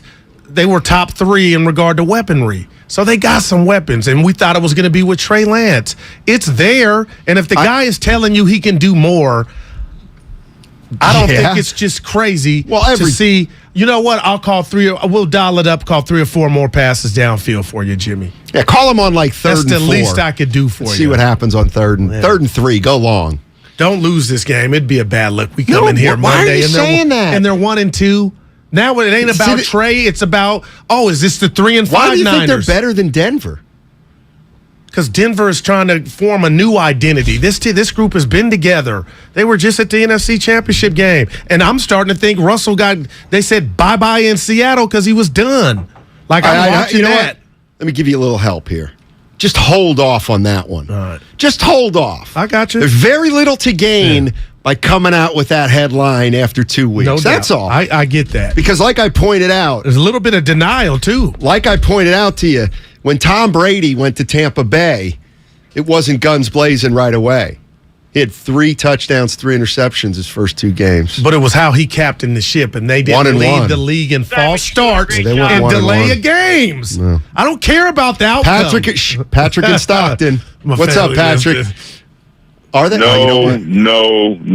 Thank First of all, you got your first caller, Mark, calling in talking about Trent Dilfer and turning loose in the same sentence. And then you got the second caller thinking it's a blackjack game talking about double down. Exactly. No, man. Conservative. We should be so damn conservative. Jimmy G's name tag should say GOP on the back of his jersey. Listen. I'll give you 4. Numbers, man. I'll give you 4 for that one. Numbers. Listen, Guru, you threw some numbers out. They were terrific, but you know what numbers you did not throw out? Give them to me. Jimmy G's record against the Seattle Seahawks was 2-5. And guess who was driving that bus? Man, we better play this game smart, man. Let Jimmy G manage the game, play it smart. And then my biggest question is, what happens if we go back to the Super Bowl or accidentally win the damn thing? Then what do we do? You know what? And you tell Trey Lance, you got to wait. And it would be easier to do that coming off an injury and what you've seen from him in 4 games. Jimmy controls, if he wants to stay here, I'm going Beyonce. He controls his destiny. You get a chip here. Yes and no. No, it would be up to Steiny. They would have to double back and be like, why would we say bye? We almost made that mistake before a bit prematurely. Okay, let's play this game. Now you've won. Well, let's why play this game. would we say bye to Let's play this game. Okay. Let's just say the 49ers go 10-7. They get to the NFC Championship and they lose again. Okay. What do you do? What do you do? You asked that next question year as if Jimmy was the reason they lost that game. We'd have to see how it played out. I don't know how they lost it. Okay. I'm just telling you. Right. They go. Let's general. They go 10-7. Who cares if they were 3-5? Right. They go 10-7. Right. Make the playoffs. Win 2. They lose in the NFC Championship game, 24-21. I'm using that score on purpose, so it's not really high scoring and really low scoring. They lose 24-21. So now what do you do? You talk to Jimmy about coming back. And now you look at, this is our third our trip to the NFC Championship game. You know what? Why would you? There are 31 other teams that would give their right arm to play in that game. And we got something that's getting damn close to to it all. But you do You want to acknowledge. say bye-bye to that? If you want to jump into the conversation, 888-957-9570. I'm just saying, I don't think it'll be that easy. If the 49ers make the playoffs, let's say they get to the NFC Championship game, lose again, 24-21, I think we are going to have the exact same dynamic next year that we had before this year. And that will be approximately half the fan base saying, why are we moving off Jimmy? And the other half of the fan base saying, well, we saw it again. Jimmy cannot get it done. He can get you so far, but he can't get you over the top. We've got to go to Trey Lance. So I don't necessarily think this thing's going to be solved. I'll tell you this. No matter what happens this year. So you're telling me and the listeners that Kyle Shanahan wouldn't admit that he handled this situation coming out of camp this year, naming Trey Lance the starter over Jimmy and basically saying bye-bye to Jimmy and his tenure here. You don't think he thought he knows now that was a mistake? I don't think they would do that again.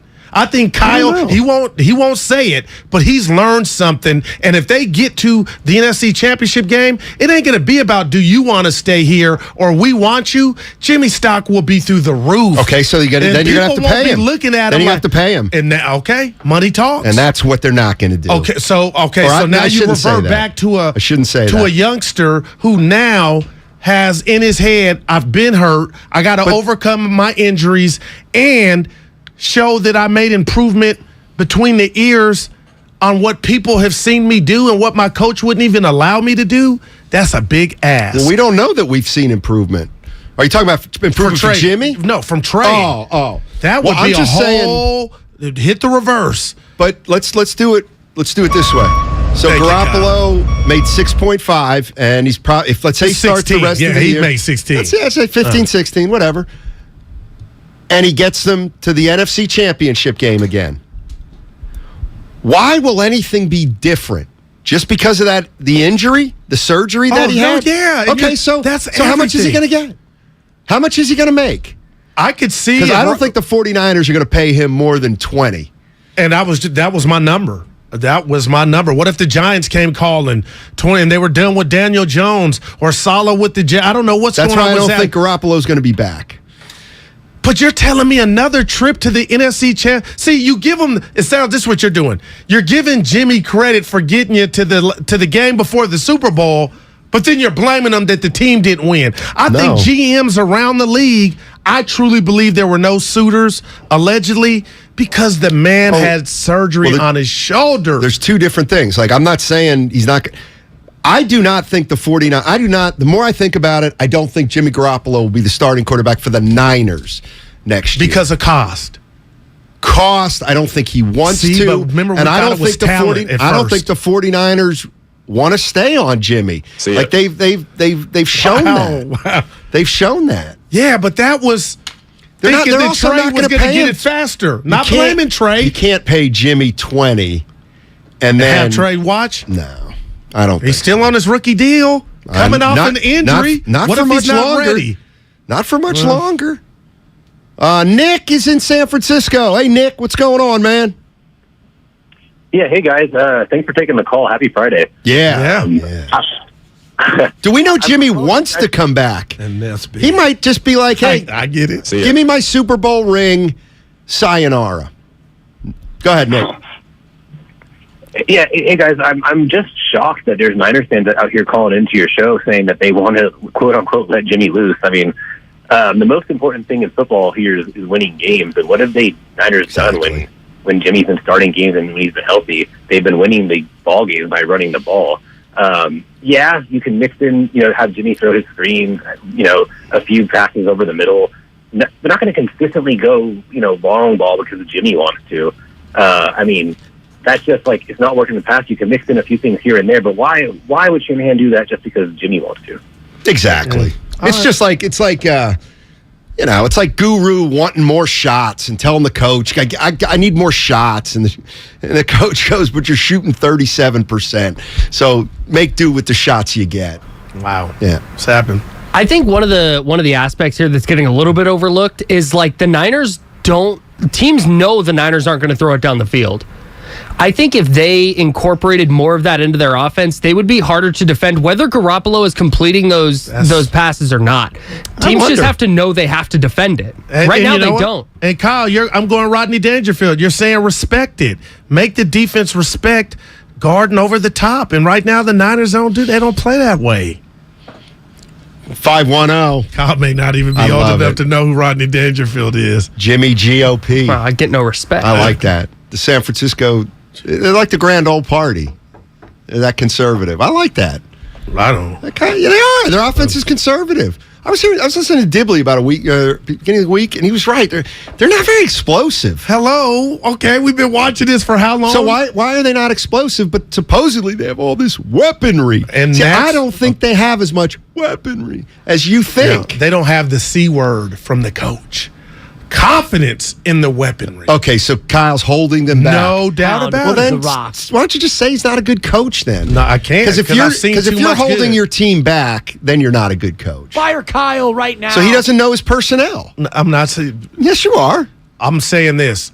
Jimmy is not enjoying the Kyle Shanahan experience. And we never even once cared to put a mic in his face to even ask him, you're a football player. I go out, play football, get hit, tackle, throw. But now we're hearing deep down, I'm not playing at my full potential. Why, Jimmy? Because I'm not giving him that. I'm not giving him that. That's what's coming out of these sound bites. Well, if you're Kyle, why am I doing that? Yeah, I mean, Jimmy Garoppolo's confident. Maybe that's what kept you from winning, though. You gotten close twice. Maybe that's what's keeping you from getting over the hump. Because you got lemon booty in the Super Bowl. That wasn't Jimmy. That was you.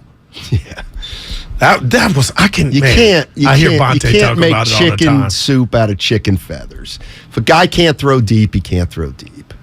So he had the arm strength to overthrow Emmanuel Sanders for the people in the back. So it wasn't that his arm was just a noodle arm and he couldn't get it there. He overthrew him. Well, it doesn't matter. I mean, who cares if it's an underthrow or an overthrow? But you know what? Take shots. Take a shot. I know that, and that's... Let Jimmy Cook start Sunday night. What? Something's eating at me. What? I'm a charter. I'm going to chart the plays. You know what? When you see me Monday... I'm going to go on the record and say it. I hate that phrase. Don't everything. Let Jimmy cook. I hate that. It's dumb. No, he's the chef. He's not the chef. When the chef, wherever restaurant he works at or kitchen he's in, has to answer to no one. It's not a chef. It's his show. It's not his show. It's Kyle's show. and Kyle will always make sure of that. That's the problem. Let's go to Austin and San Jose. One of our favorites. What's up, Austin? Hey, fellas. Happy Friday. Talk to us for a few minutes. Listen. I mean, Jimmy's auditioning, man. He's already got a plan. His agent, they're smiling, man. I kind of agree with Steiny said earlier. Pressure really, he probably will play better this year because he's not playing with a lot of pressure. They put the man on the ice, expecting him to be gone, and wasn't even practicing with the team. And now he ends up being the quarterback. I mean, this is good, man. I'm just going to good theater, man. There's going to be a lot to talk about the whole year. No doubt. He's got nowhere to go but up, and he's going to get paid, guys. Listen, what is it? My guy in D.C. is making $28 million. The quarterback there, I think they paid him for 1 year. Carson. He can go there and get 25 next year. If that doesn't work out there, there's probably 4 or 5 other teams he can go to. So why is he going to stay here with Kyle? And it's clear to me that there's something between Kyle and him. I don't know if you guys are picking up on that. Oh, he's saying it, Austin. We're hearing it with Jimmy Soundbite. Austin, I agree. Little subtle digs. I don't think it's a huge deal. I think it's more like Draymond and Kerr. You know how they kind of, they're not. But it's easy for you to say Kerr never said bye-bye to Dre. Kyle. No, he said, I'm sick of Draymond's crap. This relationship was over. It was done. You know what? How do you come back from that? I'm going to start fighting you on that, to tell you the truth, because I think that's a misstatement. They didn't tell Jimmy bye-bye. They never told him bye-bye. They never waived him. They never cut him. They never said bye-bye, Jimmy. They could have. They could have waived him, or they probably could have traded him for a 7th rounder. So I'm not going with you on that. Jimmy said bye-bye. Steiny with the post-game presser. That's because it was out of his hands. He assumed. Conventional wisdom was they were going a different direction. They couldn't afford them. But they were gutless. the 49ers. They were gutless because they knew Trey Lance wasn't all the way there, and so they held on to Jimmy exactly for why they're using him now. I do not think, and that's why I think Jimmy Garoppolo has every right to be upset. And I also if I'm Jimmy, like he knew he was the odd man out. As soon as that final snap in LA in the NFC Championship game, he knew what time it was, and that's why he was like, bye-bye. Right. I enjoyed it. But he had no control. He was still at the win. Now he does, though, Steiny. But he was under contract for the 49ers. Right. Like, he couldn't quit. He was saying, release me. They're like, we're not going to release you. Okay, trade me. Well, nobody wants you. But like then Austin he's said, okay. He was screwed. Let's just take real quick the scenario that they go to the NFC Championship, lose. He has the power now to take his services somewhere else and say, I'm out of here. Well, who's to say the 49ers will even want him? Okay, it's two sides to every story. Because they didn't want him last year, and he took them to the NFC Championship. I mean, I'm not really arguing for any point other than, like, Jimmy, I'm with you. Like, why would he want to come back if they wanted him back, Steiny? You mean for next year? Yeah. I mean, the only way he would come back next year is if nobody wants him. Okay. Nobody wants him. Well, and you get this team to the NFC Championship game. Like Austin said, if Carson Wentz is getting 9 lives, Jimmy will get another shot somewhere if he's healthy. 408 Steiny, you couldn't be more wrong. It's 100% the Jimmy G show. It's definitely not the Kyle Shanahan show. It'll only be Kyle Shanahan show when it becomes I kind of disagree. And that's one of the things, and we can talk about this more after we talk to Clinton Portis on the other side. There's something about Kyle Shanahan where it's always about Kyle Shanahan. It just is. It just is. He's like one of those coaches. He's like Don Nelson. He's the star of the team. Yes. I don't like that. He's been the face of the franchise for the last 6 years. Stinks. Kyle Shanahan. And you know what? He's the face of the franchise right now. Belichick did it. Belichick did it, and it was natural. He's doing it, and I don't. Look at me. Control. The Bay Area right now is confounded. You spend half your time complimenting the boy genius. You spend half your time ripping him. We don't even know how you feel about Kyle. I guess it depends on the temperature outside, and the Bay Area's not happy about it. All right, we got Clinton Portis coming up on the other side, former running back for Washington, former running back for the Denver Broncos. Don't forget, this Saturday at 9 a.m., and airing every Saturday leading up to the Super Bowl, Odyssey presents Kickoff with Boomer and Valenti, a 1-hour show with our very own Boomer Esiason, breaking down the games each week and giving his unique perspective on the NFL on and off the field. That's 9 a.m. starting this Saturday right here on 95.7 The Game. It's a Football Friday on 95.7 The Game. Shanahan is the play caller. Shanahan needs to be in lockstep with Jimmy Garoppolo. That's the growth I need to see moving forward. We're talking Niners, Broncos all day long. This Jimmy Garoppolo thing has invigorated me. This is fascinating. But now it's over, and No, it's not. Oh my gosh, no. This is the Bay Area's sports station. 95.7 The Game. Hey, Becky, what about this beat for your next song? It's cool, but I'm into faster stuff lately. Like Xfinity that gives me beyond gig speeds. Got it. What about this then? It sounds powerful, just like Xfinity. Because its supersonic Wi-Fi has 3 times the bandwidth, you can connect hundreds of devices at once. That's what I call power. Unbeatable internet from Xfinity. Made to do anything so you can do anything.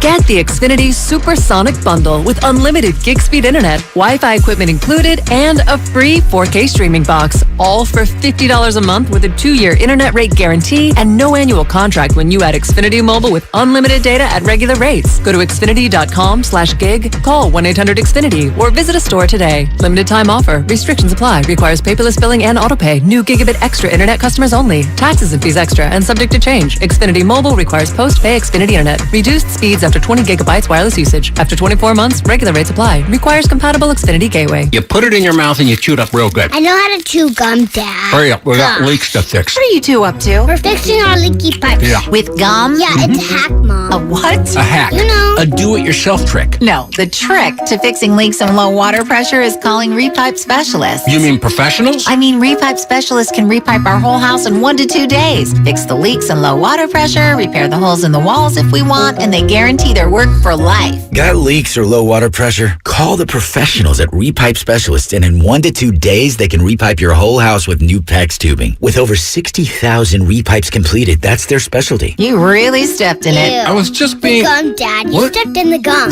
Oh, great. Call 800-217-1636 for a free in-home estimate and ask about their 0% financing options.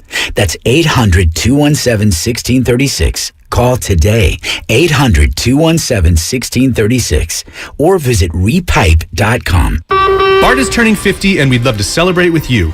Get 50% off your ride in honor of Bart's 50 years of service to the Bay Area when you pay with Clipper. That's 50% off Clipper Bart fares for the entire month of September. Add Clipper to your digital wallet for free. If you're eligible for other Clipper discounts like youth or senior fares, you get to take an additional 50% off those too. Details at bart.gov/50 years. That's bart.gov/50 years. Celebrate Bart's 50 years of service with us this September. Let's go. Visit Friedman's Appliance in Pleasant Hill September 23rd through September 25th for their fall clearance sale event and take advantage of one-of-a-kind opportunities. Visit Friedman's Appliance Fall Clearance Sale event for the best time to save on new appliances for your home. Now it's time for the closer of the week. Presented by LiftMaster and RNS Doors. Turn your garage into the envy of the neighborhood. Visit rnsdoors.com. The closer of the week is Talanoa Hufanga, who had his hands on the football all afternoon as the defense was dominant. Deshaun Gibson has the interception. It was deflected by Talanoa Hufanga. Recently, my garage door opener was not working. I was in need of a closer. I was put in touch with RNS Doors, and they hooked me up with a brand new garage door opener from LiftMaster. With LiftMaster's MyQ connectivity, my garage door opener can be controlled right from my smartphone. You'll know when a door or gate has been left open and can close it with a tap, no matter where I am. Be one of the first 10 callers and receive 20% off a LiftMaster garage door opener when you purchase a premium garage door. Call 1-800-FIX-A-DOOR. That's 800-FIX-A-DOOR. Or visit rsdoors.com.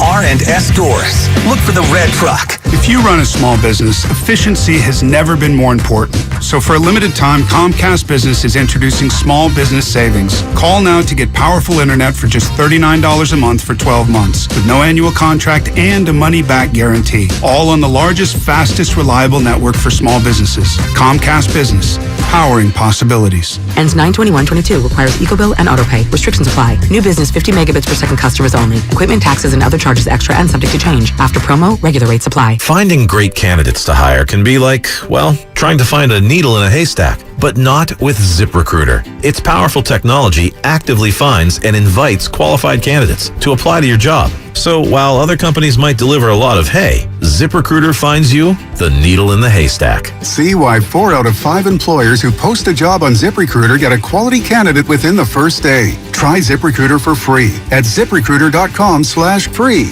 That's ZipRecruiter.com/free. You can't get much for $5 these days. Unless you go to Wendy's for a $5 Biggie Bag. Get your choice of double stack, junior bacon cheeseburger, or crispy chicken BLT. Plus 4-piece nugs, fries, and a drink. All for just $5. You got that bag. You got that Biggie Bag. You got that bag.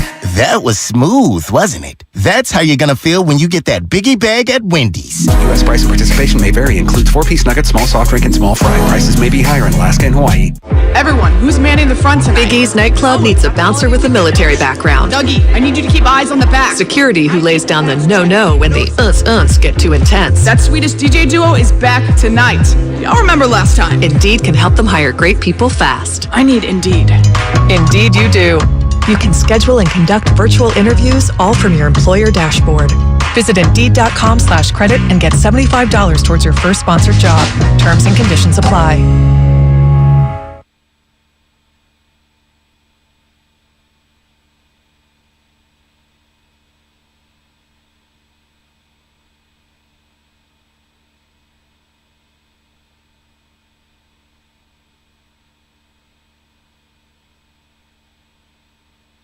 Now, back to Steiny and Guru on 95.7 The Game. Oh, yeah. 49ers, Broncos. I like games that we don't see a lot. We don't see these teams play a lot. This was a Super Bowl. I'll give you that. Thank you. Yeah, but it was a But Super see, when Bowl. you say that, then people are, it's like Denver, contradicting this is what me. we got Clinton. Denver in their all blue, Niners in the road tan pants with the white jerseys. I know you get off on that type of stuff. Oh, that is official. Official. Gotcha. I follow, Say it again. What? I wasn't Denver listening. in their all blue. I kind of like all that. blue? Yeah, the all blue, blue on blue. Niners in the tan pants with the white jerseys. I love it. 408. Yes, Steiny. We want Jimmy unleashed. You don't unleash like a corgi. Nothing happens. Now, Doberman, you unleash a Doberman, things are going to change. But a corgi, you take the leash off a corgi and nothing really happens. I think Kyle's in a pickle. That's your word, a pickle. You've been using it this week. Thank you. You got to keep the others happy. It ain't just about Jimmy. Ayuk, who's busted his ass all off season, all that rapport stuff with Trey, put that in the coffin. And what about Debo? Or are you going to just use him like Clinton Portis until he gets hurt? Yeah. He can't last this doing 15 more games like this. He was taking hits against Seattle. He's so tough, though, man. Let's go to PJ. PJ's in Boise, Idaho. What's up, PJ? Hey, what's going on, fellas? Hey. Hopefully you can hear me fine. Yeah, I'm calling in specifically just because, we're all talking about, whether or not to let Jimmy out and ball out. But at this point in time, I don't see any reason to do that. I mean, the only time I've ever seen Jimmy ball out like that is back when he was playing against the Saints, and it took George Kittle carrying 3 grown men 20 yards down the field for them to win that game. Wow. Thank you. You know what's funny? And I got to, just to take a shot at you here. You bring up Jimmy's overthrow. Jimmy's overthrow against Sanders. You ever notice? Hey, let Jimmy cook. And one game gets the Saints. Everybody. How about that? Saints but game. When have we seen him get that opportunity? He did nothing. George Kittle did it all. Hold on. That was a yak game of all yak he games. He threw a bomb with a DB could have jumped twice, the intercepted, but he didn't. I'm going the other way. I'm put the handcuffs on tighter. Stop. You're 31-14 with Jimmy Garoppolo. Just win like you've been winning and roll the dice and see if you can be a little better this year and win it all. Pressure's on Kyle. Hey, when Jimmy Garoppolo was slinging it back in 2017, they were 5-0. I just get so mad at that. Why do you get mad at it? Because the season was over except for Jacksonville. But he's backing up your point. You should embrace that. But see, I'm not like you. I'm all about the glory. No, but you're also not about being right. That's all. Please. I wasn't right about my pick, Monte. How are you going to out me on who I took, and then I think I took the other team? Your family in town? Yeah. So, oh, gosh. So, what's Uncle Tony? No, Uncle TJ. TJ's going to be my cousin Tony. Tony's going to be. Are they going to get on you? They're going to be like, that guy you work with is a real goof. Oh, no. Real jerk. They ain't like Big Dex and all the others. Who? Big Dex, remember? My guy, Big Dex. Big Dex. That's Steiny.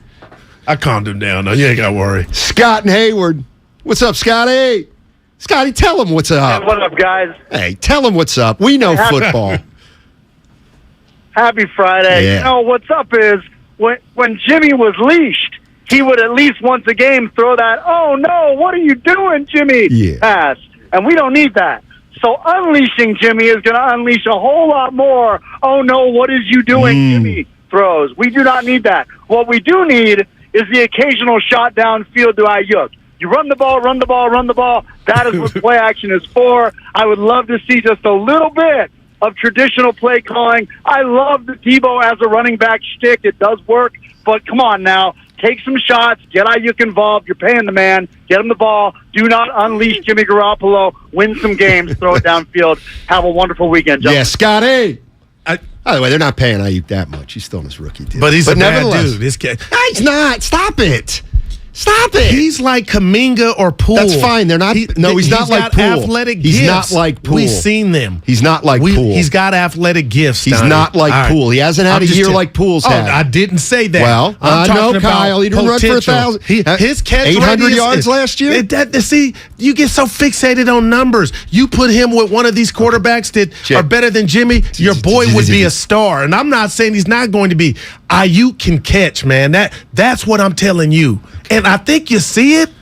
But you stop crowning a guy who's in his third year. He's just starting his third year. I didn't say Pro Bowler yet. No, but you were like crowning. Can't you watch an athlete know that guy's got some gifts?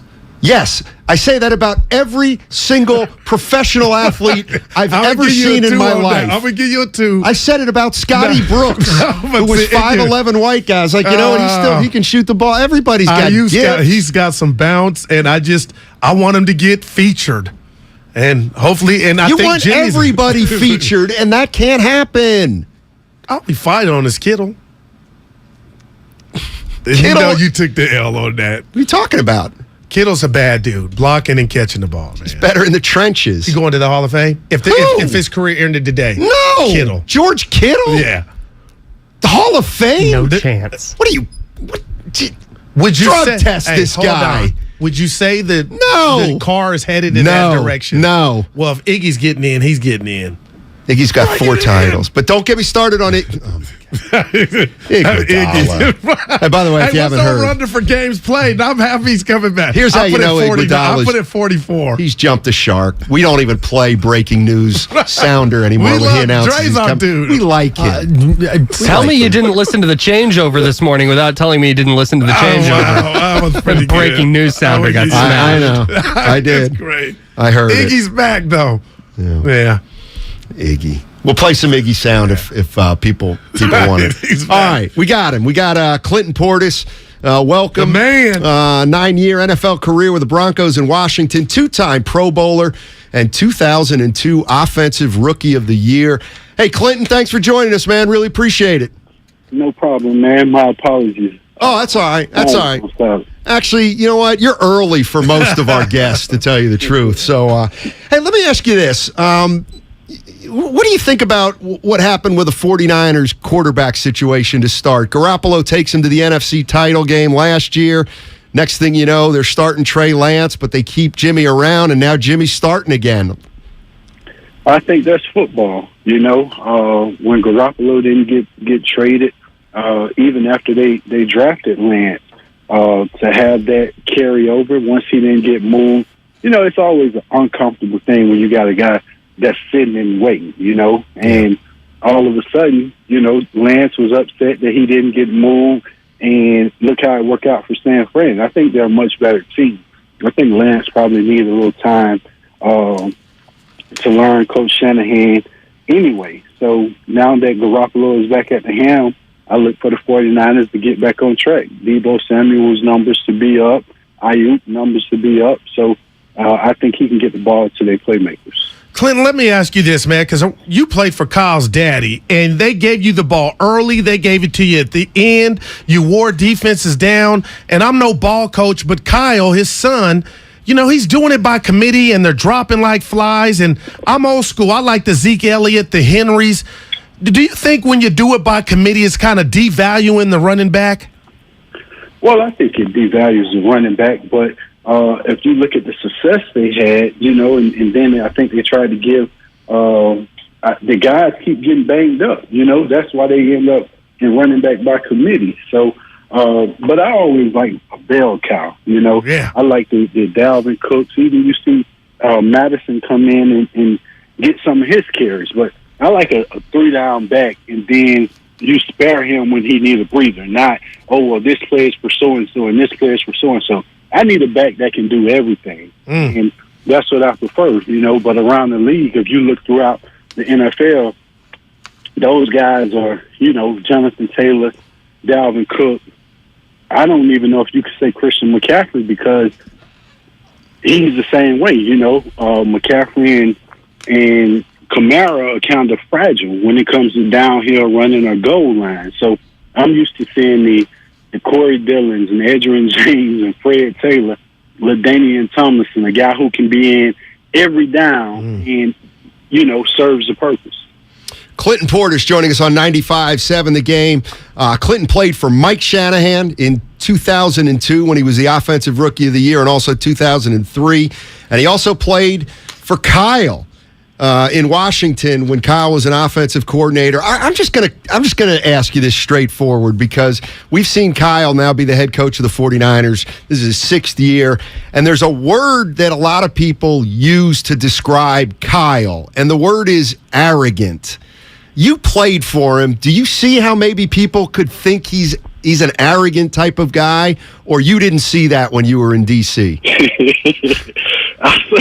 I saw it in Denver when I was a rookie.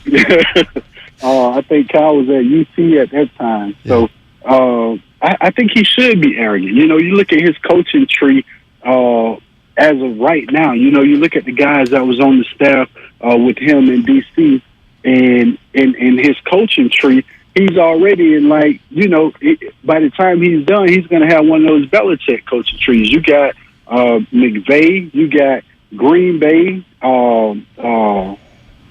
where else? McDaniels. Yeah. You got guys everywhere from under his tree. So obviously it's a reason he should be cocky, or he should be arrogant. I just think in so many situations, how a guy is so smart and he's so talented that it's just like, I know the answer. At some point, you got to say, you know what, I'm going to try this way. I know he got great coaches around him because he still got Bobby T.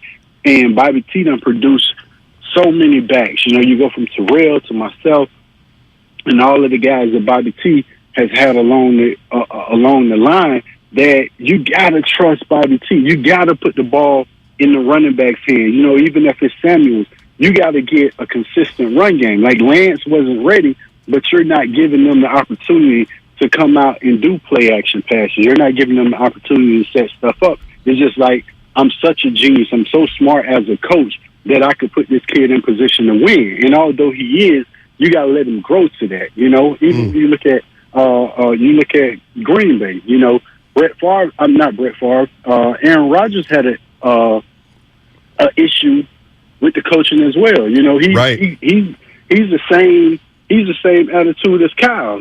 I believe in my system is going to work, and then all of a sudden they gelled and they came together. So I just think it's in those coaches, and it should be. McVay, he still remembers every play that he's called. So he's developed, or he's had the eye for some amazing talent, and he's called some amazing plays. But I just think sometimes you got to get out your own way, and I think Cal is going to be a great coach when it's all said and done 20 years from now, and he's going to look back and say, you know what, man, I was young and arrogant and in my own way.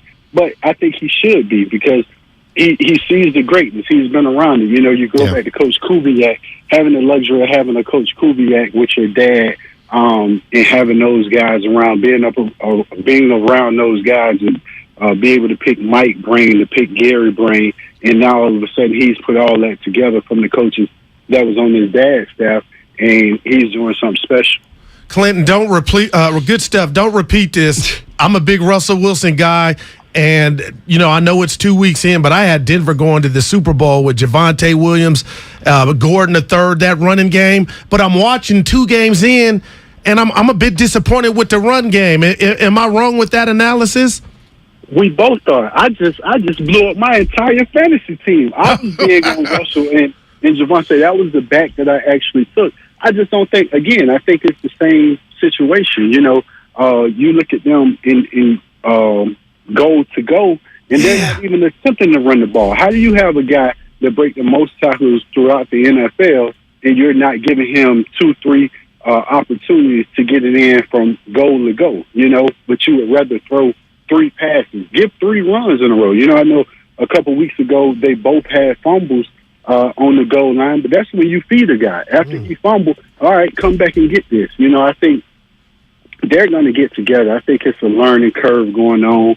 The receiver went down early. I don't really think Russ looks comfortable. I don't even know. He's not even running the ball on goal line. It was a couple opportunities that he could have ran the ball, and he ended up throwing it out of the back of the end zone. So I just think it's one of those situations where the nerves are there, the expectations. They just got to calm down and play football because you got two capable backs. You got a quarterback that's won before. Whatever the issue is going on. You just got to get those guys relaxed and get them to believe in each other and stop trying to do too much. Just go out and execute the play. Clinton, I told my partner, I said, relax. You know, when Tom Brady went to Tampa Bay, he didn't have his first two games weren't very good. Plenty of time. Russell Wilson's going to be all right. Yeah, he will be. You know, I think it's just one of those situations that it's 2 games in. You know, they've had two good opponents. I don't think Houston laid down.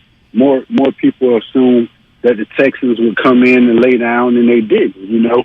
And when you get in those situations, you've had 2 good opponents. That AFC West is loaded. You know, when you look at Vegas, people will look at the Raiders like, how are the Raiders 0-2, you know? But then you got Kansas City and San Diego sitting there as well. So they're going to get it together. It's the first quarter of football. You know, if you look back over the history of football, you got teams that start out in those first 6 games, and they look like they're going to be Super Bowl champions. And they always tell you, November, December are football months. You know, that's the months that matter. And it's going to get tough. You're going to have teams that's going to go on the run. You're going to have some teams to surprise you. You're going to have some teams that fall off. So it's early. You know, no need to judge. I couldn't be patient with my fantasy team, so I blew it up. I traded Russ. I traded Williams. I let go my whole team. I got rid of Look at you. my receiver, Adams. Yeah, I blew it up. Hey, Clint, let me ask you this, being a former player, and, you know, Jimmy Garoppolo's hinting that he could do more with his arm, and Kyle got, Janet Jackson control on him, and he's not being able to do everything. When you look at Garoppolo from afar, is he that dude? Is he one of those guys? You know, he's a winner. He's been finding a way to win. Wherever he's been, you know, from New England to San Fran, he's found a way to win. And, you know, a lot of people say, well, it's the system. It's the system. If it's the system, why don't Lance have that same exact success? You know, or why hasn't another quarterback come in and had that success? So you got to say Jimmy G has some type of ability. He's doing something right. And the way I look at it is, see how his teammates respond. You know, when guys go down, everybody think like, oh man, but then you see teammates step up and pick it up, and then they're playing lights out and out of their mind for this guy, because often you have teammates that feel like this is the wrong guy. You know, whether it's a running back or receiver that's not getting the opportunity, or a quarterback, that resonates through the team. It resonates through the locker room. And then when you put the guy in that everyone loves, you see everyone play pick up. So it could be one of those situations where guys know, man, Lance is not there yet. Maybe the potential is there. Maybe it's not. But guys would prefer to have Jimmy G. He's going to get you to the promised land. If he can get you into the playoffs and get you a winning record, that's what you want. You know, often you have that, and it's like, well, I got this Mercedes-Benz, but, man, I want this Ferrari. You know, and you can't really handle the Ferrari. So the Ferrari look good, but it's not an everyday car. You need that everyday car that's going to go out and perform and going to give you the high performance at times. It's going to be reliable, and that's what you need. So maybe Jimmy G, maybe you see guys step up. You know, I think when you look at the numbers, you get Kittle back. Lance didn't have Kittle, who is one of their top targets. Samuel, you know, the holdout, he hasn't played. He didn't pick up where he left off last year, but you know it's in him. You know, and Ayuk had all of the conversation about him. Then you brought in Ray. You know, maybe he gets an opportunity to get the ball in his hands. So you got some weapons out there. You know, it's just a matter of getting it together. Again, it's 2 weeks in. We act like, you know, it's mid-season. Right. We're giving a mid-season report. You know, you get to 8 weeks and they're 6-2. You're like, yeah, man, this is the team I was talking about. You know, you just got to give it time. Hey, Clinton, thank you so much for joining us. Really good stuff, and look forward to catching up with you in the future. No problem, man. Anytime. Y'all enjoy yourself. Yes, sir. That's Clinton Portis, former running back for Washington, Denver. He was good. He likes to bail cow. That's what I like too, Steiny. He was, of course you do. I know everything you like. You like long bombs. You like, flea flickers. Okay. You like the Statue of Liberty. That play Boise State ran 15 years ago. You love that. Okay. You love onside kicks. You hate ties. Pittsburgh should have got one last night. Dude, it was there waiting for him. Hey, as a host, because we're a brotherhood here at 95.7 The Game, we got more snitches now or reporters from YouTube, Twitch. They tell you when your names come up in other places. Oh, no. And the 707 on the Comcast Business text line, Goo, they just roasted your picks. It's from 7:30 to 8. So I'm telling you, when I get off and get in the caddy, I'm going to go to the Odyssey app. Or should I just shake it off like Mariah? And they went at my picks. And, like, where do you draw the line? 95.7 The Game breaking news. Brought to you by the Beat the Streak podcast. Get an inside edge on how to win the $5.6 million prize every day this baseball season. Listen on Odyssey or wherever you get your podcasts. George Kittle. He's playing Sunday. There we go. He will play Sunday in Denver. Missed the first 2 games. He'll play. And will give that offensive line a much-needed boost. And maybe he can add some stability to the offensive line. Are any 2 players closer on the Niners than Jimmy and Kittle? I think they got a great relationship. It's a good question. Yep. It's a good question. And Kittle is back. Like a Niner. Yep. You like that? Mm-hmm. All right. 888-957-9570. What do you want to see out of Jimmy Garoppolo? I know. We've seen him for 4 or 5 years now. Do you really think he's going to look any different, or that Kyle Shanahan's going to put him in a little different position than he has so far in his 49ers career? Dare I say it, even though I hate this phrase, do you really want to see Jimmy Garoppolo cook? Man. I really want to see Jimmy Garoppolo cook. And Goo, I also want to get into a couple of things Andre Iguodala said. Iggy is back. And then... Well, he don't like being called Iggy. And then I think we do have to spend a minute or two on what's going on in Boston. With I'm Ime right here for you. That's all coming up on 95.7 The Game. The Kickoff Show with Larry Krueger and Lorenzo Neal. It starts at 3 p.m. on Sunday. Larry and Lo will lead you right up to kickoff. The show is presented by Harris Ranch Beef, legendary quality, and Jim Beam Bourbon Whiskey. Taste the world's #1 bourbon. We'll be right back. You and me are going to have it out, Cal.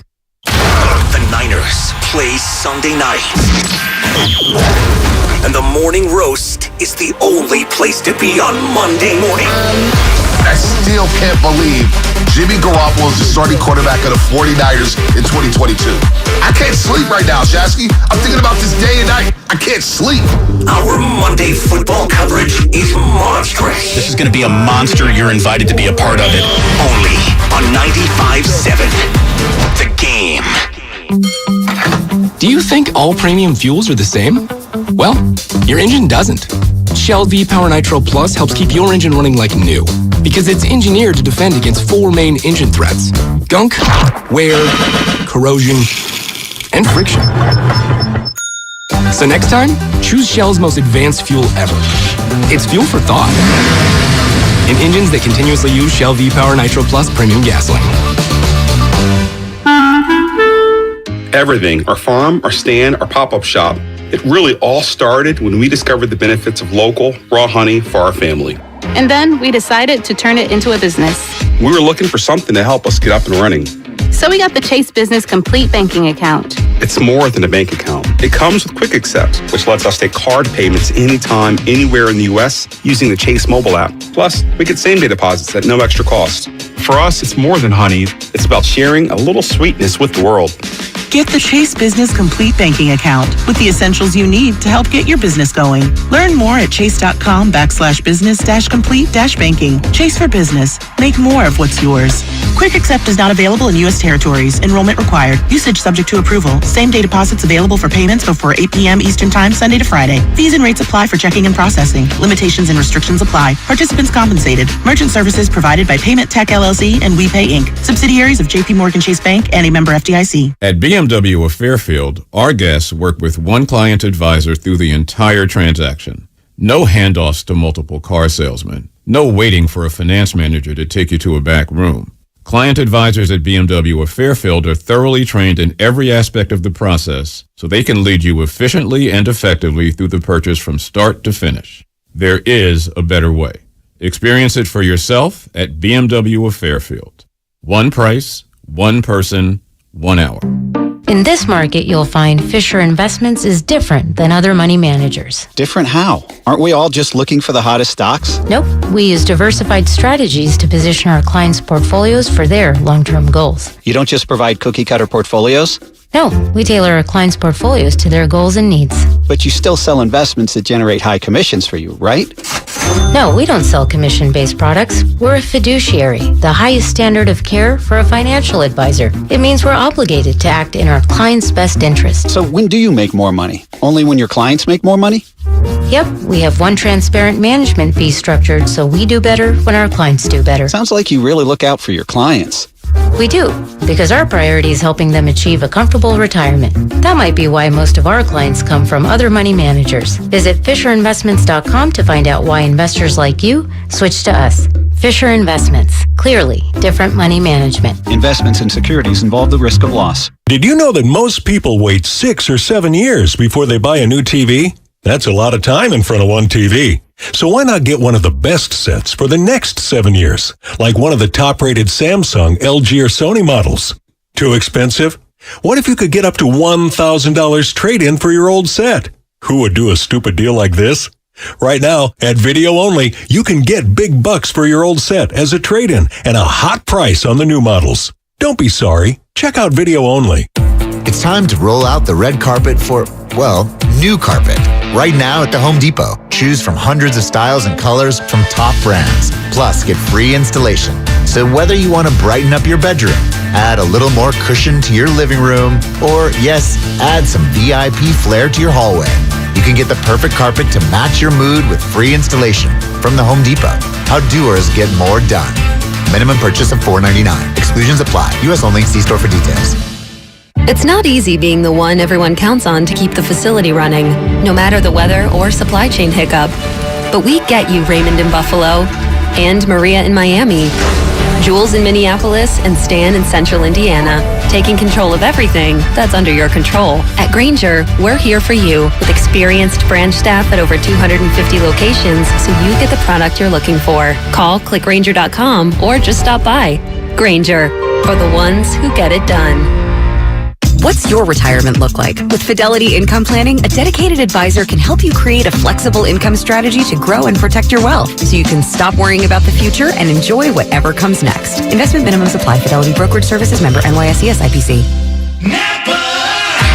At Napa, when you take care of your ride, we take care of you. That's why a $25 digital gift card can be yours when you buy 10 quarts of Pennzoil Platinum Full Synthetic Motor Oil products at Napa Auto Parts. That's a reward for rewarding your ride and a way to treat yourself after treating your motor. So give your ride the premium motor oil it deserves and get rewarded in return. Offer ends 10/31/22. Void where prohibited. Terms apply. For complete details, visit pennzoil.com/rewards. Do you struggle with occasional nerve aches in your hands or feet? Try Nervive Nerve Relief from the world's #1 nerve care company. Nervive tablets contain alpha-lipoic acid to relieve nerve aches, weakness, and discomfort, plus B-complex vitamins to support healthy nerve function as you age. Live life with less nerve discomfort with Nervive Nerve Relief. Learn more at nervivehealth.com. And try Nervive Pain Relieving Cream to block nerve pain signals at the source. Use as directed. You're listening to 95.7 The Game, QGMZ FM at HD1 San Francisco. Always live on the free Odyssey app.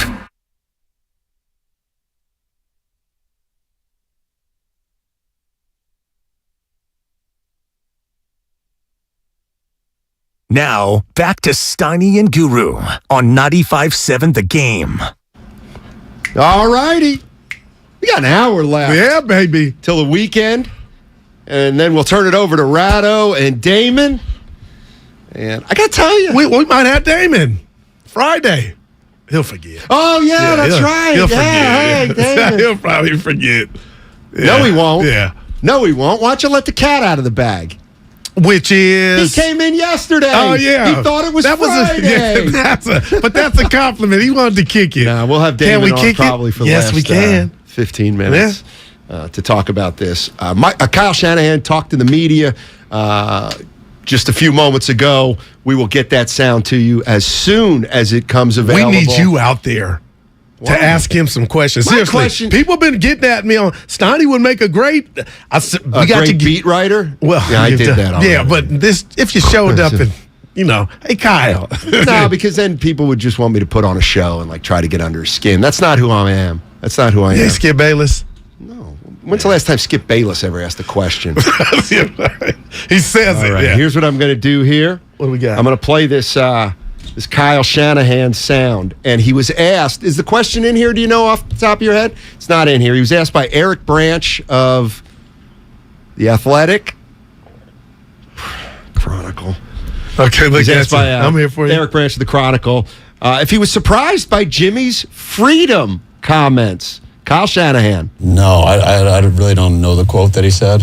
I'm with Jimmy a lot, so nothing really surprises me. I get to talk to him every day. I hear you guys huge interpretations of that quote. I can't interpret it. I interpret with my relationship with him every day, so just go ask him what he meant by it. Okay. Can you facilitate that? No, I'm not gonna waste my time with that, but you can. I got some real stuff to do. What's this? Dude, he's got this. It's a little Brian in Palo Alto. Oh, there's no. And I got real stuff to do. So this is interesting. Man, so Eric Branch of The Chronicle asked Kyle Shanahan what he thought of Jimmy's comments about freedom. Freedom. Okay. And here's what Jimmy Garoppolo said. This was yesterday. I love that. Yeah, I mean, it's just, there's a lot of things that go with that, obviously. But, yeah, I love doing that stuff. In 17, there was a freedom where me, the receivers, tight ends, we had a good chemistry going. And when you get that with offensive skills in a quarterback, it makes for a tough offense. All right, so that was the freedom comment. I'm going to play it one more time. Kyle Shanahan asked about Jimmy Garoppolo's quote on having more freedom. No, I really don't know the quote that he said. I'm with Jimmy a lot, so nothing really surprises me. I get to talk to him every day. I hear you guys huge interpretations of that quote. I can't interpret it. I interpret with my relationship with him every day, so just go ask him what he meant by it. Okay. Can you facilitate that? No, I'm not gonna waste my time with that, but you can.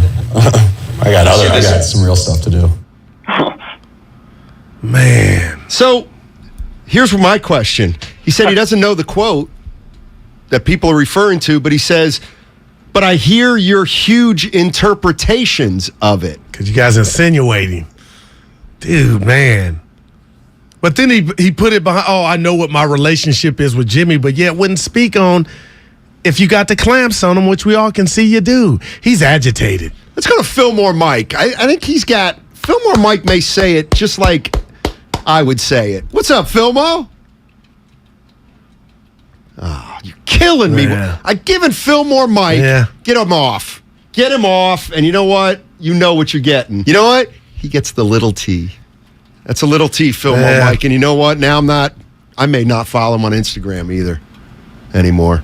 All he does is put up there every morning. That's a little emotional. Blessed to be alive. What if his phone went out? What if he's at work? The boss is coming. Josh is in Sacramento. What's going on with Kyle and Jimmy Garoppolo? Hey, Josh. Come on. See, it could be us. It's not. It's never. That's never us. Oh, see. I had the phone down. Oh, wow. Call back. Apologize to Mike. All right. Guru. Here's more Kyle Shanahan because this is what it's all about. This is the news. Kyle Shanahan. You'd have to ask him what he meant by that. There was no difference in that game than every game, so you can ask him from that. It was probably just going in when the game plan's for someone else and just coming off and winging it and going with it. That's what I would guess, but sounds like it's a question for him. Kyle doesn't like it. Man. And what would Jimmy say if you go ask him? Can you elaborate on what you meant, Jimmy? Your coach just kind of told us to come ask you. Oh, I think if you've watched me quarterback for the last 5 years, you know that Kyle Shanahan doesn't trust me, he doesn't like me, and he doesn't let me play my kind of football. I believe Jimmy believes all that. See ya. That's interesting. That is. Like, this is so like he's bothered. Like, why are you giving us who's bothered? Kyle with everything? He's hearing and he's listening. You know what? I'm not just doing. I want to hear this one more time. This is Shanahan asked if he's surprised. I'm going to really try to dissect it. No, I really don't know the quote that he said. I'm with Jimmy a lot, so like nothing really surprises me. I get to talk to him every day. I hear your guys' huge interpretations of that quote. I can't interpret it. I interpret with my relationship with him every day, so just go ask him what he meant by it. Okay. Can you facilitate that? No, I'm not going to waste my time with that, but you can. I got some real stuff to do. Man, he is really like, he's bothered. I got to address something. Yeah. That's what we do here. Yeah. So ironic, Steiny calling anyone arrogant. 707. Steiny's more arrogant than Kyle. I'm not the coach of the Niners. I'm not a boss. I'm not a coach. I'm not a leader.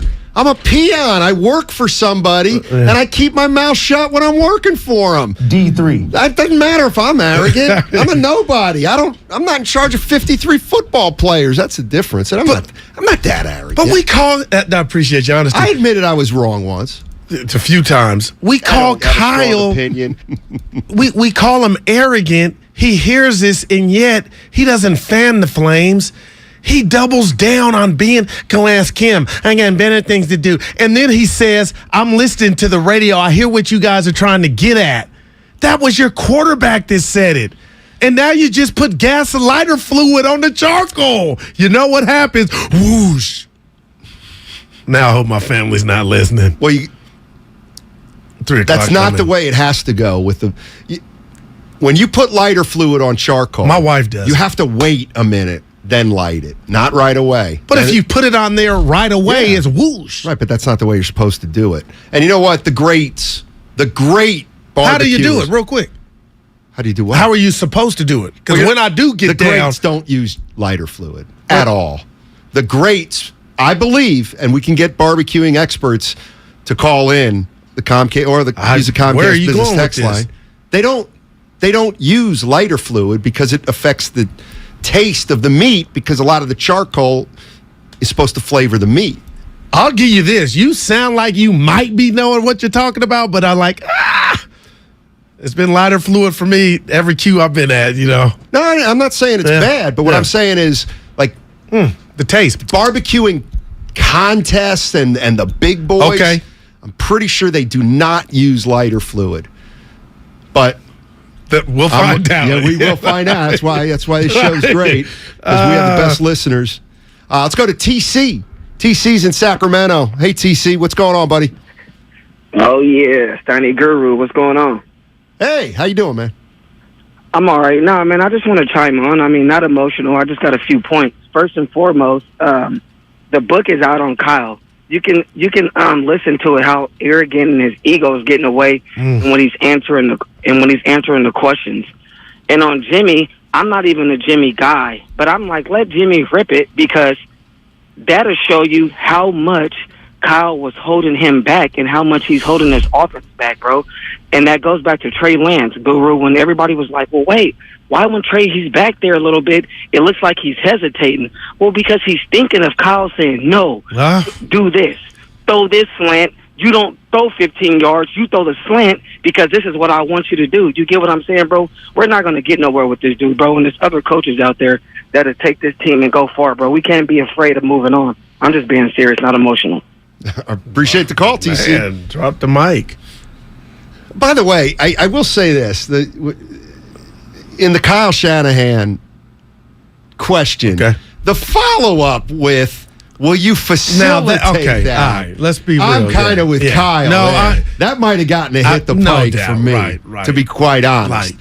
But that was material. Can you facilitate it? Hit the pike. David. David's in Modesto. What's going on, David? How you doing, buddy? What's going on, man? Just to let you guys know, you cook the carne asada on charcoal. Yes. That's what we use. And do you use lighter fluid to start the charcoal? Yes, we do. Yeah, that's what I thought. You got to season it. You know what I'm saying? Carne asada. All right. Yeah. That's right. Hey, I got a couple things right here, man. Shanahan, you think it would have been different if he would have come out and just said, "Hey guys, I messed up. I called the wrong play for the kid." Second question is Pittsburgh. They're in need. Well, there's a lot of teams that need a quarterback. Can a team come up to Jimmy and make him an offer? Sure. And try to take him because they got 6 weeks before the deadline's over, right, for trading? Yeah. Well, here's my question. Thanks, David. Yeah, but right. Let me ask you this: what if Pittsburgh says we'll give you a first rounder right now for Jimmy Garoppolo? And the Niners season would be down the drain. I'll give you 2 firsts for Jimmy. Keep in mind, 3 months to 6 months ago, you never thought in a million years you would get that. But then you're telling me you don't care about this season. You love my hypotheticals. Actually, a lot of people telling lighter fluid's the way to go. No, they're not. Yeah, what I'm reading. Lighter fluid is 1980s. People don't use it. It affects the taste of the food. Kevin in San Francisco. Ask Dana. Can you please scoop? He does not use lighter fluid. Okay. Well, hey, Kevin, how you doing, buddy? Hey, good, guys. Hey, Steiny is absolutely right on this one. You don't use lighter fluid for a real barbecue. No. If you are grilling properly, barbecuing properly, you're going to use a chimney. It's about $20. Buy one of those. It's like a little cylinder. Sure. And you put a few pieces of crumpled up newspaper paper in the bottom of it and a little pile of charcoal. Yes, That's sir. all you need. You don't need to get the lighter fluid. Save your money on the lighter fluid. Go just buy a chimney. Yes, sir. Do you know what he's talking about when he's talking about the chimney? No, I don't. Okay, I don't think a lot of people in the hood do either. Okay, yeah. It's a cylinder, kind of like a coffee can. Okay, but a little bigger. All right, and it's got holes in the side.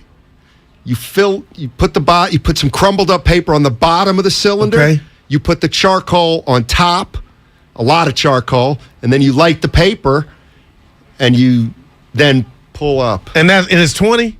20's for the drink. There's a lot of fluid to get you something to sip on. The 2 keys to barbecuing, and I'm not a pro, but I'm pretty good. No lighter fluid, and then the one thing that not enough people know about is the concept of indirect heat.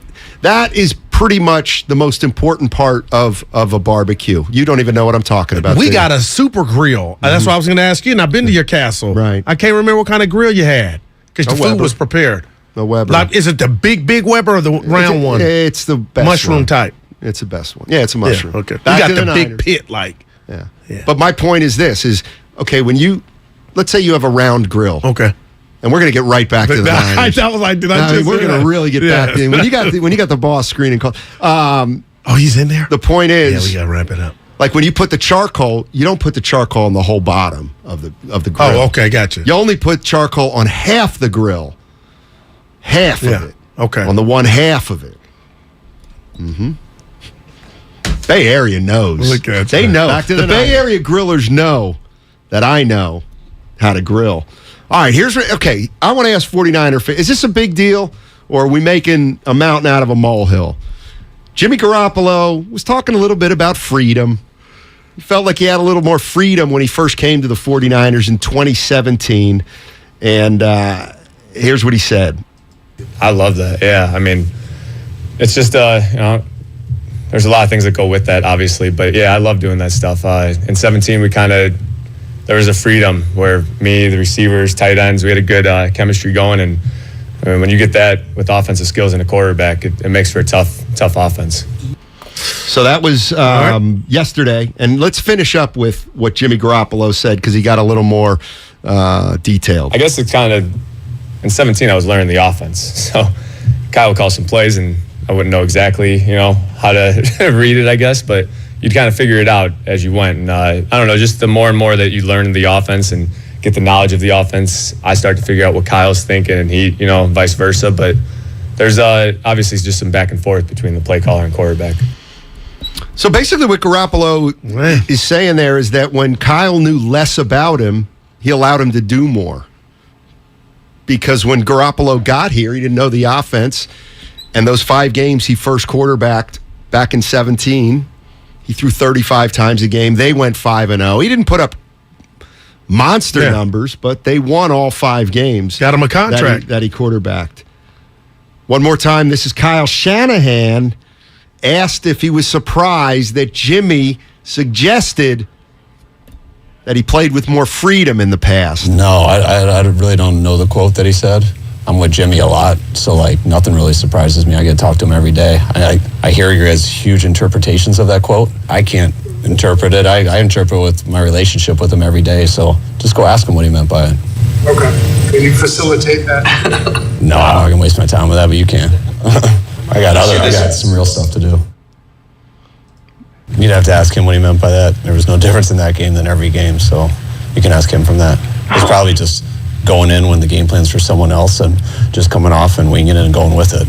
That's what I would guess, but sounds like it's a question for him. All right, here's another new quote. This is new from Kyle Shanahan from today's press conference with the media. I've never not seen Jimmy throw the ball. I think Jimmy's one of the better throwers on this planet. So that's been one of his number one attributes. I thought Jimmy had his best year last year. Got surgery at the end of the year, and once his arm started healing up, which throwing on the side and stuff, it always looked good. Once we got him in with our team, which was right after the first preseason game, throwing him in with the scout team and stuff, looked like he always has. That is just amazing. So now he's on board. But he was telling Jimmy, when he said, go ask Jimmy, he was saying, they both disagree. Kyle has his vision, and we both understand. We knew it before the soundbite, but this is pretty funny. And I'm out on the reporter for saying, can you facilitate that, Kyle? Yeah. That's Eric Branch and Kyle Shanahan have a joking kind of relationship. Yeah. That's how they go. Right. Steiny, can you run that last clip back? Did Shanahan there say that Jimmy got in with the team after the first preseason game? Let's listen. I've never not seen Jimmy throw the ball. I think Jimmy's one of the better throwers on this planet. So that's been one of his number one attributes.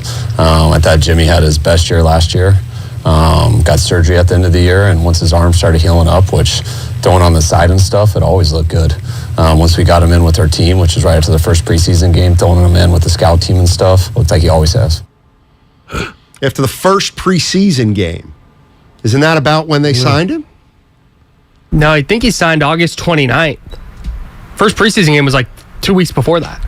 So are you saying that he might have been there 2 weeks before anybody knew? It's kind of what it sounds like to me, which is strange. Well, they must have he must not have been throwing on the side. Too. He would have been throwing out of view. Because he was defensive. He might have meant the last preseason game. Right. Yeah. Maybe that's what it meant. But Kyle doesn't like to be questioned, Donnie. No, he doesn't. And he doesn't like Jimmy insinuating that he ain't being you. Like, I ain't letting you cook. Like, we'll never know, but I'm sure that pissed him off. We know. Like, damn, Jimmy, now you got the vulture, and he could be like, oh, did you want me up out of here? You see, I was gone. See, I think Jimmy Garoppolo's got the type. I think Jimmy Garoppolo's got the type of personality where he probably tells Kittle, Kyle doesn't want me throwing deep, but kind of with a smile. Yeah. Like he's not. I'm gonna do it. Yeah, but like I think Jimmy Garoppolo is the kind of guy that can be self-effacing with his teammates and say, Kyle won't take the handcuffs off me. I can't throw that throw. I can't throw it in Kyle's offense. But that must stink. But it could stink more because I don't get the sense they dislike each other. I'm not saying that, but I do think this is kind of what I'm coming back to a little bit, and I've said this a little bit the last couple of weeks. I do think Shanahan isn't the easiest guy to quarterback. That's obvious, Donnie. Like I think like Garoppolo sometimes man, what he's asking of us is so it's almost impossible. Like you can't he wants you to be perfect, but it's so hard to be perfect. And I'll do this. I now know why Tom Terrific is not a 49er, or if they even had a conversation. And it's because what I feel like, just from a personal standpoint, Kyle doesn't have the personality to where he can step back. And if Brady came, he would have to take his foot off the gas, and he's just not. He's such a control freak. He's not the only one. He just can't do it that way. And that's why Tom Brady, who wanted to win a Super Bowl in his own backyard, ended up in Tampa Bay. I know Tom Brady is sitting back like, look at that joker. And you win drafted Lance. We don't know what Brady thinks of Lance, but Tom could have been like, you could have had me. I could have been throwing to Debo and Ayuk and Kittle. This is what we're seeing. Tell me I'm wrong. He couldn't step back or just, you know what? I'm going to trust Tom. Not Tom going to do whatever he wants, but that's what we're hearing. Like, he would rather go with Jimmy and control him than to have to give up some power. Just to show you that I try to view things from all sides. Okay. I think that's a possibility. But I also think it's a possibility that Brady's like, well, I can't quarterback for that guy. God, it's too late. Meaning Kyle Shanahan. Jimmy was better than Tom Brady in 2019, too. Like, the Niners kept the better quarterback. Remember that was where he ended this, the interception at home. That's true. Yeah. That is true. Everybody was saying he had a dead arm. Vontae. Yikes. Why would you hang him out to dry like that? Because he's been going at my picks. Well, your picks. Hey, I'm honest. And you tell me a good picker. Guru, I've said this. How long we work together? 5. You don't pick games, you guess. You're guessing. That's all you're doing. Some days you guess better than others. You guess. It's not betting. I react to new information. That's great. And you guess. You get the new information. So you're saying that's all gambling, not just meeny, miny, mo. Catch a tiger. Some people are getting paid handsomely to do that in Vegas. They usually win more than they lose. Well, look at some records around here. NFL has been crazy. Yeah. What? NFL has been crazy. Ain't too many people got winning records. Well, first 2 weeks, it's tough. Yeah. First 2 weeks, tough. Talk to me at the end of the season, baby. Well, that's what I like. Okay, who are they talking about? They're talking about the New York Giants. They're 2-0 That's right now. fluke. Okay. Yeah. They're losing Monday. Forget my affiliation. You don't know that, Goo. They're not going 3-0, and I know what their 2-0 is worth. They should have. They were down 17-0 at Tennessee. I watched the whole game because I bet on it. So that was their Super Bowl. You ain't winning 3-0 against Dallas. And if Dallas was the Jets, I would take the Jets. What if they go 10-7? The Giants. It ain't about the. Well, of course it is. It's about this week's game. Don't you get it? You know what? You're against. Actually pissing me off now, dude. Take my advice. I'm hot. I lost the last New night. York Giants may be better than anybody thought they were. That is fine, but I'm telling you, in week 3, who are they playing? Dallas. Oh. They're not going. And I'm not. That's not an affiliation just so pick. Exposed. You're just so. I just used the word affiliated. I'm going with information. You know what? I got. You're starting to annoy me, and if you take it to the next level, I'm going to drop dime on you. Wow, the next level. I overheard you say something to people. See, I think I heard it, eavesdropping. and I heard it, and I'm going to share it with the listeners after because they need to know who the real guru is. Wow, my family listened, man. Well, I'm gonna hang Goo out to dry next segment. Bay Area, you wouldn't believe what I heard him tell Kyle, the boss, and anybody who would listen. And I'm gonna hang him out to dry. That's next. It's all sponsored too by the San Diego Tourism Authority. Believe it or not, they want to know too. When you're happy and you know it in San Diego, there's no limit to how you can show it. Endless sunshine, coastline, and outdoor adventures inspire waves of feel-good vibes. Plan your trip today at sandiego.org. I'm going out on a high note with the San Francisco 49ers. It's all good, and I'll tell you why on 95.7 The Game. Guru, you out your mind, oh boy. It's a Sunday night showdown for the 49ers. From our POV, I look at the Broncos and I feel like they're still feeling themselves out as well. Can Jimmy G and the Niners take over Broncos country? Broncos country, let's ride. Broncos country, let's ride. This is the Bay Area's sports station. 95.7 The Game. There's a reason Comcast Business powers more businesses than any other provider. Actually, there's a few. Comcast Business offers the fastest, reliable network, the peace of mind that comes with Security Edge, helping to protect all your connected devices, and the most reliable 5G mobile network. Want me to keep going? I can. Whether your small business is starting or growing, you need Comcast Business. Technology solutions that put you ahead and give you serious savings. Comcast Business, powering possibilities. Get started with fast speeds and advanced security. Together for just $69.99 a month for 12 months with a 2-year agreement. Or find out how to get up to a $650 prepaid card with a qualifying bundle. Limited time offer, restrictions apply. New 50 megabits per second internet and Security Edge customers only. Requires enrollment in EcoBill and AutoPay. Equipment, taxes, and fees extra and subject to change.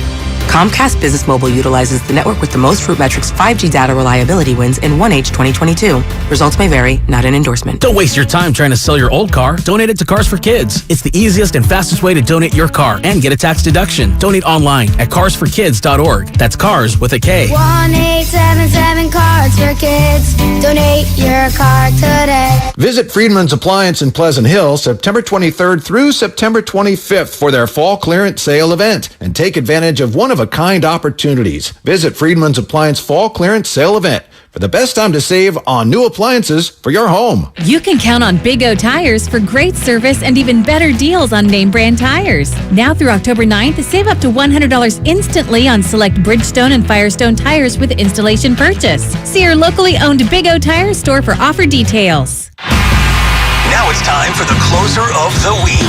Presented by LiftMaster and RNS Doors. Turn your garage into the envy of the neighborhood. Visit rnsdoors.com. The closer of the week is Talanoa Hufanga, who had his hands on the football all afternoon as the defense was dominant. Deshaun Gibson has the interception. It was deflected by Talanoa Hufanga. Recently, my garage door opener was not working. I was in need of a closer. I was put in touch with RNS Doors, and they hooked me up with a brand new garage door opener from LiftMaster. With LiftMaster's MyQ connectivity, my garage door opener can be controlled right from my smartphone. You'll know when a door or gate has been left open and can close it with a tap, no matter where I am. Be one of the first 10 callers and receive 20% off a LiftMaster garage door opener when you purchase a premium garage door. Call 1-800-FIX-A-DOOR. That's 800-FIX-A-DOOR. Or visit rsdoors.com. R&S Doors. Look for the red truck. Gorgeous gaming, stunning streams, unbelievable bandwidth. It's another Lifestyles of Gagillionaires. Meet the AT&T Fiber customers winning at life with hyper gig speeds.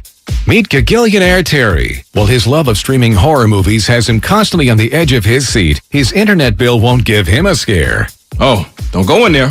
I'm telling you. Because since Terry upgraded to AT&T Fiber with hyper gig speeds, he doesn't worry about data caps or equipment fees. Come on, man. The door's open for a reason. And best yet, he also doesn't stress about a price increase at 12 months, because with the amazing Gagillionaire lifestyle comes an exquisite sense of tranquility.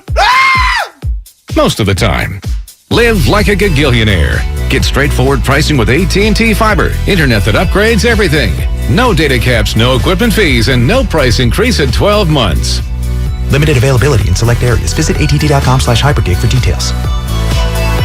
Finding great candidates to hire can be like, well, trying to find a needle in a haystack, but not with ZipRecruiter. Its powerful technology actively finds and invites qualified candidates to apply to your job. So while other companies might deliver a lot of hay, ZipRecruiter finds you the needle in the haystack. See why 4 out of 5 employers who post a job on ZipRecruiter get a quality candidate within the first day. Try ZipRecruiter for free at ZipRecruiter.com/free. That's ZipRecruiter.com/free. Get in zone, AutoZone. Welcome to AutoZone. What are you working on today? Starting trouble. No one likes that. We'll get you set up for some stronger starts. You might just need a fresh charge, and we'll take care of that free of charge. But if it is time for a new battery, we've got replacement batteries that'll fit your needs, starting at just $69.99. You can learn more about our battery selection at AutoZone.com. That's what makes us America's #1 battery destination. Get in the zone, AutoZone. Claim based on data from the NPD Group 2021. Man, I slept. New ZQuil Pure Z's Restorative Herbal Sleep is made for people who are tired of being tired. I've never slept like this before. I've never woken up like this before. A melatonin-free sleep aid made with a botanical blend that contains clinically studied and effective valerian root, hops, and passion flower, shown to help promote better restorative sleep. ZQuil Pure Z's Restorative Herbal Sleep. Sleep this good. Feel this good. Available at retailers near you. In San Francisco today, partly cloudy, highs around 70. Weather brought to you by Ashley Furniture. Your neighborhood Ashley store has all the styles, selection, and value you'll need to invite fall in this season. Find furniture you'll love by shopping locally or visit ashley.com today.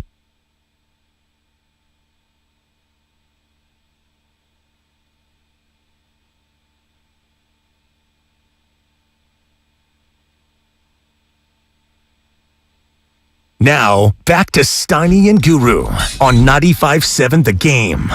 All righty, Steiny and Guru with you. We'll be here for another half hour. Yeah, baby. And then we're going to turn it over to Damon Bruce and Larry Kruger. Oh, LK. LK.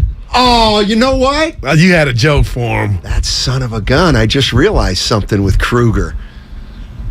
First of all, he gave you a shirt. Apparently, and you didn't give a damn about the shirt until I wore it. Now, every time I look around the office, Larry, the black shirt. Dude, you're special. Larry asked me if I wanted one. Oh, did he? Yeah. I don't wear black T-shirts. I told you that. It's too hot in the summer. But it's a nice-looking shirt. Yeah. But I just realized there's a little correlation between the black shirt and Twitch and YouTube. Mm-hmm. Radio used to be a... all imagination media, theater of the mind, if you will. I love that term. Do you? Yep. All right, so 49ers, what's that? Nothing. Did you say how I got married? Yeah. Go ahead. Finish. See, now your family's in town, and they probably heard that. No, I hope they're out. I hope they're not. No, but that was your wife's side of the family. 19 years strong. 19 years. All right. I love grass. I got to... I can't remember if it was this boss or the last boss. Okay. Is he there? Who used to say, yeah, careful on the Cowboys. Oh, yeah, right. Was that the previous boss? No, this one, too. It was this one? Well, I mean, the cat's out of the bag. Yeah, we did a great job. On the table. Yeah. Guru's wearing a shirt today, and I heard him walking around and talking about 49ers and Cowboys. Right. And I think he said to Kyle, oh, yeah, wait till Monday. Back to the Niners. Wait till Monday. Right. Okay. I'm ready to I'm getting my Micah Parsons jersey this weekend. Yeah, it's probably being delivered. Yeah. What are you?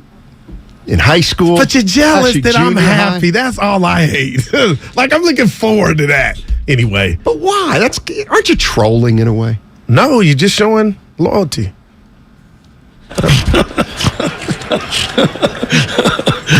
Ed Orgeron? That is the greatest thing I've ever heard. Wow. Yeah. Hurry up, we got company soon, man. Back to the Niners. You mean hurry up? Yeah.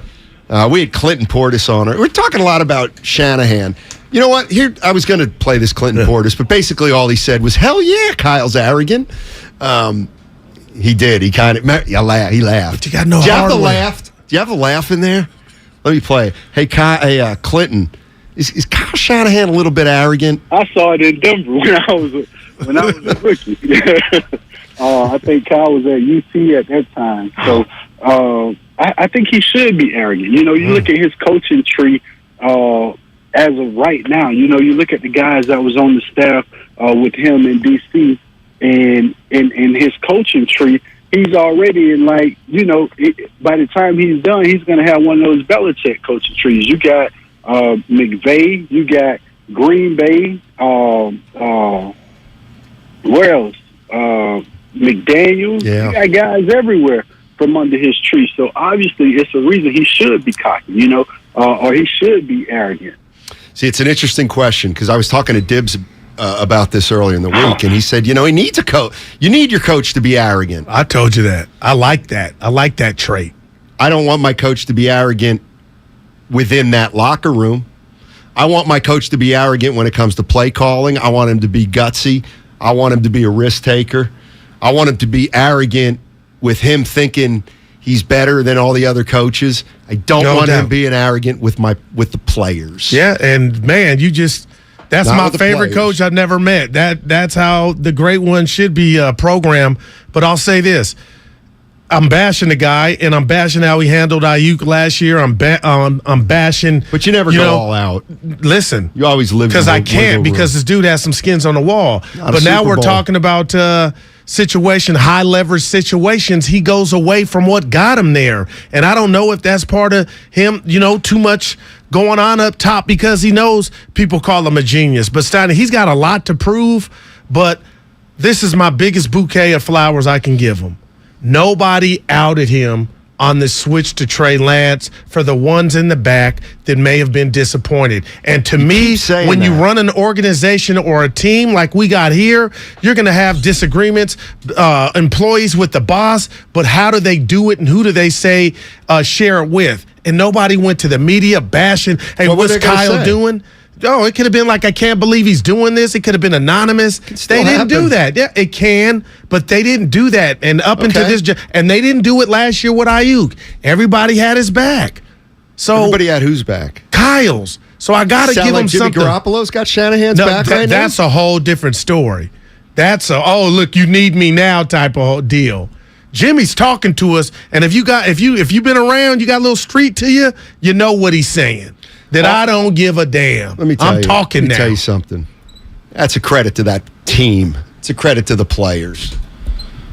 That's what I think. But how do you take it? How do you credit to the players? They're professional. But where do they get it from? Should it be okay? Where do they get it? Yeah, the coach. They certainly don't. They don't get. George Kittle gets his professionalism from Kyle Shanahan. George Kittle's going to be professional no matter what. Stop that. And how about the Debo thing? Nobody said a peep about what was going on there. With the it's not true.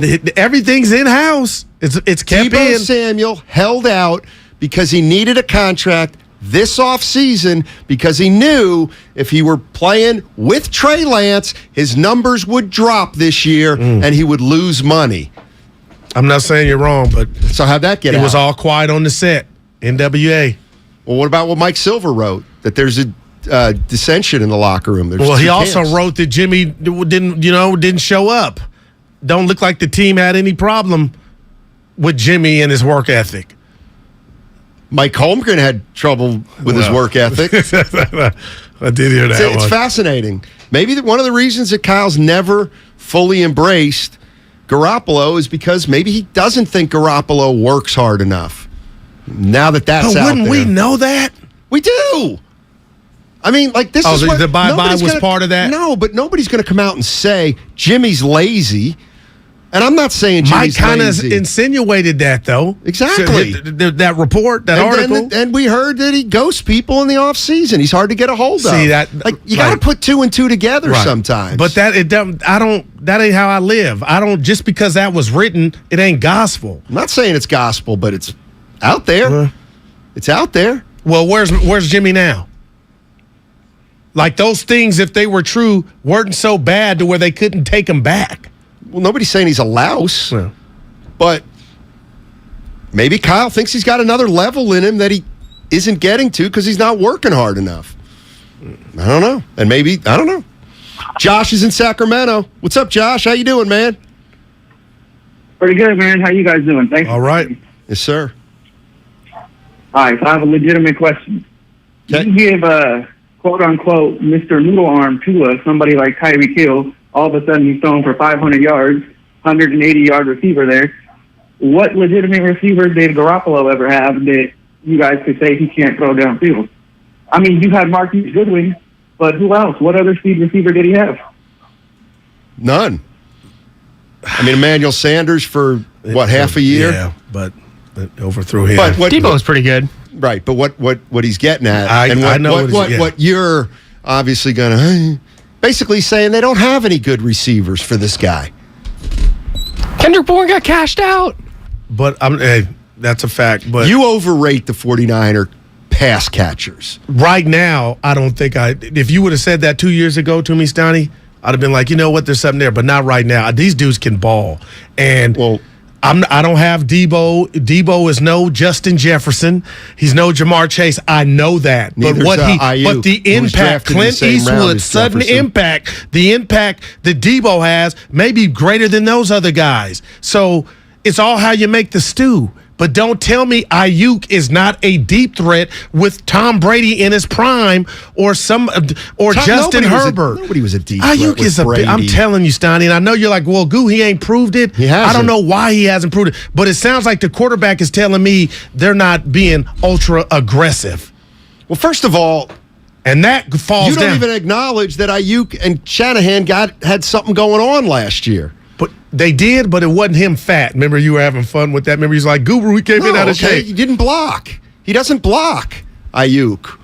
Or whatever. I don't know. Maybe he wasn't running good enough routes. Didn't block well enough. I don't know, but there was something there. There's a rat on the table. I got to get it off my chest. We just heard Kyle Shanahan say that Jimmy had arm talent. I think that's a big crock of you-know-what. Those are the type of things that I think Niner Nation listened to, and even people in the media in here like, are you really playing that game? Like he was running Richard Pryor. That was let's hear it. So now you're going to give us the guy you don't let throw. Now this is what you got to say about him. This is Kyle Shanahan, but it could be a quote from any head coach on any quarterback. I've never not seen Jimmy throw the ball. I think Jimmy's one of the better throwers on this planet. So that's been one of his number one attributes. I thought Jimmy had his best year last year. Got surgery at the end of the year, and once his arm started healing up, which throwing on the side and stuff, it always looked good. Once we got him in with our team, which is right after the first preseason game, throwing him in with the scout team and stuff, looked like he always has. My point is, I'll bet I could find John Harbaugh. I bet I could find a quote where John Harbaugh says, Lamar Jackson's one of the best throwers that Simmer. Come on, my point is, any coach says that about their quarterback. That's just why, he really thinks we're sheep. My man said planet, not NFC West, but the planet. Yeah, okay. In relation to the number of people on the planet, he's not wrong. No, absolutely not. He is. Guys, boy. He's top 1%. Easy. Easy top 1% of throwers on the play. Heck, he's probably he's in the top 0.0001. So it's Kyle versus the media for the next 15 weeks. How many people on planet Earth? You got to. Because he's probably one of the. Let's call it 7 Billy. Okay. What's 100? What's 7 billion? What's 100 divided by 7 billion? Because he's that. He's one of the top 100 quarterbacks. Right. Until you now, look how does Damon decide whether it's that one or that one? He comes in on a different mic each time. I've had him here the last. What's up, D? I think I have more success on this one. I think I do better face-offs on this microphone. Then look at you. No, I think we ran into a little just glitch over there once. So I got that same shirt in black in Steph Warriors World. That's clean. I picked this right up off the coffee table in the green room. I'm not above a free T-shirt. I'm not above a free T-shirt at all. Look, you and I have this T-shirt in common. What we don't have in common. Your horrific charcoal lighting habits. This guy can. You need. Oh man. You need a chimney like Santa Claus. That's how much you need a chimney in your life. But you can't tell me if I do it that way, Larry, the cue is not going to be on point. See, I was, I think I might have been talking in the hallway. I didn't hear the charcoal. What exactly is your approach? He brought up lighter fluid, and I said, real You're doing it barbecuers wrong. Don't like Civilians use lighter fluid. Are you a civilian? The ribs, the chicken. This is Larry. Let me introduce Larry Kruger. He's in for Ray Ratto. And we all know Damon Bruce. Hi, how are you? So do you go charcoal? Do you go matchlight? Do you go, because, if you go matchlight, you don't need the fluid. But if you just go. Tell them what you do. What do you use? You go buy the $20 concoction. Chimney. Those silver metal cylinders. That's for the drink. It's kind of like the George Foreman grill's got that, right? No. It's think of it as a metal. It's an oversized flute, if you will. Yes, it's a perfect way to describe it. It's got a handle on it. It's got holes in it for oxygen to flow through. Right. They have that with the George Foreman. George Foreman is plugging in electricity. It's not. I don't know any George Foremans that are charcoal operated. But look, you got to get a chimney. As a matter of fact, I know what I'm getting you for Christmas. I'm going to be your secret Santa, and I'm going to get you a chimney. I need you on this beautiful like Friday. $12, nice. Larry, you are the biggest, I want to say, supporter for Trey Lance. But if you can, just a brief, not eulogy, but how shocked are you that he got hurt? Not. I mean, come on. they ran him a ton, and obviously that's an indication from Shanahan that they didn't trust him to throw. So they ran him a lot, and he got hurt. There you go. End of story. And you know what I don't like? You know what let's not pretend they didn't run him a lot. Right. Okay, they did run him a lot. Talk to me. Here's what I do not like. Because people can debate whether or not Shanahan exercised a little negligence or whatever in doing this. And then the stat that I keep on hearing pulled out, is, most quarterbacks get hurt in the pocket, not when they're actually running. I've heard like 20 people pull that out. That's the equivalent of saying most Big Macs are served at McDonald's. Right. Well, of course they are, because most quarterbacks operate in the pocket. So, of course, most quarterbacks get hurt there. But it's just, people are trying to spin this so many different ways. And the beautiful thing about Sunday is all the talking stops. Win. That's it. That's all. I heard you guys coming in, too, and I heard those Shanahan sounds, and we're going to get to it, Larry. My guy, dude, man. He is a loss against Denver and then a loss against the Los Angeles Rams away from completely snapping. Because these are signs. Kyle's trying so hard to play cool. You can see the cracks in the armor. You can see it. You can see it. You can hear it. You can hear it. Oh, man. It is amazing how we are such a quarterback-centric football viewing public. I mean, think about it. People are talking about, oh, no, the Denver Broncos. Denver Broncos suck. They do, They don't suck. They got We don't know 16 that. They don't guys. suck. They got 16 guys on the injured list. And they're not playing well. They got a new head coach, new OC, new DC, new quarterback, new owner.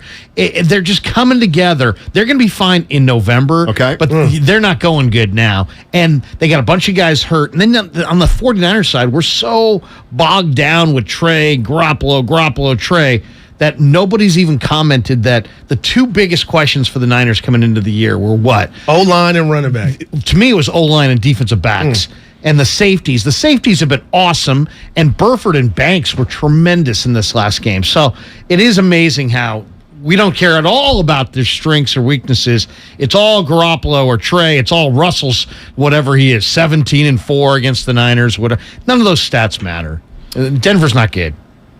I think Denver is pretty good. I think Denver will be better. I think it'll be better in November. Look at it this way. If Denver's not good and the Niners lose this game, that's because after this is it panic button time? Come on. Denver's a tough place to play. It is. It's a tough place. Monsoon or not, crowd. losing to Chicago, as much as I feel like Larry on this game day, Damon, Steiny, I will never say, oh, this is going to be a blow. Like that game, I will remember the Chicago game, monsoon or not, that you lost to the Bears up 10. When I thought you were watching the game, they're not even going to score a touchdown. Rain or not, you lost that. The day the schedule, so you're capable of anything. The day the schedule came out, I had them losing in Denver. The day the schedule came out, I had them 2-0 and then losing in Denver. I mean, look at Denver right now. They're terrible. 25 penalties. In the first two games. What a delay of games. They lead the league in both categories. So that changes things a little. Like the opportunity to win now, I believe, exists. I think that Jimmy is actually a stabilizing force going into this game, particularly this game. If they win it, it's the ultimate deodorant. Makes all the bad go away. If they lose this game, you think you hear a nervous Kyle Shanahan now or a jittery or on-edge Kyle Shanahan now, wait until Monday. With the world, I'm throwing a curveball. With the world we live in, and I told Steiny 2-3 hours ago, this story and situation in Boston is Twitter, is social media's dream, right? We can act like we're not watching. This is what America loves, Sex right? scandal. This is it, right? Sex scandal. Larry, I'm trying to stay.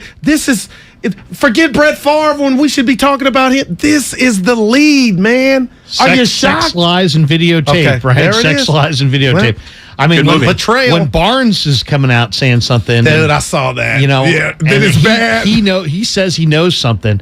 The question is this: how long before what Matt Barnes knows becomes something that we all know? 3 o'clock. I'm going to tell you. You think it's Steiny said quit? You think so? I'll tell you at 3 o'clock what Matt Barnes knows. Wow. I think Steiny's right. I'm holding out till Monday, but you're thinking it's hours away? I'm thinking it's Larry, days away. I will tell you at 3 o'clock what happens. Do you really believe that? Yes. That fast? That's a tease, boys and girls. Sources? Wow. Sources.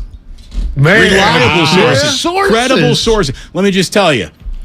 Multiple dips in the company ink. Yeah. Never good. Multiple dips. Never I'm good. not really. What is that in reference to? I don't really figure it out. It's about not lighting your charcoal with lighter fluid. There you go. You guys got action today? Nick Ferguson joins us at 3 o'clock, 3:30. Longtime defensive end or defensive back in the league, and also actually coached for the 49ers. Now he does radio in Denver, and we're going to have Baldy on in the 5 o'clock There hour. you go. So that's going to happen today. And Larry and I are going to get you ready for this one as much as possible.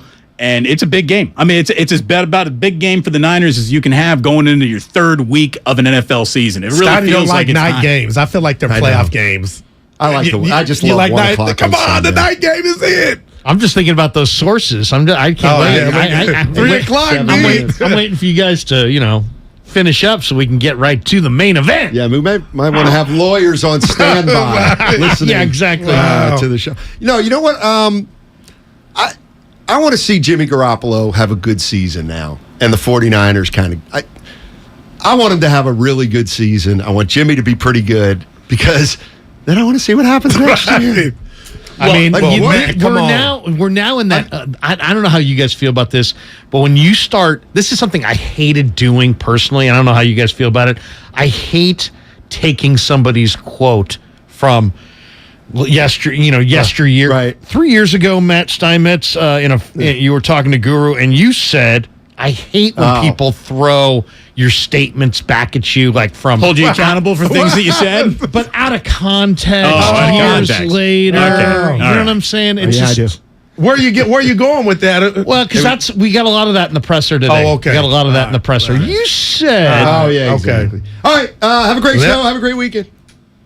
You put it in your mouth and you chew it up real good. I know how to chew gum, Dad. Hurry up, we got leaks to fix. What are you two up to? We're fixing our leaky pipes. Yeah. With gum? Yeah, it's a hack, Mom. A what? A hack. You know. A do-it-yourself trick. No, the trick to fixing leaks and low water pressure is calling repipe specialists. You mean professionals? I mean, repipe specialists can repipe our whole house in 1 to 2 days. Fix the leaks and low water pressure, repair the holes in the walls if we want, and they guarantee their work for life. Got leaks or low water pressure? Call the professionals at Repipe Specialists, and in 1 to 2 days, they can repipe your whole house with new PEX tubing. With over 60,000 repipes completed, that's their specialty. You really stepped in it. I was just being... Gum, Dad. You What? stepped in the gum.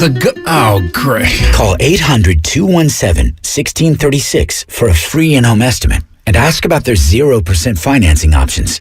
That's 800-217-1636. Call today, 800-217-1636, or visit repipe.com. Did you know System Pavers has been designing and installing outdoor living systems for 30 years? Since 1992, we've helped more than 80,000 homeowners transform the way they enjoy their outdoors, and they've been happily talking about their remodels ever since. If I would have known how quick and easy replacing our crumbly old driveway was going to be, I would have contacted System Pavers years ago. We had a small issue with our outdoor kitchen, and System Pavers went above and beyond to make it right. Excellent service. I'm Larry Green of System Pavers, and nothing makes my day more than hearing how the quality, beauty, and durability of our work has helped thousands of families make the most of their outdoor spaces. For a limited time, you can take advantage of special financing and save 10% on an outdoor transformation that'll get people talking too. Call System Pavers at 800-PAVE-004 or visit SystemPavers.com today. All orders must be placed by September 30th. See website for offer details. Financing subject to credit approval. Contractor's license 661575.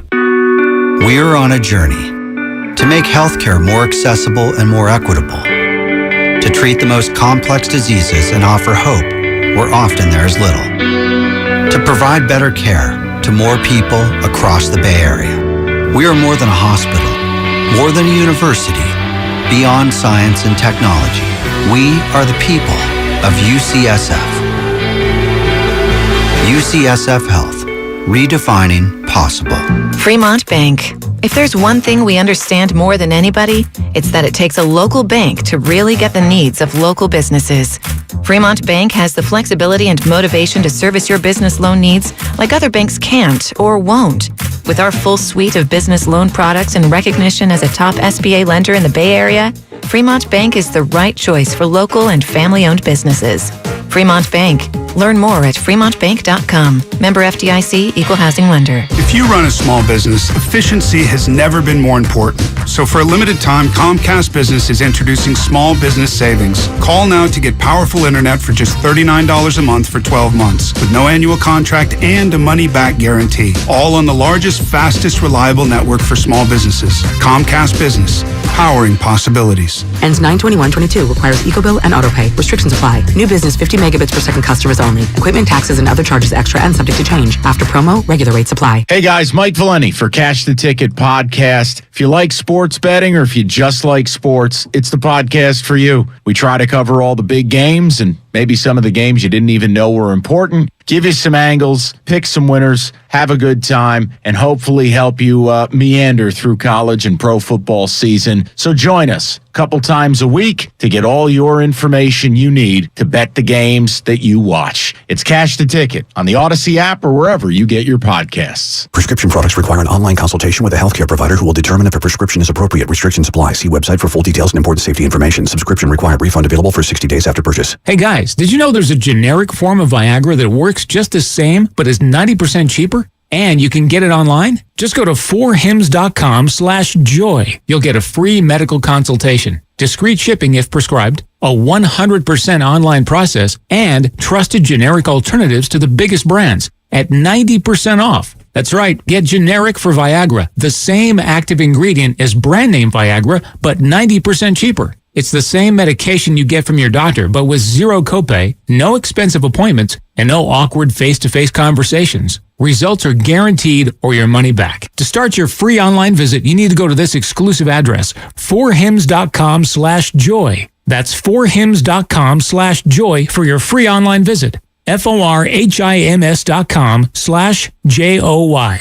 First, we decide where we want to go. Then we need to know the best way to get there. Hi, my name's Adam Barada. I'm the owner of Advantage Gold. We're the highest rated precious metals firm in the country. We teach people how to own physical gold and silver. Now, we've won the Best of TrustLink Award 4 years in a row because we educate our clients on how to buy gold and silver the right way.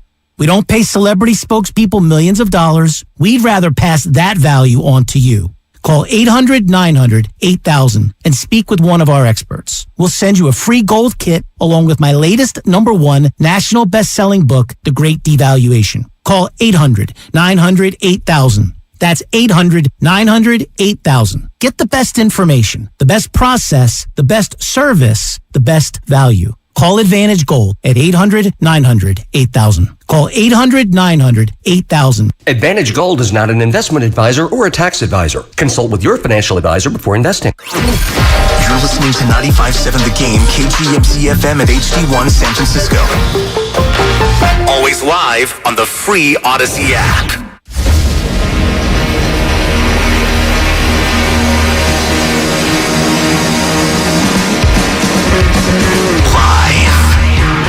Corner of Broadway and Battery. You're listening to Damon Bruce and Ray Ratto on 95.7 The Game. Brought to you by BMW Fairfield.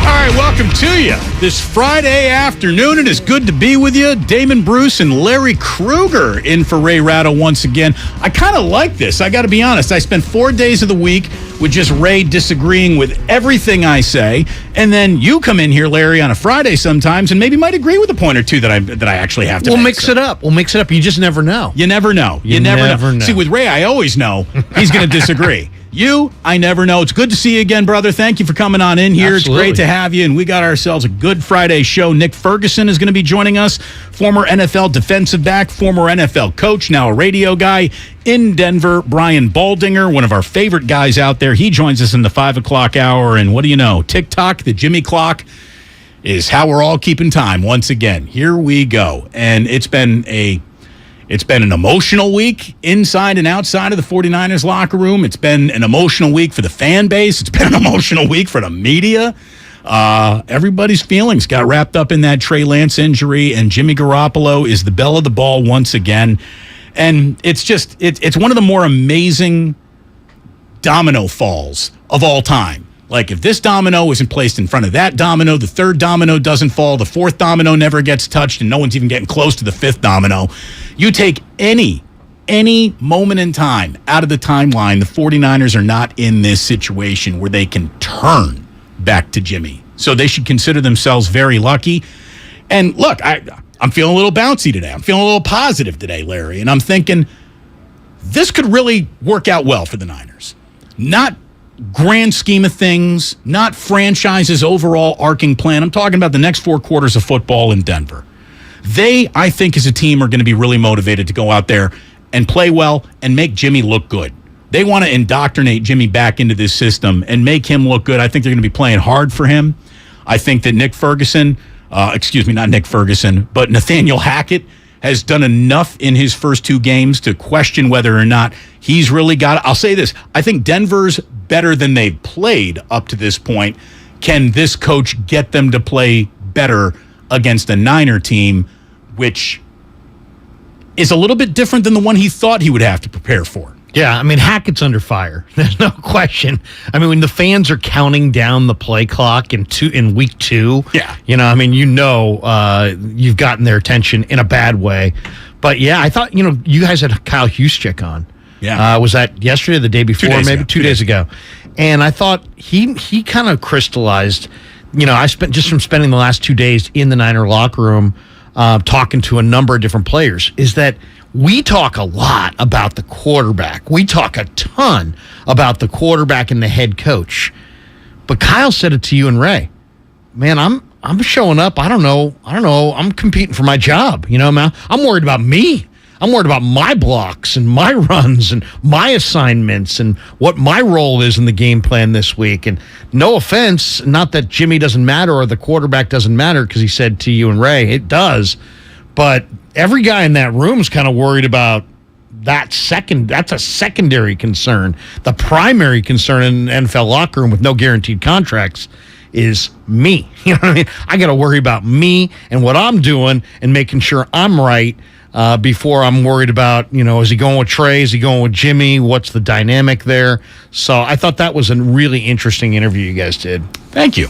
He was great. I mean, and you notice that whenever there's anything wrong in Ninerville, they send Kyle Juszczyk out. He's a good rep. He's a good voice. Exactly. He's a really good front man for them, and he always says the right thing. He measures twice, cuts once, and you were very direct with your questions about running the quarterback too much, and his pushback was like, hey, he acknowledged that it was too damn many runs. He really did, without saying it as much. He acknowledged that.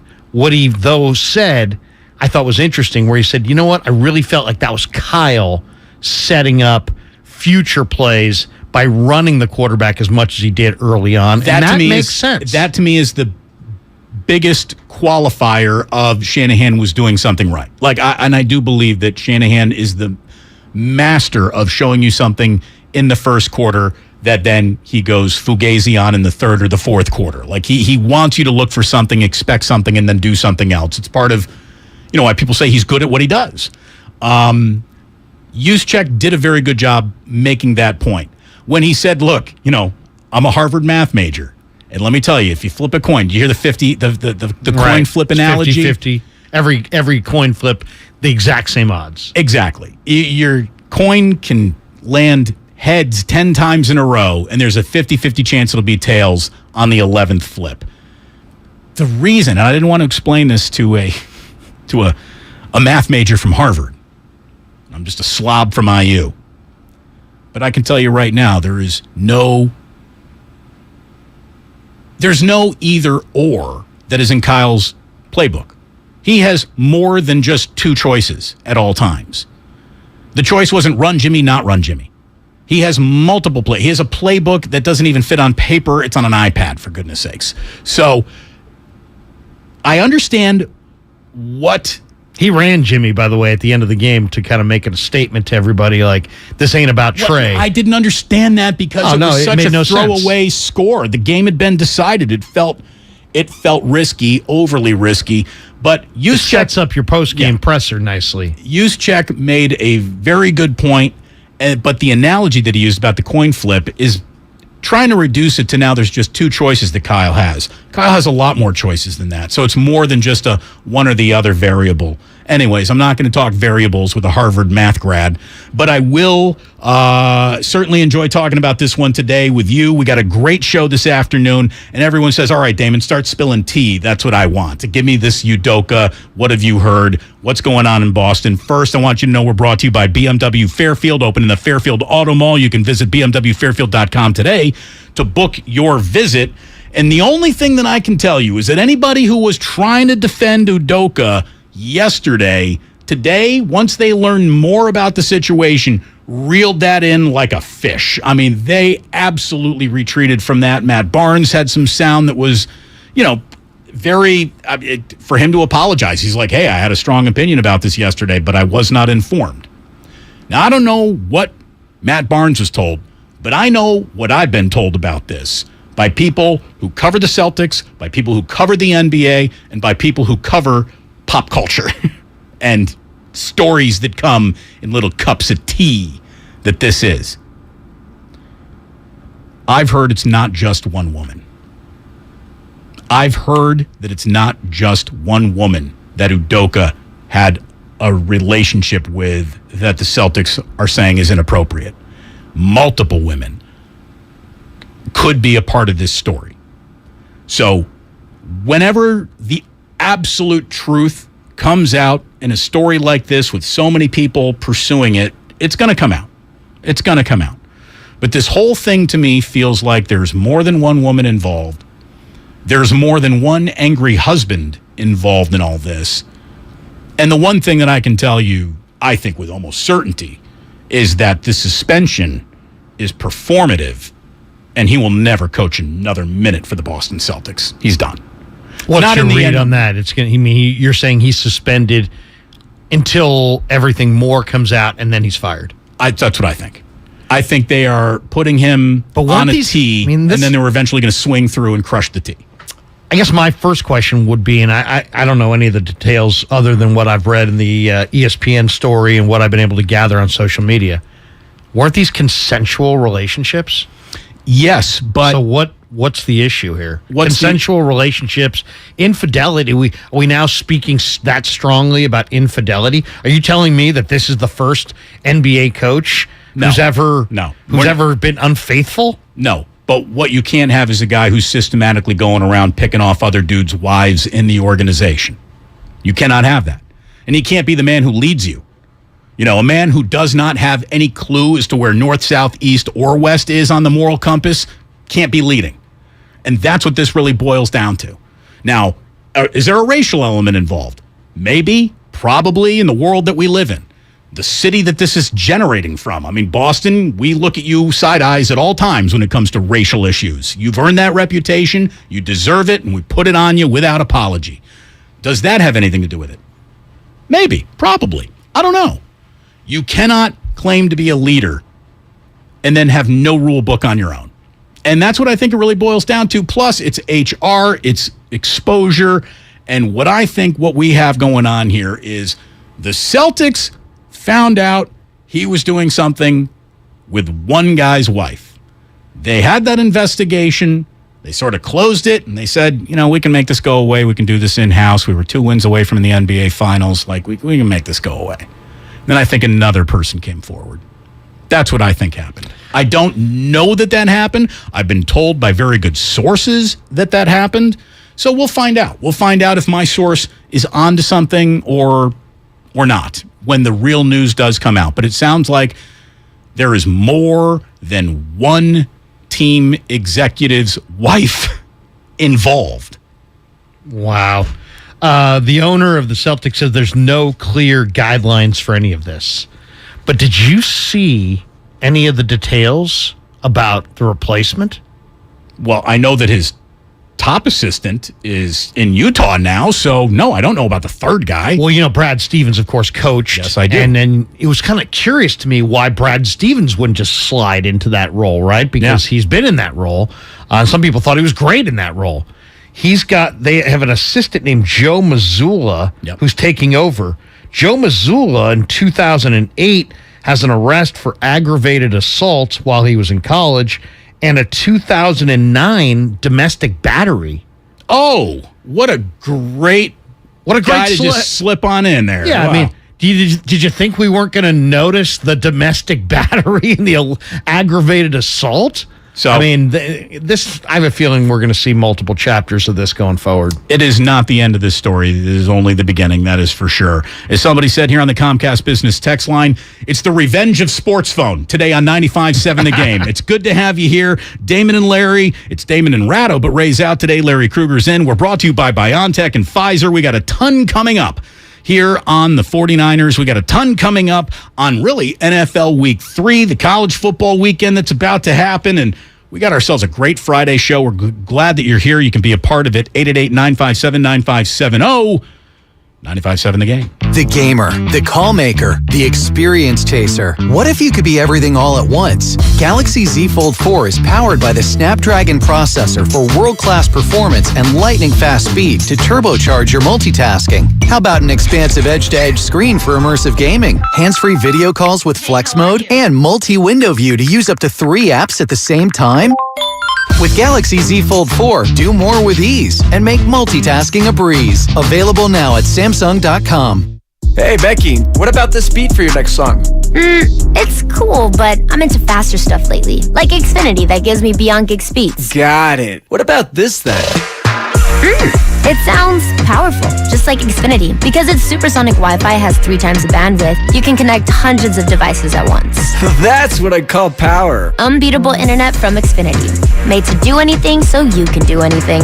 Get the Xfinity Supersonic Bundle with unlimited gig speed internet, Wi-Fi equipment included, and a free 4K streaming box. All for $50 a month with a 2-year internet rate guarantee and no annual contract when you add Xfinity Mobile with unlimited data at regular rates. Go to Xfinity.com/gig, call 1-800-XFINITY, or visit a store today. Limited time offer. Restrictions apply. Requires paperless billing and autopay. New Gigabit Extra internet customers only. Taxes and fees extra and subject to change. Xfinity Mobile requires post-pay Xfinity internet. Reduced speeds after 20 gigabytes wireless usage. After 24 months, regular rates apply. Requires compatible Xfinity gateway. Hi, I'm Aaron, owner of California Deluxe Windows. Ever notice? When your neighbors get new windows, there is a large black eye of broken stucco, uneven plaster, and even mismatched paint. At California Deluxe Windows, we never leave a ring around the window. Why? Because we are one of the only companies in California who custom crafts every window and door to your home's exact measurements. Almost everyone else on the radio is a distributor. They grab a window from a warehouse, break open your walls, shove it in, and patch things up. At California Deluxe Windows, we take pride in our work. Our installation technique is so precise, we do not break your stucco. Your house could be covered with potato chips, and we wouldn't crack one. Call now, and for a limited time, you get 30% off your entire order and 24 months of interest-free financing. 800-874-3600. 800-874-3600. That's 800-874-3600. California Deluxe Windows. Windows engineered for life. Certain terms and conditions apply. CSLB number 774518. Gorgeous gaming, stunning streams, unbelievable bandwidth.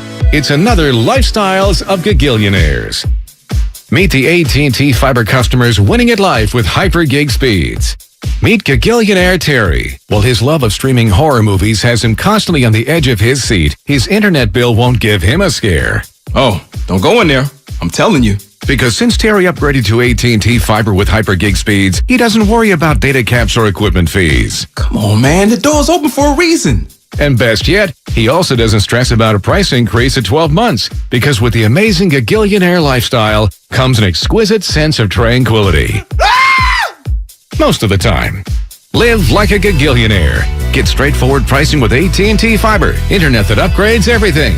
No data caps, no equipment fees, and no price increase at 12 months. Limited availability in select areas. Visit att.com/hypergig for details. Are you curious about who offers the best deals on top-rated Samsung, LG, and Sony TVs?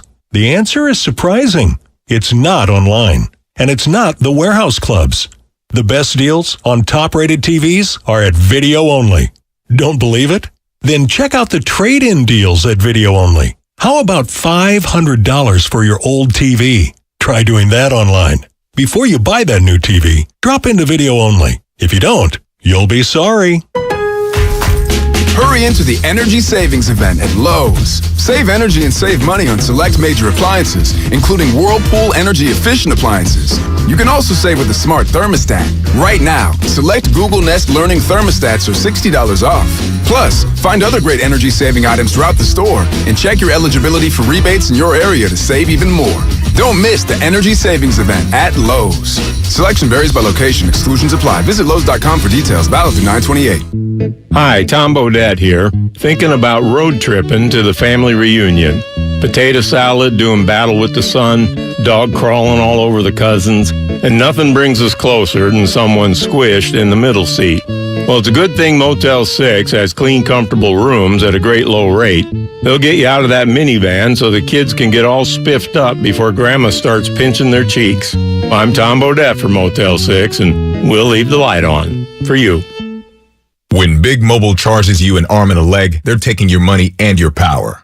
And your arm and leg. Boost Mobile gives your power back with an unlimited plan for $25 a month on one of America's largest 5G networks. We can't give you back your arm and your leg because we're not qualified surgeons. Unless you're an iguana who can grow limbs back. Switch to Boost and get an unlimited plan for $25 a month. Boost Mobile. Unleash your power. New customers only. One line, $25 per month with autopay. Additional restrictions apply. See boostmobile.com for details. You might not have the biggest garage on the block, but with eBay Motors, there's 122 million parts right at your fingertips. Whatever you need, there's something that fits your vehicle. Air filters, tires, seat covers, and more. Get the right parts at the right prices. ebaymotors.com. Let's ride.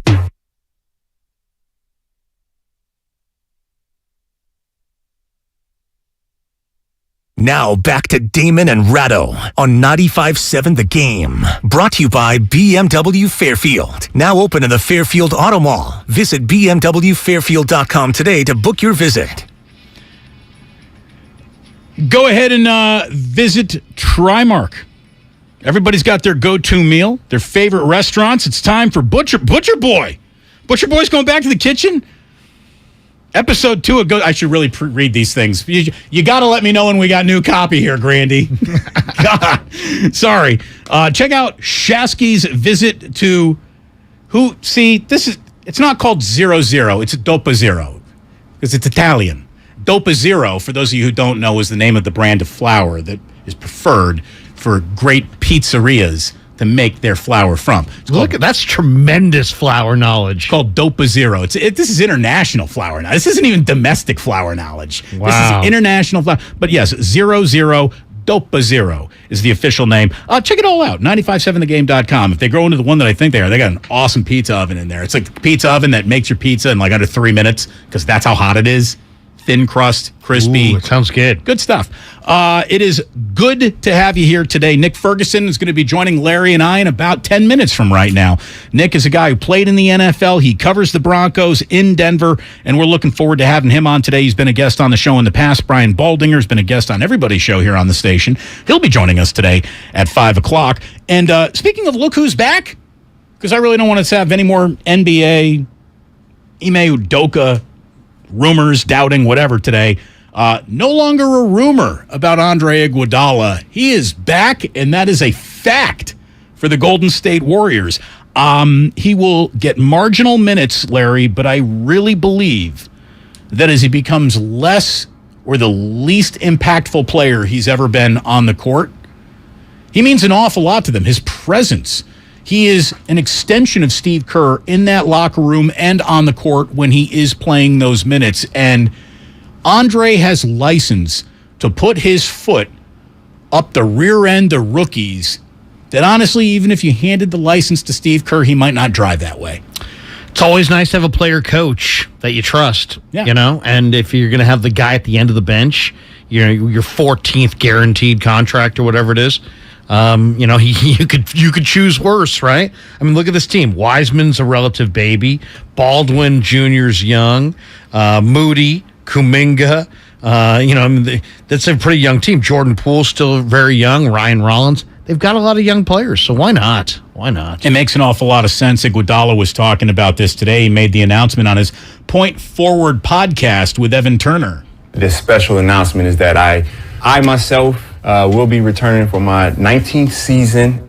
And the reason why he's returning is because he's got rookies to put the whip hand on. I'm going to be naturally myself in terms of like I'm gonna be there early. I'm getting my reps. I'm looking forward to playing. Yeah. But I'm on Kuminga and I'm on Moses Moody and I'm on the young fellas and I'm letting them know. Listen, if I get on this court, you ain't doing something right. There's no way you should allow me to get on the court. Right. I know I'm gonna get on the court, but that's just kind of what I'm going to be feeding to them guys and making sure that when I walk away, everything's taken care of. Especially, I've always said that about Steph's legacy. Yeah. Like I came back last year to make sure let's get this right. Like we're not gonna waste Steph's years. Yeah. And we won the chip, and so I'm like, all right. And then he's like, nope, I need you back for another one. Yeah. And I'm like, all right, I'm letting you know now, Steph, this is the last one. Jonathan Kuminga on Instagram said, great to have you back. Iguodala took a picture of his locker and sort of put that up. Iguodala responded, just my foot, your ass.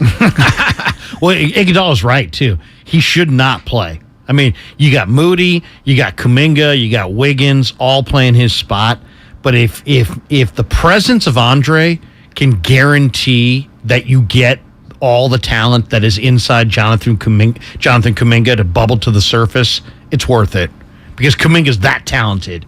And seeing him fulfill his potential is going to make the Warriors a contender for years to come. So I love it. I love the idea that Andre sees himself in that role and that they got guys who he can help out on the floor and maybe more importantly off the floor. Are you convinced that the 49ers are a better team today than they were this same day a week ago? Are they better this Friday going into a game with Jimmy Garoppolo once again than they were last Friday with Trey Lance? Yeah. And it's because Trey Lance wasn't better than Jimmy in the present as much as he promises to be better than Jimmy in the future. So I'm glad that you said that because that was going to be a follow-up question. Why did Kyle Shanahan have an inferior quarterback starting a season if he only needed to develop a little bit more before he was ready to start? Why not have Jimmy start the year and then keep on continuing to coach up Trey Lance? Why not have an open, honest quarterback competition between the two guys? I just think when you pay the kind of price they paid for the asset known as Trey Lance, that you are obligated in today's NFL to get him on the field and see what he's got. Kind of the same way Golden State was obligated to find out about James Wiseman. You got to find out. You got to find out if Trey Lance is ready to go. Now, once you discovered that he was incredibly crude, incredibly raw, and was going to need coaching up, then it was a matter of, well, how do you do this? And then it was they'll run him a bunch of times, and they'll take away some of his passing responsibilities by running him a lot, and that got him hurt. So that to me is not a surprise. There's been an awful lot of people weighing in on that. I think what's pretty clear is that running him was always part of the plan. Running him as much as they did is the debatable part. And to me, there's absolutely nothing to debate. Well, a lot of people want to debate that, though. A lot of people are like, here's the thing. Anyone who's on the side of they weren't running him enough is wrong. They were running him too much. Full stop. Provable. With numbers and math and NFL history. All you got to do is go look at all the great runners in the history of the position of quarterback. No one, anyone was ever on pace to run as much as Trey Lance has been on pace to run over the course of his first season starting games in the NFL. Now, that's using data points that went back to the Arizona game of last season and when he played last season because we only had 4 games. I'll tell you another data point that I'm also, and I tried to say this week, if you have great hopes for Trey Lance being a great quarterback, you shouldn't abandon all hope because that hope is still out there. There's lots of great indications that he's going to be just fine. The book is not closed on him. He could still be a fantastic quarterback. But they're running him way too much, and he gets hurt way too much for a guy who hasn't. He has been hurt now officially 3 times in 4 starts. But every yard's not like every other yard. And they ran him on the tough yards between the tackles. That would be my complaint. It's not that they ran him. It's that they ran him between the tackles for tough yards. And Steve Young talked about that a couple times in the last few years about how the quarterback yards have to be easy yards. It has to be the quarterback scrambling in open spaces. You're not going to get the quarterback to fight for every 2 yards between the guard and the center. That's what you get Jordan Mason for. That's what you got running backs for.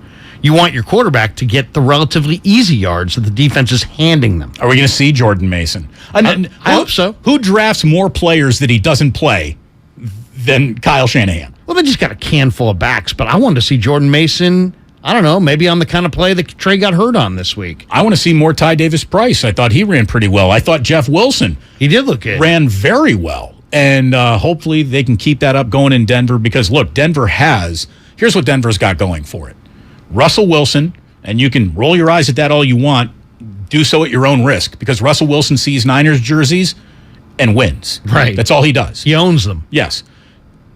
They've got a really good run defense. They're good at stopping the one thing the Niners want to do first and foremost offensively. So that is where this game, I think, is settled. Like all football games that have basically ever been played, the line of scrimmage is going to go a real long way as to saying who wins. And, even the pressure that the 49ers defensive line is known to get, there's a difference between putting pressure on Russell Wilson and actually getting him to the ground. And for the Niners, putting him on the ground, the quarterback must go down and go down hard. That's always been a trouble. Russell Wilson is slippery as far as the 49ers are concerned. Oh, he's 17-4 against the Niners. But you know what the Niners have? They have 2 starting defensive lines. That's what's come out in the first 2 weeks of the season. Bosa's a monster. Kinlaw. The question this week is Armstead going to go? He's questionable. He didn't practice today. But Kinlaw, Armstead, and you got Bosa and Ebukam. Ebukam's going to feast this week going up against a backup tackle. We haven't even seen Drake Jackson yet, basically. That's what I'm saying. And this whole second line is a Menahue and Drake Jackson and Givens and Ridgeway. They literally have 2 starting caliber defensive lines. It is going to be a fascinating game, and it is going to be the exclamation point on a Sunday afternoon of football, which really, Week 3 has got set up. There are some really interesting games here. Now, we could go over the entire slate. Not anyone listening wants to go over the entire slate. I've got 3 games in particular that are fascinating this weekend in the NFL, and we're going to get to all of them. I see a line blinking for Nick Ferguson, so I'm guessing that's going to be happening very, very soon here on 95.7 The Game. Kyle Shanahan kind of put under the microscope of some media scrutiny after Jimmy Garoppolo basically said, I want to throw the ball downfield a little bit more. I sort of want to return to the freedom that I felt in 2017. And, whether or not you want to say that's Kyle Shanahan putting the handcuffs on him or not, that's up to everyone's own interpretation. One thing Kyle wasn't going to be doing today was interpreting what Jimmy meant by any of that. You'd have to ask him what he meant by that. There was no difference in that game than every game, so you can ask him from that. It was probably just going in when the game plan's for someone else and just coming off and winging it and going with it. That's what I would guess, but it sounds like it's a question for him. Again, Kyle's getting frisky. It's been a rough week in the media, and he knows it. No, I really don't know the quote that he said. I'm with Jimmy a lot, so nothing really surprises me. I get to talk to him every day. I hear your guys' huge interpretations of that quote. I can't interpret it. I interpret with my relationship with him every day, so just go ask him what he meant by it. Okay. Can you facilitate that? No, I'm not going to waste my time with that, but you can. I got some real stuff to do. In other words, you're going to have to find Jimmy at his locker. I'm not going to help you do that. I'm not going to waste my time with that. Again, don't go diminishing the work of the media. Although, yeah, I would too at some point if I were a coach. I'd be sick and tired of all of you as well. The interpretation, the Jimmy Garoppolo quote itself, well, we've got that. We'll get to it in just a minute. But we've also got Nick Ferguson, a Denver radio host after an NFL career that included on the field and coaching as well. Nick, thank you so much for joining us here. It's Damon and Ratto, but Ray's off today. Our friend Larry Kruger is in for Ray, so it's good to have you, man. How you doing? I'm doing well, man. Thanks for having me. It's good to have you. We've always enjoyed our conversations, and now that it's 49ers in Denver, I don't know if there are any 2 teams in the NFL, Nick, who had whatever the feeling of positivity was brimming around the organization and training camp, have so much air let out of the balloon going into Week 3 with 1-1 records. You would think both these teams, based on the way that they've been covered in the last couple of weeks, were collectively both 0-5. Well, yeah, you would definitely think that, but that goes to the level of expectations that both teams came into the season with. At first, it was Trey Lance with the 49ers and with the possibilities of what he could do with Jimmy, I guess, being pushed to the backup quarterback role. But, I mean, just think about a change of a couple of weeks, and now Jimmy is back as the starting quarterback. To me, it's going to make things really interesting for the 49ers kind of moving forward beyond the season, especially with Trey having that ankle injury. As it pertains to the Denver Broncos, new ownership, new head coach, new quarterback, and it's something that the Broncos country has been searching for a while, a quarterback they can call their own. Now they have one, but things haven't really looked as everyone expected them to look. So Sunday night's game is going to be a test of wills, but it's going to be a test of two offensive coordinators that run a similar system, and we get a chance to see who does it best. Denver coming in, I mean, 25 penalties in 2 games, 16 players on the injury report. You mentioned all the new personnel. How settled are they going into this third game? Well, there are some concerns, but there still is some optimism as well. The concern is the number of penalties. When you look at the fact that 2 games the team has had over 100 penalties, that's a lack of focus and a lack of discipline. And usually the way it works in the NFL is either you're coaching or you're allowing it to happen. So here in Denver, a lot of fingers have been pointed at Nathaniel Hackett as far as trying to get his players to commit less penalties. And that's kind of hard to do because when you go out there as players, no one wants to make mistakes, but sometimes the mistakes happen, but you can't have guys constantly jumping off sides, false starts, and just not lining up properly as far as formation. Like last Sunday against the Texans, they didn't even have a guy on the field as a punt returner. See, so that bodes well to the problems that are constantly going on here in Denver that they desperately need to fix. But I will tell you this. The players are looking at this situation and saying they can correct a lot of these mistakes. These are personal mistakes. These are not mistakes that are being made because they don't understand the system. So that's where the optimism comes from. Nick Ferguson here on 95.7 The Game, radio host now in Denver after a career in the NFL. And, I was really surprised, and this is going back 2 weeks to Russell returning to Seattle, that he didn't take more of a leadership role and call a timeout when they had plenty of timeouts to still call, and basically just go over to his new coach and say, look, man, they didn't give me $250 million to watch 64-yard field goals on 4th and 5. You might want to run a play here. Like, I don't think that that's undercutting anyone's newfound authority or anything like that. Nick, are you surprised that Russell Wilson hasn't turned into more of an on-field vocal leader to get this team through the rough patch growing pains that the head coach is obviously having? No, I'm not. And once again, just knowing Russell is always a team-first type of player, and a lot of those discussions happen on the sideline between offensive coordinator Justin Allen and Nathaniel Hackett, and then that kind of trickles down to Russ. And Russ is going to say, okay, well, what's the best thing you think that we need to do offensively? And he's going to do that. Now, I will say this. I would like for him not to be that guy all the time, but Russell in his career, and we've all come to know Russell as being that type of guy, but to make sure that the Broncos are actually able to score inside the red zone, we're going to need to see a different type of Russ. The 49ers have a lot of talent on their D-line. Bose is on pace for like 25-something sacks. He gets Garrett Bowles, but the matchup I'm looking for in this game is Samson Ebukam against Cam Fleming, who, was here in college at Stanford, but he's kind of a journeyman. What do you think? I mean, Russell's numbers, Nick, are terrible this year against pressure. I expect he'll be pressured quite a bit Sunday night.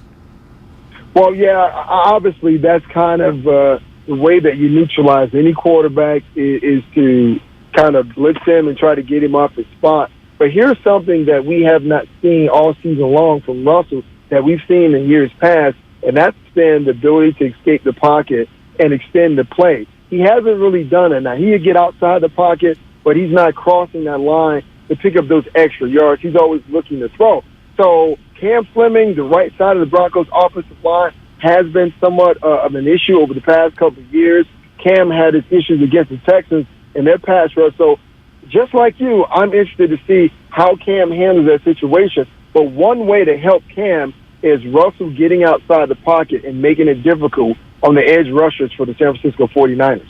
Nick, it feels like we've been given a long list with all the scrutiny of the Broncos of what they haven't done well. What have they done well? What is their strength right now as a football team? Well, they've moved the ball effectively up and down the field over the past 2 weeks. The problem is inside the red zone. If you were to ask Kyle Shanahan, he would tell you the same thing, or for that matter, ask any play caller in the NFL. Once you get inside that red zone, that field is reduced. So there's so many plays that you can actually run, but this is where having a mobile quarterback who's able to escape the pocket that can actually, once again, put stress on the defense and pick up those 2 or 3 yards that's required to touch the pylon. But what the Broncos have done well is that they run the ball. And you got to think about it. We're talking about Nathaniel Hackett and Kyle Shanahan that run somewhat of a similar offense. It's a different version Nathaniel Hackett is running. But the Broncos have run the ball well with Javonte Williams and Melvin Gordon. But here's something else that they have done well. Switching to the defensive side of the ball. They haven't given up a touchdown in the past 6 quarters. And going back to that San Francisco game against the Seattle Seahawks, Jimmy G came in, but they had their issues too in the red zone. They had a fumble. They had to settle for Robbie Gould field goals. So once again, that tells you once you get inside the red zone, it is still tough. And I don't care who you are as an offensive coordinator. You know, Niners O-lines look pretty good, but look who they faced, right? They faced 2 D-lines that are not premier. Now here comes DJ Jones. Draymond Jones, of the Buckeye kid, is looking tremendous. You got Randy Gregory there. You got Bradley Chubb. To me, that's the question in this game is can the Niner offensive line block Chubb and Gregory off the edges and kind of, set the tone up front? Well, here's a matchup that I'm looking forward to because Bradley Chubb is going to be aside of Trent Williams. And watching Trent Williams this season and last season, I mean, some of the best defensive linemen, he's grabbed them and tossed them around like rag dolls. That's one of the reasons that made him a top tackle in this league. So the matchup is going to be Randy Gregory on Mike McGlinchey. Can Mike McGlinchey get in his pass set and not allow Randy Gregory to use his athleticism to get around a corner to get to Jimmy? Because we all know this. Jimmy is not mobile. He used to run. There was one point in time that he would pull the ball down and scramble, but after he got hurt in the Kansas City game, Jimmy doesn't scramble that much. So when you watch the tape on Jimmy, the pass rushers know that, hey, listen, Jimmy's going to be at 8 yards deep if that's his drop in the shotgun, and he's not really going to move. If he does, it is maybe 1 yard stepping up in the pocket to try to give himself an opportunity to throw down the field. But Kyle knows this just as much as I do. DJ Jones was an intricate part of that defense that they ran in San Francisco, and he's going to look to get into the chest of Jimmy Garoppolo on Sunday night. Nick, thank you so much, man. It was great catching up with you before this one. Always appreciate your time. Enjoy the game. All right, you guys do the same. Thank you very, very much. Nick Ferguson, again, he covers the Broncos in Denver, played in the league, knows the team well, gave you some interesting breakdowns and matchups to watch. And, yeah, DJ Jones, who had a very good career. I mean, it feels like when Chris Kasurek puts his hands on someone, they get better. And this guy got better and is now right in the middle of that base 3-4. Yeah. And DJ's, first of all, he's a great guy, but he is awesome against the run, and you just can't move him. He's strong. He's probably the strongest 49er in the weight room, and Jake Brendel's going to have his hands absolutely full. And then the big kid from the Buckeyes, Draymond Jones is coming on, and Gregory against McGlinchey. McGlinchey's looking a little sore. So I think that absolutely is, as Nick said, I think that's a key matchup. Can McGlinchey block Randy Gregory? I'll say this. You go ahead and open up the Denver Broncos depth chart. Q. I mean, there's more Qs on here than there are at a Trump rally. For questionable. Yeah, thank you. Not QAnon. But, we have Q everywhere. There are so many Qs all over this. So how healthy are the Denver Broncos? How many of these guys actually go, and will the 49ers have a little bit of just, built-in advantage because they're deep into their depth chart at multiple positions, and obviously the 49ers are deep in their depth chart in their backfield, which feels significant. But everywhere else, it's been a pretty, knock on wood, healthy start to the year for the 49ers. And as we were saying earlier, that offensive line, which had a ton of question marks, gets a real big first test this weekend. I don't know how much of a test the Seahawks were, how much the Bears were in those conditions. This to me, Larry, feels like the first real game of the year where we're going to get data points that matter going forward. Yeah. No, and not just on the Niner O-line, but the Niner O-line, this is the best of the three teams D-line wise that they've played. And then receiver wise, I mean, that's the big injury question going into tomorrow or going into Sunday. Jerry Jeudy practiced today. KJ Hamler did not practice today from what I heard. And then Surtain practiced on the other side. He's their top corner. But that's really the question. How good is the Niner O-line? We're going to find out in this game. How good is the Niner kind of rebuilt secondary? When we come on back, I want to talk about a race that you and I have talked about many times on the air, a race that every quarterback is making against the league, against learning the league, and against his own body, and where both Jimmy and Trey Lance are now in that race. When we come on back here, Damon and Ratto with Larry and for Ray this afternoon on 95.7 The Game. We are brought to you by Fremont Bank, full-service banking, no compromises. The BetQL model is choosing Brady. I'm Erin Hawksworth here to help you beat the books with BetQL. The Bucs and Packers face off in Florida this week. Tom Brady versus Aaron Rodgers, and the game is a pick'em. The BetQL model has made their pick. They think the Bucs should be favored by 3.5. I'm Erin Hawksworth. Bet smarter, beat the books. Download the BetQL app today. You're the one who protects the flock, and that requires an eye for detail. Because when safety and well-being are on the line, it's the details that can save lives. Even when no one else is watching, you see everything. Grainger gets you, and we're here for you, and all the ones who get it done with a wide range of safety products and solutions, plus board-certified safety consultants here to answer your questions. Call, click Grainger.com, or just stop by. Grainger, for the ones who get it done. Great cars and great customer experience are what define a great dealership. At BMW of Fairfield, we deliver on both counts. BMW of Fairfield is the top-rated BMW dealership in the Bay Area, according to Google reviews. We love selling the ultimate driving machines, but our success rests on the outstanding experience we provide our customers. It's a better way to buy and own a vehicle. Experience it for yourself at BMW of Fairfield. One price, one person, 1 hour.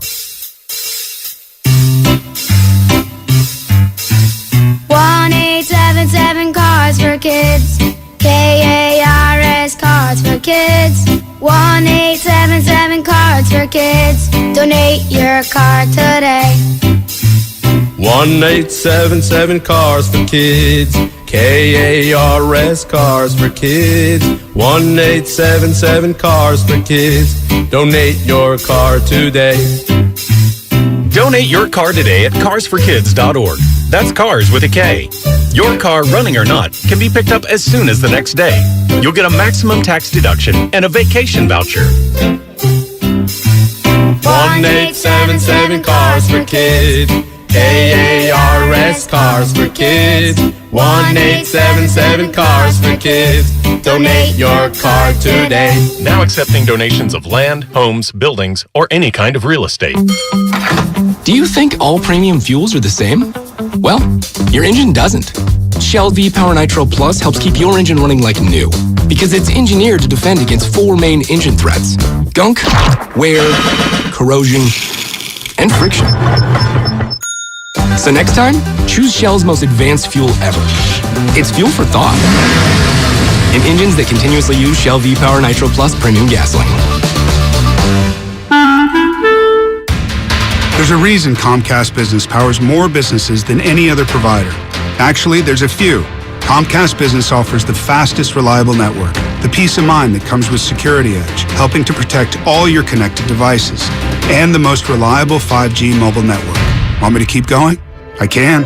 Whether your small business is starting or growing, you need Comcast Business. Technology solutions that put you ahead and give you serious savings. Comcast Business, powering possibilities. Get started with fast speeds and advanced security. Together for just $69.99 a month for 12 months with a 2-year agreement. Or find out how to get up to a $650 prepaid card with a qualifying bundle. Limited time offer, restrictions apply. New 50 megabits per second internet and Security Edge customers only. Requires enrollment in EcoBill and AutoPay. Equipment, taxes, and fees extra and subject to change. Comcast Business Mobile utilizes the network with the most RootMetrics 5G data reliability wins in 1H 2022. Results may vary, not an endorsement. Come into Friedman's Appliance in Pleasant Hill September 23rd through September 25th for their fall clearance sale event. Take advantage of factory direct prices, one-of-a-kind opportunities, special pricing on floor models, and convenient financing. And save on new appliances from trusted brands like Miele, Bosch, Electrolux, LG, and Maytag. Visit Friedman's Appliance in Pleasant Hill for their fall clearance sale event, September 23rd through September 25th, for the best time to save on new appliances for your home. Some fans gear up for game day, but some fans follow their team every day. That's why the Locked On Podcast Network has a daily podcast for your favorite NFL team. Every trade, every overtime win, every game. Our local experts cover the biggest stories around your team every day. Search Locked On plus your favorite NFL team on the Odyssey app or wherever you get podcasts. The Locked On Podcast Network, your team every day. Doug. Hey, listener. Welcome to Limu's Karaoke Lounge, where Liberty Mutual customizes your car insurance so you only pay for what you need, and the music never stops. Hit it. There's an emu with a full-time job.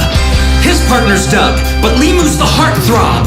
Grubs and worms, that's what Limu eats. Gotta fuel up to save you money and hit the streets. Only pay for what you need at libertymutual.com. Liberty, liberty, liberty, liberty.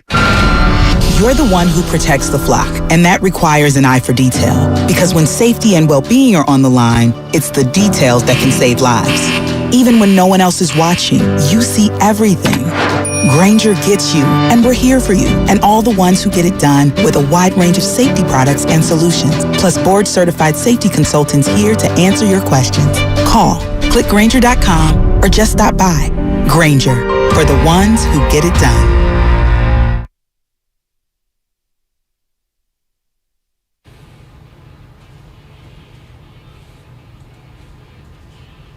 Now back to Damon and Ratto, brought to you by BMW Fairfield on 95.7 The Game. The Kickoff Show.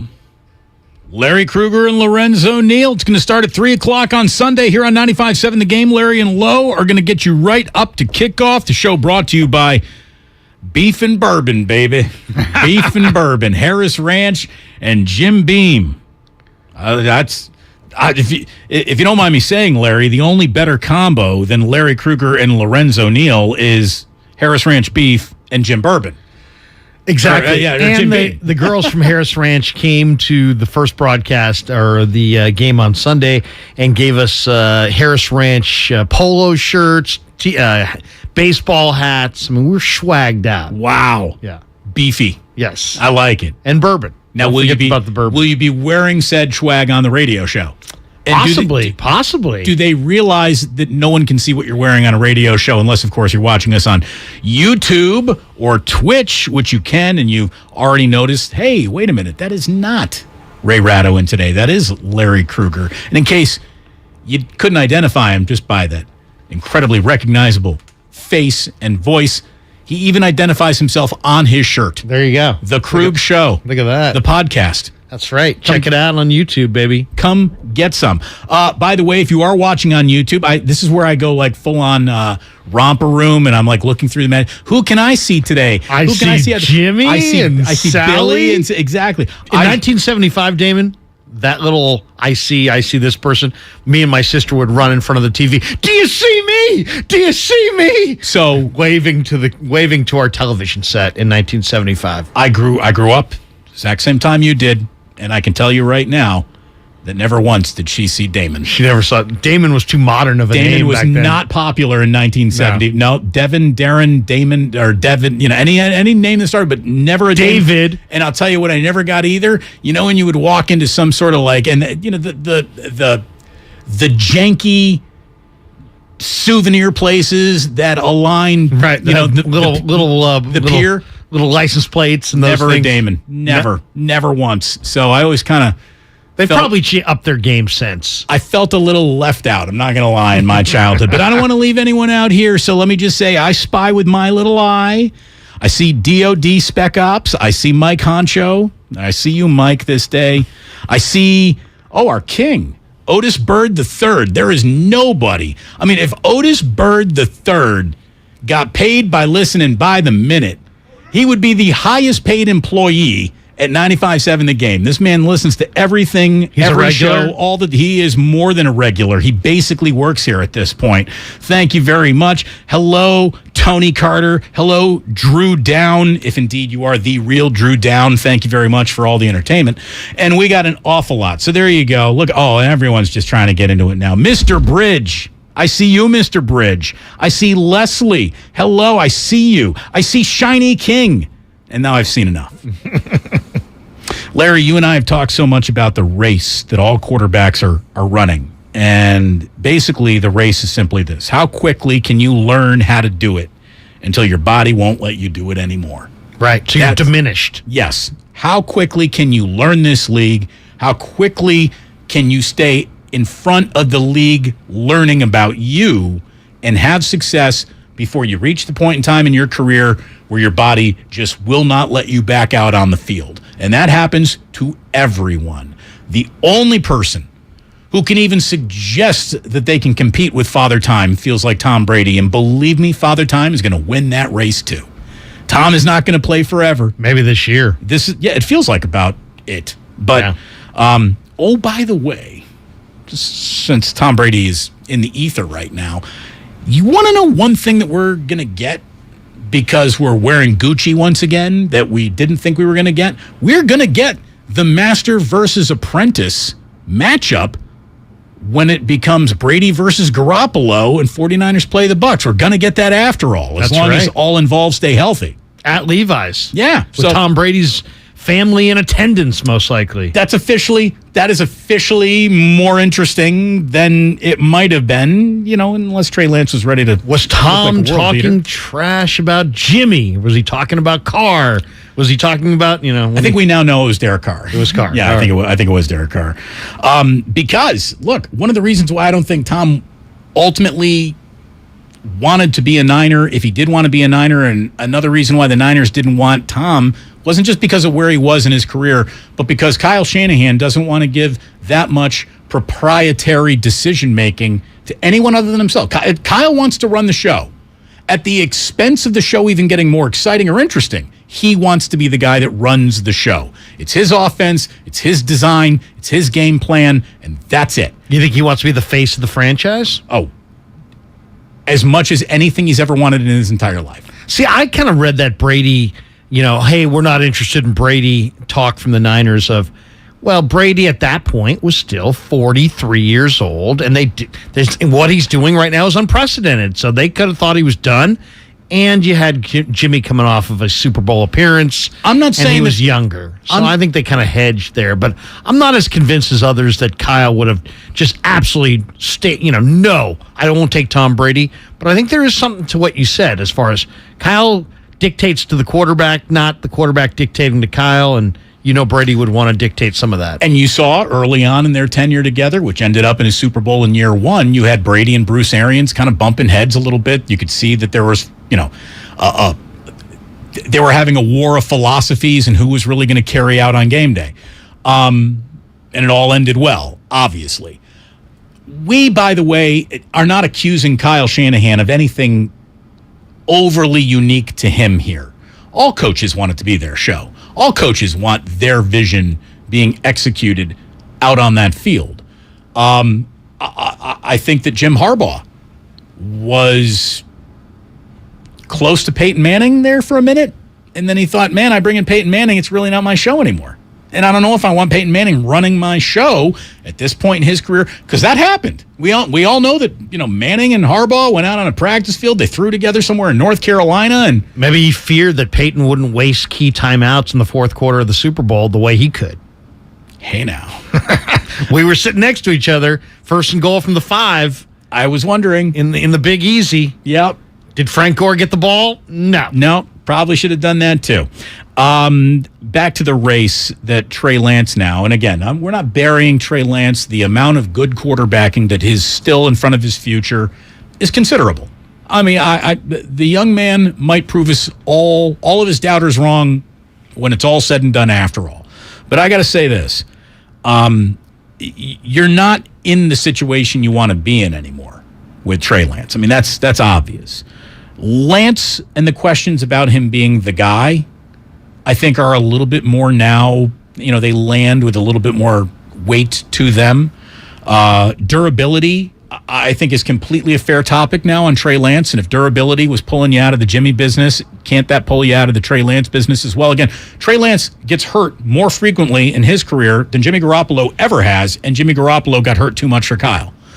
Trey Lance has been hurt 3 times in 4 starts. He's also been run 50 times in 4 starts. The most devastating thing about the timeline, and it's funny, this is all about Trey Lance's timeline. I'm almost going to eliminate him now from it because this isn't something that he has any control over. It's the contract that you give a rookie quarterback. And this is the target that the 49ers were trying to hit more than anything else. As much as they were trying to hit on the draft pick, they're trying to hit on the formula of rookie quarterback, rookie deal, have the money to build a monster around him. I actually personally believe, from talking to John Lynch, that was not a secondary or, that was the primary reason for the move. More so than Jimmy can't throw downfield, more so that Jimmy can't stay healthy. It was more about, let's look at the roster with a rookie quarterback on his rookie deal versus the roster we'd have if we had a quarterback making $25 million a year. I think that was the primary to why they wanted to make this switch over and go in this direction. Well, the timeline of now building a monster around that contract, that's over. That's basically done. That's the one thing. Well, you have 2 more years of it. Sure, but so let's see what happens in free agency, and obviously they're going to have room for both. But what happens if Jimmy absolutely balls out and wins a Super Bowl? Now you got to bring him back at $38 million a year. The problems that come with winning the Super Bowl, right? I mean, it's a problem. Well, you're right though. I mean, it pivots off of what happens. What happens if they do win it all this year? It's not a problem. Well, what's going to be really awkward? What's going to be awkward is what has to happen is Kyle Shanahan goes up to that post-game press conference microphone and says, "I plan none of this. This is literally the opposite of my plan. I fired Jimmy Garoppolo. I didn't ever want to coach him for another down. I made that choice. It was conclusive. Everyone understood where I was going, and it was not with him, not ever again." Oops, here we are. I mean, that's the really awkward and odd thing about this. Even though winning is the ultimate deodorant, it's not necessarily Kyle's deodorant. Because the winning, should he enjoy it, will happen under an umbrella that he didn't open. He closed this umbrella. He did not want this umbrella. He didn't think it protected him from the rainy days, not nearly enough. So there's going to be a little bit of that weird, even though I am a manically obsessive, controlling head coach, the Texans liking Davis Mills is more responsible for Jimmy Garoppolo being on the 49ers than Kyle Shanahan is. Carson Wentz flaming out in Indianapolis and ending up in Washington is more responsible for Jimmy Garoppolo being on the Niners than the Niners are. Jimmy Garoppolo's circumstance. Jimmy Garoppolo's is more shoulder surgeon. Right. Should win NFL front office executive of the year if they win the Super Bowl. You can't say, this was our plan. Nothing. You can't even pretend. Right. You can't even pretend. By the way, no pretending. Welcome, everyone, to your 4 o'clock hour. You're listening to 95.7 The Game, KGMZ FM and HD1 San Francisco. Always live on Twitch, YouTube, and the free Odyssey app. Damn well better be free. There's our songbird. So look, I do have the Jimmy Garoppolo and the multiverse of madness. We're going to go all the way back in time. We're going to rewind time, Larry, and they're never going to trade for Trey Lance. What might have happened if those picks were retained and used in other ways? We know one of them would have been Micah Parsons, right? Yeah, absolutely. And that hurts. That hurts. That one hurts. But we're not going to do that now, because I want to talk a little bit about just how great of a football weekend we really have coming up around the NFL. I mean, our focus, of course, is on the 49ers at all times. But this is a hell of a weekend. And there are 3 games specifically that make this as interesting a week 3 as you can throw out in front of the football world. First of all, we all know Niners and Browns. We all know that is what has led up to this. Makes this game wildly interesting. Bills and Dolphins, Larry. Woo! Battle of 2-0 AFC East teams. The Bills absolutely look like the best team in the NFL right now. The Dolphins are officially interesting, and their arrow is pointing up. It's a home game for Miami, and Buffalo is going to be missing 3 or 4 starters on D. Yeah, no Jordan Poyer, no Micah Hyde. This is in their secondary against this speed. Very interesting football game. Yeah. I mean, I'm not going to be able to take my eye. I'm glad that the 49. I like Steinmetz. I prefer my Niners games in the day. I want to watch them and then get it's because that's like my work day. I want to get it done. Then I want to enjoy a little football at night. You put them at night. Well, it means I gotta work at night. But Work. I get to watch. Yeah, the work. Yeah. But then I. Honey, can you get me a lemonade? Yeah, lemonade. I'm working hard. Take a tall, cold one. Yeah. Did you order the pizza yet? By the way, that officially is answered with, you know where the refrigerator is. Get it yourself. Got to get a dog who can bring it to you. He's gone now. Unfortunately, we lost him. Bills Dolphins on the good thing about the Niners playing in the prime time is that it gives you an ample opportunity to watch whatever the hell else is going on in the daytime. When they're not up against another game, you can watch anything you want. Bills Dolphins is going to be fascinating, and I'm going to tell you, this is going to work a little maybe into the hearts of some of our listeners. There isn't a more important game on the slate this weekend than Raiders at Titans. It's essentially an elimination game. Week 3 elimination. They're both 0-2. They're both 0-2. Hungry for a win. The Raiders, historically, if you want to lean on history to sort of predict your future, have already been eliminated. The Raiders have never reached the postseason in their history after an 0-2 start. So I really don't like their chances if they start 0-3. The Raiders have a must-win in Tennessee, and the way Tennessee's looking at that game is we must win this one too. So that is going to be some real slobber knocker, nasty football. I really believe that. Packers at Buccaneers. And the Raiders are favored in that game. Well, that's because Tennessee hasn't done that. Isn't that a little surprising, though? Raiders favored by 2 in Nashville? I think there's enough of an offense there where I'm really not surprised by it. But they have such a... I mean, I don't know about that defense. And no one else in the NFL does right now, too. I guess I am a little bit surprised, but based on the overall breadth of that Raider offense, which should be... The Raiders should have a top 5 offense all year. No matter what happens to their season, no matter what their defense is doing, that is an offense that is built to move the football, for goodness sakes. So unfortunately, it's behind a terrible line. You know what I mean? They have weapons, is what you're saying. They have lots of weapons. But Derek Carr got exposed, obviously, against the LA Chargers, who, would they get them 6 times? It was a lot. Yeah. It was a lot. But I think the Raiders have enough of an offense to where they're going to remain scary no matter what. And they have a coach who knows how to make things scary. Offensively. Defensively, a whole other story. Packers and Buccaneers. Rodgers and Brady. Probably for the last time ever. Unless they meet again in the postseason. So that is, by definition, interesting as well. 2 first ballot, no doubt about it, Hall of Fame quarterbacks are going to be facing off down in Tampa Bay. So lots of good football this weekend around the NFL in Week 3. Pats Ravens in Foxborough. I think that's good too. That has the premise of being good. I hear you. That also sounds like Baltimore by 3 touchdowns. The way that New England's going possibly. Right now. Baltimore's 3.5-point favorites there, or 2.5. That's it. I mean, here's the thing. It's based on just results. Take the points pretty much anywhere, right? Underdogs are doing really well this year. So if you like a game, if you think you can get points, take points. I'm not a big gamble guy. It's not what I do. It's not the side of the supermarket I shop in. But anytime I'm getting anything that even approaches double-digit points in the league this year, I would take it. Yeah. Oh, yeah. Go with the points more times than not.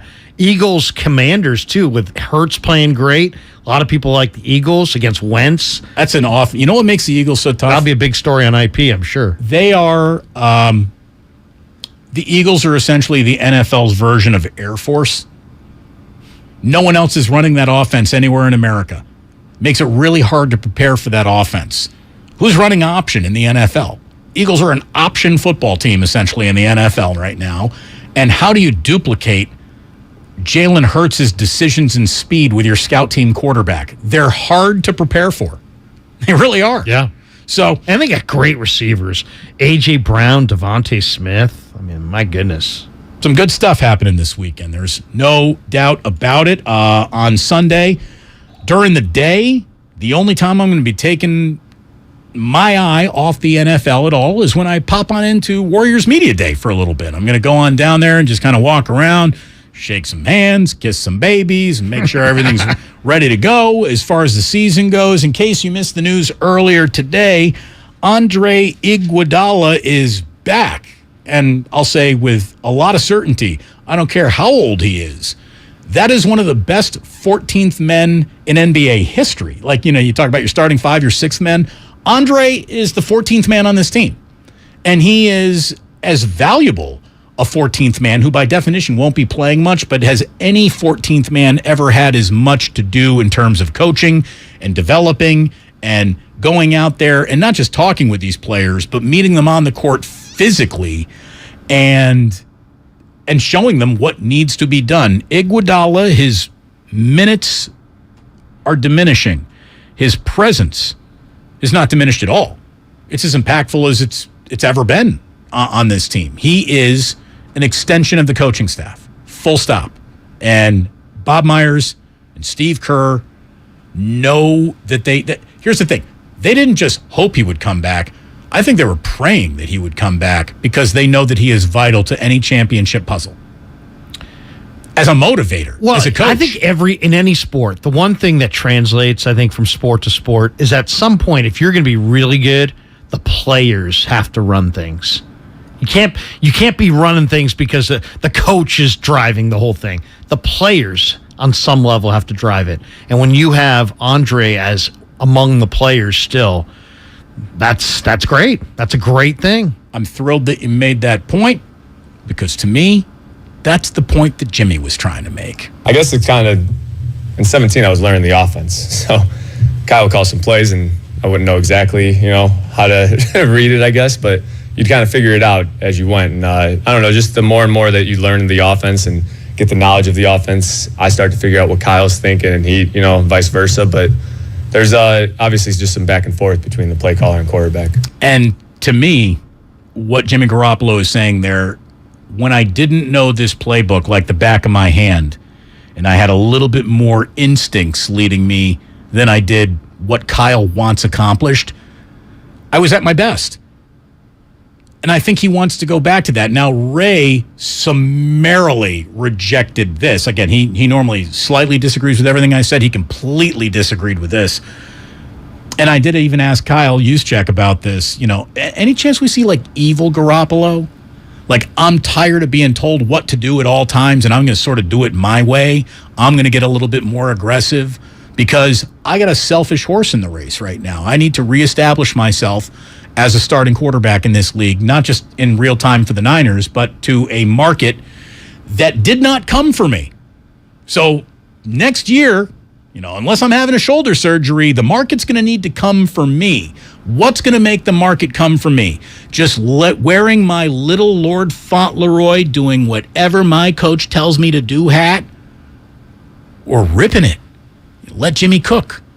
And I'm not saying that this is now every single running play that comes in, he's audibling to a passing play and it's 54 dropbacks. That's not what I'm saying. He's not going to go that rogue. But I want Jimmy to make we all know that when Jimmy throws the ball, mistakes are going to happen. I want those mistakes to be 55 yards down the field, not 15 yards down the field.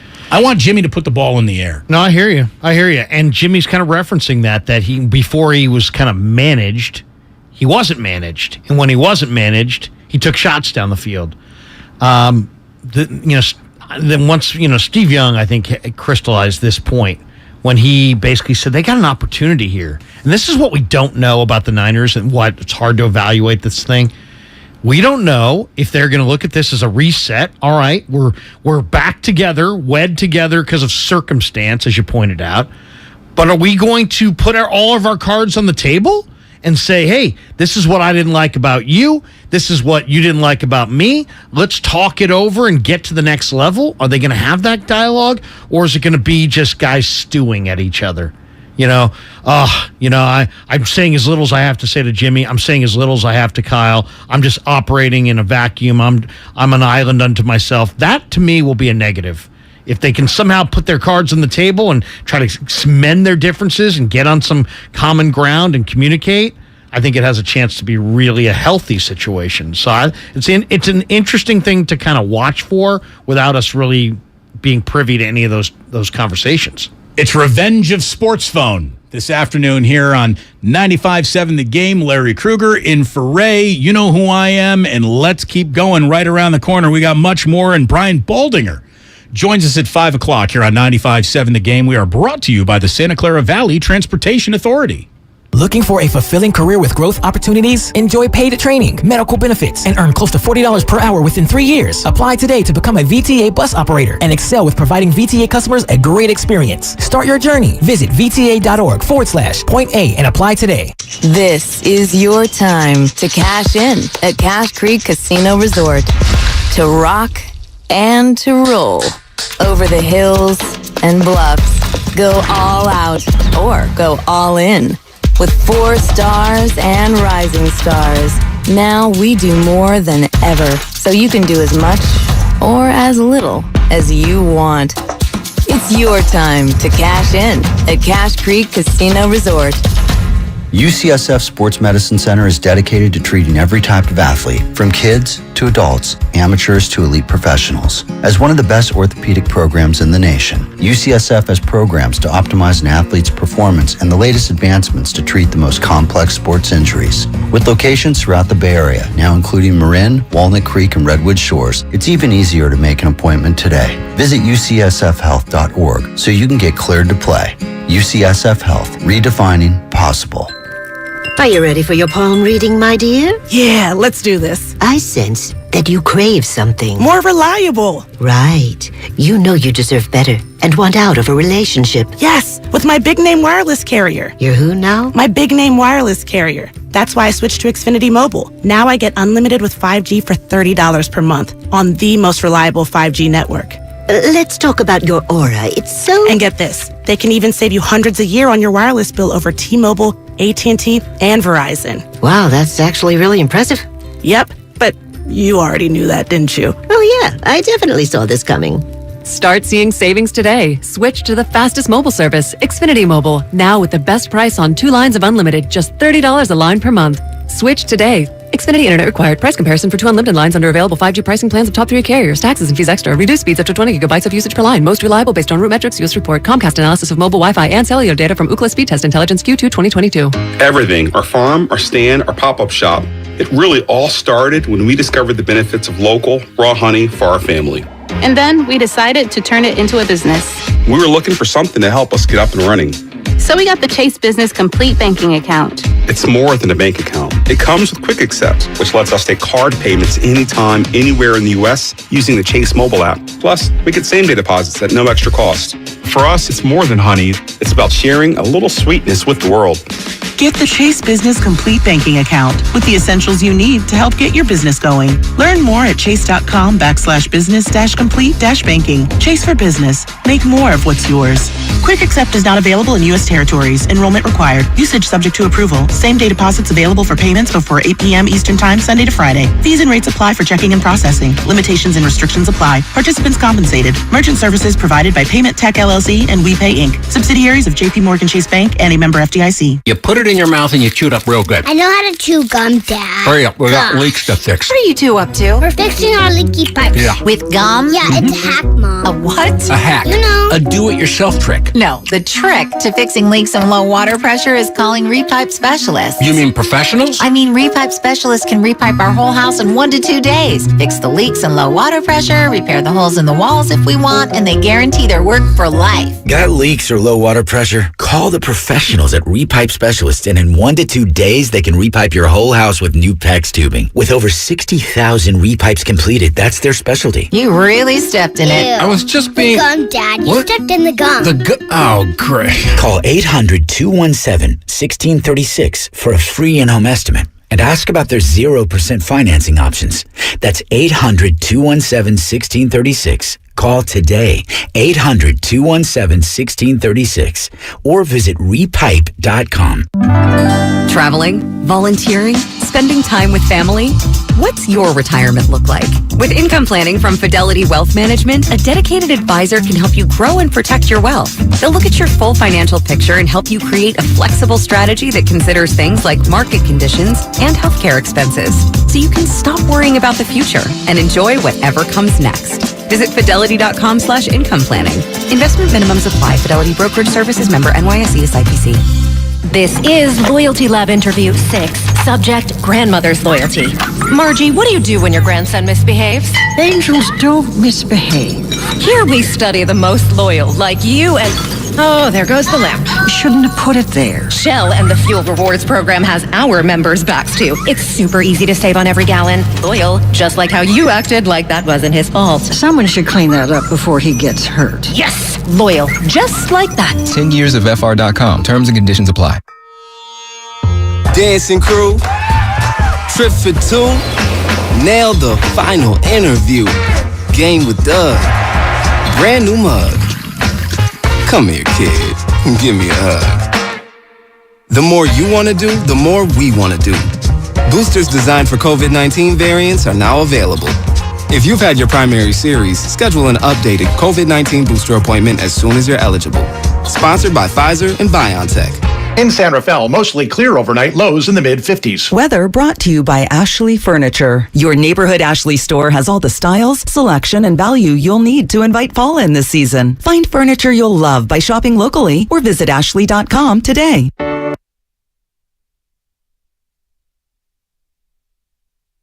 Now back to Damon and Ratto, brought to you by BMW Fairfield on 95.7 The Game. It is great to have you here. Thanks so much for stopping on by. Damon and Ratto, but Ray is out today. Larry Krueger is in for Ray, and Larry Krueger will be in 3 o'clock Sunday with Lorenzo Neal. It is the Kickoff Show, brought to you by Harris Ranch Beef, legendary quality, and by Jim Beam Bourbon Whiskey. Taste the world's #1 bourbon. So that's what's coming up as you get ready for kickoff. Make sure you're here on 95.7 The Game. And then our pals Alan Stiles and Kyle Madsen will be taking you home with your post-game show. They're going to be working late on a Sunday night, and we got primetime games. Larry, whenever the primetime spotlight is on a football team, it always feels like, oh, it's a big deal to play Monday night, Thursday night, Sunday night. You know, and players get up for it. They like having the world's attention. They do. And teams and franchises get up for it, and fans get up for it, because this is going to be a huge change the conversation couple of weeks for the 49ers on the national scale. They look good the next 2 weeks. I mean, you can forget about losing Trey Lance or the game in Chicago. It's going to be nothing but, oh, man, the Niners are a monster again if they win the next 2 games. If they split them, less than that. But one of them is going to happen on a Monday night or a Sunday night, so everybody's going to be, walking away with a definitive impression about the 49ers, whether that's right or wrong. Everyone is going to be making it. So just in terms of the media, the attention, and the feeling of these press conferences, they're going to go north or south based on these 2 weeks of football that the 49ers have coming up. And I'll just tell you, with the back and forth that I'm hearing between Kyle Shanahan and the media right now, it's way too early in the year for him to sound as frustrated as he really does. I mean, a little defensive. Very defensive. That's the thing. I think that he knows that everyone used to give him a wide berth and just assume that he had the answers. We got the questions. You got all the answers, Kyle. people aren't fishing, not as nearly as many people are fishing off the Kyle's got all the answers pier that used to be. Kyle, I don't want to say the emperor has no clothes. The blooms off the rose. Is no that doubt. saying? No, I mean, it took this long, but the honeymoon's over. The honeymoon is over. It's a weird situation, isn't it? He's 3 games under 500, and yet he might be the third best coach in all of pro football. So it's like, how do you come to grips with that, right?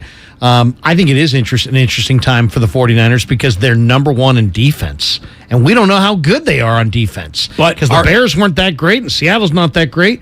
But if they shut down Denver this week and the Rams next week, and we're now going into week 5 and they're the number 1 defense, people might be asking how good top to bottom on all 3 levels is this 49er defense.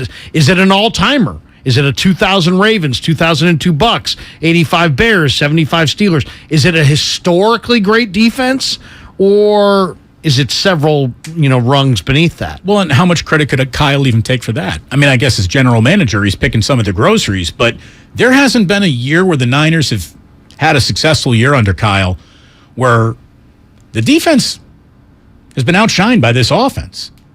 I mean, Robert Saleh probably did a better job than Kyle Shanahan the year that the 49ers went to the Super Bowl. DeMeco Ryans is going to have more of his fingerprints over this defense than Kyle can claim. He is an offensive guy. That's his side of the ball. That's where he spends his time. He basically turns to his defensive coordinator and says, you figure that side of the ball out. I got you Chris Kasurek. I got you all these draft picks. Play them. Get success out of them because I gave them to you. But I'm not going to sit here and tell you how to run your defense. So Kyle's diminished. I mean, there's no other way to say it. And if the Niners let him go today, of course another NFL team would hire him immediately. I would then turn around and hire Sean Payton. That's the thing. One of the things that Kyle's always had in his sort of quiver of arrows that you could shoot about points, why you can't ever change the page from Kyle because there was no one better out there available. There is. Sean Payton. What if I told you it was... He's got a Super Bowl. Is he an upgrade? Let me just give you a scenario right now. Shanahan, Trey Lance, Jimmy Garoppolo, all 3 of them gone next year, replaced by Lamar Jackson and Sean Payton. Would you be interested in that? Wow. I mean, I gotta. You never even thought of that, right? I gotta put my arms around that one. I mean, I gotta see. I guess I'm a little bit of a doubter in Lamar because Lamar's best year was 3 years ago, and then 2 years ago he was worse, and then last year he was even worse than that. So I gotta kind of see him bounce back and see the running quarterback in year 4, 5, 6. I gotta see a little bit more there with Lamar, but I mean, it is interesting. He's a free agent, right? He's a free agent at the end of the year. They're going to do something with him. They're either going to sign. They haven't signed him yet in Baltimore. Kind of makes you wonder. But this thing could go a lot of different directions. It absolutely could. And I do think that there's a lot of people out there that are looking at Kyle Shanahan and they're saying, yeah, he's better than Chip Kelly. Yeah, he's better than Jim Tomsula. Heck, he's more of an offensive mastermind than Jim Harbaugh. But is he a head coach?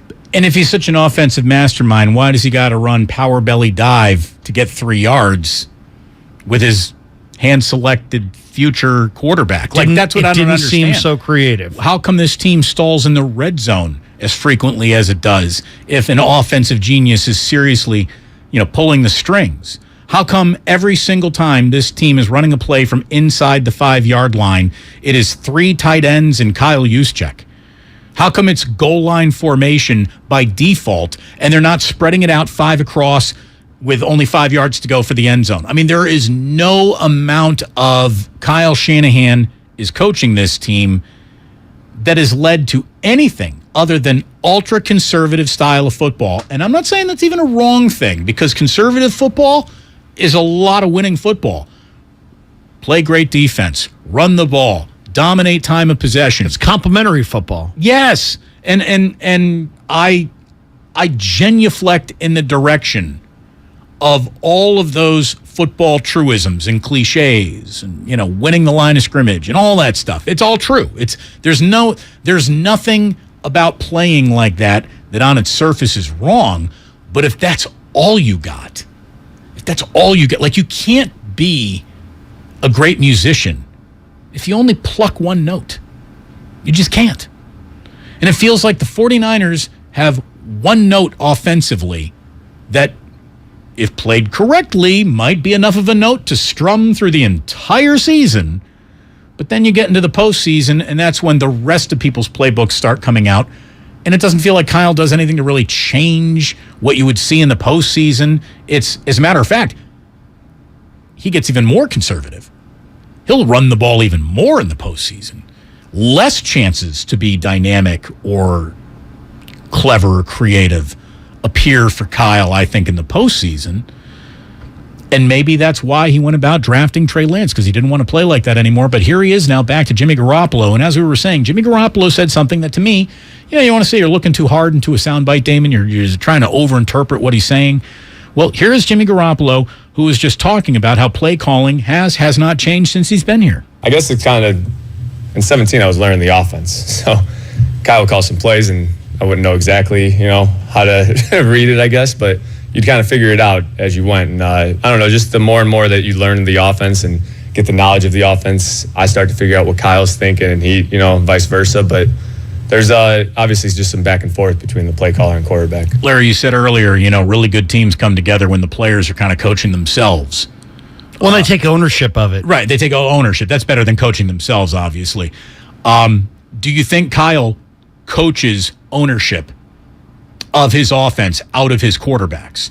Do you think Kyle removes the benefit of, coach, these are my instincts, in the name of, this is my offense? I think he plays to his players' strengths. And I don't think he thinks that Jimmy's strengths are throwing it deep down the field. I think Jimmy, you're going to see more underneath throws, and they're going to get run after the catch.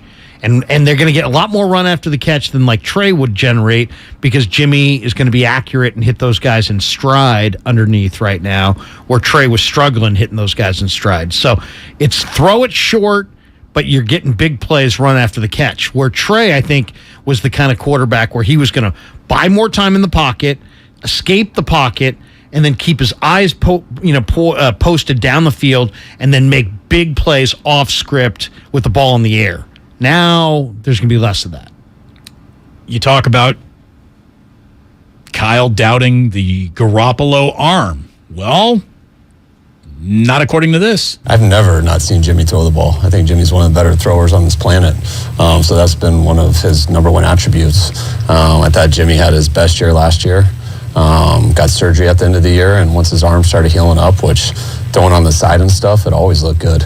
Once we got him in with our team, which was right after the first preseason game, throwing him in with the scout team and stuff, looked like he always has. He's talking about arm talent there. Right, but why did you go about trying to get rid of and out of the business of one of the best arms on the planet then, Kyle? There's your follow-up question that would be asked in New York and Philadelphia and Chicago, where, there was media members who didn't want to make sure that their name wasn't removed off the free lunch list. This comes down to something that I'm sure Baldy has talked about, Greg Cosell has talked about, that we've seen it now for a number of years. Garoppolo is not a great late in the down thrower. If you take away his first read, if you take away his second read, if you make him hold on to the ball, he starts to get, happy feet in the pocket, and he starts to fling it. He does have great ability to without stepping into his throws, he can flick it. Quick release, and he can flick it, and he can flick it with some good velocity. So that's the arm talent. But what's undeniable is that you're not seeing a lot of production from the quarterback late in the down. You're not seeing him escape the pocket and find a guy after he's held the ball and broken down the defense for 5 seconds. Where other quarterback, Russell Wilson does it at seemingly once a game when he plays the 49ers head-to-head. He breaks down the entire defense because he escapes contain, and he's got the ball for 7 seconds, and the defense is running for their lives. Jimmy was asked, do you want to throw the ball downfield more? I love that, yeah. I mean, it's just, there's a lot of things that go with that, obviously. But, yeah, I love doing that stuff. In 17, we kind of there was a freedom where me, the receivers, tight ends, we had a good chemistry going. And I mean, when you get that with offensive skills in a quarterback, it makes for a tough offense. When I got here, there was a freedom. 6 years in, I have less freedom in this offense than when I showed up and I didn't quite know which way to do it yet. That's what it sounds like Jimmy Garoppolo is saying. Like, my instincts were coached out of me. My desire to make the play that I think I see has been muted by a coach who basically, he whipped the wild horse out of me. He broke me in terms of, I'm not just going to run and let my mane all over the beach anymore. Like, I'm now a show pony. I'm going to do whatever he says to do in the race. The assumption, though, is that Kyle Shanahan doesn't want to win, because, Kyle Shanahan wants to win. So he's doing what he thinks is going to put Jimmy in the best position to succeed. Maybe that's all based on Kyle's reticence to throw it deep. Probably has a lot to do with, the number of times he's seen that game plan not work well. Look, there's an awful lot of in-the-moment revisionist history happening here. Kyle Shanahan, I can tell you conclusively, does not believe that Jimmy Garoppolo is one of the best arms on the planet. There's no way any head coach walks away from one of the best arms on the planet. So, that feels a little flowery based on the decisions that you've made in the past, Kyle. He's trying to say to everybody that that Garoppolo has arm talent, that he can flick it, and he throws a really good ball. Everyone in the NFL's got arm talent. But he's who's the weak-armed NFL quarterback? I'll wait. I'm not saying they've never existed, but right now in this league, who's the one guy where you're like, rag arm? He's not out there. He's not out there. Yeah, you'd really have to hunt. Yeah. There are guys that don't have the Flacco Right, arm. there are some guys who are not howitzers, but they're all cannons. Yeah. There's not a lot of weak arm guys. Why? Because if you can't make all the throws in the NFL, you typically don't get the gig. Here is Kyle, asked what he thought Jimmy Garoppolo meant by saying, I had more freedom, implying now less freedom. You'd have to ask him what he meant by that. There was no difference in that game than every game, so you can ask him from that. It was probably just going in when the game plan's for someone else and just coming off and winging it and going with it. That's what I would guess, but sounds like it's a question for him. I guess Eric Branch, who was asking the question to Kyle Shanahan, basically said, look, he's talking about a freedom that he felt kind of no longer feels. Any comment on that, Kyle? No, I really don't know the quote that he said. I'm with Jimmy a lot, so nothing really surprises me. I get to talk to him every day. I hear your guys' huge interpretations of that quote. I can't interpret it. I interpret with my relationship with him every day, so just go ask him what he meant by it. Okay. Can you facilitate that? No, I'm not going to waste my time with that, but you can. I got some real stuff to do. All right, so he's got bigger things to do, and I will say this, the 49ers have someone who's employed as a media liaison, and that person is not Kyle Shanahan. I'm not going to put that on him. But look, I think that there's a little arrogance right there. I think there's a lot of arrogance right there, to be totally honest with you, and I think that, him trying to say, I don't know how to interpret that, and everyone's trying to interpret it, I think it doesn't take much interpreting. It doesn't take much tea leaf reading to listen to what Garoppolo was saying. When I first got here and I didn't know any better and I didn't really know what Kyle wanted, I played some of my best football and let my instincts and just talented athletes sort of make decisions for me. I'm not allowed to do that anymore.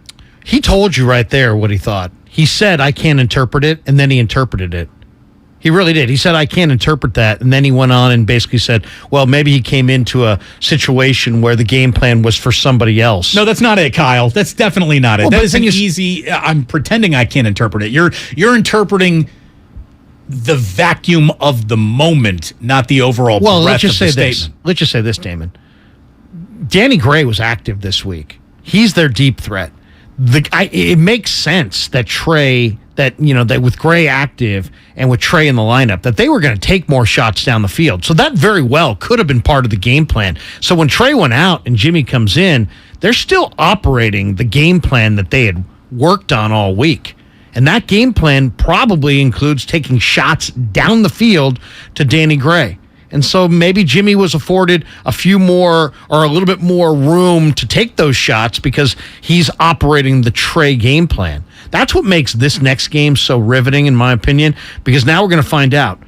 Are we going to see more of the downfield plan? Is Garoppolo going to take more shots? They still drafted Danny Gray. They picked up Ray McLeod. Those are your home run hitters. Are they going to try to stretch the field now with Jimmy? Or was that Trey's plan, and now everything's going to be underneath? Everything's going to be throw short and lean on run after the catch. I think that's going to be one of the things to watch for Sunday night. And one of the things we get to watch, which will make the Niners feel more like themselves, more of the 49er DNA is going to be out on that field. Not only Jimmy's return, but one of his favorite targets and his return as well. George Kittle is green light, ready to go in Denver. That's good news. Hey, diddle, George Kittle up the middle.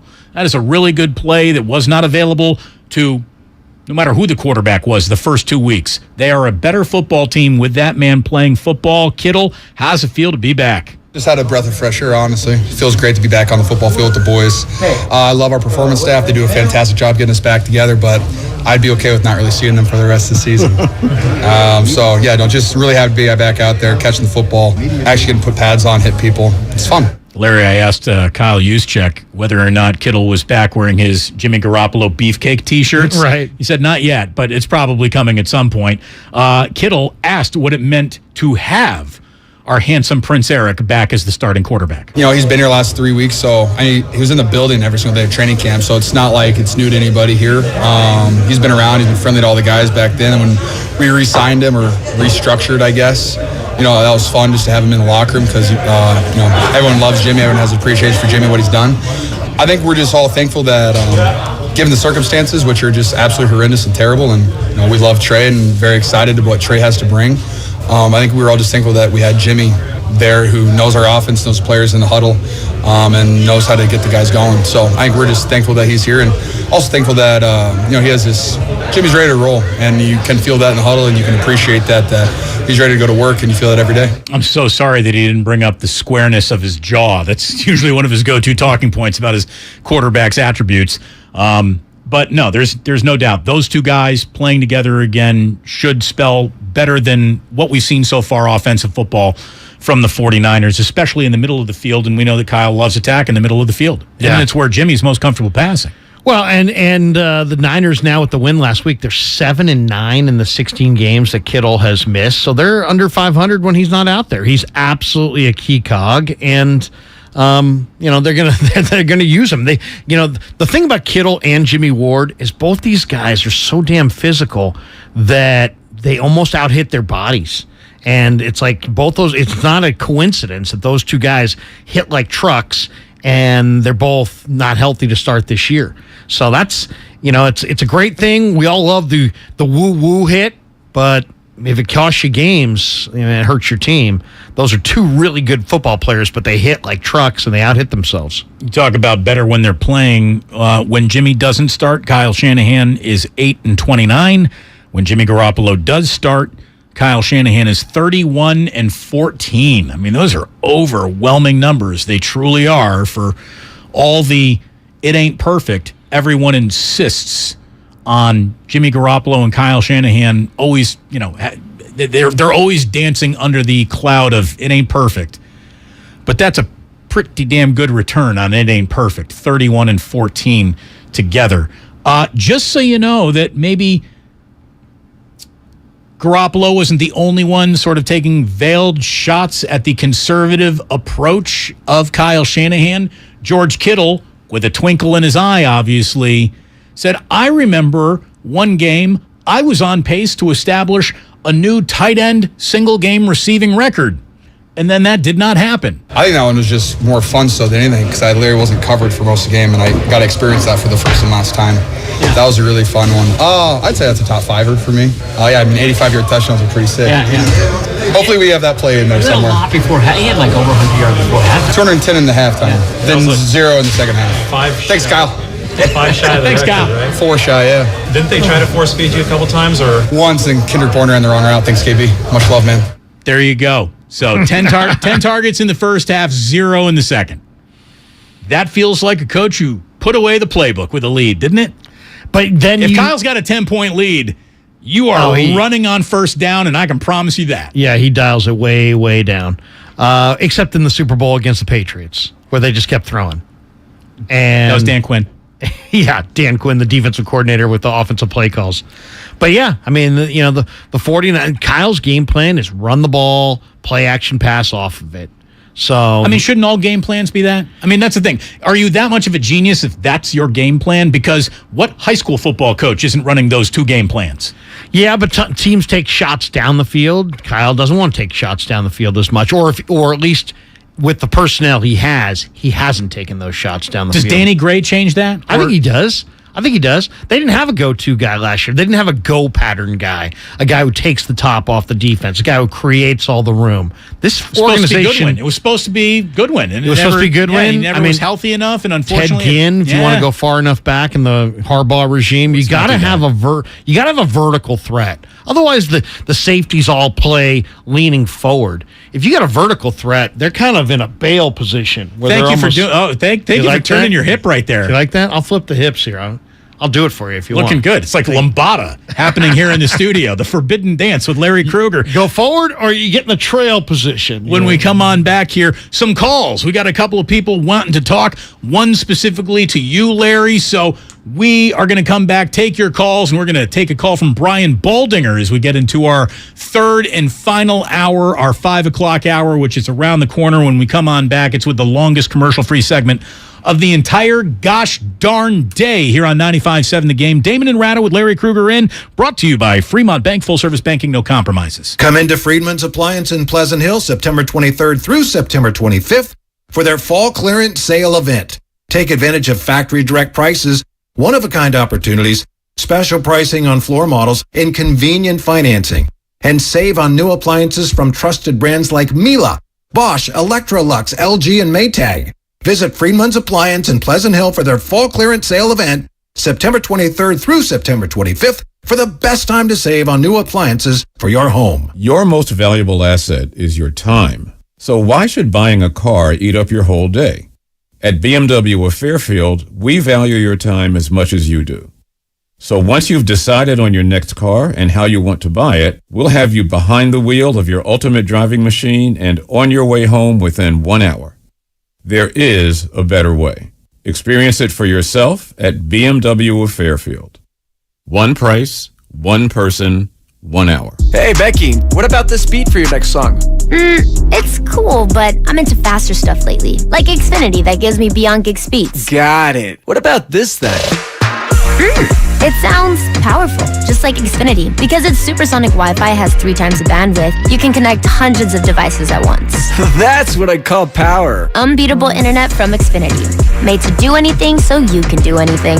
Get the Xfinity Supersonic Bundle with unlimited gig speed internet, Wi-Fi equipment included, and a free 4K streaming box. All for $50 a month with a 2-year internet rate guarantee and no annual contract when you add Xfinity Mobile with unlimited data at regular rates. Go to Xfinity.com/gig, call 1-800-XFINITY, or visit a store today. Limited time offer. Restrictions apply. Requires paperless billing and autopay. New Gigabit Extra internet customers only. Taxes and fees extra and subject to change. Xfinity Mobile requires post-pay Xfinity internet. Reduced speeds after 20 gigabytes wireless usage. After 24 months, regular rates apply. Requires compatible Xfinity gateway. Ever since I got the new Galaxy Z Flip 4, I've been learning all these new tricks with my dog Finn. Like how to take the best selfies at the park.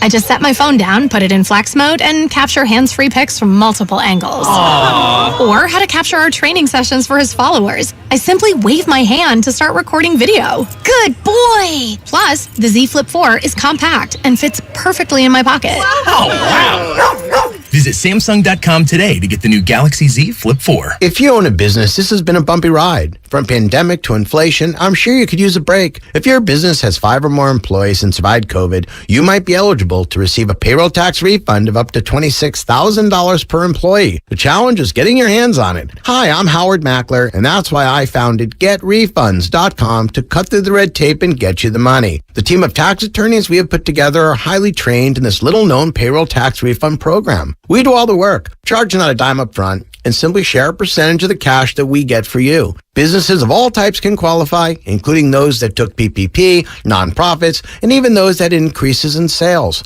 We have helped return over $1 billion to businesses, and we can help you too. Just go to getrefunds.com/sports, click on Qualify Me, and answer a few questions. This payroll tax refund is only available for a limited period of time. Don't lose out on up to $26,000 per employee. Go to getrefunds.com/sports. That's getrefunds.com/sports. Do you think all premium fuels are the same? Well, your engine doesn't. Shell V-Power Nitro Plus helps keep your engine running like new because it's engineered to defend against 4 main engine threats: gunk, wear, corrosion, and friction. So next time, choose Shell's most advanced fuel ever. It's fuel for thought. In engines that continuously use Shell V-Power Nitro Plus premium gasoline. At Right Way Garage Doors, we consider what we do inspired craftsmanship. We see our craftsmen as artists using wood, glass, and metal as their brushes, your home as their canvas, their work inspired by the vision you have for your home's first impression. Right Way Garage Doors has been delivering the highest quality work with the right value and the right customer experience for 42 years. So when inspiration strikes, our design pros are there to help bring your vision to life the right way. Schedule your mobile showroom visit today at rwgaragestores.com. Are you curious about who offers the best deals on top-rated Samsung, LG, and Sony TVs? The answer is surprising. It's not online, and it's not the warehouse clubs. The best deals on top-rated TVs are at Video Only. Don't believe it? Then check out the trade-in deals at Video Only. How about $500 for your old TV? Try doing that online. Before you buy that new TV, drop into Video Only. If you don't, you'll be sorry. Wendy's new French toast sticks are so delicious, some are saying that they're better than their mom's breakfast. Excuse me, did you just say Wendy's new French toast sticks are better than my breakfast? Mom, is that you? Answer the question. I said some people are saying that because they're so crispy on the outside and fluffy on the inside and perfect in every way. Uh-huh. And what do you think? I think it's time to tell people to choose wisely. Choose Wendy's new sweet and crispy home-style French toast sticks. That's still not an answer. At participating U.S. Wendy's during breakfast hours. Hurry into the Energy Savings Event at Lowe's. Save energy and save money on select major appliances, including Whirlpool energy-efficient appliances. You can also use less water with WaterSense bathroom faucets, starting at just $19.98. Plus, find other great energy-saving items throughout the store and check your eligibility for rebates in your area to save even more. Don't miss the Energy Savings Event at Lowe's. Selection varies by location. Exclusions apply. Visit Lowe's.com for details. Valid through 9/28.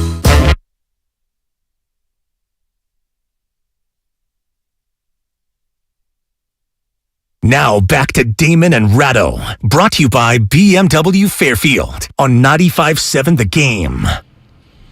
Go ahead and download the Odyssey app, all the podcasts, everything we do, everything Odyssey's robust family of broadcasters does is there for you, and no matter where you are, you can just dip into your pocket and find little old me, and in this case, Larry Kruger, who is in for Ray Ratto once again on a Friday afternoon. Larry, it's great to have you here. We got Brian Baldinger joining us. Nice. Coming up at 5 o'clock. Yeah, it's going to be a good conversation with Baldy. It always is. We had Tim Kawakami on just the other day. Nice. And when he is walking around the 49ers locker room, the one feeling that he said, no one's saying anything bad about Trey Lance. As a matter of fact, everyone is projecting all the proper Trey Lance forward-thinking things. Like, it's a shame what happened. We still support him. He's still our guy. He's still our quarterback. But nobody is pushing back on the idea that they're a better football team now with Jimmy reinstalled. I have not reported the stuff that, there's locker room, some players who think Jimmy's better. And I just know there's been no pushback on that. None. The players are not saying, geez, that's crazy. They support the guy that's a starter. They like Trey Lance. I don't want to say anything other than that. They were quite hit hard emotionally by seeing him on the ground. We saw him run over, but they also are not saying, God, it's crazy that people would think that Jimmy Garoppolo is better right now. They're not doing that. Again, that's kind of trying to prove a negative, but I've been around teams when these reports have come out, and if it's wrong, they go, what are you talking about? That's stupid. No way. You would see a leader step forward and say, this is not the case at all, and have not happened. Look, it's the familiarity of the known as opposed to the promise of the unknown. Athletes hate unknown.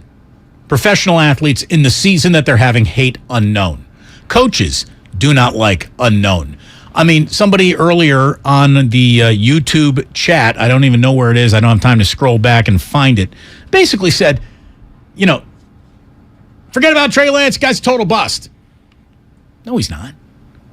He's definitely trending in the it didn't work out direction. But we don't know any more about whether or not Trey Lance is going to be a good player or a bad player in this league than we do James Wiseman in the NBA. We have no data points. What argument could you possibly make to prove definitively Trey Lance isn't good at this? Well, he wasn't asked to throw. What if he was? What if those passes had connected? We just do not know. What we do know, though, is that all players just want to be good right now. I'm going to tell you, all the Niners, every single guy in that locker room, all of them, could not give a rip about the Niners' future. Not one of them. They're worried about their career with the Niners. Not what the Niners will be like when they're gone. Not how good the faithful will always be back to the Bay. They don't care about that. They want to win. They want the best player to get them into the win column, and it doesn't matter where that guy comes from. And that's all they want. That's all they want. They're not interested in projects. They're not interested in new ideas. They're interested in playing with who they know and what they know, and that is obviously Jimmy.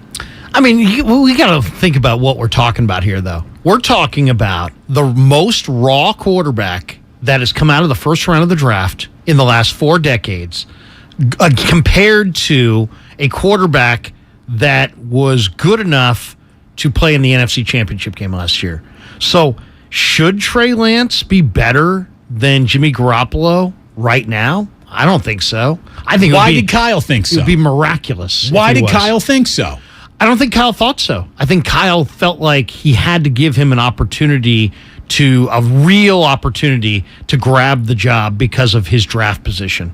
And I think Kyle also believes that long term that Trey has the talent and the upside potential to, if he fulfills it, to reach a level of quarterback play that Garoppolo to this date has not reached. But the idea that Trey would come in after having played 21 starts since high school, 17 at North Dakota State, and then whatever he's done so far here, compared to Garoppolo, who's 30 and has made 53 career starts, played a full collegiate career. The idea that Trey, in his infancy, would immediately be an upgrade in the present over Jimmy. I think if you gave Kyle Shanahan truth serum, he would tell you that he didn't expect that. He couldn't have. He couldn't have. But at the same time, it's not an outlandish thing to nobody's pushing back. Well, nobody's pushing back because it's an it's like a baby being compared to an adult. Well, then we're right back to why did you make that choice then, Kyle? Why did you install on a team that everyone says is ready to win the whole thing right now if they can just figure out their quarterback? Why did you have a less than quarterback from a quarterback that in Garoppolo represented he's too less than to win the big one? If Jimmy Garoppolo wasn't prepared to win the big one, then Trey Lance by definition can't be. That's why what Steve Young said about how they need to sit down and get on the same page, and there needs to be some dialogue. It's great that Jimmy's here to save the day, and yeah, their Super Bowl odds have gone up slightly, but if they don't if Kyle can't express to Jimmy why he thought he was limited, why he thought his ceiling was limited, and if Jimmy can't express to Kyle what frustrated him about 2018, 19, 20, 21 as compared to 2017, then I don't know where this goes. Hopefully these guys will use this opportunity now that they're kind of married for the second time to kind of have a little dialogue about what don't you like about me? What don't I like about you? I think it was more than anything else. Let's get on the same page and grow. We've been to 6 playoff games together. You have a worse passer rating in the fourth quarter with 0 touchdowns and 3 interceptions than the passer rating you get for just spiking a football. The 49ers would have won championships had Jimmy just spiked the football in the fourth quarter instead of trying to throw a forward pass.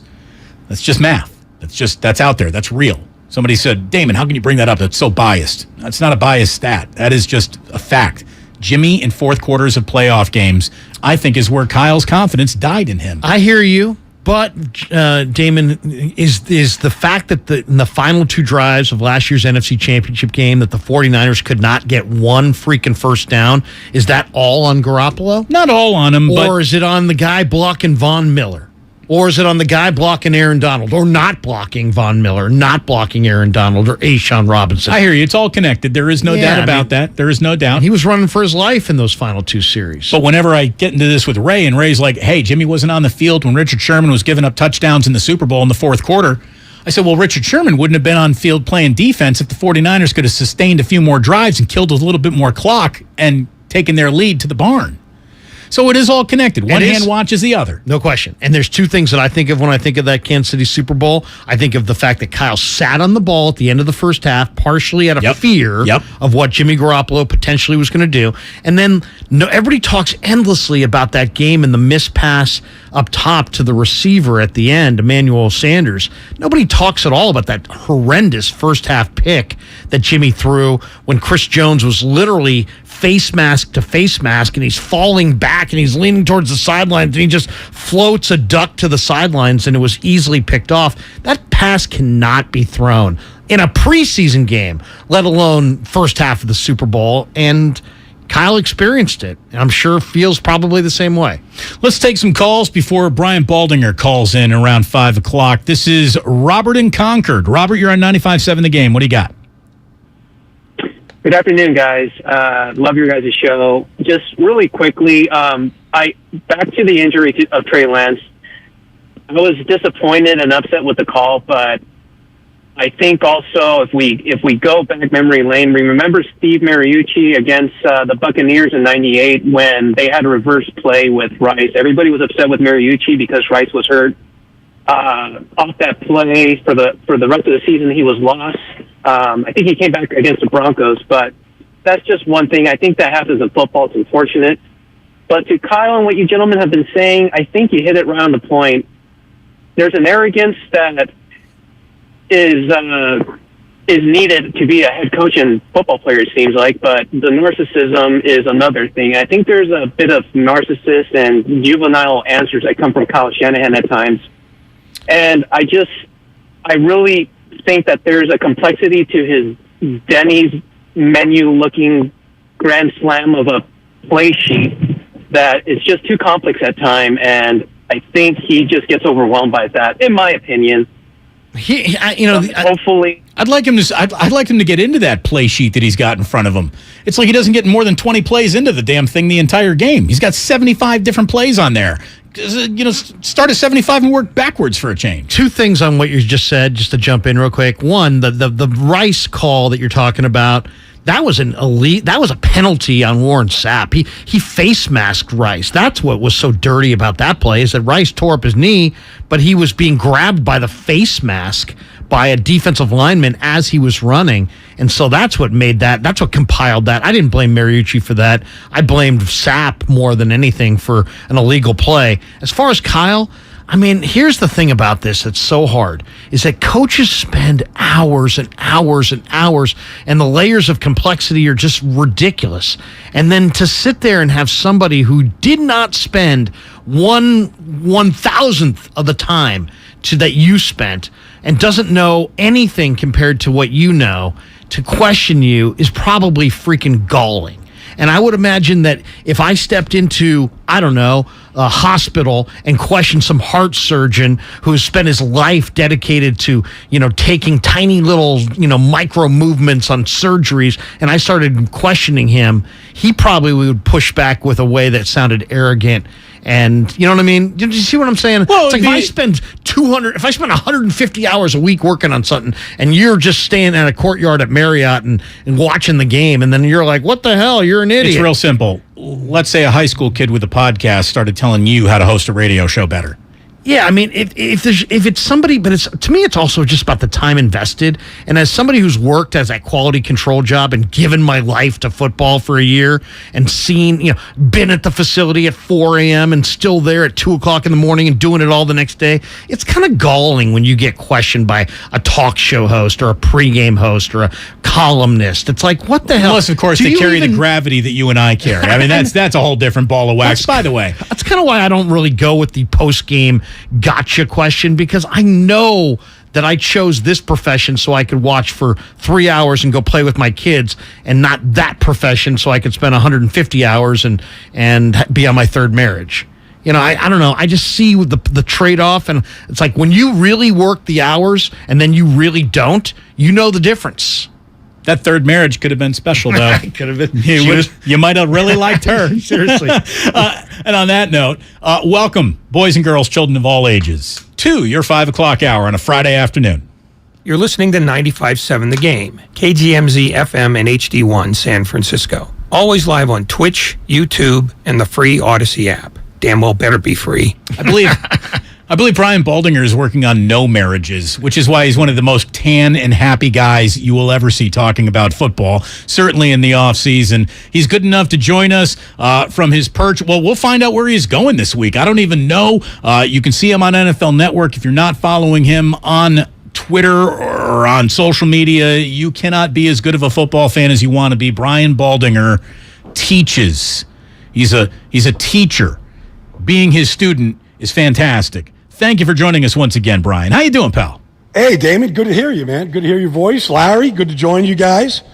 All's good here, mine. I'm heading to Tampa first thing in the morning for the Battle of the Bays. Maybe Aaron Rodgers and Tom Brady, who knows, maybe the last time on the field together. That is a sexy quarterbacking matchup. There is no doubt about it. 2 first-ballot Hall of Famers are going to be going at it, and we'll talk about that. I could tell that you got to a hotel room. Normally we chase you down in an airport, concourse or something like that. Crystal clear. He's got his Comrex box plugged in. It is great to have Brian Baldinger with us here today. Obviously, we got ourselves a situation that is much different than the situation we thought we'd be walking into when we were handed our preseason schedules. Russell Wilson finally getting out of the NFC West meant the 49ers didn't need to worry about that guy anymore. Oops. I mean, you're going to see him again in week 3. So that didn't quite go according to plan. And not according to plan is the best way to describe the 49ers quarterbacking situation. What do you think gives the Niners a better chance to win in Denver Sunday night, Brian? Is it the fact that Jimmy's back with them, or that Nathaniel Hackett seems to be over his skis? I actually would lean towards the 49ers defense, which I think is excellent, one of the best in the league. They shut Seattle out last week. I mean, I think that's the biggest factor in this game. I don't know how Jimmy's going to play. He played very well coming in with 2:20 to go in the first quarter last week when the unfortunate incident happened to Trey. But he looked very good. His arm looked strong. He made lickety-split decisions. I mean, I thought he played very well, but I think the determining factor, regardless of, just some of the decisions that we've seen from Nathaniel Hackett, which is a little bit of head-scratching at this point. This stuff can't be that hard. But I think the biggest factor is just the 49ers defense, and I think it'll travel well to the Mile High this weekend. Yeah, I mean, it looks really good. I mean, we don't really know because of the Bears and the Seahawks. We don't really know exactly how good it is, but they're number 1 passing defense, number 2 rushing defense, first in total defense, third in points allowed. I did an interview yesterday with Talanoa Hufanga, and I got to get your thoughts on Hufanga because they're playing a lot of this cover 3, and he's the box safety in the cover 3, and man, he sees it. There's no hesitation. He's firing. It's impacted their run defense tremendously.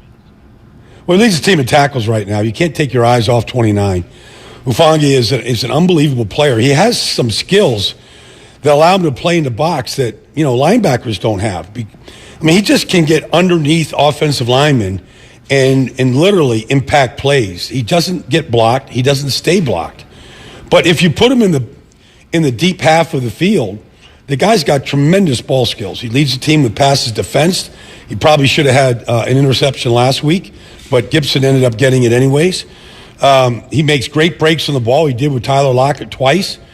There's really nothing in 2 weeks so far that he hasn't shown that he can do, and do full speed at a high level, tackles behind the line of scrimmage, you name it. He is, in my mind, going to be as big a star as there is in that defense. I mean, I know there's Nick Bosa there and there's Fred Warner, and they have cemented themselves as two of the best in the entire industry. But Hufanga is going to be right there pretty soon. Brian, an awful lot of attention has been paid to, Jimmy Garoppolo, his tendencies, what they were when he originally showed up in a 49ers uniform. He even harkened back to the freedom that he had in 2017 that was maybe, ignorance by bliss. He even admitted, he's like, I didn't know the whole playbook. I didn't know every element of the play, so I was just kind of winging it out there early on, and we had an awful lot of success. Do you think there isn't any chance that Jimmy Garoppolo doesn't go rogue necessarily, but takes more ownership over the throws that he wants to make when he thinks he sees them, and steps a little bit out of the choreographed, this is the way Kyle wants it on every play at all times? I think quarterbacks have to do that, Damon, to be honest. A great question. I think quarterbacks have to.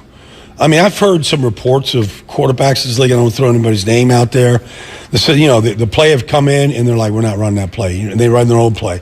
And not to just be defiant of the coach, but the coach can script certain things, and he can see certain things from the sideline, but a quarterback still has to feel comfortable.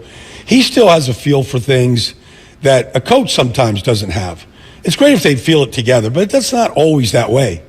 And so I think quarterbacks have to be not daring and not looking to rebut the coach, but I think you got to put some of the ownership on you. Like, I can make this play. I'm going to, and just, like, it's almost like, Denver on that first Monday night game of the year where, they're not sure if they're going to kick the field goal, call timeout, clock's running. Like, if Russell Wilson's in that situation again, he's not waiting for Nathaniel Hackett to tell him what to do. And Russell's going to call the timeout. He's going to call the play. He's going to tell the coach what play he's running, and he's going to run the play. Like, sometimes you just have to take charge. And quarterbacks are in that position. And I think it's part of the process to be able to, see things the way you see it and sometimes call your own plays like that. You were an interior offensive lineman. I got to ask you about Burford and Banks. I mean, Banks is just mauling people in the run game. He didn't play at all last year. Burford has stepped in at right guard. These guys look like they could play together for the next 10, 12 years. It's really exciting. What do you see when you watch them? I see a group that's coming together. I don't think they've figured it all out yet. We've had a bunch of different running backs already. Obviously, Mitchell went down. Tyrion Davis-Price went down. And every time you put a new back in there, whoever it's going to be this week, and whatever combination of backs, there's got to be a rhythm that you develop with your line. And I remember, back in the day, talking, when I blocked for Herschel Walker or Tony Dorsett, there was a certain thing that you would tell them in a huddle. Like, if, we're going to full block this play. I know it's not the way we drew it up and the way we practice it, but it's better to get to the Mike linebacker this way. Sometimes you just got to play through these things.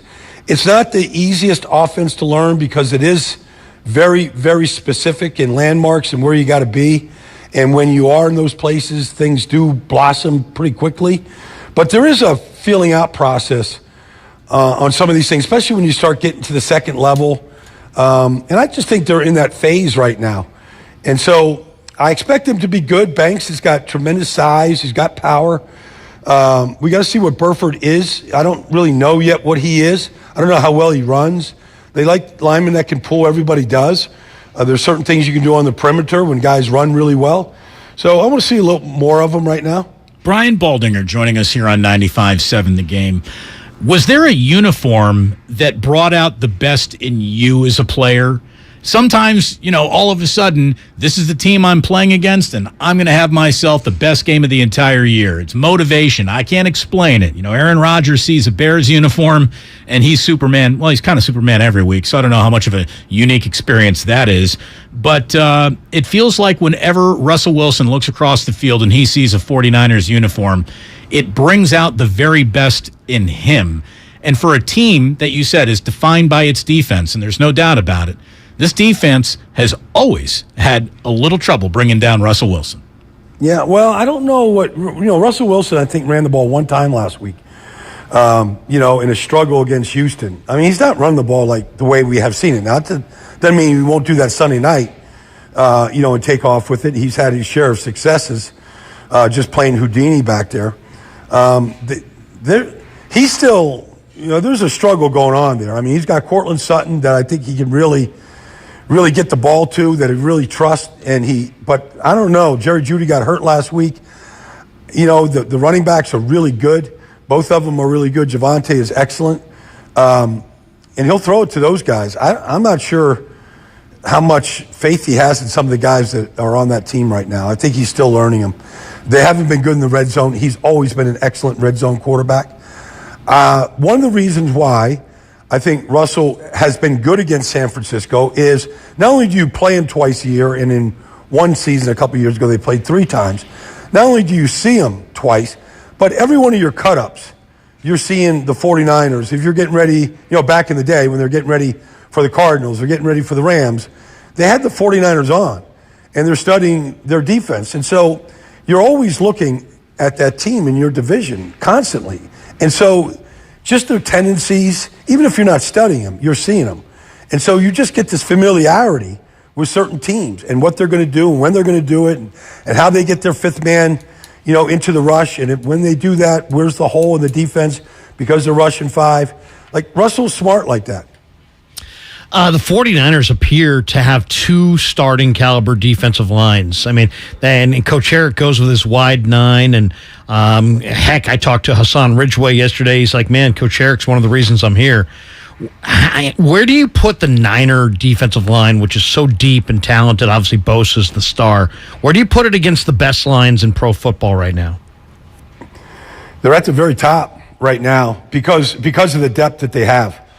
And, you could throw Drake Jackson in there in the second group. And, you saw Kevin Givens might have played the best game he's played as a 49er. He just keeps getting better. You saw it, as a free agent rookie coming out of Penn State, but his ability to just get off blocks and fly around on the other side of the line of scrimmage is uncanny. Ridgeway's been a good player. He's a big body. He was in Philadelphia here. I saw him a bunch. He's bounced around, but it seems like when these guys, Kerry Hyder, when they get around, this guy's a guru in San Francisco, and they cut good players, in training camp. They had 12 that could play, and they probably have 10 on the roster right now, and I don't know how many they'll dress. I've seen them dress as many as 10, game day, just to make sure that they're rotating those guys through, keeping them fresh, so that, you get to the fourth quarter, Bosa's got a bunch in the tank to go take down quarterbacks. So it's a strong group, and there's really nothing that they're not good at right now.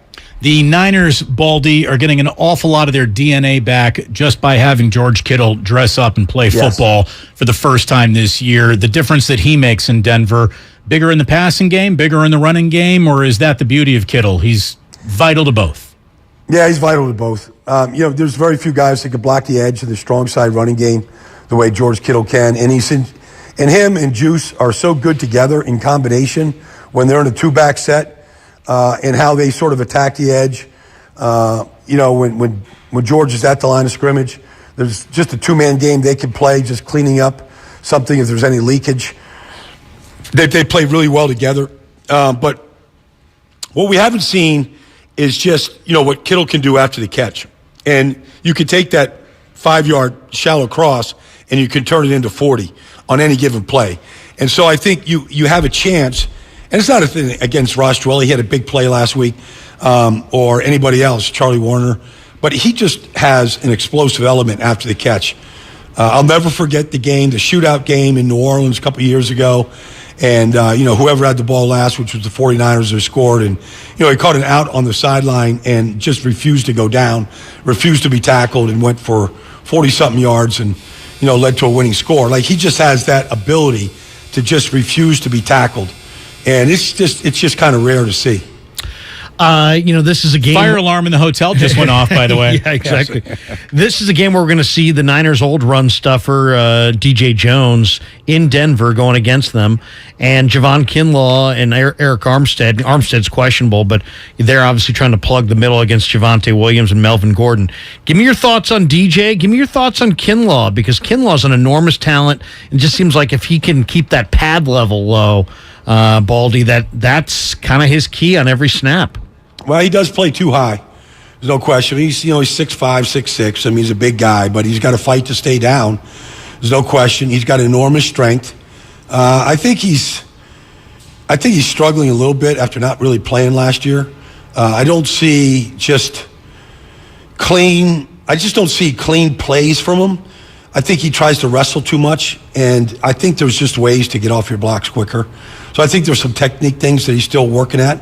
Because I think you just can't just try to muscle these guys all day long. Dalton Reisner, these guys, Quentin Miners, he's going to see those guys this week. You just can't muscle those guys inside. You're going to spend too much time doing it.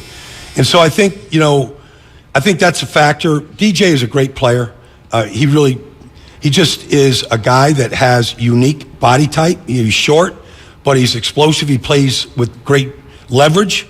And he just has an ability to get off blocks and turn his hips and chase everything down, whether it's a screen pass or whether it's coming in backdoor to take down a running back. He's just got elite movement. That's what you see when you watch him. Brian Baldinger, again, in a hotel in Tampa where he's getting ready for Packers and Bucks this weekend. And I don't even necessarily want to get into the skin and bones of the game, but your relationships with both Aaron Rodgers and Tom Brady, how much have you been able to cultivate a relationship with either one of these guys? Because I know you prowl the field pregame, you talk to everybody in this league. Who do you have an easier time having a chit chat with, whether it be football or bigger things? Well, I can talk to both, but really both of them now really don't even come out of the locker room until the team comes out. They don't come out and do the pregame warm-up that a lot of quarterbacks do. I haven't seen Tom Brady out for a long time. I haven't seen Aaron Rodgers in years come out before the game. I feel like they come out there and get their warm-up in with the team, but they don't come out there and throw, the route tree with the receivers like Russell Wilson would be doing Sunday night, or the way Jimmy Garoppolo will do. They kind of stay away from that. And part of it, I think, is just the attention they get when they're down there, and they just don't want to be, I think they're just totally into their folks. Now, if they're down there on Sunday, I'm going to definitely get your ear a little bit about some things, because I'm not sure who Brady's going to throw to on Sunday. Just about every one of his key receivers is hurt right now. Or suspended, right? Or suspended, one or the other. So, I'm kind of curious what he's thinking about right now going into that game. They might just let their defense just go play lights out defense like they've been as good as anybody in the league right now to start the season. There are two fascinating games in the state of Florida: Bills and Dolphins. I mean, this might be the best team in the NFL against a team that is officially ascending. The arrows pointed up on Miami. That is a battle of 2-0 that feels very significant. Yeah, I was in Baltimore last week for that Dolphin comeback, and I just nicknamed them the Blur Brothers. When you're looking at Tyreek Hill and Jalen Waddle and what they did and what they have been doing, the Buffalo Bills are going to line up two rookie corners against those guys. They're going to line up Christian Benford, a 6th-round pick out of Villanova, who's been starting for me, and Kaiir Elam, who was their 1st-round pick and hadn't started yet. They're going to line up against those guys. Now, they've got two experienced safeties in Jordan Poyer and Micah Hyde, but we saw experienced safeties last week, and they were helpless against some of those go routes that the Dolphins ran. On the other side, Buffalo's offense is just as good as anybody's, and Miami has not really played great defense so far. So this could be a classic shootout between these two offenses, and a little bit like last week, it might be the team that has the ball last might win this one. Baldy, it's interesting. Everybody builds their team differently. The Niners have emphasized defensive line play, and they've put a lot of money and a lot of resources into their defensive line. Miami, by comparison, has gone with a lot of skill position guys, a lot of speed. If you were an NFL GM, I mean, would you pour your resources into the D-line, or now with the 3-step drop and the hitch passes, is it too easily neutralized? Where would you want to build if you were taking over a franchise that from the ground up? I would concentrate on the trenches. I'd be as deep and strong on the offensive and defensive lines as I possibly could. I think wide receiver would be the last position that I would even focus on. Spoken like a true lineman, by the way. Well, but I mean, honestly, yeah. I mean, like, look, Stephon Diggs and Devontae Adams, these guys make a difference. But when you are trying to get through a season and protect your quarterback and get to the quarterback, that's done with your offensive line and defensive lines. And Green Bay has done a really good job of cultivating offensive linemen. They play a lot of young guys. They played a lot of guys last year. They've gone through a lot of injuries, but they have a lot of depth as a result. And so Aaron Rodgers has been upright for the last 3 or 4 years, played every single game, almost every single snap during that stretch. And same thing with Tom Brady. Now, Brady's line is crumbling. They played a backup to a backup left tackle who had never played in the NFL in his life last week. And so, they're hurting right now, and it's great if you have Mike Evans and Chris Godwin and Julio Jones out there. But if you can't give Brady 2.5 seconds, I mean, it might be all for naught. So, are we dessert to the dinner you already ate, or are we the appetizer to the dinner you're about to go have? Oh no, I've finished all that. I mean, I'm just sort of I'm going to watch. I'm getting ready to watch this Rod Woodson of Football Life. One of my favorite people in this business. His debut for the Football Life starts in about 40 minutes, so I'm just getting ready for it. Football courses through his veins. That's why we love talking to him. What a resource we have. And Brian Baldinger, have a great call on Sunday. Thank you so much for joining us. It's always great to catch up with you, brother. Always a pleasure, Damon. Take care now. Have a great weekend. Enjoy that one on Sunday night. It's going to be fun. We will. Absolutely. Brian Baldinger here on 95.7 The Game. Damon and Ratto with Larry Krueger in. Yeah, I mean, it's 8:20. Yeah, it's a little late for dinner. A little late for dinner. I would have already gone. Yeah, I mean, I'm not hitting early bird specials just because I'm in Florida, but yeah. Del Boca Vista or whatever. La Boca Vista? Del Boca Vista. Take the pen. Take the pen. Oh, you're not going to the early bird, huh? Hey. You must be flush. Where'd you get all that money? You're not going to the early Not bird. interested in the early bird. Okay.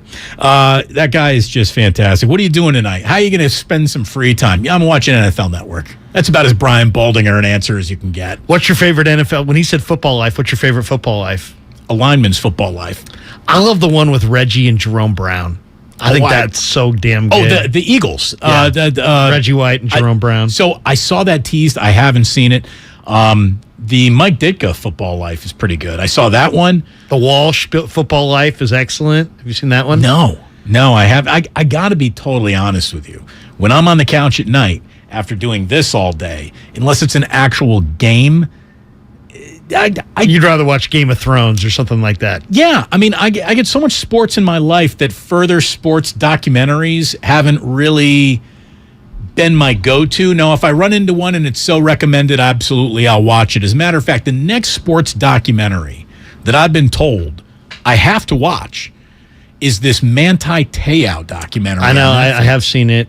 It is good. I heard you sort of rethink the entire situation. You feel sorry for him. He explains it in a way that actually has some gravity to it, and then you realize how completely chewed up and spit out the media machine, what they did to a truly, noble young man.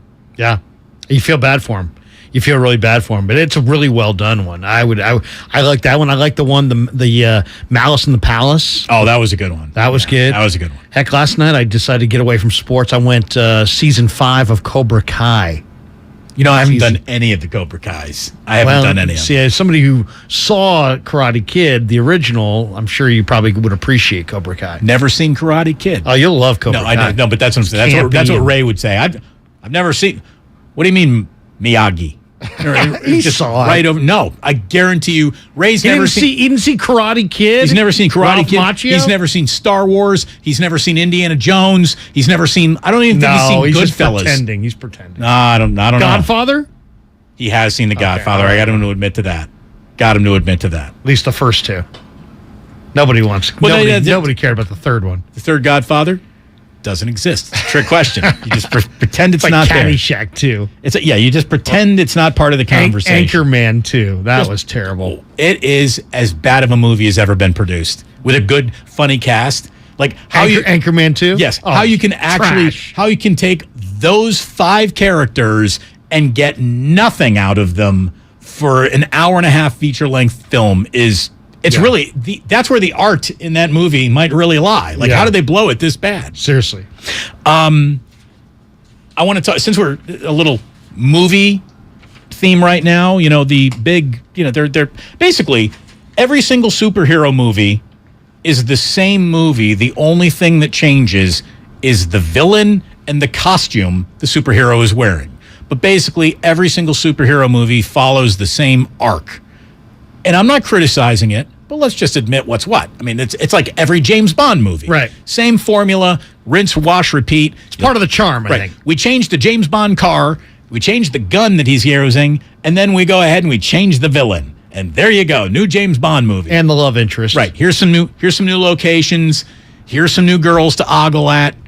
James Bond, everybody. Octopussy. Right, and they're about to change. Yes, they're about to change James Bonds once again, and you're going to get a gentler, kinder, more politically correct James Bond, which will mean the entire series is over and you'll be unwatchable. Anyway, you watch that one. Let me know how it finishes. Yeah, I want to talk about how the new trend is now the multiverse. Because that's the thing. They're like, well, we got these 3 Spider-Men, so what if we put all the Spider-Men that we have in the same movie? And there you go. Kids are going to love it. I want to talk about Jimmy G and the multiverse that is centered on Kyle Shanahan actually wanting Jimmy Garoppolo as his quarterback. Never second-guessing him, never doubting his abilities, thinking, hey, I've had a stunning amount of regular season success with this guy. And playoff games, by definition, are very, very difficult to win. And I'm not going to hold these losses against Garoppolo. I'm not going to hold his injuries against him either. Jimmy is my quarterback. The revisionist history, Larry, of what the 49ers may have looked like if they had just sat on Jimmy and drafted around him with picks that never became the picks they traded for Trey Lance. Oh, it's something else. Jamar Chase. Look, Justin Jefferson. At 12 of the 2021 draft, the Cowboys took Micah Parsons, who's on his way to an NFL Defensive Player of the Year award for sure in his contract. The guy's an absolute beast. They traded assets, obviously, to move up in 2021. Let's say that they traded assets to move up in that draft, too. That, like you said, it could have been Kyle Pitts or Jamar Chase or a defensive back that you're going to see on Sunday, Patrick Surtain. That guy can play. Yeah. The 2022 first-round pick, that'll be property, that would still be property of the 49ers. Like, that could have been, and that would have, since they were in the NFC title game, that is not going to be a very high pick. I was looking at the back end of that draft who might have been on the radar. This is unfair. This is unfair to do. It is unfair to do because you can find that one guy in the second round that just became a stud, and you're like, we could have had him. Dude, they could have had George Karlaftis, the D-end out of Kansas City. Yeah, now I would have crapped all over it because he's from Purdue, so I would have instantly rejected it as a mess. But he can play. And then, of course, you would have next year's first-rounder, which the Niners do not have. Right. And amazing, I'll say this for Lynch, though, for not having a first-round pick. He has a 14, if you can't count the practice squad and the roster, I think he's got 13 or 14 rookies that have made it on the 49er team. So it was a bonanza draft, despite the fact they had no number 1 and Drake Jackson was their first pick in round 2. So it was actually really good. They did a good job without having a number 1, but you're right. It would have been nice to have that number 1. And here's the thing. The scrutiny on number 1 is always unfair. And people stop evaluating the draft based on, well, Solomon Thomas, right? They blew it. Can't draft. there is no exact science. No exact science when it comes to drafting players. But, man, if this team had just remained committed to Jimmy Garoppolo as opposed to gotten out of the business of Jimmy to get into the business of someone else, only to find themselves still in the business of Jimmy Garoppolo, it really is one of the odder things we've covered since we've been covering this team. There's never been a sequence of decisions that have brought a team to the circumstances that the 49ers find themselves in right now. And again, I was going over this with Ray a little bit. We talked about this earlier in the show. It's like the chain of dominoes and how nothing but dumb luck has Jimmy Garoppolo still with the 49ers. And this is where it gets really odd for Kyle, because even in success, he looks a little diminished as a decision maker, as a general manager. No matter how it goes from here, it's not what he drew up. Exactly. No, he can't sit there in the winner's circle and say, "Look what I did." What he did was, I guess he could, but right. But it's not like, "Hey, this was our master plan." Right. No, it wasn't. What he did was kick Jimmy Garoppolo out of the winner's circle. That's what he did. So if he finds Jimmy in the middle of his winner's circle, it'll be like, thank God this guy just reappeared here, because it really wasn't up to me. And I've already run this line past you.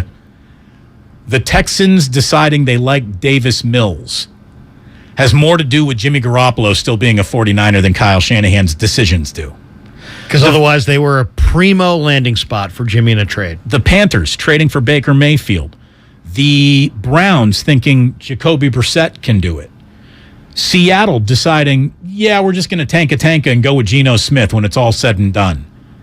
All of those decisions could be the front office. Washington winner deciding of the they wanted Wentz. And look at it this way. Washington was the place that I think most people thought he was going. Well, I'm glad you brought that up, because here's the one thing that Ray even was like, that's interesting that you came up with that. And Ray hates giving compliments, especially to me. He complimented you.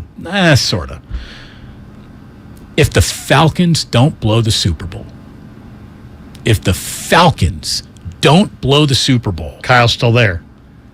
I don't know if Kyle is still there, because he was just an offensive coordinator, and he would have absolutely been elevated to a head coach coming off of that Super Bowl and the offensive season that the Falcons had that year. It's one of the great offenses of all time. They were incredible. They led I think they set the record, Damon, for yards on first down. They got like 8.5 yards per first down. They were, on average, sitting at like 2nd and 1. They averaged 7 yards per play over the course of the entire season. Wow. I mean, they were special. Yeah. They had one of the top 10 all-time point totals in NFL history. Matt Ryan put up a stat line that only like Tom Brady and Aaron Rodgers have ever been able to say, we did this too. He was special. If the Falcons don't blow that Super Bowl, Matt Ryan is a Falcon for life.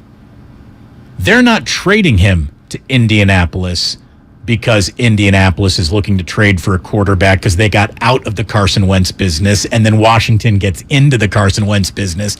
You can say it's you blame Kyle incorrectly for that Super Bowl defeat, 28-3. The huge comeback by the Patriots. You can't blame the head coach. No. But I'm saying blame Kyle all you want. Had that not happened, Jimmy Garoppolo is not in San Francisco. It's the truth. Because Matt Ryan doesn't vacate the premises, and quarterbacks aren't moving down the line like dominoes. And now Carson Wentz is out because Ryan's in Indianapolis. It's crazy how all of this is connected. All of it can be traced back really to the first Super Bowl that people unfairly say Kyle blew. And by Kyle blowing unfairly that Super Bowl, the Niners might be in better position to win this Super Bowl than ever before. It's nuts. Yeah. The Falcons have not had as good an offensive coach as Kyle since Kyle left. They went to Sarkisian, right? Right. He didn't do it. I mean, they have tried. They would die for Kyle Shanahan as an offensive coordinator.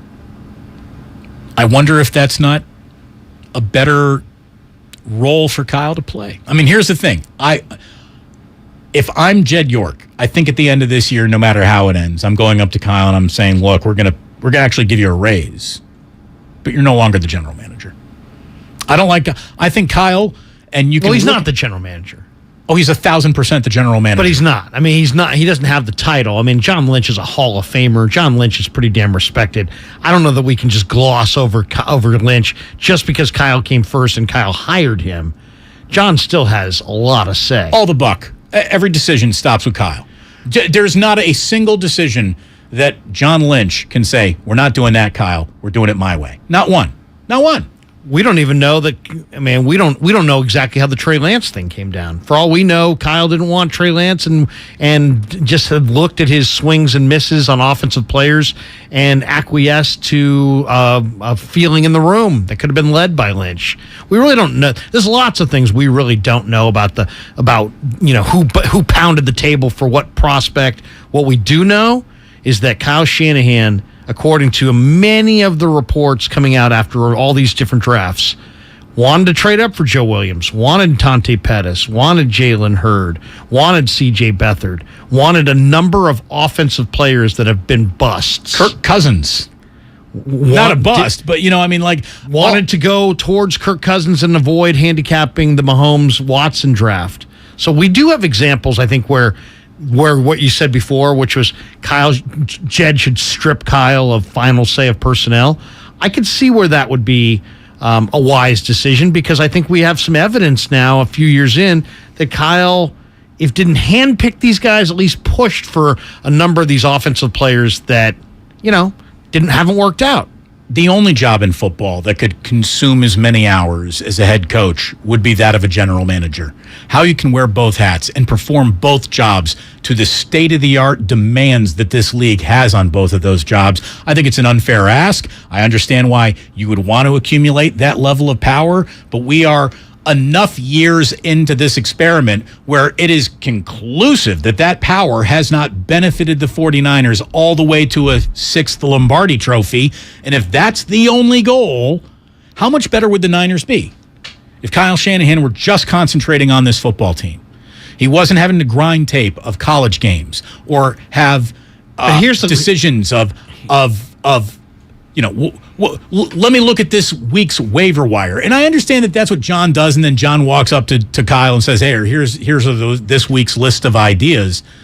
But how great would it be if all of that just happened without Kyle even thinking about it, because he was drawing up plays on the back of a napkin 24 hours a day, 7 days a week, thinking nothing other than, how do I get first downs and touchdowns? I've thought about this a lot. And also, because when all he thought about was first downs and touchdowns and how do I get it, the Atlanta Falcons had one of the great offenses in the history of football. Yeah, and it's undeniable. But then who do you credit? Raheem Mostert, undrafted free agent. Kendrick Bourne, undrafted free agent. Jeff Wilson, undrafted free agent. Jordan Mason, undrafted free agent. These are all offensive players. All running backs, though. Well, obviously that's not a running back. Undrafted free agent. I mean, even this year, they got some nice-looking offensive linemen that they think have a future, and they got them late. I'm just saying. No, look, you're making very good points. Brock Purdy, Mr. Irrelevant. I mean, how many of these late round or day 3 or after the draft offensive players did Kyle have the genius and say, or George Kittle in the 5th round? Those are not. Did Kyle say, hey, I want that guy. That guy needs to play for me. Well, if he did, then that kind of... But if he really knew who if he thought George Kittle was going to be this, he would have taken him in the 2nd round. Okay. But I'm just saying, what if he identified George Kittle? We don't know. I guess at the end of the day, we don't really know exactly who's arguing for who's going along with the crowd. Is Kyle deferring to Lynch? Is Lynch deferring to Peters? Is Peters deferring to the Road Scout? I will say this. When Peters spoke at the podium earlier this year in camp, he credited a guy who wanted Sammy Womack, who was like pounding the table for Sammy Womack, one of their Road Scouts. And this guy was on Sammy Womack the year prior. So how much of the picking gets done by the Road Scout versus the cross-checker versus the college director versus the general manager versus the head coach? I don't know. I don't know the answer. All legitimate questions. All legitimate questions. I'll say this, though, and I'm not trying to take any credit away from Kyle for the undrafted success that he has, has had. Every single football team in this league has the exact same amount of undrafted success dotting their roster. This is a league that is a third full almost of undrafted football players. It's really weird. But do they have the same caliber of players that the Niners have had? I mean, we're talking about Mostert. We're talking about basically all the guys who touch the ball on the offense. I mean, they really don't have outside of what are the high picks? Almost all the high picks have been invested on the defensive side of the ball. I mean, Trey is obviously the high pick invested on the offensive side, but I don't know. I get the feeling that Kyle looked at this thing when he took over Damon and said, you know what?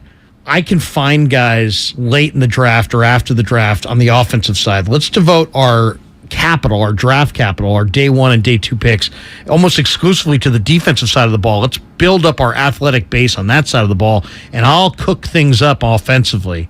And it's worked. I mean, they've had a lot of success. They haven't won the ring. They haven't finished the deal, but they've had a lot of success. So how much of that is Kyle finding these offensive players that fit his puzzle, late in the draft or after the draft? I don't know. I think the one thing we both agree on is that there really wasn't an awful lot to be gained or gleaned from the performance against Chicago, and obviously the win over Seattle was so cockeyed by the injury to Trey Lance that I don't know what there is to gain or glean from that game and project forward the year that the Niners are about to have.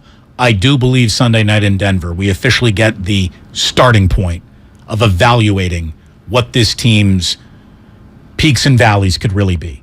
I think Sunday night is going to be our first wildly telling night of 49ers football.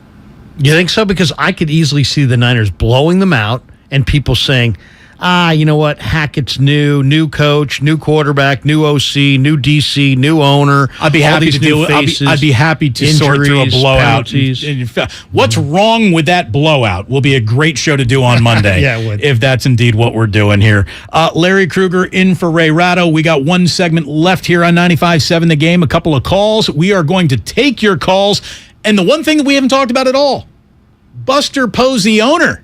How about that? We're going to do that on the other side of the break, too. It's Damon and Ratto with Larry Krueger in here on 95.7 The Game, brought to you by Chilton Auto Body. Have you been in a car accident? Chilton Auto Body has 15 convenient Bay Area locations to help restore your vehicle to pre-accident condition. Chilton Auto Body is also actively hiring for all positions. For more details, head to ChiltonAutoBody.com, the Bay Area's leader in collision repair. Why spend hours negotiating with a car salesman to get the best price for a vehicle you want to buy? At BMW of Fairfield, we give you our very best, most competitive price right up front. By eliminating the price negotiation process, we create a comfortable environment that helps our guests enjoy an experience that's often hostile and difficult at other dealerships. There is a better way. Experience it for yourself at BMW of Fairfield. One price, one person, 1 hour. There's a reason Comcast Business powers more businesses than any other provider. Actually, there's a few. Comcast Business offers the fastest, reliable network, the peace of mind that comes with Security Edge, helping to protect all your connected devices, and the most reliable 5G mobile network. Want me to keep going? I can. Whether your small business is starting or growing, you need Comcast Business. Technology solutions that put you ahead and give you serious savings. Comcast Business, powering possibilities. Get started with fast speeds and advanced security. Together for just $69.99 a month for 12 months with a 2-year agreement. Or find out how to get up to a $650 prepaid card with a qualifying bundle. Limited time offer, restrictions apply. New 50 megabits per second internet and Security Edge customers only. Requires enrollment in EcoBill and AutoPay. Equipment, taxes, and fees extra and subject to change. Comcast Business Mobile utilizes the network with the most RootMetrics 5G data reliability wins in 1H 2022. Results may vary, not an endorsement. Do you think all premium fuels are the same? Well, your engine doesn't. Shell V-Power Nitro Plus helps keep your engine running like new because it's engineered to defend against 4 main engine threats: gunk, wear, corrosion, and friction. So next time, choose Shell's most advanced fuel ever. It's fuel for thought. In engines that continuously use Shell V-Power Nitro Plus premium gasoline. If you own a business, this has been a bumpy ride. From pandemic to inflation, I'm sure you could use a break. If your business has 5 or more employees and survived COVID, you might be eligible to receive a payroll tax refund of up to $26,000 per employee. The challenge is getting your hands on it. Hi, I'm Howard Mackler, and that's why I founded GetRefunds.com to cut through the red tape and get you the money. The team of tax attorneys we have put together are highly trained in this little-known payroll tax refund program. We do all the work, charge not a dime up front, and simply share a percentage of the cash that we get for you. Businesses of all types can qualify, including those that took PPP, nonprofits, and even those that had increases in sales. We have helped return over $1 billion to businesses, and we can help you too. Just go to getrefunds.com/sports, click on Qualify Me, and answer a few questions. This payroll tax refund is only available for a limited period of time. Don't lose out on up to $26,000 per employee. Go to getrefunds.com/sports. That's getrefunds.com/sports. Come into Friedman's Appliance in Pleasant Hill September 23rd through September 25th for their fall clearance sale event. Take advantage of factory direct prices, one-of-a-kind opportunities, special pricing on floor models, and convenient financing. And save on new appliances from trusted brands like Miele, Bosch, Electrolux, LG, and Maytag. Visit Friedman's Appliance in Pleasant Hill for their fall clearance sale event, September 23rd through September 25th, for the best time to save on new appliances for your home. We're on a journey to make healthcare more accessible and more equitable, to treat the most complex diseases and offer hope where often there is little, to provide better care to more people across the Bay Area. We are more than a hospital, more than a university, beyond science and technology. We are the people of UCSF. UCSF Health, redefining possible. The roar of our engines, the pump of our heartbeats, the pedal to our metal, the sparks that ignite us, the pistons that push us, the passions that drive us. From the feelings that move us to the places that pull us on the roads that unite us. With nearly 6,000 stores and over 17,000 auto care centers, Napa has America's largest network of parts and care, here to keep you firing on all cylinders. Get in zone, AutoZone. Welcome to AutoZone. Thinking about gas mileage? If your check engine light is on, it may be affecting your MPGs, but the free AutoZone Fix Finder service can help. With the most complete free warning light report backed by technician-verified fixes, you'll know what's affecting your gas mileage and more, and you don't have to drive too far to find the fix. The free AutoZone Fix Finder service is available at all 6,200 stores. Get in the zone, AutoZone. See details at AutoZone.com. If you have a dog, you might be worried about your good boy being bad for your carpet. But if you had LifeProof with PetProof technology carpet, you wouldn't have to worry, even if you had a whole pack of dogs. Because LifeProof with PetProof technology delivers permanent built-in stain and soil protection that never washes or wears off. Quiet, sit, good dogs. LifeProof with PetProof technology available only at the Home Depot. How doers get more done. I used to get frequent heartburn at night, so I made Prilosec OTC part of my morning routine. With just one pill, Prilosec OTC prevents excess acid production, blocking heartburn all day and night. It's possible while taking Prilosec OTC. Use as directed for 14 days to treat frequent heartburn, not for immediate relief. Here's what happened today on The Game. Presented by the County of Santa Clara. The Morning Roast from 6 to 9. I'm looking at the rest of the roster to elevate Jimmy as well. Not a knock on Jim. Right. I need Debo to play. He needs 12 to 15 touches again. Willard and Dibs from 9 to noon. Andy Dufresne, Shawshank Redemption, Jimmy Garoppolo has climbed through 1.5 miles of vile junk. Steiny and Guru from noon to 3. We want Jimmy unleashed. You don't unleash like a corgi. Nothing happened. And Damon and Ratto from 3 to 6. Any chance we see like evil Garoppolo? Like, I'm tired of being told what to do at all times, and I'm going to sort of do it my way. I'm going to get a little bit more aggressive. The best of the game, presented by the County of Santa Clara. Book a COVID-19 booster shot now at sccfreevax.org or call 211.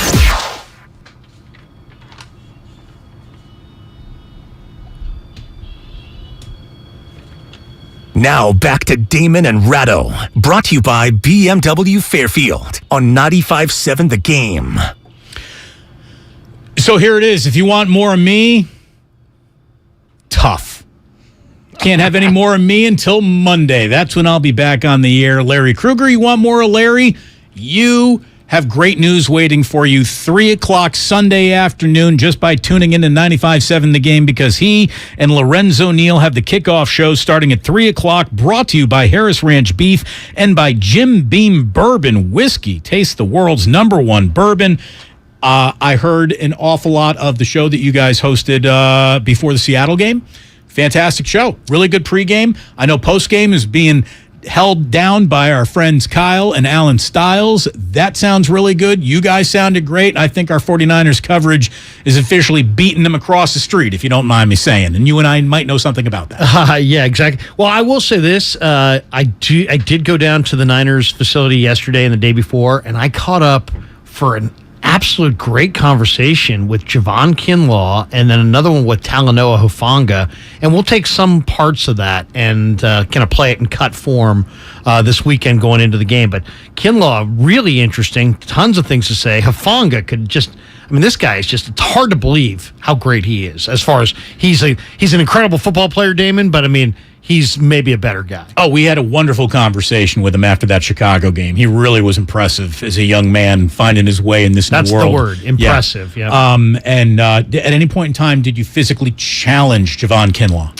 No. Did you try to start a fight? Did you try to provoke Javon Kinlaw into fighting you? No, I did not. Well, no, congratulations. I did not. It worked out good. What a pro.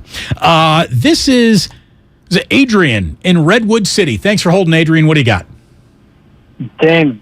Just to wrap up this Jimmy G conversation, I don't know what he's going to do at the end of this year, whether he takes us to the promised land, but you got to admit, I think it's time to bring back a Stranger Things edition of Jimmy G. Stranger Things it did up. Man, that would take a little pre-production. I tell you, we had a pretty decent season of Stranger Things. I'll put it on my list of strong maybes. Adrian, thank you very much for listening. It's a long-time listener right there. Joe in Vallejo. Joe, last call of the week. What do you got? Hello, thanks for having me. I just wanted to call. I can't believe Kyle Shanahan. I really believe he would make a much better college coach. He kind of like to try to think for his quarterbacks, and even with Jimmy G, it was very unfair. You notice he didn't have a chance to talk with Jimmy before he came out and replaced Trey the other day, and Jimmy was on fire. But soon after halftime, then Cal got back into his head. So even when Jimmy run the two-minute offense, Jimmy is much better because he don't have to let Cal think for him. I don't know how good of a college coach, Joe. I don't know how good of a college coach Shanahan would be. I could see half his team looking to enter the transfer portal. He doesn't seem like the kind of guy who wants to sit on the couch and BS and schmooze grandma and grandpa and mom and dad. He seems like the kind of guy that wants to have pros, and he wants to be he wants to devise plays and sit in a dark room and roll the film back and that kind of thing. He made a good point, though. Garoppolo was out there kind of winging it around. Halftime hooks of Shanahan get into him, 10-point lead. It means they're going to put the playbook away. 52 yards passing is all Garoppolo had in the second half against Seattle. 52 yards. Feels about on brand, to be totally honest with you. We will see what kind of brand of Jimmy Garoppolo we get, not only in this Denver game, but going forward. And there is no doubt that it's going to be interesting the entire time. Andre Iguodala is back with the Golden State Warriors. He's a competitor. And I just wanted to let you know that because that guy means an awful lot to their equation. Maybe not on the court anymore, but in terms of how those players, the young players on that team, get their fannies kicked in practice and motivated to be better players. Andre Iguodala is back with the Warriors. That is good news on all fronts. There is no doubt.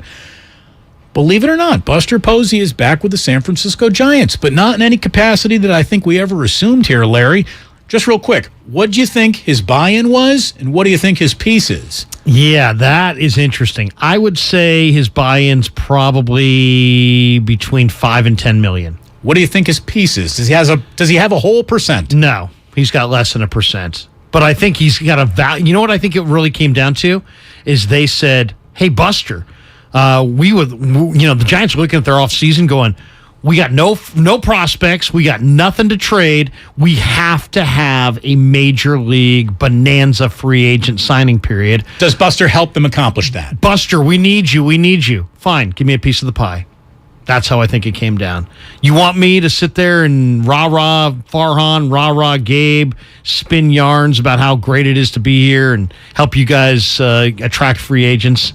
I want a piece of the pie. Look, sending Buster Posey into those meetings with free agents has to have some gravity to it. Man's got universal respect at every level of baseball. Yep. That's good. But no player has ever signed with a team because the pitch meeting was charming. They got the cash, though, dude. They got the cash. Well, that's the thing. So I want Buster Posey showing cash. I want Buster Posey opening a briefcase like the spokesmodel on the game show. Remember saying, the old sale? This could be you. Remember Sale of the Century? Yes, this could be yours. The briefcase opening up. Gabe Kapler could storm down into the clubhouse after you if you just took all this cash.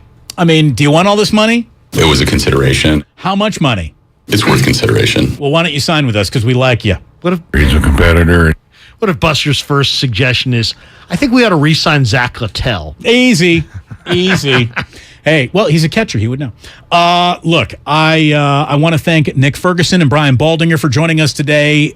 Grandy, thank you very, very much. Last man standing in that side of the glass this week. So thank you very, very much. Larry, this was so fun and easy to do with you. I'm going to give you the highest compliment I can bestow upon a fill-in host. Oh, that's old school. There it is. That's old. That's Sports Phone 680 right there. Sure is. Thank you so much for tuning in. The Revenge of KNBR, the Revenge of Sports Phone is now in the books.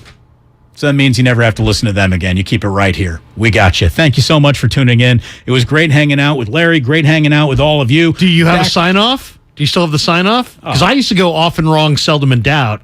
Sports don't build character. They reveal it. And like that, he's gone. Ladies and gentlemen, the weekend. Everything, our farm, our stand, our pop-up shop, it really all started when we discovered the benefits of local, raw honey for our family. And then we decided to turn it into a business. We were looking for something to help us get up and running. So we got the Chase Business Complete Banking Account. It's more than a bank account. It comes with Quick Accept, which lets us take card payments anytime, anywhere in the U.S. using the Chase mobile app. Plus, we get same-day deposits at no extra cost. For us, it's more than honey. It's about sharing a little sweetness with the world. Get the Chase Business Complete Banking Account with the essentials you need to help get your business going. Learn more at chase.com/business-complete-banking. Chase for business. Make more of what's yours. Quick Accept is not available in U.S. territories. Enrollment required. Usage subject to approval. Same-day deposits available for payments before 8 p.m. Eastern Time, Sunday to Friday. Fees and rates apply for checking and processing. Limitations and restrictions apply. Participants compensated. Merchant services provided by Payment Tech LLC and WePay Inc. Subsidiaries of J.P. Morgan Chase Bank and a member FDIC. Are you looking for a rewarding new career? Join the United States Postal Service and apply for roles nationwide. Serve your community with pride and receive benefits including competitive pay and opportunities for advancement. Whether you are looking for full-time, part-time, or seasonal positions, we have options that may be perfect for you. The United States Postal Service is an equal opportunity employer. Apply now at USPS.com/careers. Are you ready for your palm reading, my dear? Yeah, let's do this. I sense that you crave something. More reliable. Right. You know you deserve better and want out of a relationship. Yes, with my big name wireless carrier. You're who now? My big name wireless carrier. That's why I switched to Xfinity Mobile. Now I get unlimited with 5G for $30 per month on the most reliable 5G network. Let's talk about your aura. It's so... And get this. They can even save you hundreds a year on your wireless bill over T-Mobile, AT&T, and Verizon. Wow, that's actually really impressive. Yep, but you already knew that, didn't you? Oh yeah, I definitely saw this coming. Start seeing savings today. Switch to the fastest mobile service, Xfinity Mobile. Now with the best price on 2 lines of unlimited, just $30 a line per month. Switch today. Xfinity Internet required. Price comparison for 2 unlimited lines under available 5G pricing plans of top 3 carriers. Taxes and fees extra. Reduced speeds up to 20 gigabytes of usage per line. Most reliable based on root metrics. US report. Comcast analysis of mobile Wi-Fi and cellular data from Ookla Speed Test Intelligence Q2 2022. The following is an attorney advertisement. If you get sidelined by a workplace injury, the workers' compensation attorneys at Boxer & Gerson can help get you back in the game. Our team of skilled attorneys will fight by your side for the treatment and compensation you deserve. We care about justice for injured workers. That's what makes us Northern California's premier workers' comp law firm. Call Boxer & Gerson at 510-345-2341 or visit boxerlaw.com for a free consultation. Boxer & Gerson, your life is worth the fight. You put it in your mouth and you chew it up real good. I know how to chew gum, Dad. Hurry up, we got leaks to fix. What are you two up to? We're fixing our leaky pipes. Yeah. With gum? Yeah, it's a hack, Mom. A what? A hack. You know. A do-it